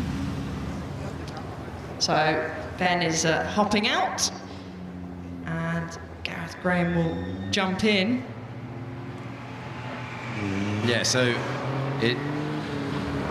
And hold on a minute. Hold on a minute. That was the Overington car. That was Martin. So that is a great shame, because we were going to have, I feel, a three-way battle for the lead there. So we'll try and find out what's gone on. Well, it obviously had issues much earlier, well, before the race had even started, didn't it, Alex? So that's really unfortunate. But there is the 44 now, is heading out the pits with Bailey on board now. Francois done his job. He can get a nice fresh bottle of water. Other drinks are available. I wonder which one he'll choose as Graham comes out as well, a little bit further behind. So I'm guessing they would have all met the required pit stop time. We'll have to wait and see, keep an eye on the time screen, see if any penalties do come up. But a bit of a gap now there. I think it's around about 5 seconds. Well, we're going to see how this all shakes out in a few moments, and it's gone really, really well. If you look for the 44, and Bailey now behind the wheel. Bailey showing the way to Graham, who is operating things for the number 7 for the Bentley, as the Bugatti continues on its way. It seems to just hit the bumps horribly coming through St Mary's, and yet it just works for it. Yeah, it doesn't seem the smoothest of rides, does it, at all? But for the misfortune of the Bentley, the number 5 Bentley, that has now brought the Cowans and Fiskin car back up into the podium spot. We were having that great battle earlier on. So Gregoire's now at the wheel of the number 1 car, and that's back up onto the podium. So it is now turning into much more of a gap out there with Bailey slightly leaving behind things for Graham there, but still a long way to go. These are cars with an incredible history, nearly a century of history, and good to see that so many are continuing to run at the moment in the Roger Whitworth Cup. Who's going to get their hands on it? Who is going to be declared the winner and take the laurels down there on the start-finish line at the end of this one? Just a reminder, if you've not been in your position all day, if you've not been watching the stream all day, if you've not been trackside all day, we have seen late drama in plenty of races today. What looks set in stone at one moment can completely change the next. Yeah, it certainly can. As the number 44, as the gap is coming down, so last lap from the Collins and Graham cars really closed the gap. So that outlap, time difference-wise, was just under 4 seconds. So the gap stands at 2.3. So we will see a battle for the lead resume. There is the current leader at the moment, leading. Still that smoke coming out the back, going through St Mary's. Got a little bit of traffic from the number 12 ahead. Bailey at the wheel of that car now, but Graham, I see in the back of the shot. There we go. We just saw him in the back, chasing down the number 44, but Bailey's got past the traffic, and Graham's not caught it at a great place, has he really, Alex? He's going through the back corner, and yeah, that's going to definitely slow him down, which is great news for Bailey. It is. Oh, what have we got out there? There's a lot of smoke for one of the cars. Was that just a wide moment coming out of Lavant corner? But there was certainly an issue for someone coming onto the straight and through the kink. But continuing on, at the Type 44 from 1927, Bugatti produced the Type 44 as a mid-sized car built to the same high standard as their race cars, and they modified the versions that competed at Le Mans. 1,100 were sold, and it became Bugatti's most successful car so far for the brand, and it looks like it might be about to achieve some more success at the moment, as about as large as the lead has been all race long between the 44 and the 7. Yeah, well, there's Gareth Graham in the number 7 entrant of this car. So he put stuck the entry in, had an experienced driver with Ben Collins behind the wheel, but he's putting in some fast lap times and has increased the gap. Has Bailey, Jonathan Bailey, ever so slightly, but that I'm sure was down to a little bit of traffic for Graham as they're coming up now. Have 9 minutes remaining on the clock. So 9 minutes ago, we approached 75% distance completed. It is Bailey ahead of Graham. It is Fiskin in 3rd place, but dropping way back. So that was a car that was competing at the front. Now, where you catch the traffic here, Alice, that can play a massive role, because you can see the 44 doesn't know where to go. Big control required behind the steering wheel, and avoiding action as well. Yeah, and he's taken the brave outside line there, but this is where the Collins and Graham car caught the traffic last time. So Bailey's getting a taste of it there, and the pit window is now closed, so no more pit stop or driver changes can be made. But Gareth Graham on that last lap, that first sector has definitely closed the gap. He was a good 8/10 quicker, and he's managed to make his way through the traffic much better. Again, luck of the draw with the traffic there, and you can see the gap certainly has closed as they're near enough going to be entering the chicane at the same time. Well, it's looking good at the moment for Jonathan Bailey, and in the first stint it was Francois Fabry behind the wheel of the 44, Type 44 Bugatti. And let's see what the gap is across the line now. 1.4, it's coming down. It's not huge. It's not the luxury that you would want with 7.5 minutes to go on the clock. Is this one going to have a late twist like we've seen in so many races today? Yeah, so he's bleeding past, go through Fordwater, but look at the traffic in front that they've got to deal with.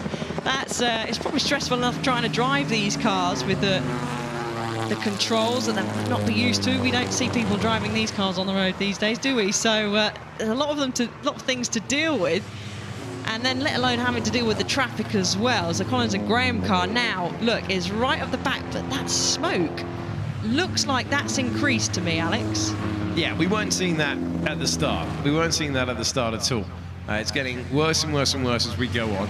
The drivers will know at this stage of the weekend what they've got underneath them. They'll know every rattle. They'll know the vibrations to pay attention to. They'll know the rattle to not pay attention to, but you can't really ignore that, can you? When he's leaning on... Now, let's see if it disappears on the straight. Yeah, so it's when he's leaning on the car into Lavant corner. That's when you're getting an enormous amount of smoke for the number 7, which is getting closer, which is drawing alongside, and this could be a late change for the lead. Might be smoking out of Lavant corner, but it's quick, you know, and that's a great pass. Through goes Graham to take first place. Yeah, Graham down the inside, even before Goodwood corner leads it out to the edge of the track. I mean, they're both smoking along, but the 44's been smoking from the start, which I think might be some possible bodywork rubbing ever so slightly there. But now it is Bailey. Jonathan Bailey needs to turn up the wick a little bit if he wants to hang on to the back. He needs to tie a tow rope to the back of the Collins and Graham car as they drop half a second separating them as they cross the line, with just over 5.5 minutes left to go. But that is smoking a lot, isn't it? Just intrigued. I mean, it's any sizable change of direction. We're getting an enormous amount of smoke. And how tenable is that situation for our race leader? They're really pushed to regain this lead. Looked a decent advantage at some time. Does the Bugatti have more in the locker to try and fight it back? And is the Bentley out front, number 7 at the moment? Can it carry on cornering like that? Well, that is the question.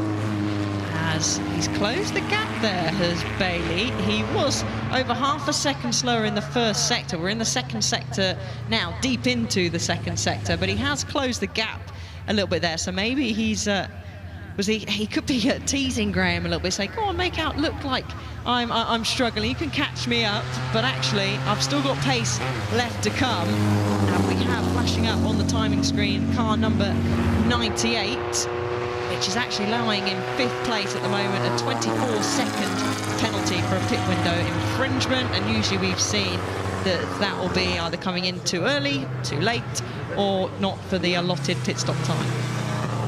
That is a difficult moment for car 98, currently driven by Rob Hubbard.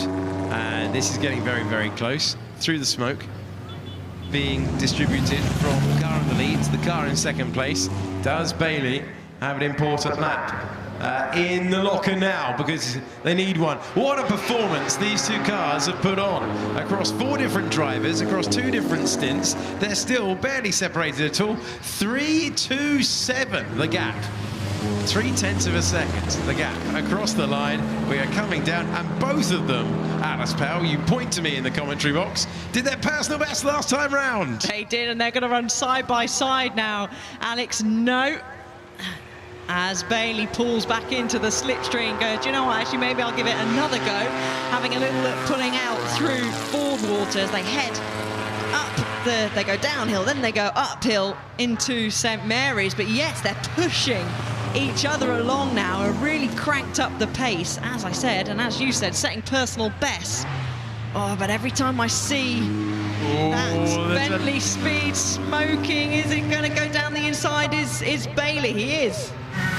Well, this is what a great shot that is. Gives you a great idea of the speed that these cars from the 1920s are producing for us here at Goodwood. What a fantastic day of the revival it's been. But who's getting their hands on the Rudge Whitworth Cup?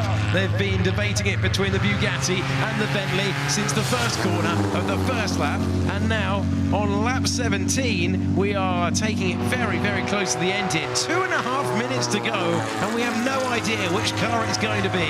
Will it be the 7? Will it be the 44? Yeah, you're brave if you want to call it. Is he having a look down the inside? Is Bailey's late on the brakes? Is he going to get it stopped into Woodcote corner? Sorry, yes, just about. You can see him fighting on the wheel. Does he run wide? No, just keeps it within the track, which is great stuff.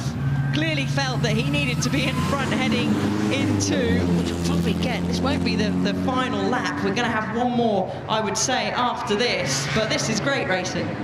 There isn't going to be much left on the clock when they go over the line, but there should still be about 3 or 4 seconds when they come around next time. And this is the penultimate tour, we expect then, of the Rudge Whitworth Cup. It has been close throughout. It has been exciting throughout. We've got plenty still continuing round at the moment. Hubbard, remember, in the 98 car in 5th place, has that penalty for the pit stop infringement. Side by side we go. Penultimate tour of the circuit. These cars from the 1920s going wheel to wheel once again. Check in the left-hand mirror. Is there anyone there? There is now. The Bentley's back in the lead. Round Fordwater, which is such a fast part of the track. Traffic ahead could change things. They should both be able to get past the maroon car that's directly in front of you, but where you catch the traffic could change things. It did earlier on in the Barry Sheen Memorial Trophy. They're both going to get by.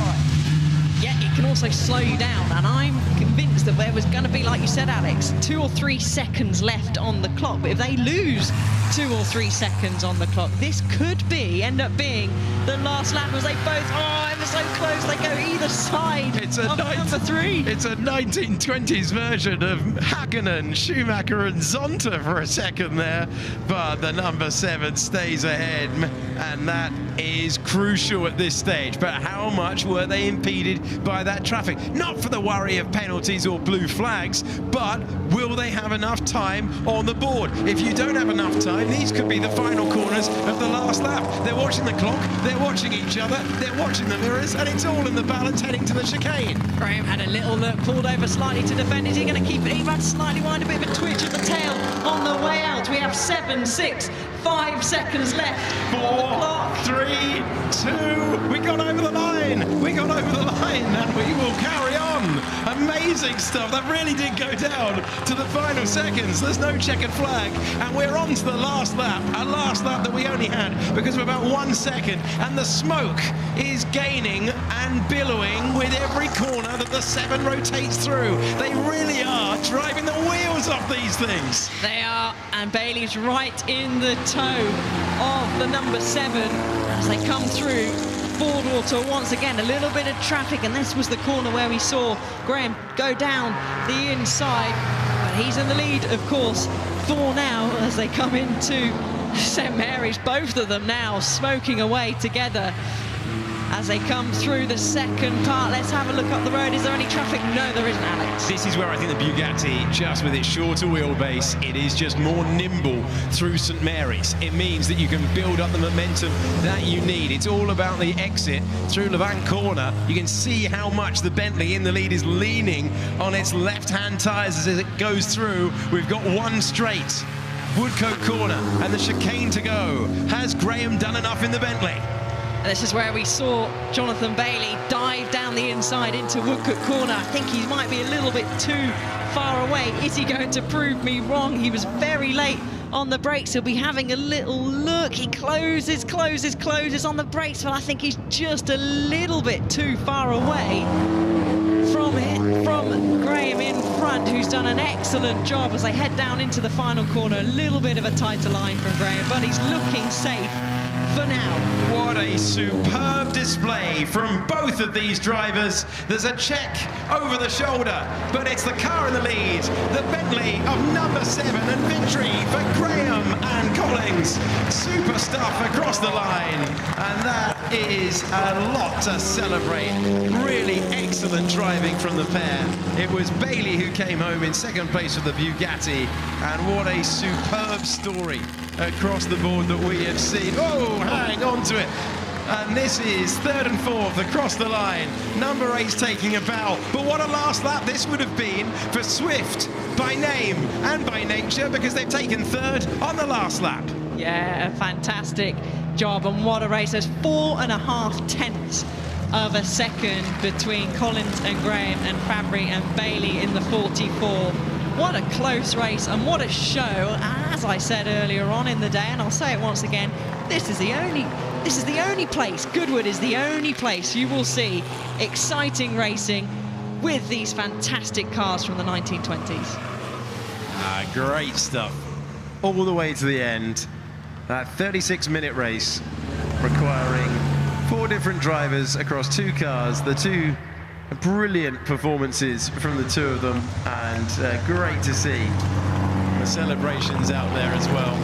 Came prepared with the flag, and it's not just about being at the very front of the field. The Chenard and the Walker did eventually make it out there, and the flag flying. That's great to see at the end, but what a super drive. First of all in the first stint by Collins, then by Graham, Fabry and Bailey. Well, they gave chase, and that was absolutely excellent. Now, we saw across the line there was a change for third position. This is the moment when the place was taken. A swift dive to the inside late on. Oh, and look at the slide! That is fantastic. Into Woodcote corner. Great stuff, and I'd say that overtake is definitely worthy of a podium. It's one of the overtakes of the day. That is the definition of licking the stamp and sending it in a 1920s era car. I don't think we saw much of the Bentley Birkin blower there, but that from Hugh Apthorpe in the first stint was decent. Nick Swift with one of the moves of the day at the end there. Excellent stuff. Yeah, it was, and what a great performance from all of these drivers. To see some incredible cars, and you can hear the crowd cheering and applauding. A great display from all of these drivers. It doesn't really get better than that, does it? And glorious sunshine at Goodwood Motor Racing Circuit, and you've gone round the 2.3 miles quicker than anyone else. You've taken the flag, you've done it with a teammate as well, and warm applause, and deservedly so, for the top 2. They were swapping the lead lap after lap after lap after lap, and thrilling it was too. We began not with a sprint finish, but with a sprint start. The photographer was sprinting as well, joining in with the fun. The old traditional run to the car, celebrating the heritage of Le Mans. Wait, this wasn't the very start of the race. This was just to take us on to the formation lap, but didn't it look good? It did, and here Ben brought them across the line, and we saw some very strong starters, in particular their number 18 making the way up through the field, and they all kept it nice and clean and nice and safe a couple popping in and kicking up some grass there, but great and fabulous shots of the car going through turn 1. Bugatti Type 44 heading the front of the field, and at that stage the Brooklyn Special Vauxhall was involved as well. That faded in the later stint, and it was just a constant story of Bugatti ahead, Bentley ahead, Bugatti ahead again. It was a constant change, wasn't it, for the lead? Look at the car control there from the number 9 of Hunt. And then we got the driver changes, didn't we? So here in the number 1, Cowles was out, Fiskin was in, but the battles continued out on track with constant swapping of the lead. I'd love to know the number of how many times this lead changed during this race. It was a real display of driving ability, but also a real thrill. So super stuff. Then when we got into the second stints, it became slightly more serious. Not allowed to breathe by the Bugatti, but it was the Bentley that took victory by 0.4 of a second. Despite that lunge late on, it was well timed by Graham to get back through, and Graham did get back through and stayed there all the way to the finish to take the top honours in the Rudge Whitworth Cup. Yep, as they came across the line, getting sideways, and big applause from the pit wall and the crowd as well. A great win for Collins and from Graham. Well, 0.4 of a second after 36 minutes. Ed is downstairs speaking to the top 3. Right. Well, what a race that was. I'm going to dive straight in with Gareth and Ben. I'm sorry, I'll have one of those later. Gareth, congratulations. Did you know about the smoke? Could you see it? Well, a little bit, yeah. Mostly wheel spin, yeah. It was quite a lot of wheel spin, to be fair. It's just too much power. Yeah. Narrow tyres. Yeah, so I take it everything's all right? Yeah, it's fine, yeah. Yeah, it's just hard on these old cars, 36 minutes flat out. But what a privilege, I mean, yeah. What a last lap. Oh, yeah? Sorry, still. Ben, let's come to you. I hear you've been training for months and months for that green flag lap start. Yes, I was hoping my sprint to the car may have been a bit quicker, but no, it was really exciting to do a Le Mans start, and having never done one before, and it was really, really interesting. Am I right in thinking you're running on synthetic fuel this weekend? Yeah, we're on P1 synthetic fuel. We've drove the car down. We're driving it back tomorrow. It's brilliant. I think the engine runs a little bit cooler. And yeah, it was very exciting to be running on it. Well, look, congratulations. Great drive. Thanks very much, Ed. Right, I'll tell you what, let's squeeze around here. Second place, Francois and Jonathan.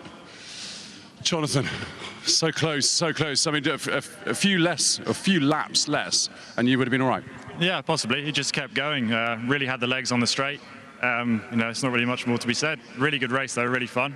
Hot work. I'd agree with the hot work. Francois, there was a busy opening stint.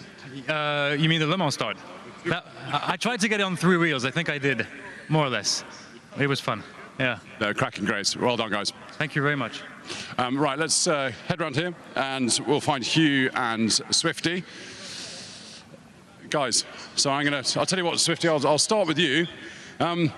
That was a bit of a last lap dive, wasn't it? Well done. Well, I didn't really know where I was, to be honest, and then I noticed... Not for the first time. No, not at all. That's all the time, Ed, you know that. But I saw the back of Gregor's crash helmet, I thought, that's a Tartan thing, that's going to be him. So, and I didn't know if it was to a place or not, but just managed to slither my way up the inside, coming into Woodcote and hold it through the chicane. So, but all effort to Hugh. My God, it is the first race here. I think this is your second or third race ever.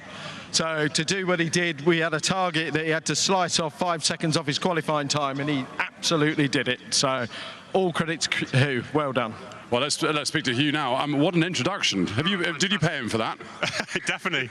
Race of my life, fantastic. The best day of my life. Absolutely brilliant. These cars they ran 24-hour races, obviously at Le Mans famously, but 36 minutes in this heat, hard work. Really hard work, really hard on the car, but it's well prepared, went really well. Fantastic. Congratulations, good job. Thank you so much. Thank you. That sums it all up.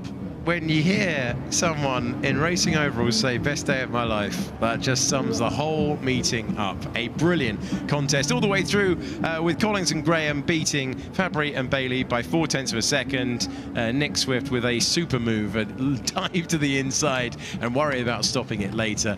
And then there was lots to enjoy.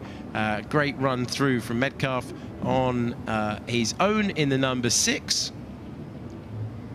And then there were 20 out there. Warm applause for Derek Bell taking the start and running to the car as well. That was excellent to see. And plenty to enjoy in the middle there. Some great looking cars, the Talbot, the Bugatti and the Vauxhall. Well, thoroughly enjoyed that. The Rudge Whitworth Cup belongs to Collins and Graham, and we can now send it downstairs to David and to Nikki, who are ready in the assembly area.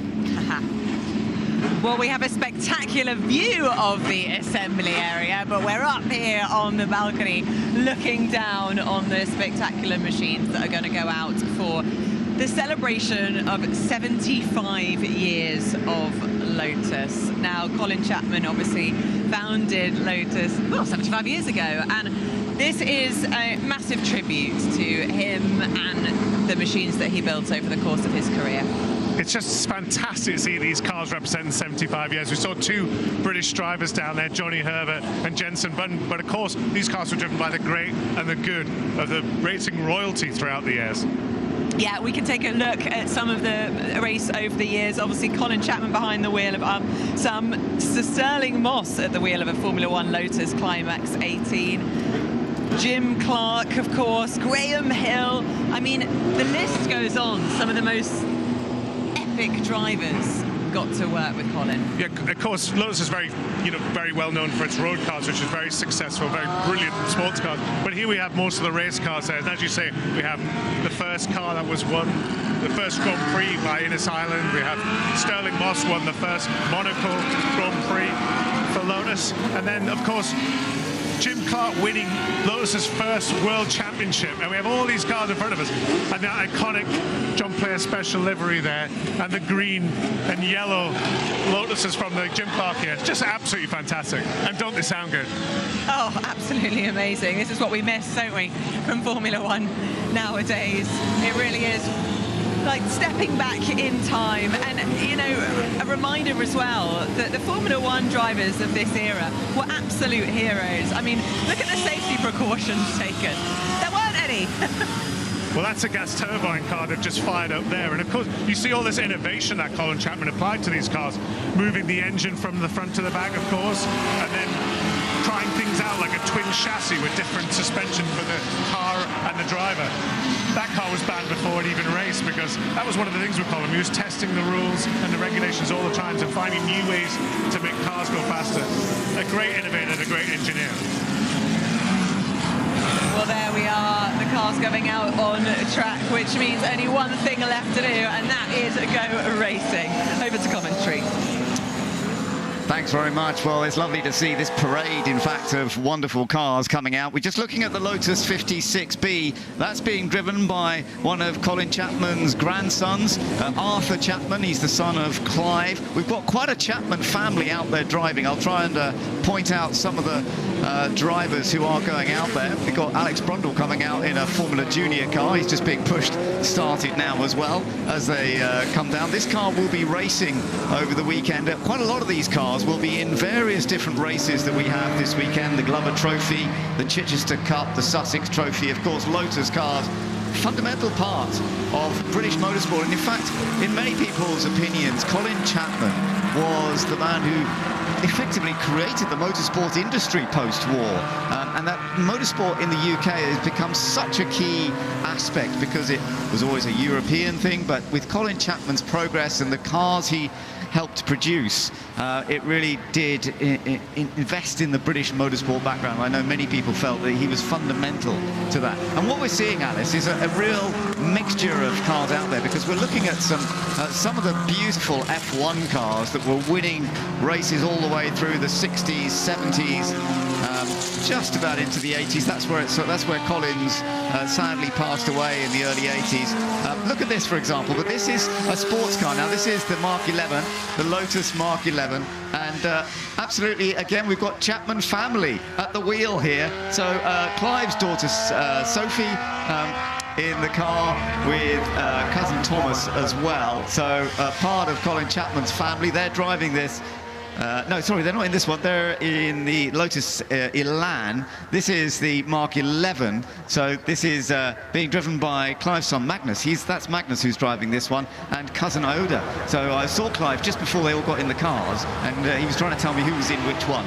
So that's Magnus with Ioda. We will see Sophie out in a yellow Elan. This is the other one. Now, behind that, you've got the rebuild of the Mark 1. Now, that's being driven by Colin Chapman's daughter, Jane. So that's Clive's sister, who's driving that PK 3493, a little silver car, and her daughter, Alice, so granddaughter of Colin Chapman. They're out in that Mark 1. And that car has been rebuilt by Clive Chapman's team, Team Lotus. They put it all together because the original car that Colin and Hazel Chapman, they worked together to create their first competition car. It was a trials car, and they worked together on it. It was built in Hazel's father's garage behind her house, and they've recreated it, which is so lovely. I just love that story, that it was built. They built it together in the garage, in Hazel's garage. I just think that is great. But you touched on, Ben, the engineering, and it's just great to see the cars spanning from 1948 all the way down to 1982, and how engineering evolved, and how sort of, you could say, Colin changed his approach with the times, and especially with the Formula 1 cars that we get to see on track as well. Yeah, there's such a mixture of machinery here. So you've got sports cars, road cars, the Elan 26R, competition version of the Lotus Elan, which was very much a road car, but they then turned it into a race machine, and it was very successful on a race track as well. In the earlier days, the sports style cars that Colin Chapman created were very much designed for racing. Racing was his thing. He was a brilliant driver himself. He was very, very rapid, would take victories, plenty of victories in some of the cars that we've got out there today. But then he decided to focus on the engineering side, and that's what he went into. So there's the Lotus Elan, such a pretty little car. Many, many people grew up with that, and it was the car that also inspired the Mazda MX-5 later on, as Mazda loved the Lotus Elan, and they created the MX-5 version of it in many ways. Yeah, so we can see a variety of drivers out on track as well, all smiling and happy to be showing off these Lotus cars to everyone watching on stream, and to everyone here trackside as well, and also the fantastic noises that we're hearing going past our commentary box window. Yeah, you've got racing versions of the Lotus Europa, and in the background you've got a Formula 1 car with very, very high wings as well. And you've got Formula Junior cars, you've got Formula 2 cars, but we've also got some beautiful F1 cars out there on the circuit, and of course that was such a big one. Here's the little Lotus, yellow Lotus Elan that I was talking about, and I think that is Clive's daughter Sophie who is driving that one, according to what I heard anyway. So they're out there now, which is nice to see, and that's a very pretty open-top Elan, very much a production car that was a big part of Lotus selling more and more cars, not just about the racing, it was about producing fantastic road cars. And of course, it's very important to create their own business. In the background, we've got some more of the racing cars, but the Series 4 Elans, later ones in 1968, like that, getting flared wheel arches, they had wider tyres on them as well, and that was all part and parcel of it. The other cars you can see behind, I think there's a Mark 6 behind, they were sort of early selling cars as well, and also they created the Lotus 7, which went on to become the Caterham 7, which is still being sold. And it was an interesting piece I gathered that Hazel was key in the decision that they made that originally. They were all having a discussion about what to make next as a good road car, and the 7 was one of her ideas. There is the Mark 3 heading out now. the very first official Lotus Mark III, raced by Chapman himself. Clive Chapman, very successful. He did some very clever things with the engine, with the Austin engine that was used in the Mark III, and it worked very, very effectively to make sure that he had greater speed than the others. The D-Siamese, the inlets they were talking about, and it's interesting there's no bonnet on it. I'm not quite sure why that is. Right, there's a Formula 1 car with the wing on it, very, very high wing. Those got banned, but this is the Lotus 49B, which was an extremely successful car. It was the title-winning car with Graham Hill in 1968. And Alice, this was where aerodynamics was really beginning to come into play. Yeah, it certainly was. Obviously, with their wings clearly don't look like that anymore. But that's where I said about the engineering. Is that Johnny Herbert in the back there as background there as well? Some more stunning Formula 1 cars driving around. But look at the size of that rear wing, Ben. It's just incredible.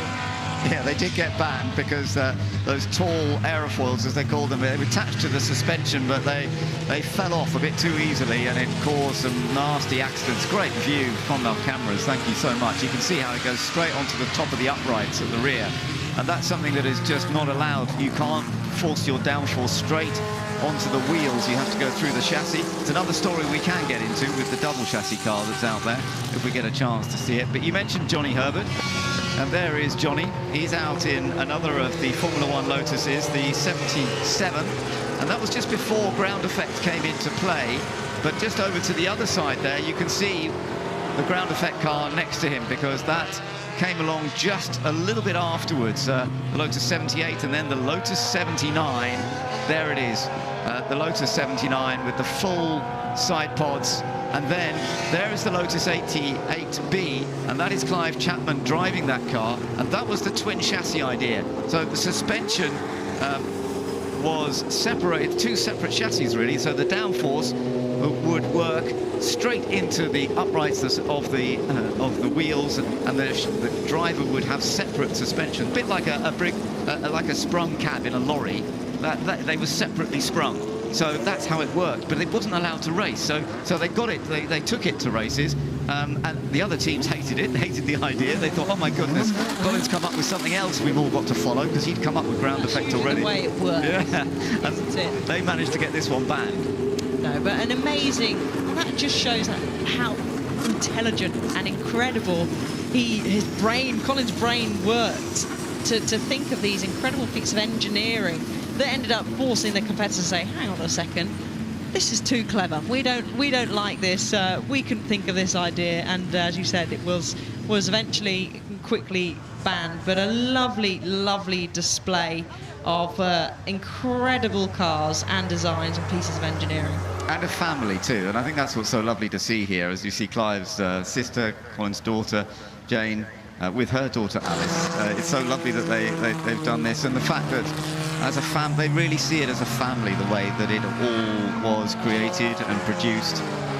They've all worked together, and of course Clive Chapman setting up his classic Team Lotus department, which of course nowadays they're often working on cars that we can see here at Goodwood that have been restored, recreated, been found in different parts of the world with some incredibly famous heritage. That's the rather lovely Mark II from in very original condition. That was another Colin Chapman car in his very earliest days, based on an Austin 7 chassis with a Ford engine, and he did his first race on a circuit, because originally he built it for trials competition, but he did his first ever circuit race in Silverstone in 1950, and suddenly he got a love for track driving, did Colin Chapman, in this car, in fact, and then he sold it on to a chap called Mike Lawson and carried on making new versions of different, modifications. He's always coming up with something special. Of course, and look at the camera on those front wheels as well. Just absolutely incredible. I wonder if he missed the call to come in, because everyone else has come in. To be fair, if I was driving that car, I'd miss the call. Oh, sorry, didn't quite see it. Get an extra lap of driving that incredible Mark II. Nigel Halliday's car it is these days, and yep, so out there on its own. It had a little problem yesterday, actually, when they were running it. It did come in early. Yes, so the front camber is astonishing, the way that it has that positive front camber, puts quite a lot of load on the outside of the front tyre. but it was, as I say, originally created really more as a trials car, but did go into circuit racing. And that's then what led Colin Chapman into creating the Lotus Mark III, which we saw, the car we saw without a bonnet on it. He created the triangular tubular bracing on that one. So his chassis design was fantastic. He came up with brilliant chassis design with space frames. But then, of course, just as everybody else was getting into creating great space frames, they came up with a monocoque chassis, what we call a monocoque chassis, which is, okay, it's changed in terms it's now made of different materials, but it still worked in Formula One. And as we were saying yesterday, Alice, ground effect, which Colin's team, he kind of initiated the thinking about it. They created ground effect, and that's very much part of Formula One now. Exactly. It's played a huge part, hasn't it, in current Formula One times, as the remainder of the cars are just coming round. I can see now Woodcote Corner to bleed in, which actually rounds off a fantastic display, but we will be able to see these cars back out on track tomorrow. They have another display planned for around about 11:15 a.m.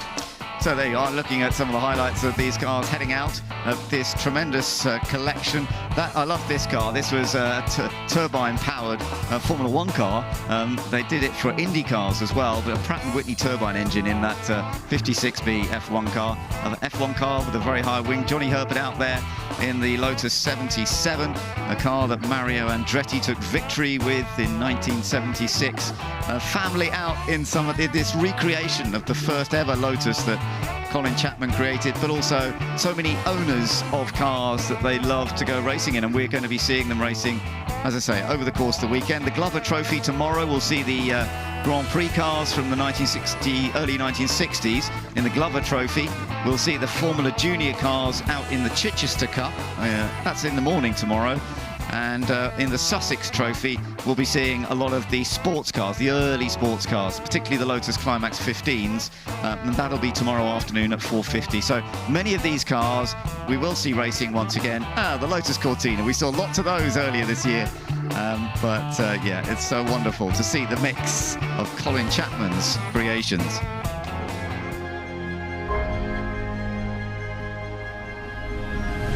So here we are, another chapter in the car's illustrious life at the Goodwood members meeting, the 80th members meeting, where we're participating in the 75th anniversary celebrations for Porsche and the 60th anniversary of the 911.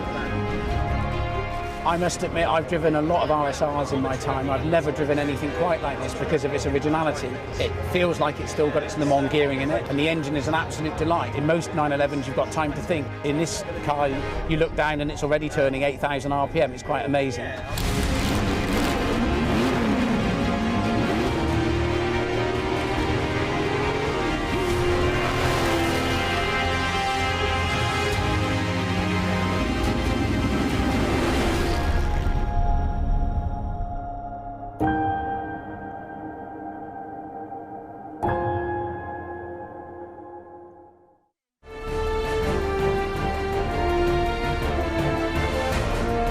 As the official luxury cruise partner of Goodwood Revival, visit our spacious cruise ship at Gate 2A as we celebrate the romance and glamour of luxury travel. We'll capture you looking your very best. You can chat with the crew and enter to win an unrivaled VIP experience with Regent 7 Seas Cruises aboard the world's most luxurious fleet. Come on board and discover why Regent is the best luxury cruise experience on the 7 Seas.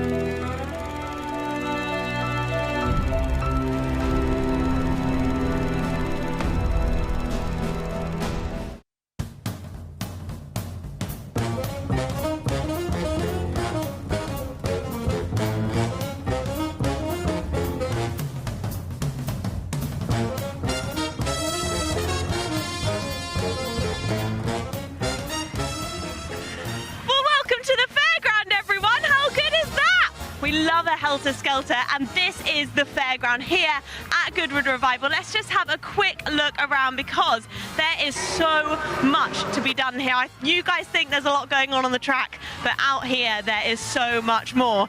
And I have bumped into lovely family and friends who, I must say, you've dressed so perfectly for the fairground because Greece was set at the fairground in the end scene. It was indeed, absolutely, and we love Greece. We've been watching it and getting into the vibe all over the last week, and we figured this was the perfect thing to do. You must be quite hot though. Very hot. I think I'm going to have to peel myself out of this later on, but yes, we're melting, but it's all for the fun of the Goodwood Revival. Absolutely, you're all having a great day here. We've got some pink ladies as well. Are you guys enjoying your day?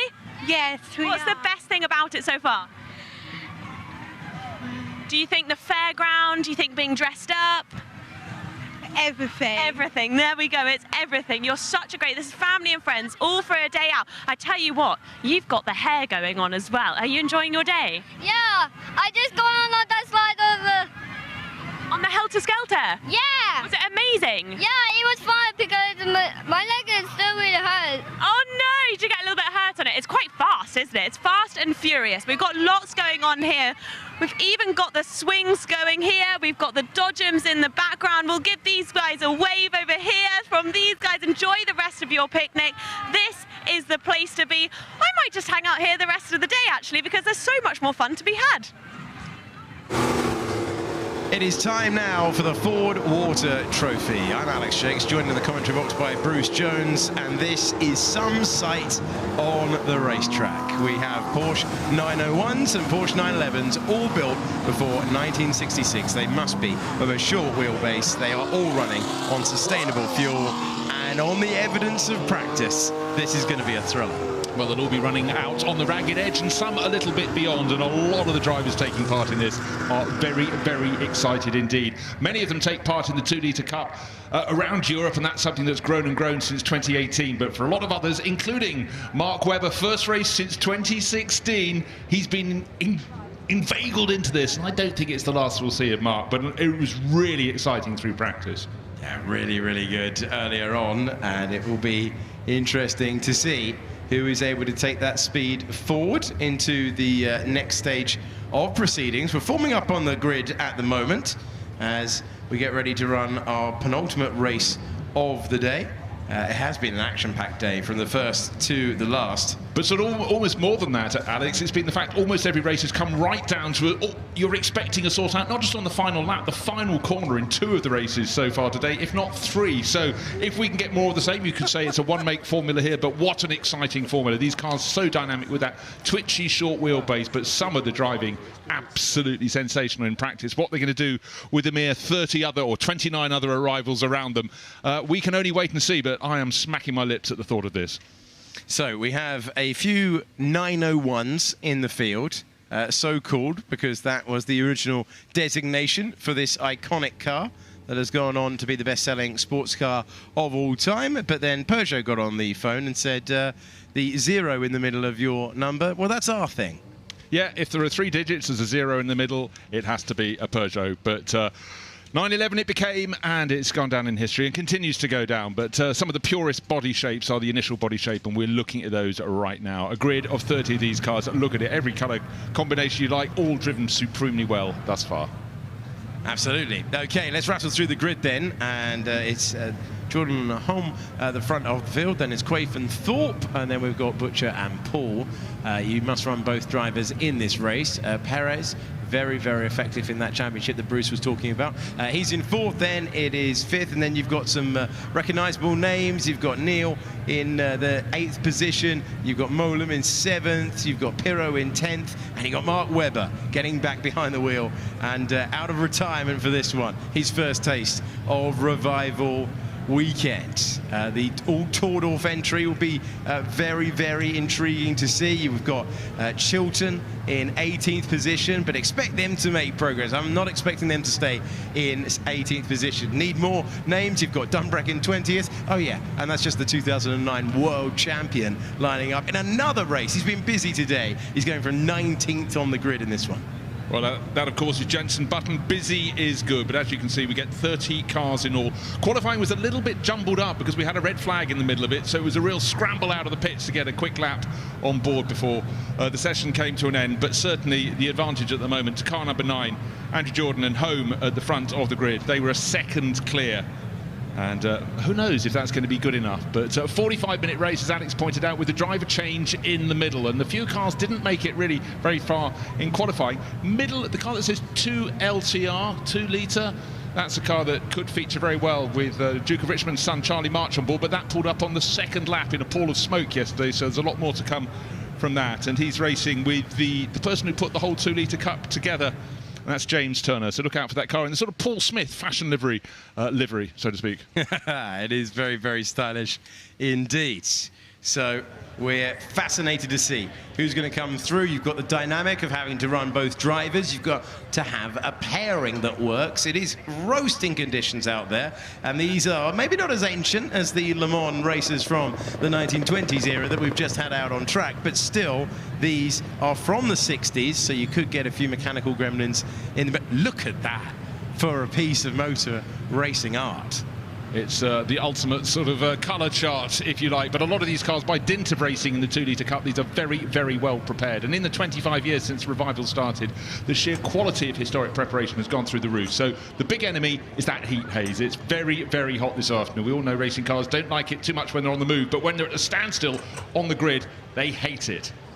So we've got Max Chilton in this field, we've got Jenson Button in this field, we've got Mark Webber in the field. Watch out for the 777 entry. I think they're going to be a real threat with Perez and Gamble trying to fight their way by. But we are on to the formation lap then for the Fordwater Trophy. It is the 7th race of the day.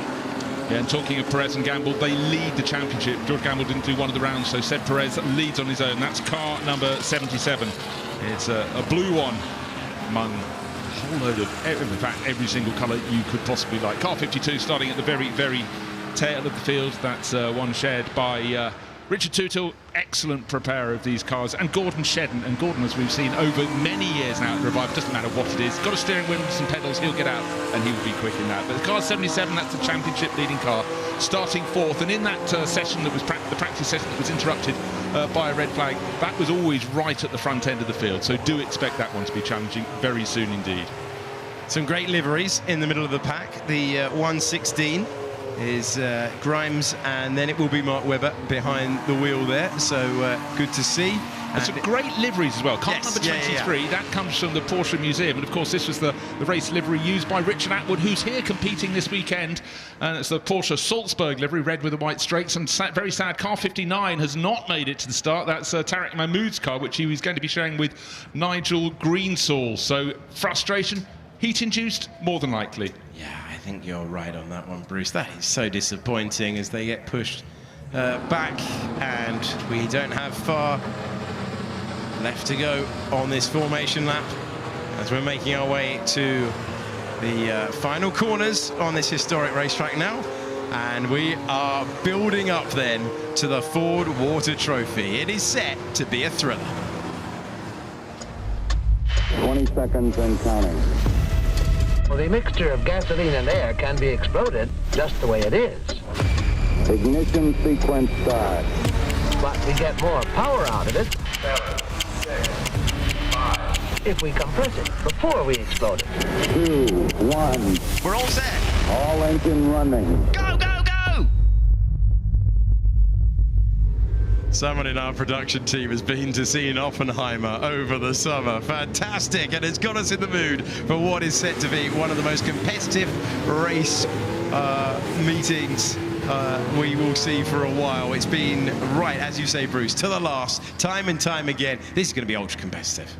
Yeah, so the car starting on pole position, car number 9. That's Matt Home and Andrew Jordan. Andrew, so much success in British touring cars, but also bearing in mind his father, Mike Jordan, raced 911s for eons, it must be said. So he knows about these cars, and very particularly these early ones with the short wheelbase not entirely friendly, but really rewarding if you can get it right. And I do remember Ed being asked about what it's like to get close to the pace. Close to the pace is relatively easy, he reckons. Right on the pace is far from easy at all. So let's see, the real experts, will they come to the fore? The grid, as I said, a little bit jumbled, but we're now all set for the Fordwater Trophy. The revs rise, and so do the emotions. So many of you lining this circuit. Green flag at the back. Eyes now to the driver's right-hand side, and the flag will drop. Wait for it, wait for it. The Union flag is flying, and we are racing for the Fordwater Trophy with a magnificent sound of all these 911s leaving the line, and it's a good getaway out front. The 99 of Thorpe has hit the front of the field. Yeah, absolutely nailed the start, and the car that Mark Webber sharing with Bonamy Grimes gained several places. It's the white one with the blue stripe in about 10th place, but up front, brilliant start from the middle of the front row. So car 99 into the lead of this race. Sun getting lower in the sky, but a beautiful day, and Sen Perez has already gained one position. That's the championship leader from 4th up to 3rd. It's going to be very, very interesting to see who can make the impact, who is going to be quick there. Oliver Webb looking good as well in the 777 entry, all over the back now, and wonderful rotation of the cars as we make our way through St Mary's for the first time. We climb the hill. It only looks a minor incline, but you certainly feel it, and we're battling for the lead immediately here. 99 got a great start, and 99 is holding on to it, but only for now. It looks like there is going to be an opportunity for Oliver Webb in a few moments' time. Certainly is. I noticed by the time the cars got to St Mary's, there might have been a slight incident at Fordwater, because we've got about the first half of the field, then a gap, then the second half nose to tail. But up front, it's as tight as you'd like. Going down that brilliant start from the middle of the front row, car 99 leads down to the first corner, a bit of corner cutting halfway down the run towards Woodcote, but they keep it on the black stuff, but only just. And that's a move for the lead, and that would have been a sensational one of that.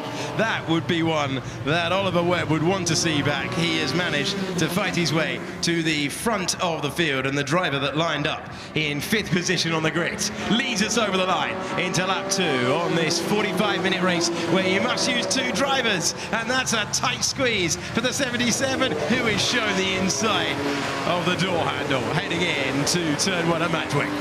Well, very, very tight indeed. I think it's Matt Home on board number 9, trying his utmost and going very, very wide in the background. Number 3 and 73, that's the Rory Butcher car shared with William Paul there, but he got it back on the black stuff. See what I mean about that gap? And then in the background, someone else has gone for a big one. That was the car that started stone last, car number 52, and a flame from the tail. That's just unburnt fuel in the exhaust pipe there. That's the car shared by Christian Cole England and Johnny Molam. Round it went, and I feel we may be having a safety car coming out with that sitting by the side of the circuit. Yeah, big hit there, big hit for the 52, continuing to race at the moment, but I wonder for how much longer. 99 continues to hold the lead. No, in second place he was past, and look, yes, Ollie Webb is now has waved goodbye. He said he promises he'll send them a postcard, but he's off in the lead of this race. But I do think the safety car now confirmed as being brought out. No surprise. So Ollie Webb, brilliant move to take the lead into Woodcote at the end of the opening lap, but they are going to come up onto your tail when you abate your pace behind the safety car. But I thought it was almost too good to be true to get the whole lot, 30 of these competitive races in these 901 and 911 Porsches. Have they got the message there? They're going to have to swap them back around because the safety car is out. So the number 9 entry will have to cede back that place because that was overtaking under the safety car. I think the flags are fairly clearly displayed on the main straight, and we are awaiting the safety car. Yeah, it's now there. The E-Type Jaguar will...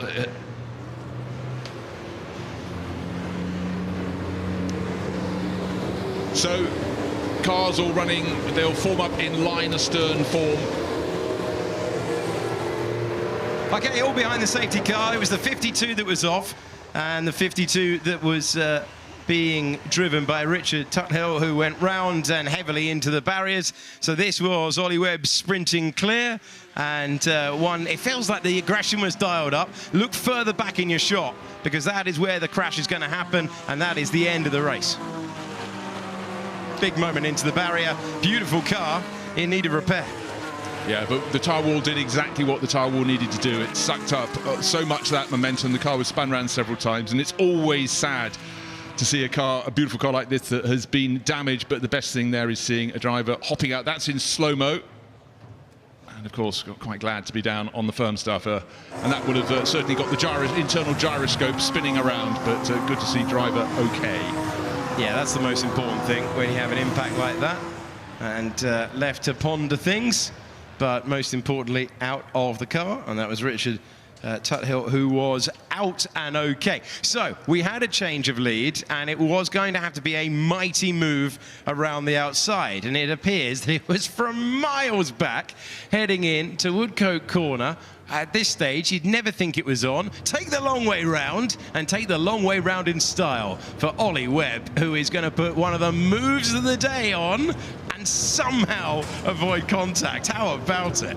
Well, that was quite extraordinary. The James Court Phil Quave car, we can't confirm who's started that car. Maybe being just a little bit cautious, but Ollie Webb had obviously swallowed all the brave pills. And around the outside, a route that has, how should we describe it, diminishing returns on so many occasions. Definitely true. Definitely true. But great move, worthy of taking the lead. I still think they need to swap around. I still think that number 9 took that position under the safety car, so I think they're going to have to swap them back around. There's no need for a penalty there, but they should swap them around before we get to the restart order. Some beautiful cars in the field, lots of entertainment.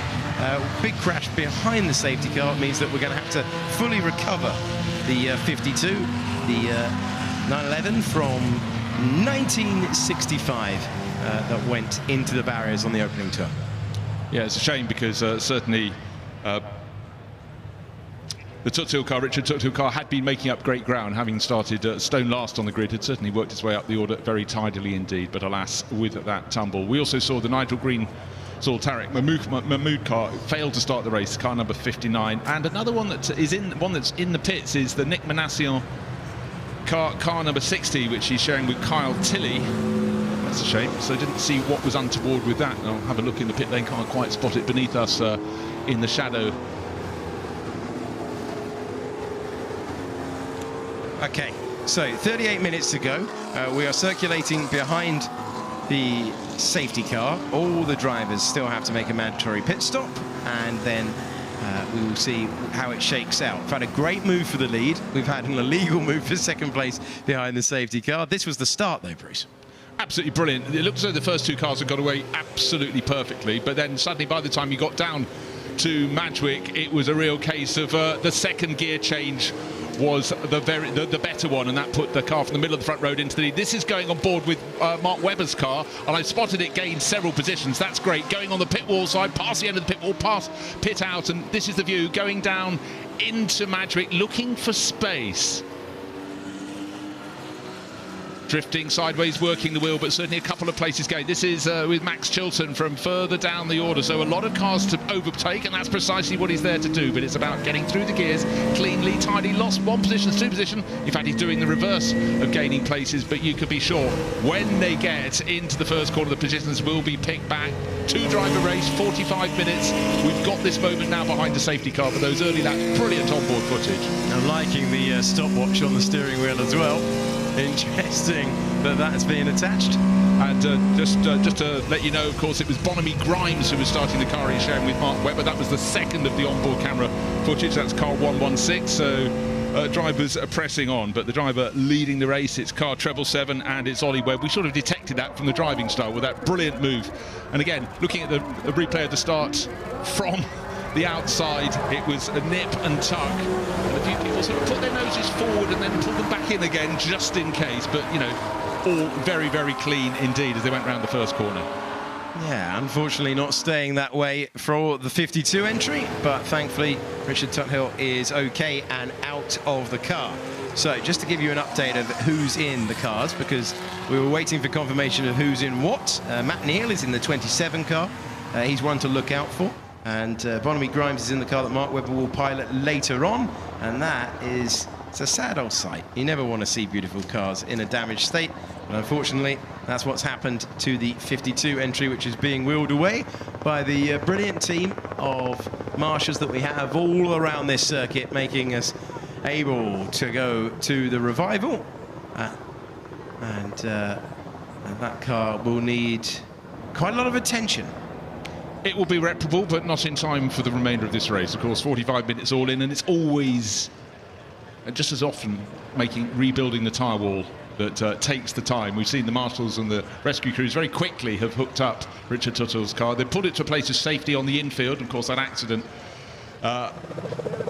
really shook everything up. But the marshals are all trained. They have to know where the point is to put a car that's had a technical problem. Sometimes the drivers know full well, and they've worked out on their track walk or bicycle ride or whatever where they can put a car. Because we all know that cars can break, but you just don't want to have a race having to be stopped because they've been parked somewhere far from a gap. But okay. Let's go down to Ed Turner, because he's got Johnny Molam down with him, and his car was right in the thick of the action at the start. Johnny, I don't know what's worse, being out there when something like this happens or stood watching from the pits. It's a very good point, actually. I mean, Christian did a really good first ever standing start, so he did well. He dropped a little bit, got back up, but I feel for Richard Tuthill to have that happen. It's we had a situation yesterday in qualifying where the car jumped out of gear going into No Name, I think it is, and the car just literally lost all engine braking and just went straight off. So I don't know what happened with Richard, but I feel my heart goes out to anyone that goes and visits the barriers here, because this is a very unforgiving place. And I say an early safety car like this is going to give the advantage to teams that basically have their second driver as the faster driver, isn't it? Yes. Having said that, Christian Cole, my teammate, we were always going to start him regardless, because it's his first revival. He's absolutely, you saw him yesterday, he's buzzing, absolutely loving the experience. And I have to say, this, every time I come here, I mean, my first revival, my first members meeting earlier this year when I saw you on the grid doing the demo with the Celine GT1, just never ceases to amaze me what an amazing event this is and how everyone embraces it. It's fantastic. And I'm just looking forward to getting in and hopefully maybe keeping on the good work that Christian's doing. We'll see what happens. We'll see what happens. Mark Webber said to me already he's going to see me out there, so we'll hopefully not in too close contact. You're saying your teammate's very enthusiastic. I think you are as well, Johnny.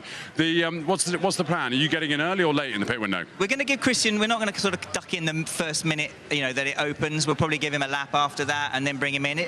Play it by a little bit. Obviously, the risk is if you come in, if you don't come in early and there's another safety car, then and you've already pitted or you haven't pitted, then you have a huge disadvantage. So you can't pit under a safety car. Those are the rules. But if you were to come in early in the window and then after that there's a safety car and you haven't pitted early in the window and you could have done, that's a big disadvantage. So we won't be waiting too long.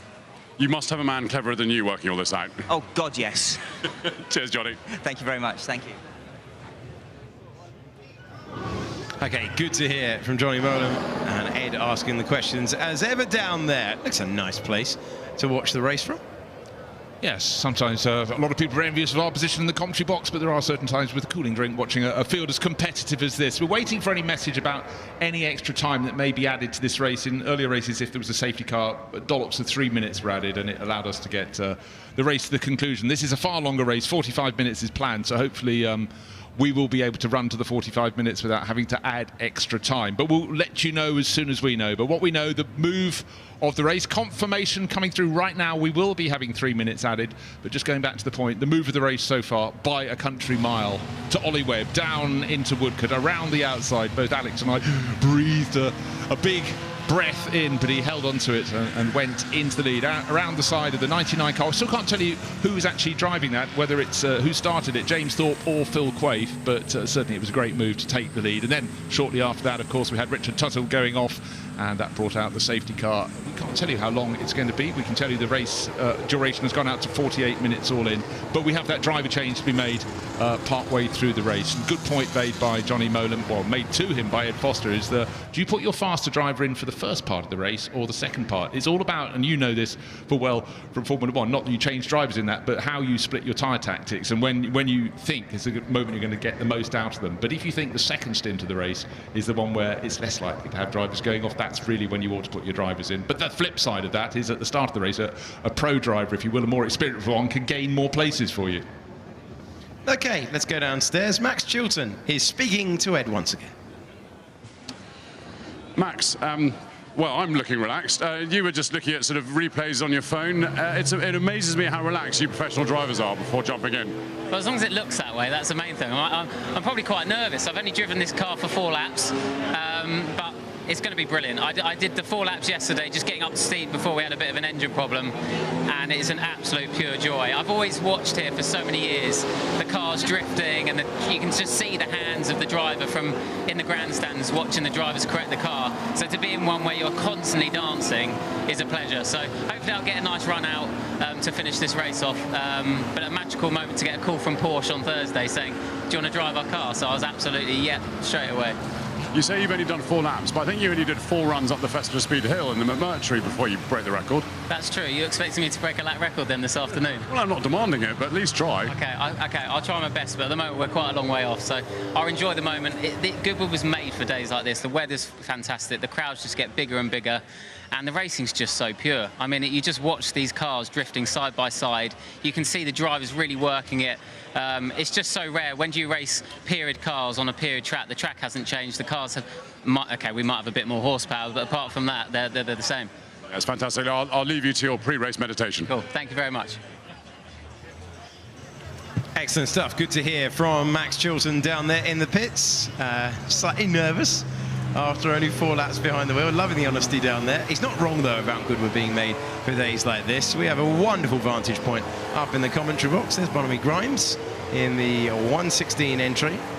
And still circulating behind the safety car. So we've got this extended safety car due to the barrier repair caused after the 52 unfortunately went in to the barrier. There is a live look at the rapid barrier repair. I've got to say, they've worked really quickly to get that belt back across and the tyres all rearranged. So many logistical things you have to think about for a race meeting, but the ability to get a tyre stack into place. We've seen many circuits where they fumbled. I take my metaphorical hat off. That was a very, very quick repair. Let's hope that's not required again. But again, those tyres stacks, the replacement ones, already had to be loaded into a trailer and then got there as quickly as possible, with the early Land Rovers doing a great job as well. So calm before the storm, but storm it most certainly will be when we get going racing again in the Fordwater Trophy. Great cars, so dynamic, the Porsche 901s and 911. But down in the pits is Ed Foster working very hard with the Duke of Richmond's son, Charlie March. Charlie, tricky day yesterday, a few problems in qualifying. Yeah, it was a bit unfortunate. It was just a mechanical failure and the engine decided to give up. So we only managed 1 flying lap and started at the back of the grid today, but hopefully have a good race once the safety car comes in. Brand new engine, so you'll be flying through the field. Yeah, well, we'll see what happens. We haven't tried it out at all, so, you know, you get a good one or a bad one, we're not really sure yet. It's a bit of a voyage of discovery, isn't it? You know, you're driving seconds, literally 1 lap in the car yesterday. Have you tested it? I managed to do an hour during Glorious Goodwood, so I got an hour before we went horse racing, but that was all I got in the car. But it was great. It was really fun. To be honest, an hour is actually doing pretty well. Yeah, it was good. It was an interesting time because it was rain in and out, and these little Dunlop tyres are pretty hairy at the best of times. So, what's the plan? Are you going to get in early or late? I think we're just going to roughly do 50-50 and take it pretty easily. So we'll see what happens. Well, best of luck. Thank you so much. 44, the car on the screen, is the car that Charlie will be taking over later from James Turner, the mover and shaker. In so many Porsche racing circles, fabulous race livery, I must say. It really takes it right back to the mid-60s in terms of fashion. Yeah, easy to spot. There's a lot of great liveries out there. A little bit of acknowledgement from behind the wheel. And Turner continues on behind the safety car. Extended break that we hope is coming to a close. We have added 3 minutes to the time for the race. This has turned into a 48-minute race where you must use both drivers. We've got a few 901s in there, but the majority are 911s officially from the 1960s, 65, 64, 66 on my page. Yes, the effective divide is the 3 901s in this race were built in 1964, and all the remainder, the other 27 cars, are all 911s from 1965 and 1966. Body shape completely door very soon after the Porsche 911, or 901 as we've been explaining, was introduced. But the drivers love racing them because they have a bit of a reputation. That short wheelbase was very, very twitchy, but if you got it right, the reward was fabulous. We've been talking today a lot about steering cars on the throttle, and the 911 was very much a car that required that treatment. I was very encouraged to see the vehicles moving away from the tyre barrier, where we had the accident that brought out this safety car. Driver's okay, which is the most important thing. Car's going to need some repairs, and it won't be able to take any further part in the weekend, and there is the Land Rover at the rear of the field, and there's the second one, and there's the Mini. So I think we're just a few moments away from getting the signal to go racing once again. And here is our race leader, Ollie Webb. Ollie Webb, and you can see various points on the circuit where their face is full of sunshine. Not always a good thing when you're trying to pick out that point where you either brake, or the point where it's just past the point where you should have done the braking and you're arriving at Fordwater. But so many markers drivers try to find, but experience on this circuit, it's always great. But I always remember Jackie Stewart. We had that lovely tribute for his third World Championship earlier today, where on the Nürburgring Nordschleife, his senses were so heightened by the fear of competing there. He thought, I think there's been an incident, he smelt cut grass and someone had just spun over a brow.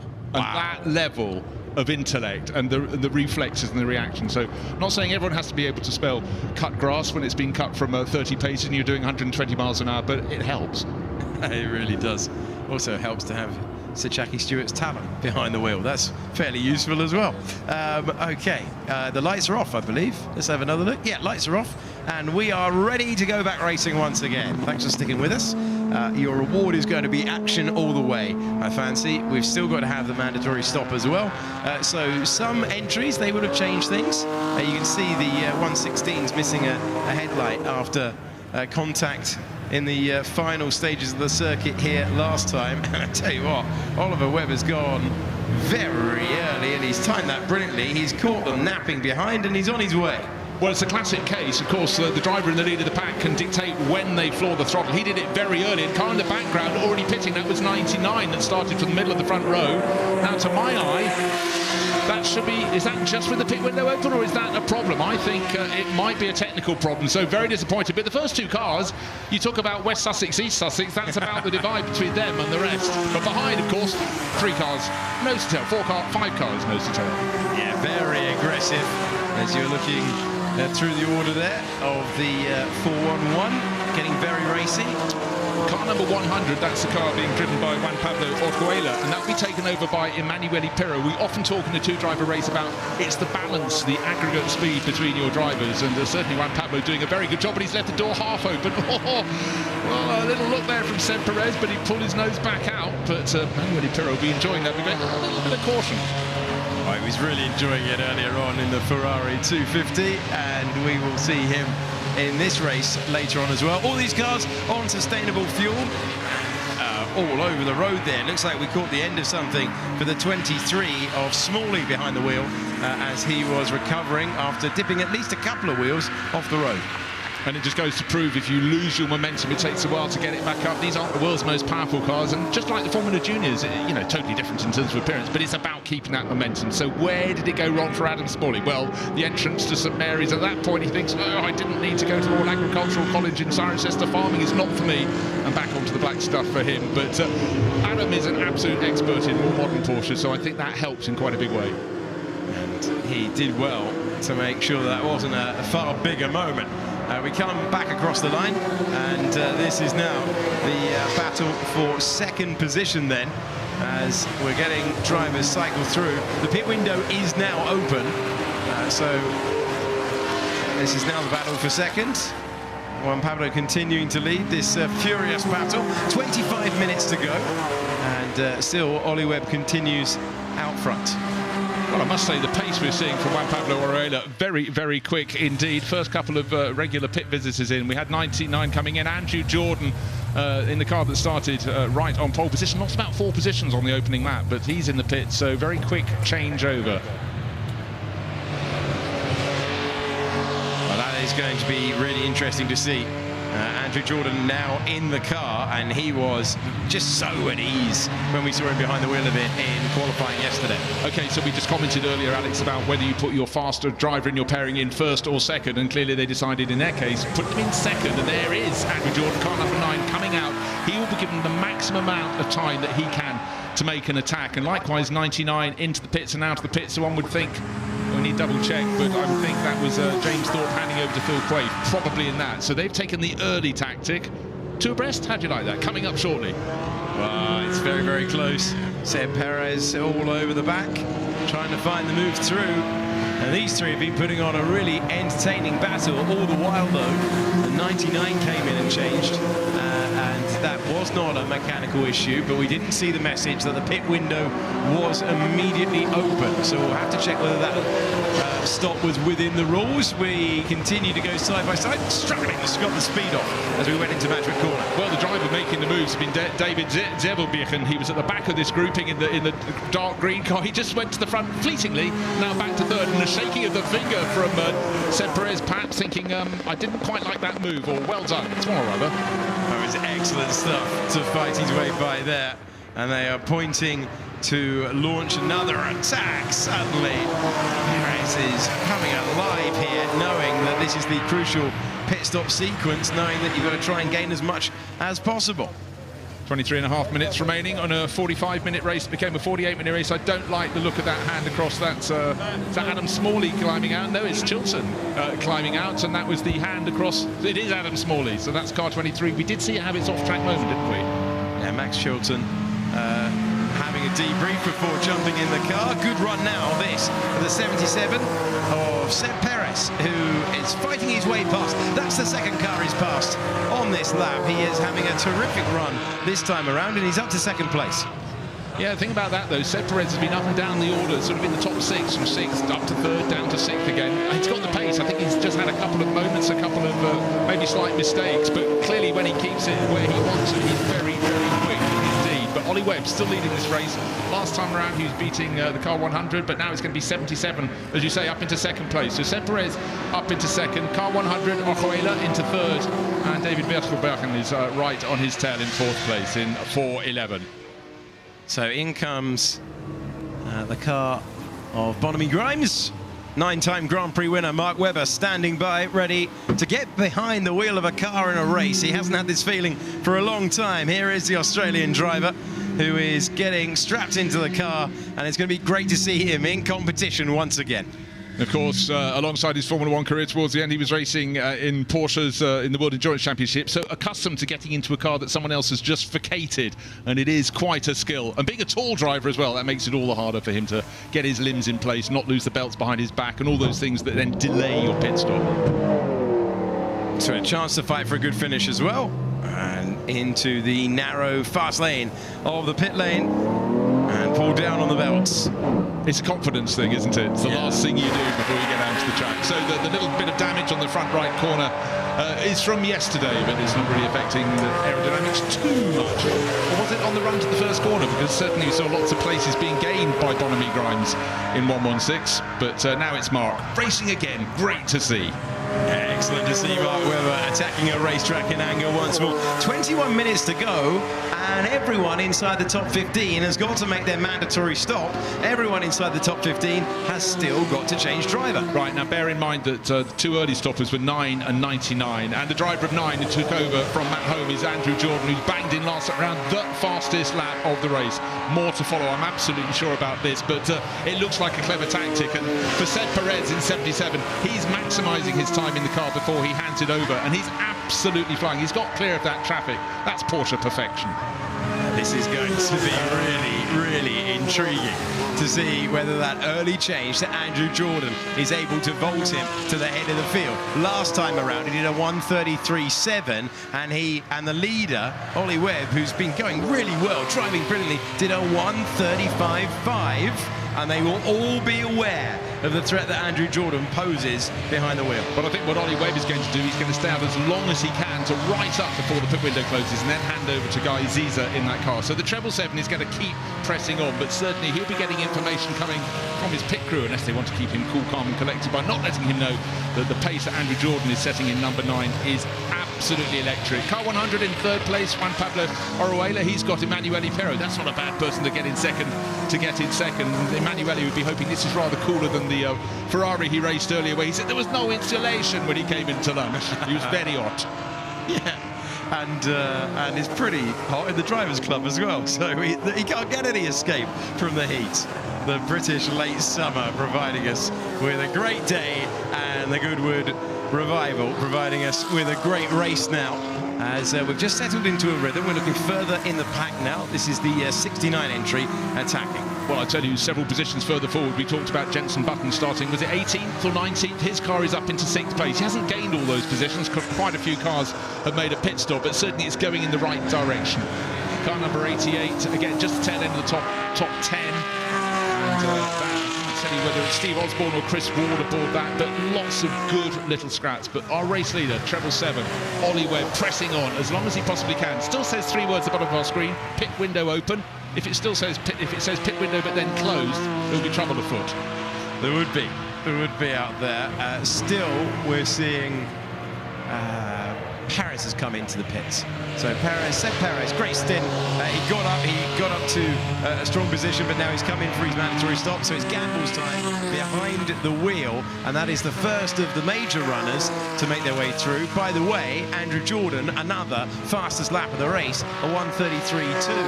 Last time around, Ollie Webb out front in the 777, a 1:34.9. And those were both personal bests. One just happens to be the fastest lap of the race. Watch out for car number 9. Yeah, and the ominous thing for all rivals is that Andrew Jordan, he just took another half second off between his first flying lap out of the pits and the second. But they've also put the car out into clean air. There's so many considerations. Oh, Ollie Webb nearly, he was grass cutting on the exit of the chicane. Thumb up, no, that's fine, I meant to do that. Yeah, sure you did. There's the acknowledgement, not long left now of his stint. Shows you how hard he's pushing, shows you that he knows he's under pressure. Here's Mark Webber behind the wheel of a Porsche once again. That sentence was true in the World Endurance Championship. It's true in the Fordwater Trophy. Yeah, at the moment he's running in 12th place. We've still got probably about 6 cars ahead of him that have to pit, maybe 5. But basically, from where this started with Bonamy Grimes, it has worked its way forward place by place. But now, all that muscle memory surely is coming back, and being a driver who's driven an awful lot of Porsches, a Porsche representative and ambassador, you know, he knows these cars, he knows the layout, but he won't have driven one this early. But you know what? When you've got it, you got it. And Mark's always famous for adapting very quickly to cars. He's just brushed the indicator, which is flashing along. That side of the car has provided quite a lot to remark upon this weekend. So again, we were talking about being a taller driver. It's not always easy to get into a car, and he may well have grazed that during the pit stop. Just in fact being confirmed that yes, it's been going since the pit stop. He doesn't actually want to indicate to come in. He's just showing off, frankly, but going increasingly well. Mark Webber. Yeah, Mark Webber, who has brought Oscar Piastri through into Formula One, who manages him along with his wife Anne, and I imagine Oscar's going to be looking at this, going, right, I'm taking notes. I'm giving you feedback at the end of today. I think Oscar Piastri is going to be taking notes, thinking, when can I get a drive here? When you've retired from your Formula One career will be the mentor's answer, I think. Don't nick my drives. Yeah. We'll see you in a decade and a bit then, Oscar Piastri, who has established himself. In comes the leader, Ollie Webb then. The thumbs up last time around, indicating that it's time for the pit stop next. And this is a crucial change. Over to you, Mr. Gamble. No, not Mr. Gamble. Who's jumping in for Ollie Webb? Ollie Webb is Guy Ziza. Yes, Guy Ziza now ready to take the wheel of the car. Personalised number plate there, vanity plate, GRZ 141. I really do love that dark green livery aboard, but that was a very impressive opening stint from Ollie Webb. But all along, the lap times are getting quicker and quicker. Another lap in the 133s from Andrew Jordan. He's up to 4th place overall, but with those ahead needing to make their pit stops, one has yet to come in, but 777 is in stationary in the pit stop. David Vierschelbergen has come in 411. We're waiting for 87 as well, which is Michael Blakemolen, fleetingly a Grand Prix driver in the mid-1970s, to come in and complete, make it Quarret. But there is the leader, car number 9, streaking through 99. The 2 cars that pitted really early, Alex. Yeah. It's worked for them. They put their quicker driver in 2nd, and their 1st and 2nd as the others come out into 3rd place, but only for a nanosecond goes Guy Ziza. The car that was 4th is now 3rd, because 77 is coming through with George Gamble adapting very quickly indeed. They came in the reversed order on the same lap, but just quickly out of the pits, and 77 is ahead of 77777. Easy for you to say. And Gamble now goes past. But that's a change of lead then. That is a significant moment. And Andrew Jordan's electrifying pace like just wonderful to watch him, just at one with this car. And this is a real treat now. He's worked his way to the head of the field, and the car that was at the front a long time ago has finally worked their way back there. And the 911 from 1965 is streaking clear. And a quick pronunciation check. We've been banging on. Thank you very much, Marcus Pye. Guy Ziza is not, it's Guy Zizza, because Marcus said he told me himself, and from the horse's mouth we will take it. But he's up at the sharp end of the field in 4th place overall, and George Gamble just passed him as they came out of the pits. They're 4th and 3rd. The first two, it's 9 and 99. It's Andrew Jordan setting an electric pace, 1 minute 33, 1 minute 33 in car number 9. Just not quite as fast. The driver who went 2nd in 99, we think it's Phil Quaife in 2nd, 1 minute 34 flat. So 2nd quickest driver in the pack at the moment. No one's got an answer to Andrew Jordan out front at the moment. It's 2.7 seconds. It was 2 seconds last time around. He's in a league of his own, and that must have been another brush at the pit stop because his indicator's going as well. Either way. So Gamble behind the wheel, Andrew Jordan behind the wheel, then we believe it's Quaife in 2nd place, then it's Gamble, and it's Zizza in 4th, and the top 5 completed by the Butcher Paul entry. And in fact, the fact that an awful lot of our timing screen has got the last lap as being the fastest lap means a lot of the crews did put their faster driver in 2nd, so all the pit stops are complete. No, but that, yes, the Bailey car has not served its pit stop. Pit window's still open there, so they can do what they wish. That's Marshall Bailey and Tim Bailey, but they weren't among the quick runners. All the quick runners have made their stops. But what we need to know is 9 is leading from 99, so it's Andrew Jordan setting electric laps, a new fastest lap of the race, 1 minute 33.1 last time around for Andrew Jordan. That puts him 2.7 seconds clear of Phil Quaife in 99. 12 minutes ago, we've seen lots of late twists all the way through today. We've seen things be in the balance right until the end, time and time again. This is the Smith and Bryant entry. This is one of our 901s in the field. And just looking down the times of those at the front end of the field, Guy Zizza, we mentioned, took over from Ollie Webb. He unfortunately is not lapping at the pace that Ollie was. Well, that wasn't to be expected, but anyhow, he's in 4th place at the moment in the treble 7, but I'm afraid that is going to be one that does start to go in the opposite direction to progress. Yeah, definitely a chance for plenty out there to gain on. I think Butcher and Paul and Mark Webber will be fancying an improvement. Webber currently running in 6th position. Will have their attentions on the 777 entry. Let's go back now. This is further back, and the 88 is taking a slightly longer route. Not the only one. Bit of late evening grass trimming going on there, but everyone able to recover to it. The 411 in the background. So many times when someone goes off at St Mary's, the person in behind is so busy admiring their craft as they try and cut grooves through the grass that they just leave their own braking a little too late. And frequently, actually, it's just a patch of something a little bit slippery at the point at which they really required maximum adhesion. But the person who seems to have adhesion wherever he wants, whether his indicators are on or not, it doesn't matter. But leading the race by nearly 4 seconds now. Andrew Jordan, lap after lap. And the difference between one lap and the next with him is normally only about 1/10 of a second. He is on it. Action further back in the pack here, and this is making through. I think it's Molam, isn't it? Yeah, J-Mo's taken over from Christian Cole England, who had that little bouncy moment, but in 53, Johnny Molam pressing on very nicely indeed. Into that little compression when he leaves St Mary's, then up the rise, into the shade, welcome shade, fleetingly, and into the breaking point for the first part of Lavant corner. Good to check in.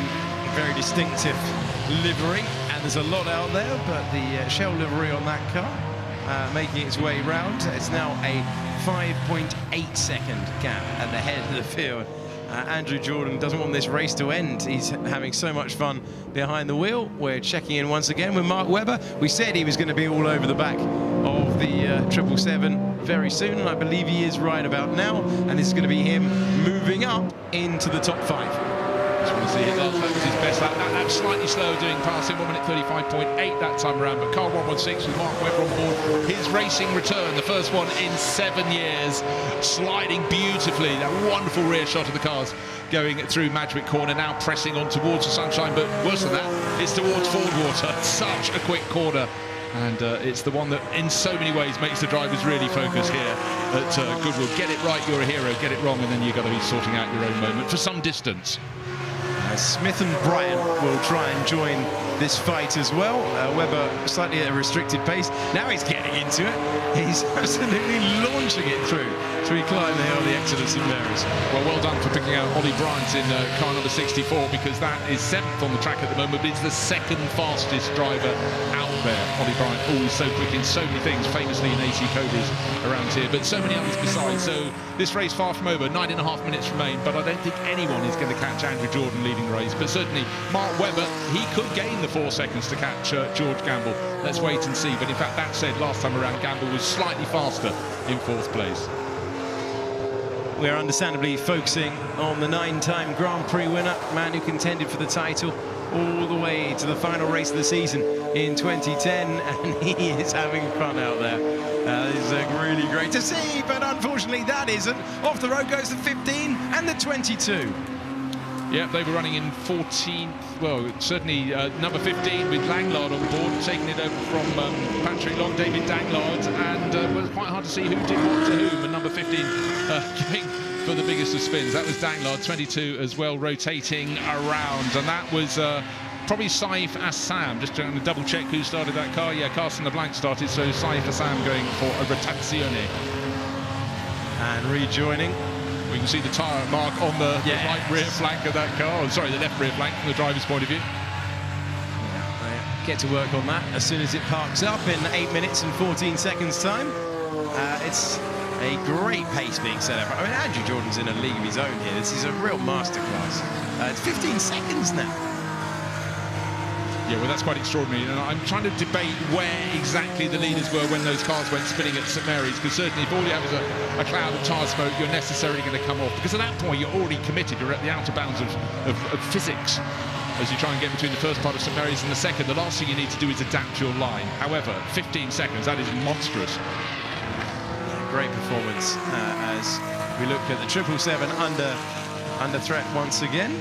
And who's made their way by?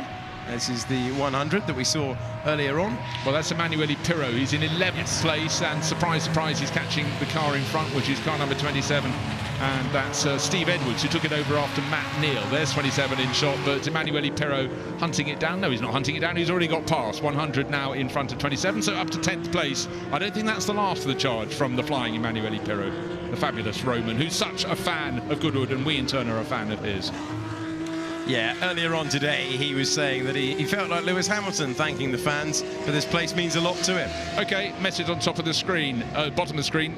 3 cars given a 10-second penalty for pit window infringement. That could be coming in too soon, or it could be staying in for less than minimum time. And one that's involved with that is 99, the car in 2nd place. Remember, 99 came in first. We thought it might have a mechanical problem. Then the pit window opened. 9 was in as well, but 9 had waited a further lap.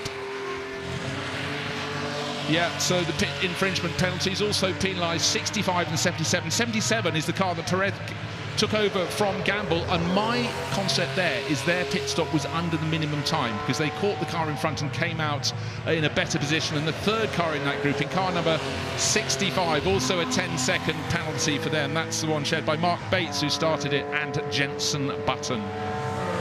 Yeah, so quite a lot coming through there. So it's going to be different things. Clearly, car 99 came in a lap too soon before we got the message. OK, and the other thing, it means that 10-second penalty is why suddenly the gap went from 5 seconds advantage for our race leader to 15. Yes. We knew it was a quick lap, but he'd have had to do about 8 quick laps to gain those 10 seconds. Yeah, so your timing page is going to update with the live order as we go through, as that's going to be the case. So there you go, the Butcher and Paul car now in 3rd place there. So that is not applied at the end like you might see in other series. That is applied mid-race and updated on the timing page. So it goes to prove as commentator, you have to look at the moving images as well as the timing screen and all other methods as well. But the on-track action speaks for itself. And just to see these early 911 short wheelbase format being slid around so beautifully. And at the moment, Phil Quay pressing on. Maybe they don't need to tell him about the penalty. He's not going to catch the race leader, Andy Jordan. Just over 5 minutes remaining in this Fordwater Cup. But just revel in the way these cars move. So light on their toes. Yeah, excellent to see as the 99 continues on, going past the 44 now. Freddie March behind the wheel. We spoke to him earlier in the pit lane. And making his way by, and he'll be loving his time behind the wheel. Well, considering he's only had an hour driving this car, he's going remarkably well, setting very decent lap times. Car 15's had a bit of an exciting race so far, off at St Mary's not so long ago, and now David Danglard, this case he wasn't helped off, he went on his own, but has got it back onto the circuit through the chicane and will start another lap. But there is our race leader, Andrew Jordan, stretching on. Oh, his pace has fallen away, 1 minute 35.5. No, he's not doing one of those dramatic finishes, is he? Good Lord. We've seen plenty of them today.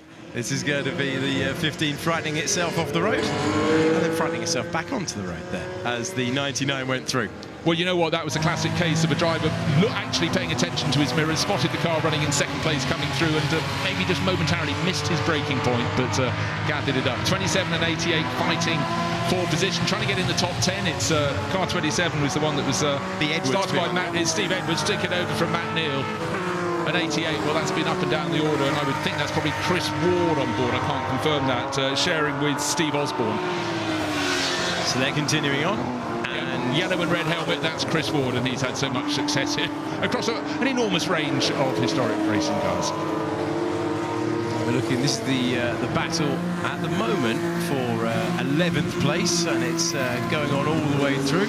Well, it's Sam Dordoff coming through. His father John started at number 600, and at the moment that's not too far behind the grouping up front. Is going to move up into 12th place, and the car going backwards, unfortunately, is the number 27 with those red chevrons on its nose, and that's fallen down to 13th overall for Steve Edwards. But still leading the race, Andrew Jordan with the 10-second penalty for Phil Quaife. The gap went out from 5 seconds to 15. It's now down to 14. But as I said, a slightly slower lap from our race leader, but he's nursing it to the finish. He's just being a little bit cautious among the traffic, but it's been a supreme drive. Well, as soon as he got strapped into it, he was lighting up the timing page.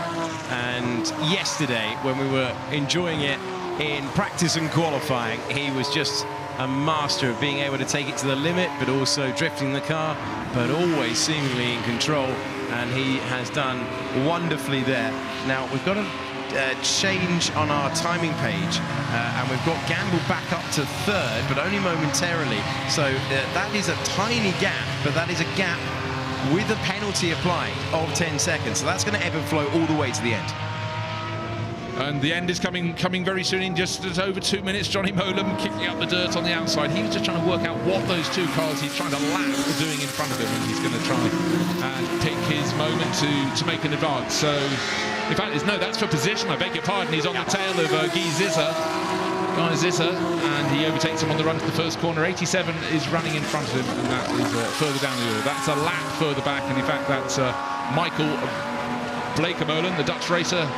Of course, father of Jeroen as well, and Sebastian, but races almost every weekend. The Bleekemolen family cannot stay away from race circuits. And who can blame them? Johnny Molam, having taken the position, now finds himself getting past the lap car, and he manages to make it through with a tidy pass. Just seeing, so they've got a close battle on the timing page for P3. So they're racing each other in different parts of the circuit after the 10-second time penalty was applied, with Gamble trying to get his car onto the rostrum. And we know that Andrew Jordan is just ticking off the minutes, and there's not many of them left now. And 1 to go.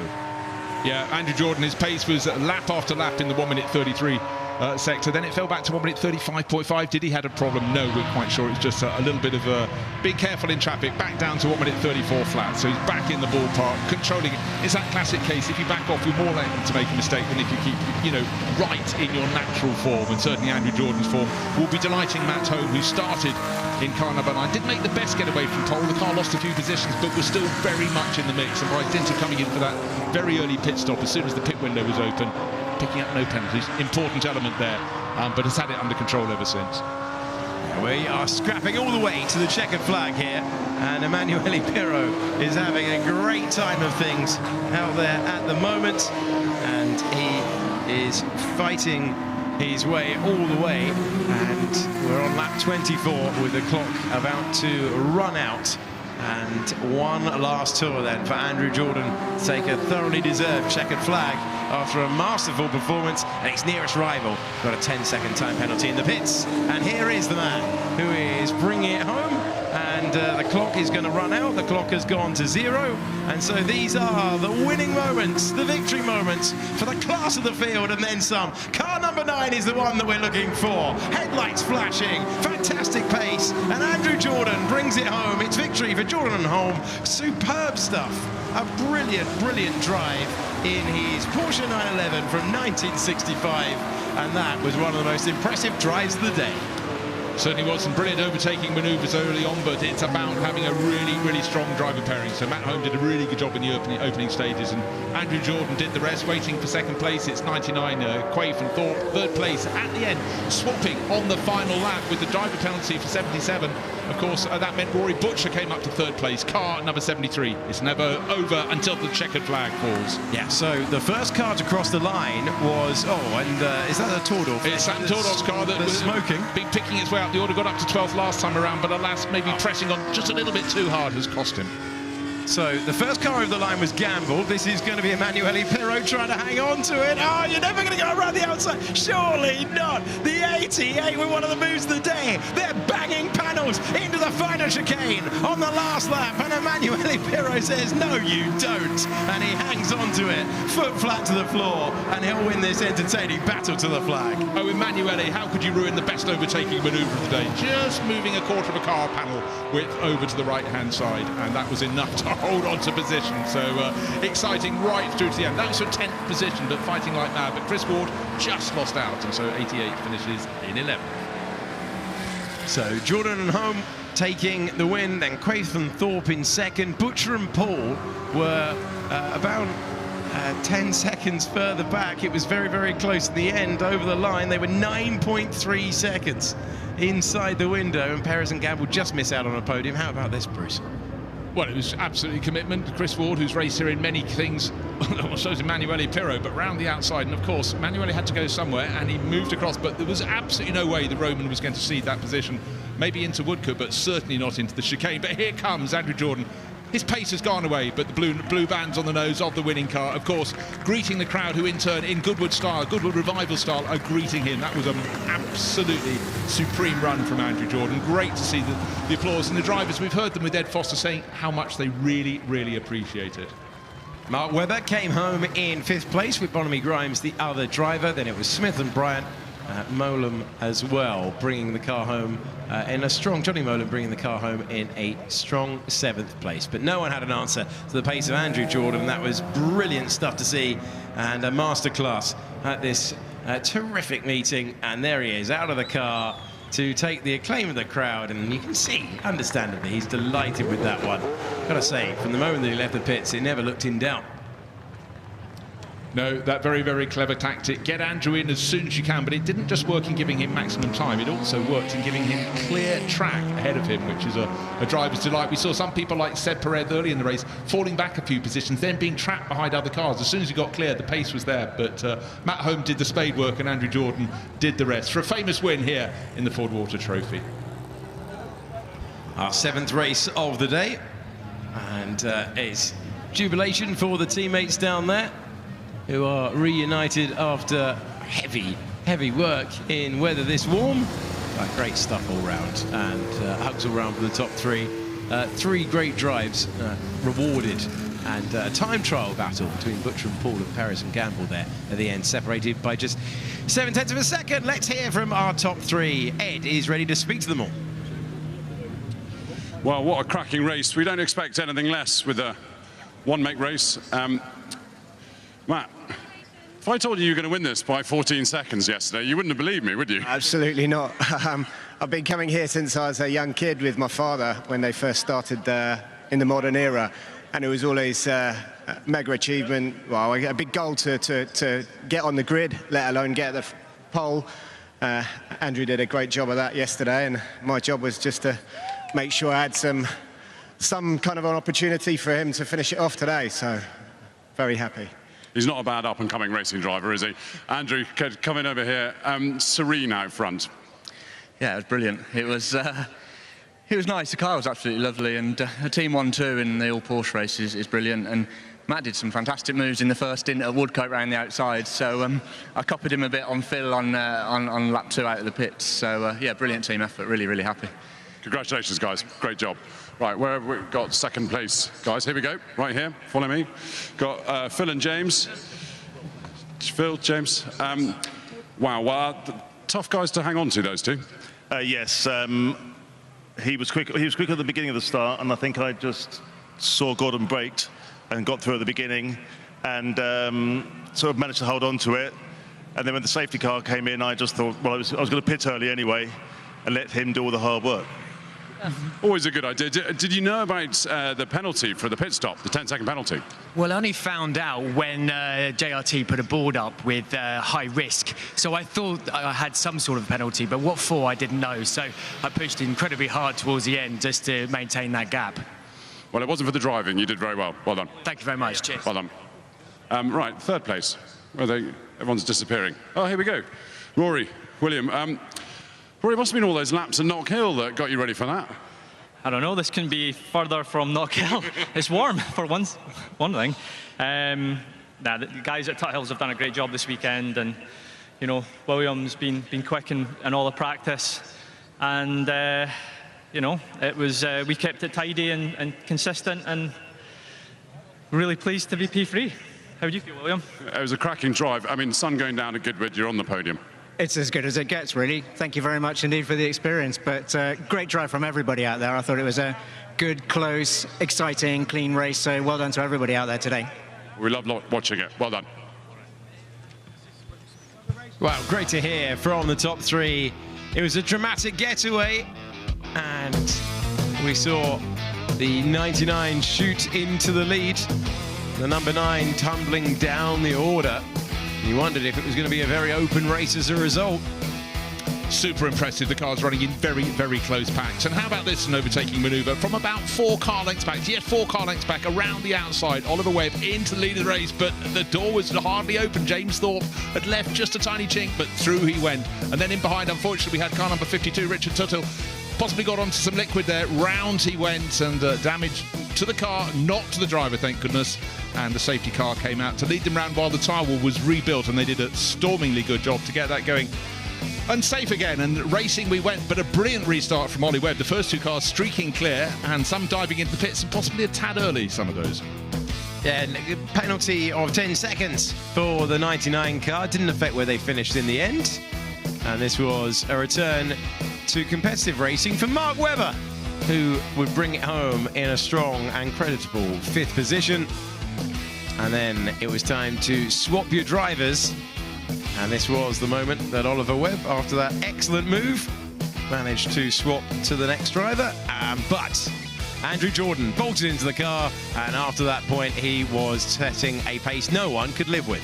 Absolutely. The 2 cars that stopped early but legally were the ones that were first and second, as the car that came in from Ollie Webb handed over to Guy Zisser returned. There it is, car 777. But Mark Webber gaining positions. There's no rust on that man, and he went up the order, gained about 7 positions. St Mary's clearly became very, very slippery indeed. We saw quite a lot of cars doing a bit of rally cross out there, but certainly not Andrew Jordan. He just did one thing, and that was go faster and faster. And here he comes at the finish, about to lap a gaggle of cars, just keeping to one side, but a famous win.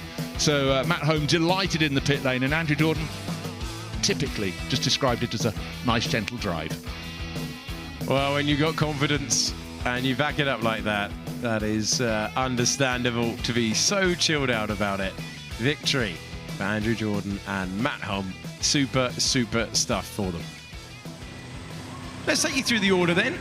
And it was Jordan and Holm at the front of the field. Then it was Quaithen Thorpe, Butcher and Paul, and Perez and Gavel just missing out. When the 10-second time penalty was applied, they missed out by 7/10 of a second. Mark Webber came home with Grimes, his teammate, in 5th. And then it was Smith and Bryant. Johnny Molan got them up to 7th position. And Jenson Button, we didn't see a lot of him, but he was in 9th place. Emmanuel Pirro elbows out to hang on to 10th position.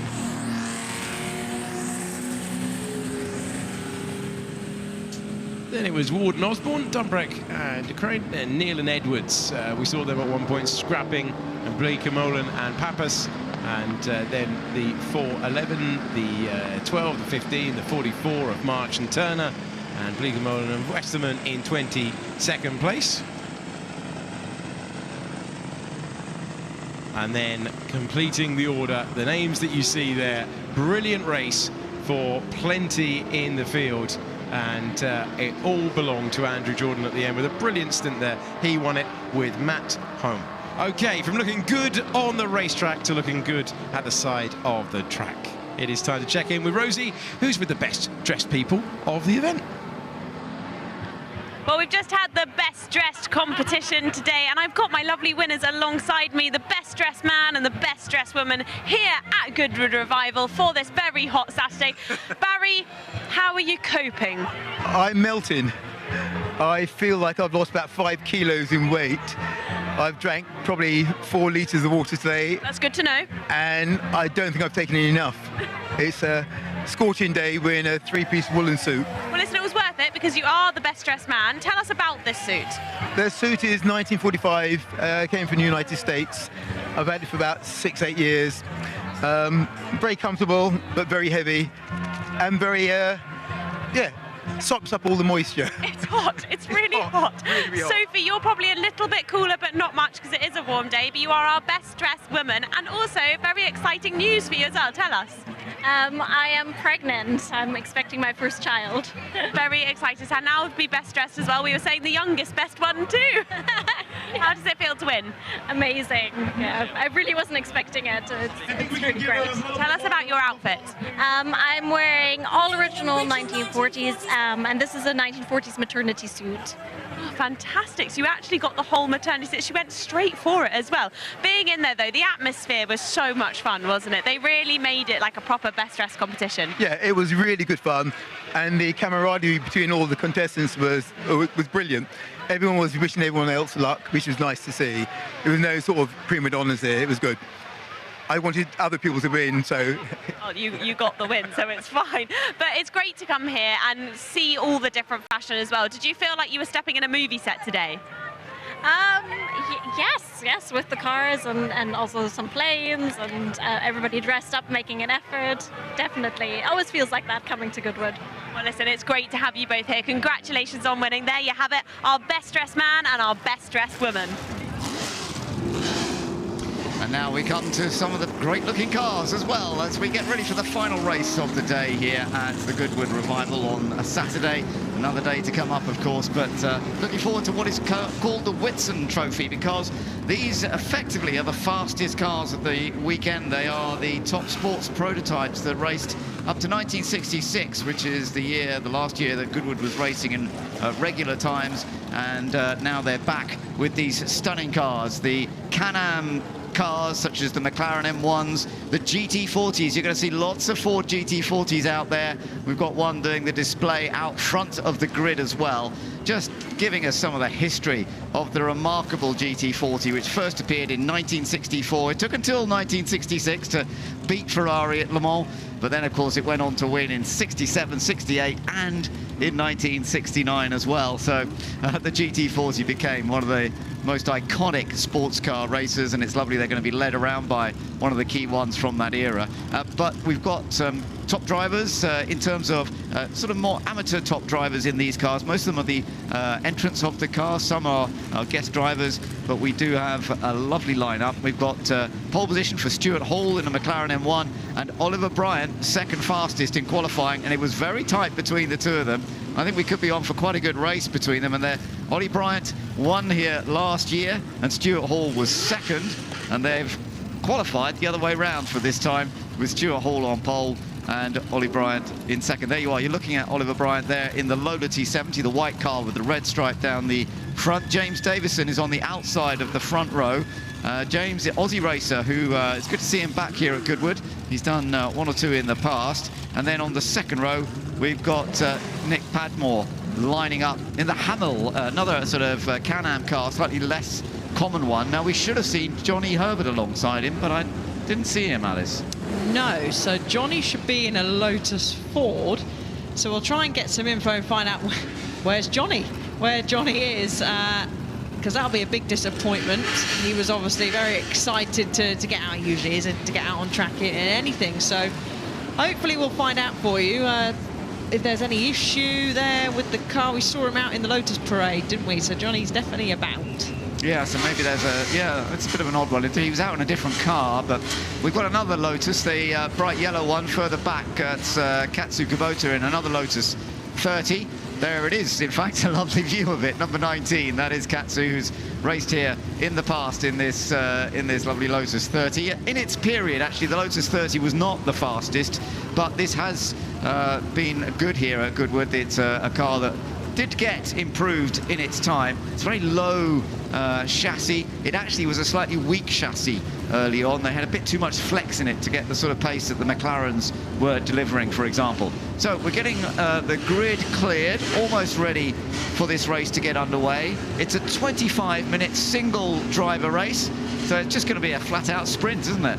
Yeah, it is. And as you said, we've got some very fast drivers at the head of the field. It was Oliver Bryant that won this race last year. He's starting in P2, and it was Stuart Hall that finished P2 last year, who's starting from pole. So Stuart's looking for revenge, but he's got a very, very fast Oliver Bryant who's next to him on the grid.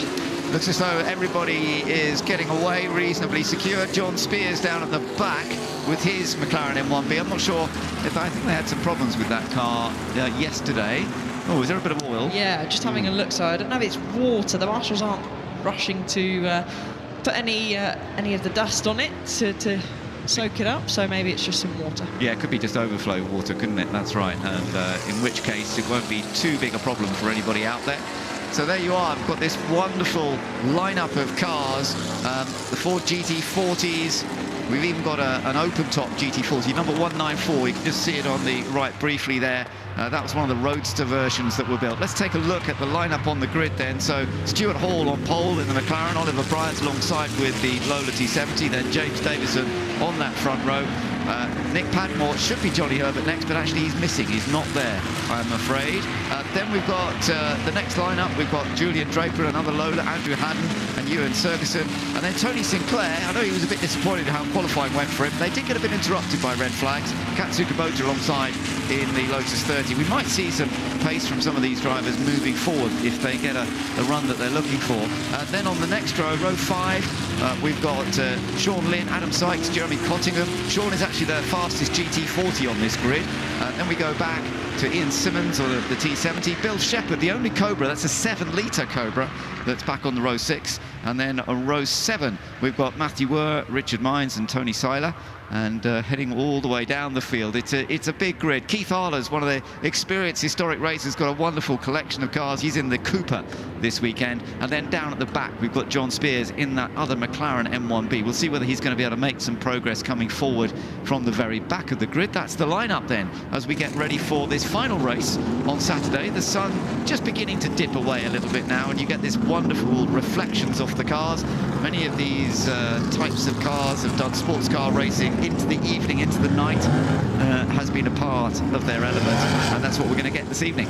It is. It can be a challenge for the drivers as well. I was just having a little look. Not too many have got the tinted or darker visors on. That can be particularly tricky with your vision once that sun does get to a certain point. So hopefully not too many drivers will be affected, but it seems like our pole sitter's got the correct visor on, and several in the background there as well. There is our pole sitter, so that is Stuart Hall, the number 54. This is the McLaren M1B, a car that was actually well developed by Robin Hurd in the time and Martin Turner, and it was very effective as soon as it appeared on the racing scene, so that was impressive. We'll see whether here Stuart's going to be able to fend off Ollie Bryant in particular from that front row, because they've had some great rivalry over the years here at Goodwood. I wonder if they're all going to be able to make it work for them.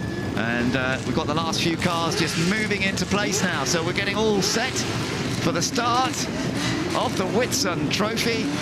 Get the flag from the marshal at the back of the field. We're ready to go racing. The final race here on Saturday at the Revival. All set to go. The Whitsun Trophy is underway. Actually, it's a really good start from James Davison on the outside of the front row. The silver McLaren M1B. Yeah, it's James Davison who launches into the lead, gets in front of Stuart Hall. From pole position, goes into second place. Ollie Bryant, I think, has been pushed down to third. Yeah, so not an ideal start for him. With a little bit of wheel spin, but everyone's fairly nice and clean, Ben, which is always a good sight to see. Through the fast first corner, now they're through the very fast Fordwater and heading down into St Mary's, but not the ideal start for Oliver Bryant, so he'll be looking to try and clear James Davison pretty quickly. Yeah, not going to be easy. Meanwhile, it's a good start by Ewan Sergeson. He's in that red Lola T70 that's leading the next little group. So running in fourth place, but actually coming under a bit of pressure from Mick Padmore. Padmore goes around the outside. Ewan actually started in eighth, so he made good start there, but he's just dropped to one place now as they go on to the Lavant Straight. This is where these big Chevy and Ford multi-powered engines are really lighting up. This is where you're seeing the fastest cars in a straight line here at Goodwood. Yeah, you can see they close down and bunch up under braking. It's very, very tricky part of the circuit going into Wood because you're turning and braking at the same time, but they've really bunched up now, the top three, as they're streaming through to finish the opening lap. Yeah, this is proving to be a good one for James Davison. It really was a good getaway. But as expected, behind, we've got the battle between Stuart Hall and Ollie Bryant. As last year, we saw it was all pretty close between them. Now, we've got Tony Sinclair just up behind the number 22 car there of Julian Draper as well. Here comes Ollie Bryant trying to attack for second. Doesn't quite make it work yet. And for the moment, Stuart Hall, who had that pole position, still hanging on to second place. But their fight, I think, is dropping them away a little bit from James Davison. Yeah, sorry, I made a mistake there earlier on. It was Davison that got through into the lead. So Bryant is chasing Hall. So these two are very, very fast experienced, but like you said, Ben, they are scrapping, and that is allowing Davison. He set the fastest lap of the race, and he's gone purple in the first sector, a good 6/10 faster than the two behind him. So they need to either sort themselves out very quickly, otherwise it might be too late. We've still got 22 minutes remaining, but as we know, that can go very quickly. Yeah, it's a very good point. So I wonder if Ollie Bryant, he's beginning to move around. Look at these, the car in the back there trying to get past Stuart Hall. Hasn't found a way past yet. These are big cars, of course. So you've got not as much space as some of the cars we have here at Goodwood, which are so small, like the Formula Junior cars, very thin, light, very quick as well. Looking forward to that race tomorrow. These Can-Am cars are bigger, powerful, but you find it harder to get alongside sometimes. Yes, you certainly do. So Davison's setting fastest lap of the race once again in the 120. So the only driver in the 120s, the two drivers behind him that are scrapping are in the 121s. Gap 0.8 of a second, so it's not massive. But at the same time, you don't want it to get bigger and bigger. You want to make the benefit of the turn. It looks like they may have ever so slightly closed the gap there going into St Mary's. Yeah, this is all the game, and of course both Stuart Hall and Ollie Bryant have so much experience here at Goodwood, and James has raced here at Goodwood in the past. He's a current racer as well. He's a pro racer, James Davison, who's leading at the moment, the Australian. But let's wait and see how this goes. Good battles in the GT40s as well. Just coming through on the inside there is Pedro Machado Silva. A bit further down the order this, but going well with the open top GT40. One of the very rare versions. It's lovely to see it racing. That is, we're looking down in about 14th position that I think he's just managed to take. And we've still got other battles going on further down here. The number 30 car as well of Max Werner, one of the Lotus cars, further down the list, but enjoying a great tussle with some of the Ford GT40s.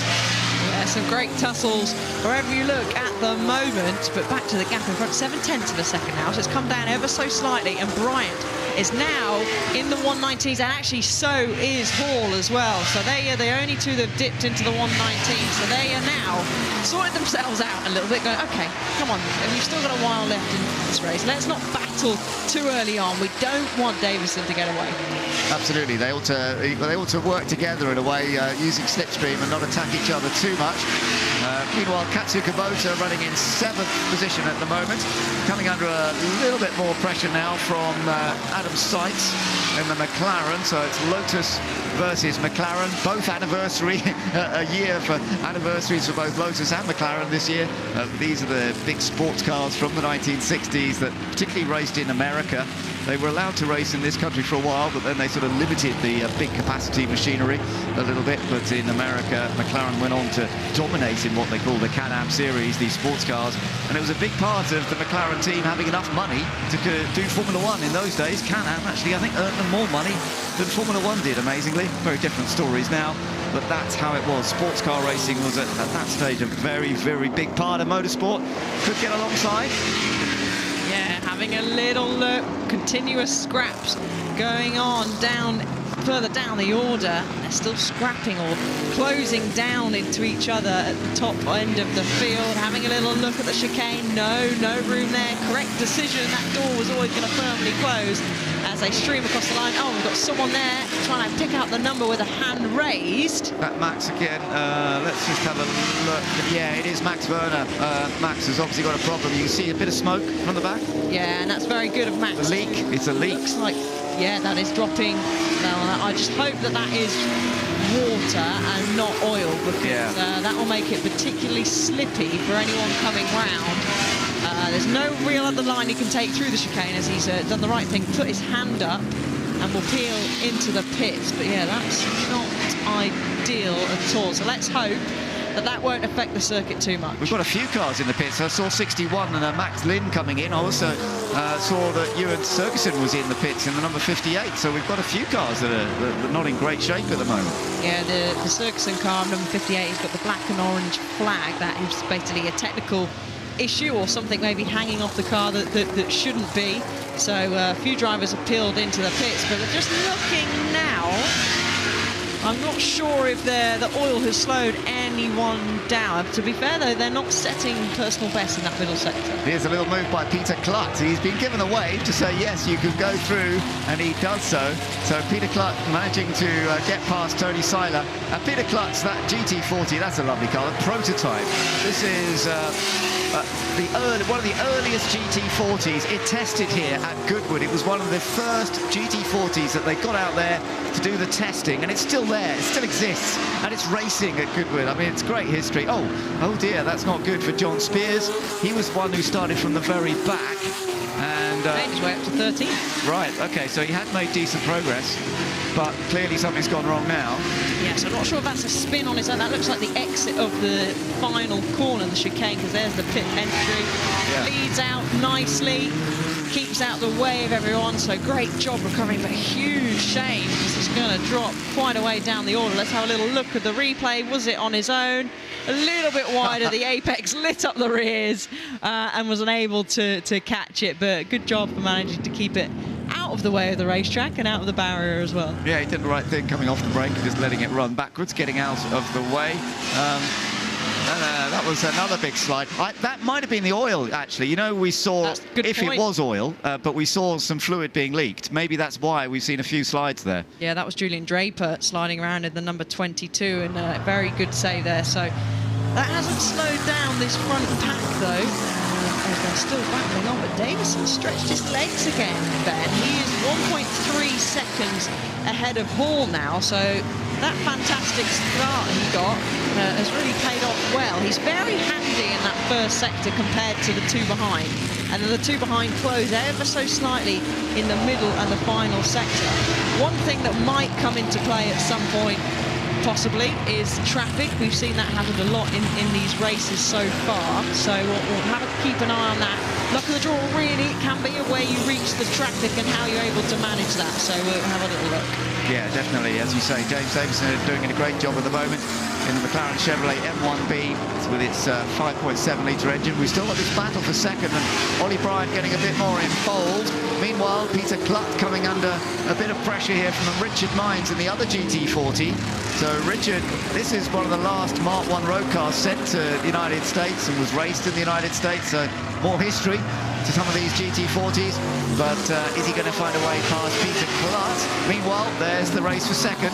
And just looking out the window, this duo here caught up some traffic in the middle of the chicane, and look what it's done to the time. That has allowed Davison to stretch his legs even further and pull away. 2.7 seconds now, but it was right in the middle of the chicane, so they'll be hoping that get their bad traffic out of the way, and Davison gets a dose of it now. early days of aerodynamics in sports car racing with these Can-Am cars. You can see the little sort of wing on the back end of the car providing downforce. The front end as well, the spoilers. It was the time that spoilers really became... Oh, no! Oh, my goodness! Off goes Julian Draper, number 22. Oh, how frustrating. What a shame. I think Julian's okay. It was a bit of a big hit, though. Look at the damage it's done. Yeah, that's a big shame. That's a lot of damage. He was sitting around about 5th place, giving the thumbs up to the marshals, thankfully. So he seems okay. I will expect a safety car at this point, because that is heavy damage there and damage to the barriers as well. Yeah, and this might open up the race again on the restart, because right now the gap has opened up even more with traffic. And in fact, as you see, Bryant has got it into 2nd place. So Ollie Bryant has got into 2nd. He's got past Hall. Let's see. This is how it happened. So let's see, did Hall back off somewhere here? Well, he got a bit slidey, a bit sideways, yeah. He did actually go a bit too wide, and Ollie Bryant took advantage. Yeah, took good advantage there. So here, just get a swapper on as Julian loses the rear on the way in. And that can go the one way, you catch it or you don't. Unfortunately for him, wasn't able to catch it, and this is the moment you brace yourself. Hits into the tyre barrier, really nasty hit there, but thankfully he is okay. That is the main thing. Yeah, he's out of the car down at Madwick, and the yellow flags are out. The safety car is on track, no surprise, because it's going to take a few minutes to get that car out of the way, especially as it's damaged the rear suspension, and he'll be feeling a bit low about that. But it's going to make for a close race. Of course, we will still have some lapped cars in the group up front, so that might still make it a much easier situation for the race leader, James Davison. We'll have to see how that works out. Yeah, just looking there on the screen, it looks like that Bryant and Hall were able to get past those lap cars before the safety car came out. So I think they'll all be together, but that's such a sad sight to see, isn't it, Ben? There's a lot of damage to that car, the number 22, the Lola Chevrolet. Huge shame. Oh, and the Hamill's come to a halt as well. That's an unusual car, and it was running well in the early stages of this race, so that's a bit of a shame. I don't know what's happened to Nick Padmore's car. It looks all immaculate. Intact, yeah. There's no damage to the tyre barrier. The driver's not to be seen, so looks like he's probably just had a car issue, technical issue there, and parked it up. Yeah, I'm sure the car's entrant, Roland Lewis, will find out soon enough what has happened to it. And Nick Padmore out of the car, he's fine. It hasn't been an accident, as you say. It looks like a mechanical issue. So there's our race leader. There is one car in between him and Ollie Bryant. So that is going to make life a bit tricky on the restart, isn't it? There is, and I think there looks like there might be a car in between Bryant and Hall as well. Have a better look. No, well, I think there was. No, there is. Yeah, the number 9 car, that's right. That is in that mix as well, because the number 9 car a bit further down in the order. So that will make a difference. That's Richard Mines in his GT40. We were watching him play a little bit earlier on. And, yeah, that's going to make it could split out the top 3 a little bit more, actually, when we get the restart going. We'll just have to wait and see. Lights on for Tony Sinclair, who's actually now in 5th position. And Katsu Kubota, who's in that lovely yellow Lotus T30, he's up in 7th position. And of course they are all going to be, some of that group are going to be bunched up together without cars in between them. So we could well see some changes when this race restarts. Yeah, we certainly could. Definitely could. There were some close battles continuing throughout the field prior to the safety car coming out. So wherever you look, there were close battles. Davison will hope that those lap cars will do him a favour. The back markers will do him a bit of a favour and maybe not get out of the way in a hurry. But hopefully for us, they will, and we can have resume some close racing up there at the front.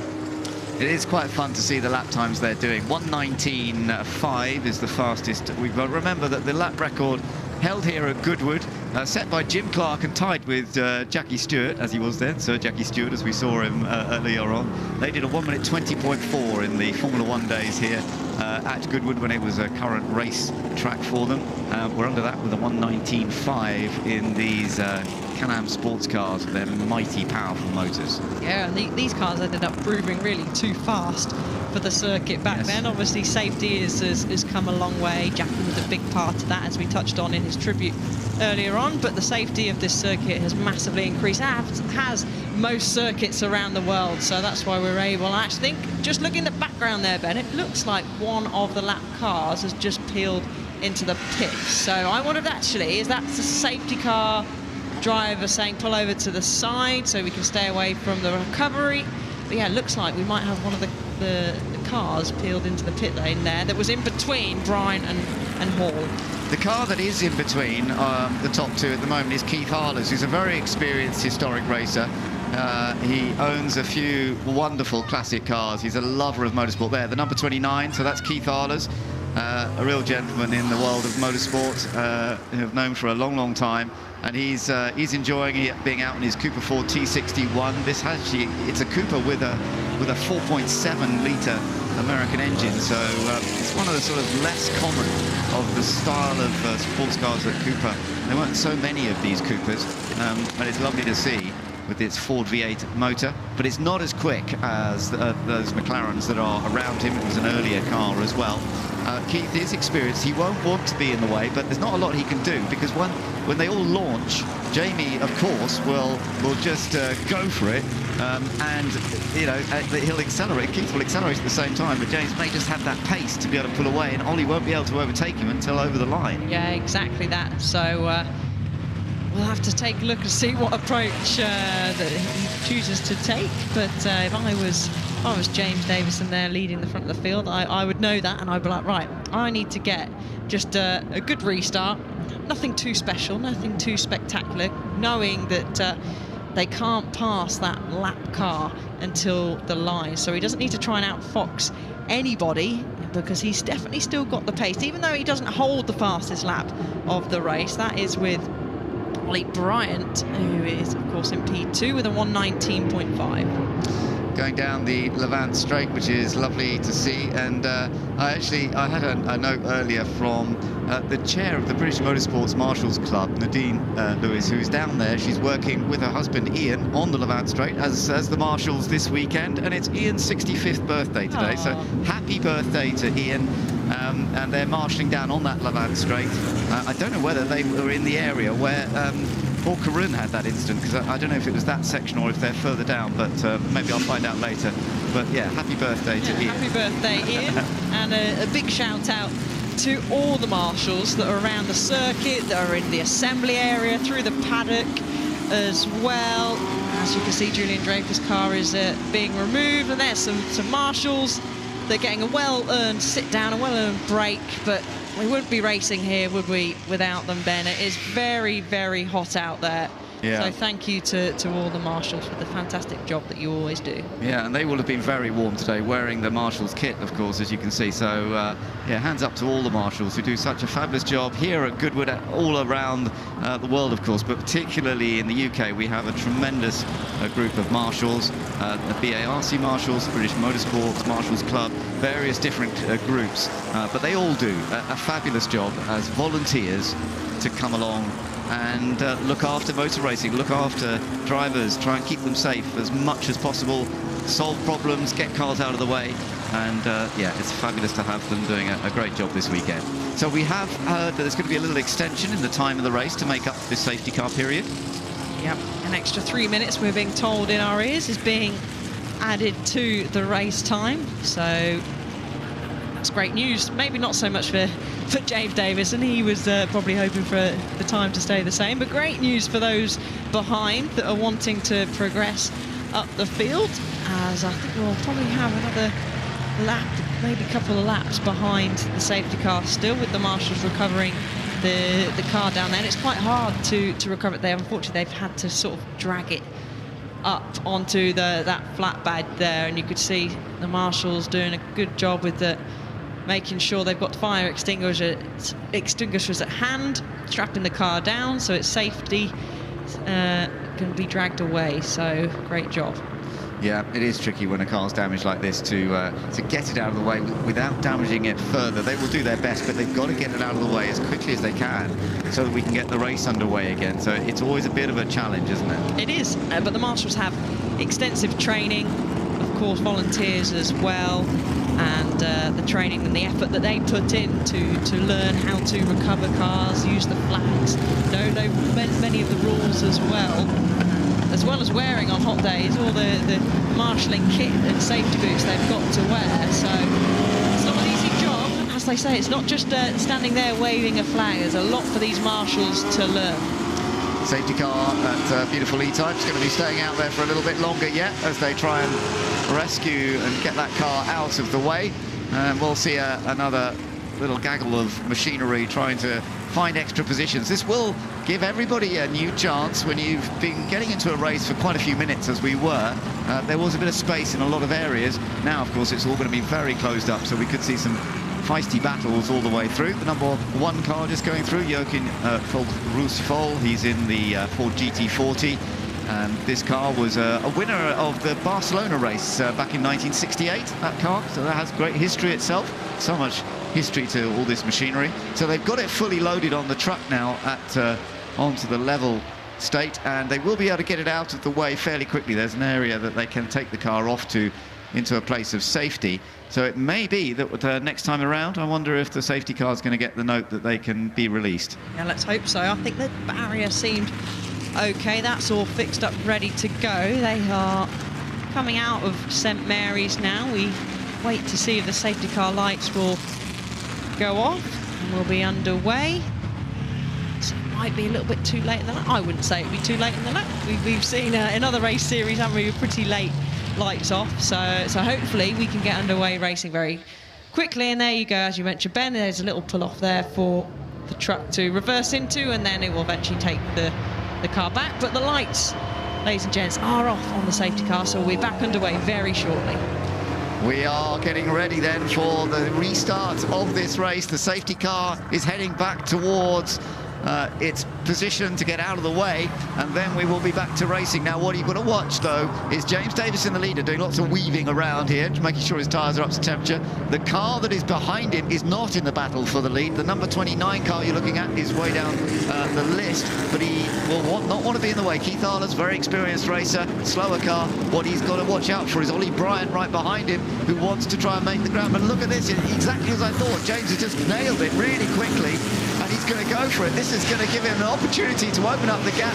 Now Ollie Bryant will go past Keith Arlers, who's waved him through, but actually Ollie's under a bit of pressure now from Stuart Hall. Yeah, he is, and they're all just getting round the outside. Brave stuff there from Stuart Hall, but the gap is already, Ben, 2.3 seconds between Davison and Bryant, so that was a really good restart. So a lot of work to do by Ollie Bryant and Stuart Hall. Remember, Ollie does have the fastest lap, so the number 3 car makes a diversion off the road. That car's down in 22nd place. It's Bailey behind the wheel. Yeah, Marshall Bailey just put a wheel on the grass. I think he's got away with that okay, being chased down by Sean Lynn, number 13 there, as they get together, and hopefully he can get the confidence back that he's not going to run wide through the next section as they go through St Mary's. But yeah, that really was a good start by James Davison. He really attacked the chicane. He really went for it hard into the chicane, and Keith Arler's just lost a bit of pace. Oh, Katsu nearly running into the back of another car there. Yeah, that was getting very, very close there. But looking at the timing screen, Ben, Ollie Bryant has set a very, very good middle sector, so he is already trying to close that gap down, and actually he's dragging Stuart Hall with him. And there you go on the screen. That gap looks smaller than 2.3 seconds. Just over 4 minutes to go. So can Ollie Bryant close up this gap? 1.4 as he crossed the line this time, 1.475. Can he close that down? We've got a little bit of time, but he's going to have to nail it. Ollie's very experienced here at Goodwood. He's raced this car plenty of times. He won in it last time in 2022. Can he get it back? That's the question. I think he can. He's looking pretty handy. He's looking pretty fast, but he's lost actually a few tenths in that first sector. But overall, Davison seems to have the legs on those two behind in that first sector. It's the middle and last sector that's not so much. So we'll keep a close eye on the sectors and keep everyone up to date. Katsu Kubota still running at the moment in 7th place, a little further down. John Spears, who had that problem earlier on, but is still running with the car. In fact, no, that wasn't. That was Matthew Wurr we were looking at. Meanwhile, Keith Arler's keeping out of the way. Tony Sinclair just getting past him. Tony in 5th position, but it's all pretty tight right in there, and he's still under a bit of pressure from Adam Sykes just behind him as well. Sector update now. Fastest middle sector of the race. Oliver Bryant with a 33.3 and then Davison at a 33.8. So let's have a little look as they cross the line. 1.2 seconds and Bryant has set another fastest lap of the race. Oh, Tony Sinclair to defend from Adam Sykes there. You're watching Tony Sinclair, number 5, the red and green car, and it's being chased hard by Adam Sykes right now in the McLaren M1. Let's see if Tony's going to be able to defend, and as you say, also up front, Davison's still in front, but only by 1.2 seconds, so still to play for with 2.25 minutes to go in this race. Oh, and Kubota giving the Lotus a bit of a slide around. He is showing off there through turn 1. Great car control as he heads through Fordwater now, and then brings it down the hill and then up the hill once again into St Mary's. So some great display of driving here and some close battles really wherever you look, Ben. Yeah, absolutely. But I tell you what, Davison is doing a good job up front on that first sector, hasn't he? Yeah, really good. He's stretched the gap, I would say, by the time he comes across the line. All depends on that last sector. They've matched each other in that middle sector, but he really has done Davis has done the best first sector of anybody on this previous lap. So I wonder if he's just managing the gap. There he goes, crossing the line. What's the gap now? 2 seconds. And he has just set the fastest lap of the race. He's the first driver to dip into the 118s. That's pretty clever stuff, I have to say. He's doing a wonderful job here, James Davison. Right from the start of this race, when he started from 3rd place on the outside of the front row, he charged into the lead, and he has kept the balance perfectly. There's been some good battling behind him between Ollie Bryant and Stuart Hall, but James has had the edge, and as you say, putting in a fastest lap right now. What a perfect time to do it. Yeah, that first sector from Davison is absolutely mighty, but like you said, Ben, a great time to pop in the fastest lap of the race, doing an absolutely stellar job. He's got the visor ever so slightly over with a little bit of airflow, because he's working a lot behind that wheel. You can see from there using every inch of the road and constantly working the hands of the wheel. He is absolutely ragging this car. He's ragging the McLaren Chevy there as he comes now and stamps on the brakes into Woodcote Corner, keeps it nice and smooth through there, bleeds it out to the outside, and then you've got the last chicane coming in, and he's just, with 20 seconds left on the clock, we're going to have one more racing lap. Well, this is a great display. He's in Brad Hoyt's car. Brad Hoyt was originally going to race this car in this race because he didn't think his other car was going to be raced, and then they finally got everything done. So Brad is actually out in one of his other cars in one of the other races, and so James suddenly got this shout, you can drive the McLaren in the Whitson Trophy, and he's certainly doing a great job of it, isn't he? Yeah, he certainly is. As we're looking now at battles further on down the field, we've got some of the Ford GT40s there that get pretty hot without hot weather. So I can imagine racing in those today is pretty warm. We'll have a little look down the inside. No, that's the number 13 having a look down the inside. Yeah, Sean Lynn having a look at the chicane, thought better of it.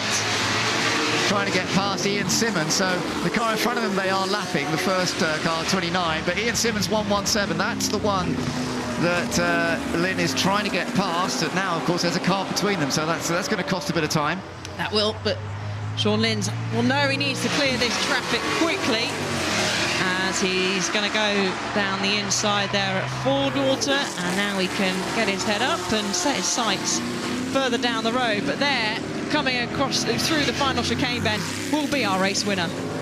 James Davison is coming through to take victory in the Whitson Trophy in the McLaren after a brilliant race, a good start, and then perfect planning. Even on the restart, he did it extremely well, taking fastest lap on the last lap but one. and he's done a super job here today at Goodwood to take the final race victory of the day. We've still got some battles going on, and Kubota's car is smoking badly. That looks like engine smoke to me. Is he going to make it to the flag? Tony Sinclair in the red and green machine, the number 5, Lola T70. I think he's going to come home in 5th place. 4th place has already gone the way of Andrew Haddon. Yeah, Andrew Haddon's 4th. Tony Sinclair in 5th place. And 6th place. Oh, look at the battles that are going on further behind. This is still all very, very tight. All very tight. The yellow flag is out, though. I wonder why that is. Have we got a car off somewhere on the exit? So they're all very, very good and kept to the regulations. And Shaolin just holds on. That's Kubota's car. Yeah, it's Kubota. Oh, he didn't make it to the checker flag. We saw the smoke coming out of the back of it. What a shame when you're on the very last lap and then he has to pull the car out of the way. Oh, I do feel for him, as he was on for a decent result there in the Lotus 30. But, well, more help from the marshals, and he's going to get out. He's going to get out of the way. So, bad luck to him, but well done to James Davison. And I'll tell you what, this man, James Davison, with a motor racing background, he is the grandson of a man called Lex Davison, who was the 4 times winner of the Australian Grand Prix in the days when the Australian Grand Prix was not part of the World Championship, but it was still a big event, you know. And his grandfather won that 4 times, and he has got into racing from a young age. He's become a professional racer, and he's raced here at Goodwood in the past, but this is lovely to see him take a victory here in the Whitson Trophy. He's leaving some 11s coming out of the chicane as well, but he was always in control. But there were times where the gap closed between Bryant and Hall. They were chasing him down, but it was a great job, always in control, and fastest lap to go with a worthy winner. Yeah, and Brad Hoyt, the entrant of that car, will be very happy indeed. And yeah, we saw some great style, great fun from James Davison, but it was very smooth when he was out there, out in front, I have to say. Yeah, it was, and a big wave and round of applause from the crowd. Some empty drinks there. I think they need topping up.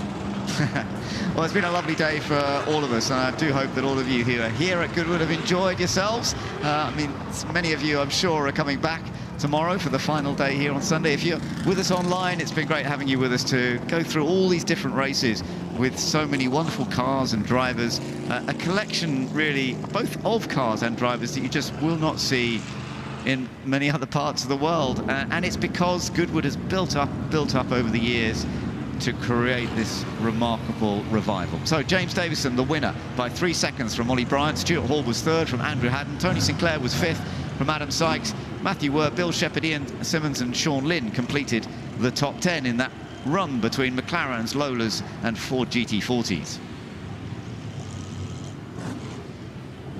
Outside the top 10, John Spears did make up ground in the end after difficult qualifying and then a slight problem with his car, but he got 11th place. Jeremy Cottingham and further down the list, Keith Arlers kept out of the way of those front runners and got his Cooper Ford home in 18th place. It was an entertaining race, though, good fun and a brilliant delivery from James Davison. Let's go and hear from the top 3 with Ed Foster. Right, James Davison, perhaps the start and restart of your life. Congratulations, you're a Goodwood winner. Oh, thank you very much. What an honor to drive here in these amazing machines. It's very much Beauty and the Beast with these cars.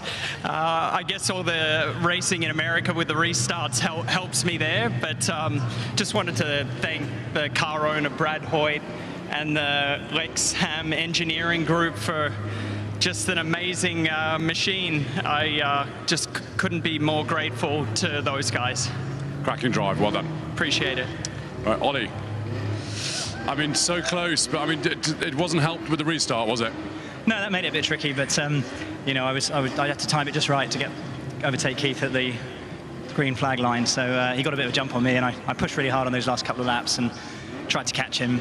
And then there was some oil down at the end, so there was some waved slippery flags. So just had to bring it home then. But he, you know, deserved the win. Obviously had fantastic pace and got a great start. Caught us all napping. Well done. Thank you.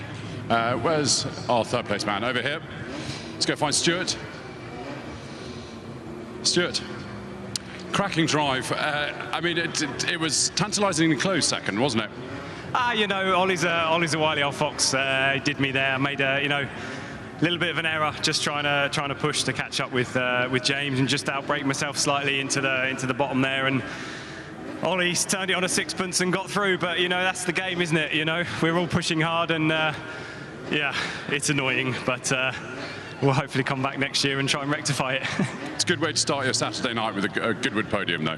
Yeah, no, it's always a privilege to be here. You know, it's the best event of the year, I think, and you know, thanks to GPX and Fred, John Danby Racing. You know, it's been an absolute blast of a weekend, and yeah, I'll enjoy Saturday night now. Go home to my girls, I think, because my little girl's a bit poorly. So, hi, Sienna. I'll see you soon, my love. Well driven. Cheers, mate. Thank you. Well, it was great fun to watch the Whitson Trophy, and James Davison, who did the best start from the outside of the front row, he made that work extremely well. And I wonder how much experience he's had in the past of getting a Can-Am car off the line. He did it very, very well. Yeah, probably not too much, but he certainly looked like a pro, didn't he? As the battle raged on for second place. And there was Kubota, unfortunately.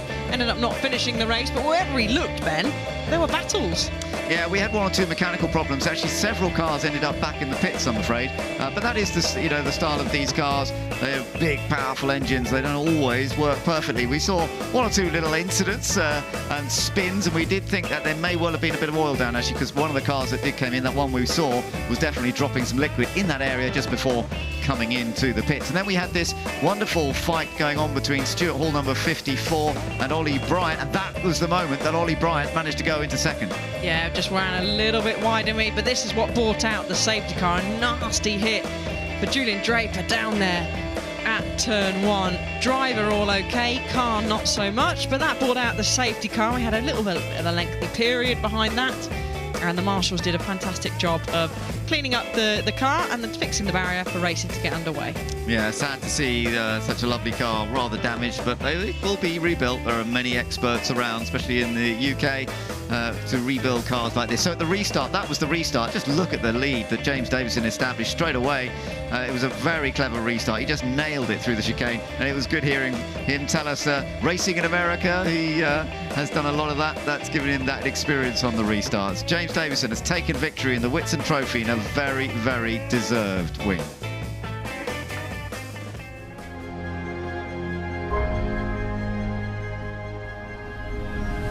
So here we are, another chapter in the car's illustrious life at the Goodwood members meeting, the 80th members meeting, where we're participating in the 75th anniversary celebrations for Porsche and the 60th anniversary of the 911.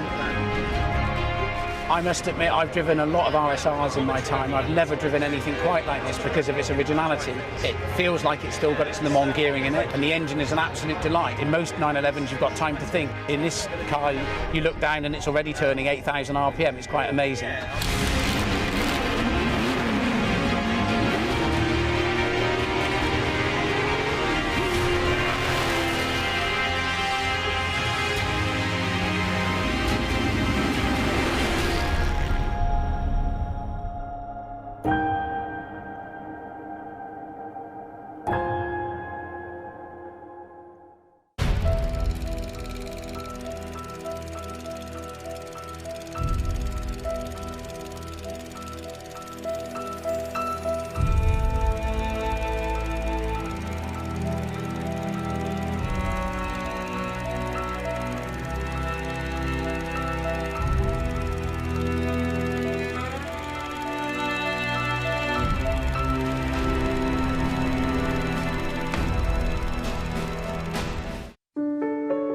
Good gut health affects every single aspect of your body, from your brain wiring to your energy output to your hormone regulation to how clever your immune system is. Everybody benefits from better gut health because it makes your body work better.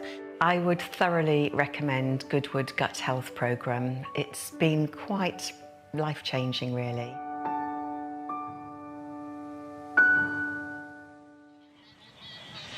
So that wraps up racing today of day 2 here at Goodwood Revival. It's been truly spectacular.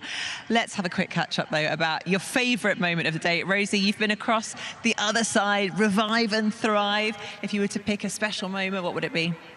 It's been brilliant all day today, but I went not only to Revive and Thrive, but I went across the road to the other side to a whole fairground. It's just like a whole another part of Goodwood, to be honest. It's huge. So I went to the fairground. We're just seeing now. We've got lots of the circus going on as well, which is really fun to see. Some great entertainment. I even went down a helter-skelter. I went on the merry-go-round. I really did just join in with the fairground, to be honest. I nearly didn't come back. And you call this a day of work? Yeah, we just said, yes, I might just head over there and I'll never come back. Well, I'm glad to see you still smiling from ear to ear. It's brilliant to see. David, what about yours? Well, it's just been the racing today. Absolutely fantastic. Such close finishes across so many races. But for me, it was the St. Mary's.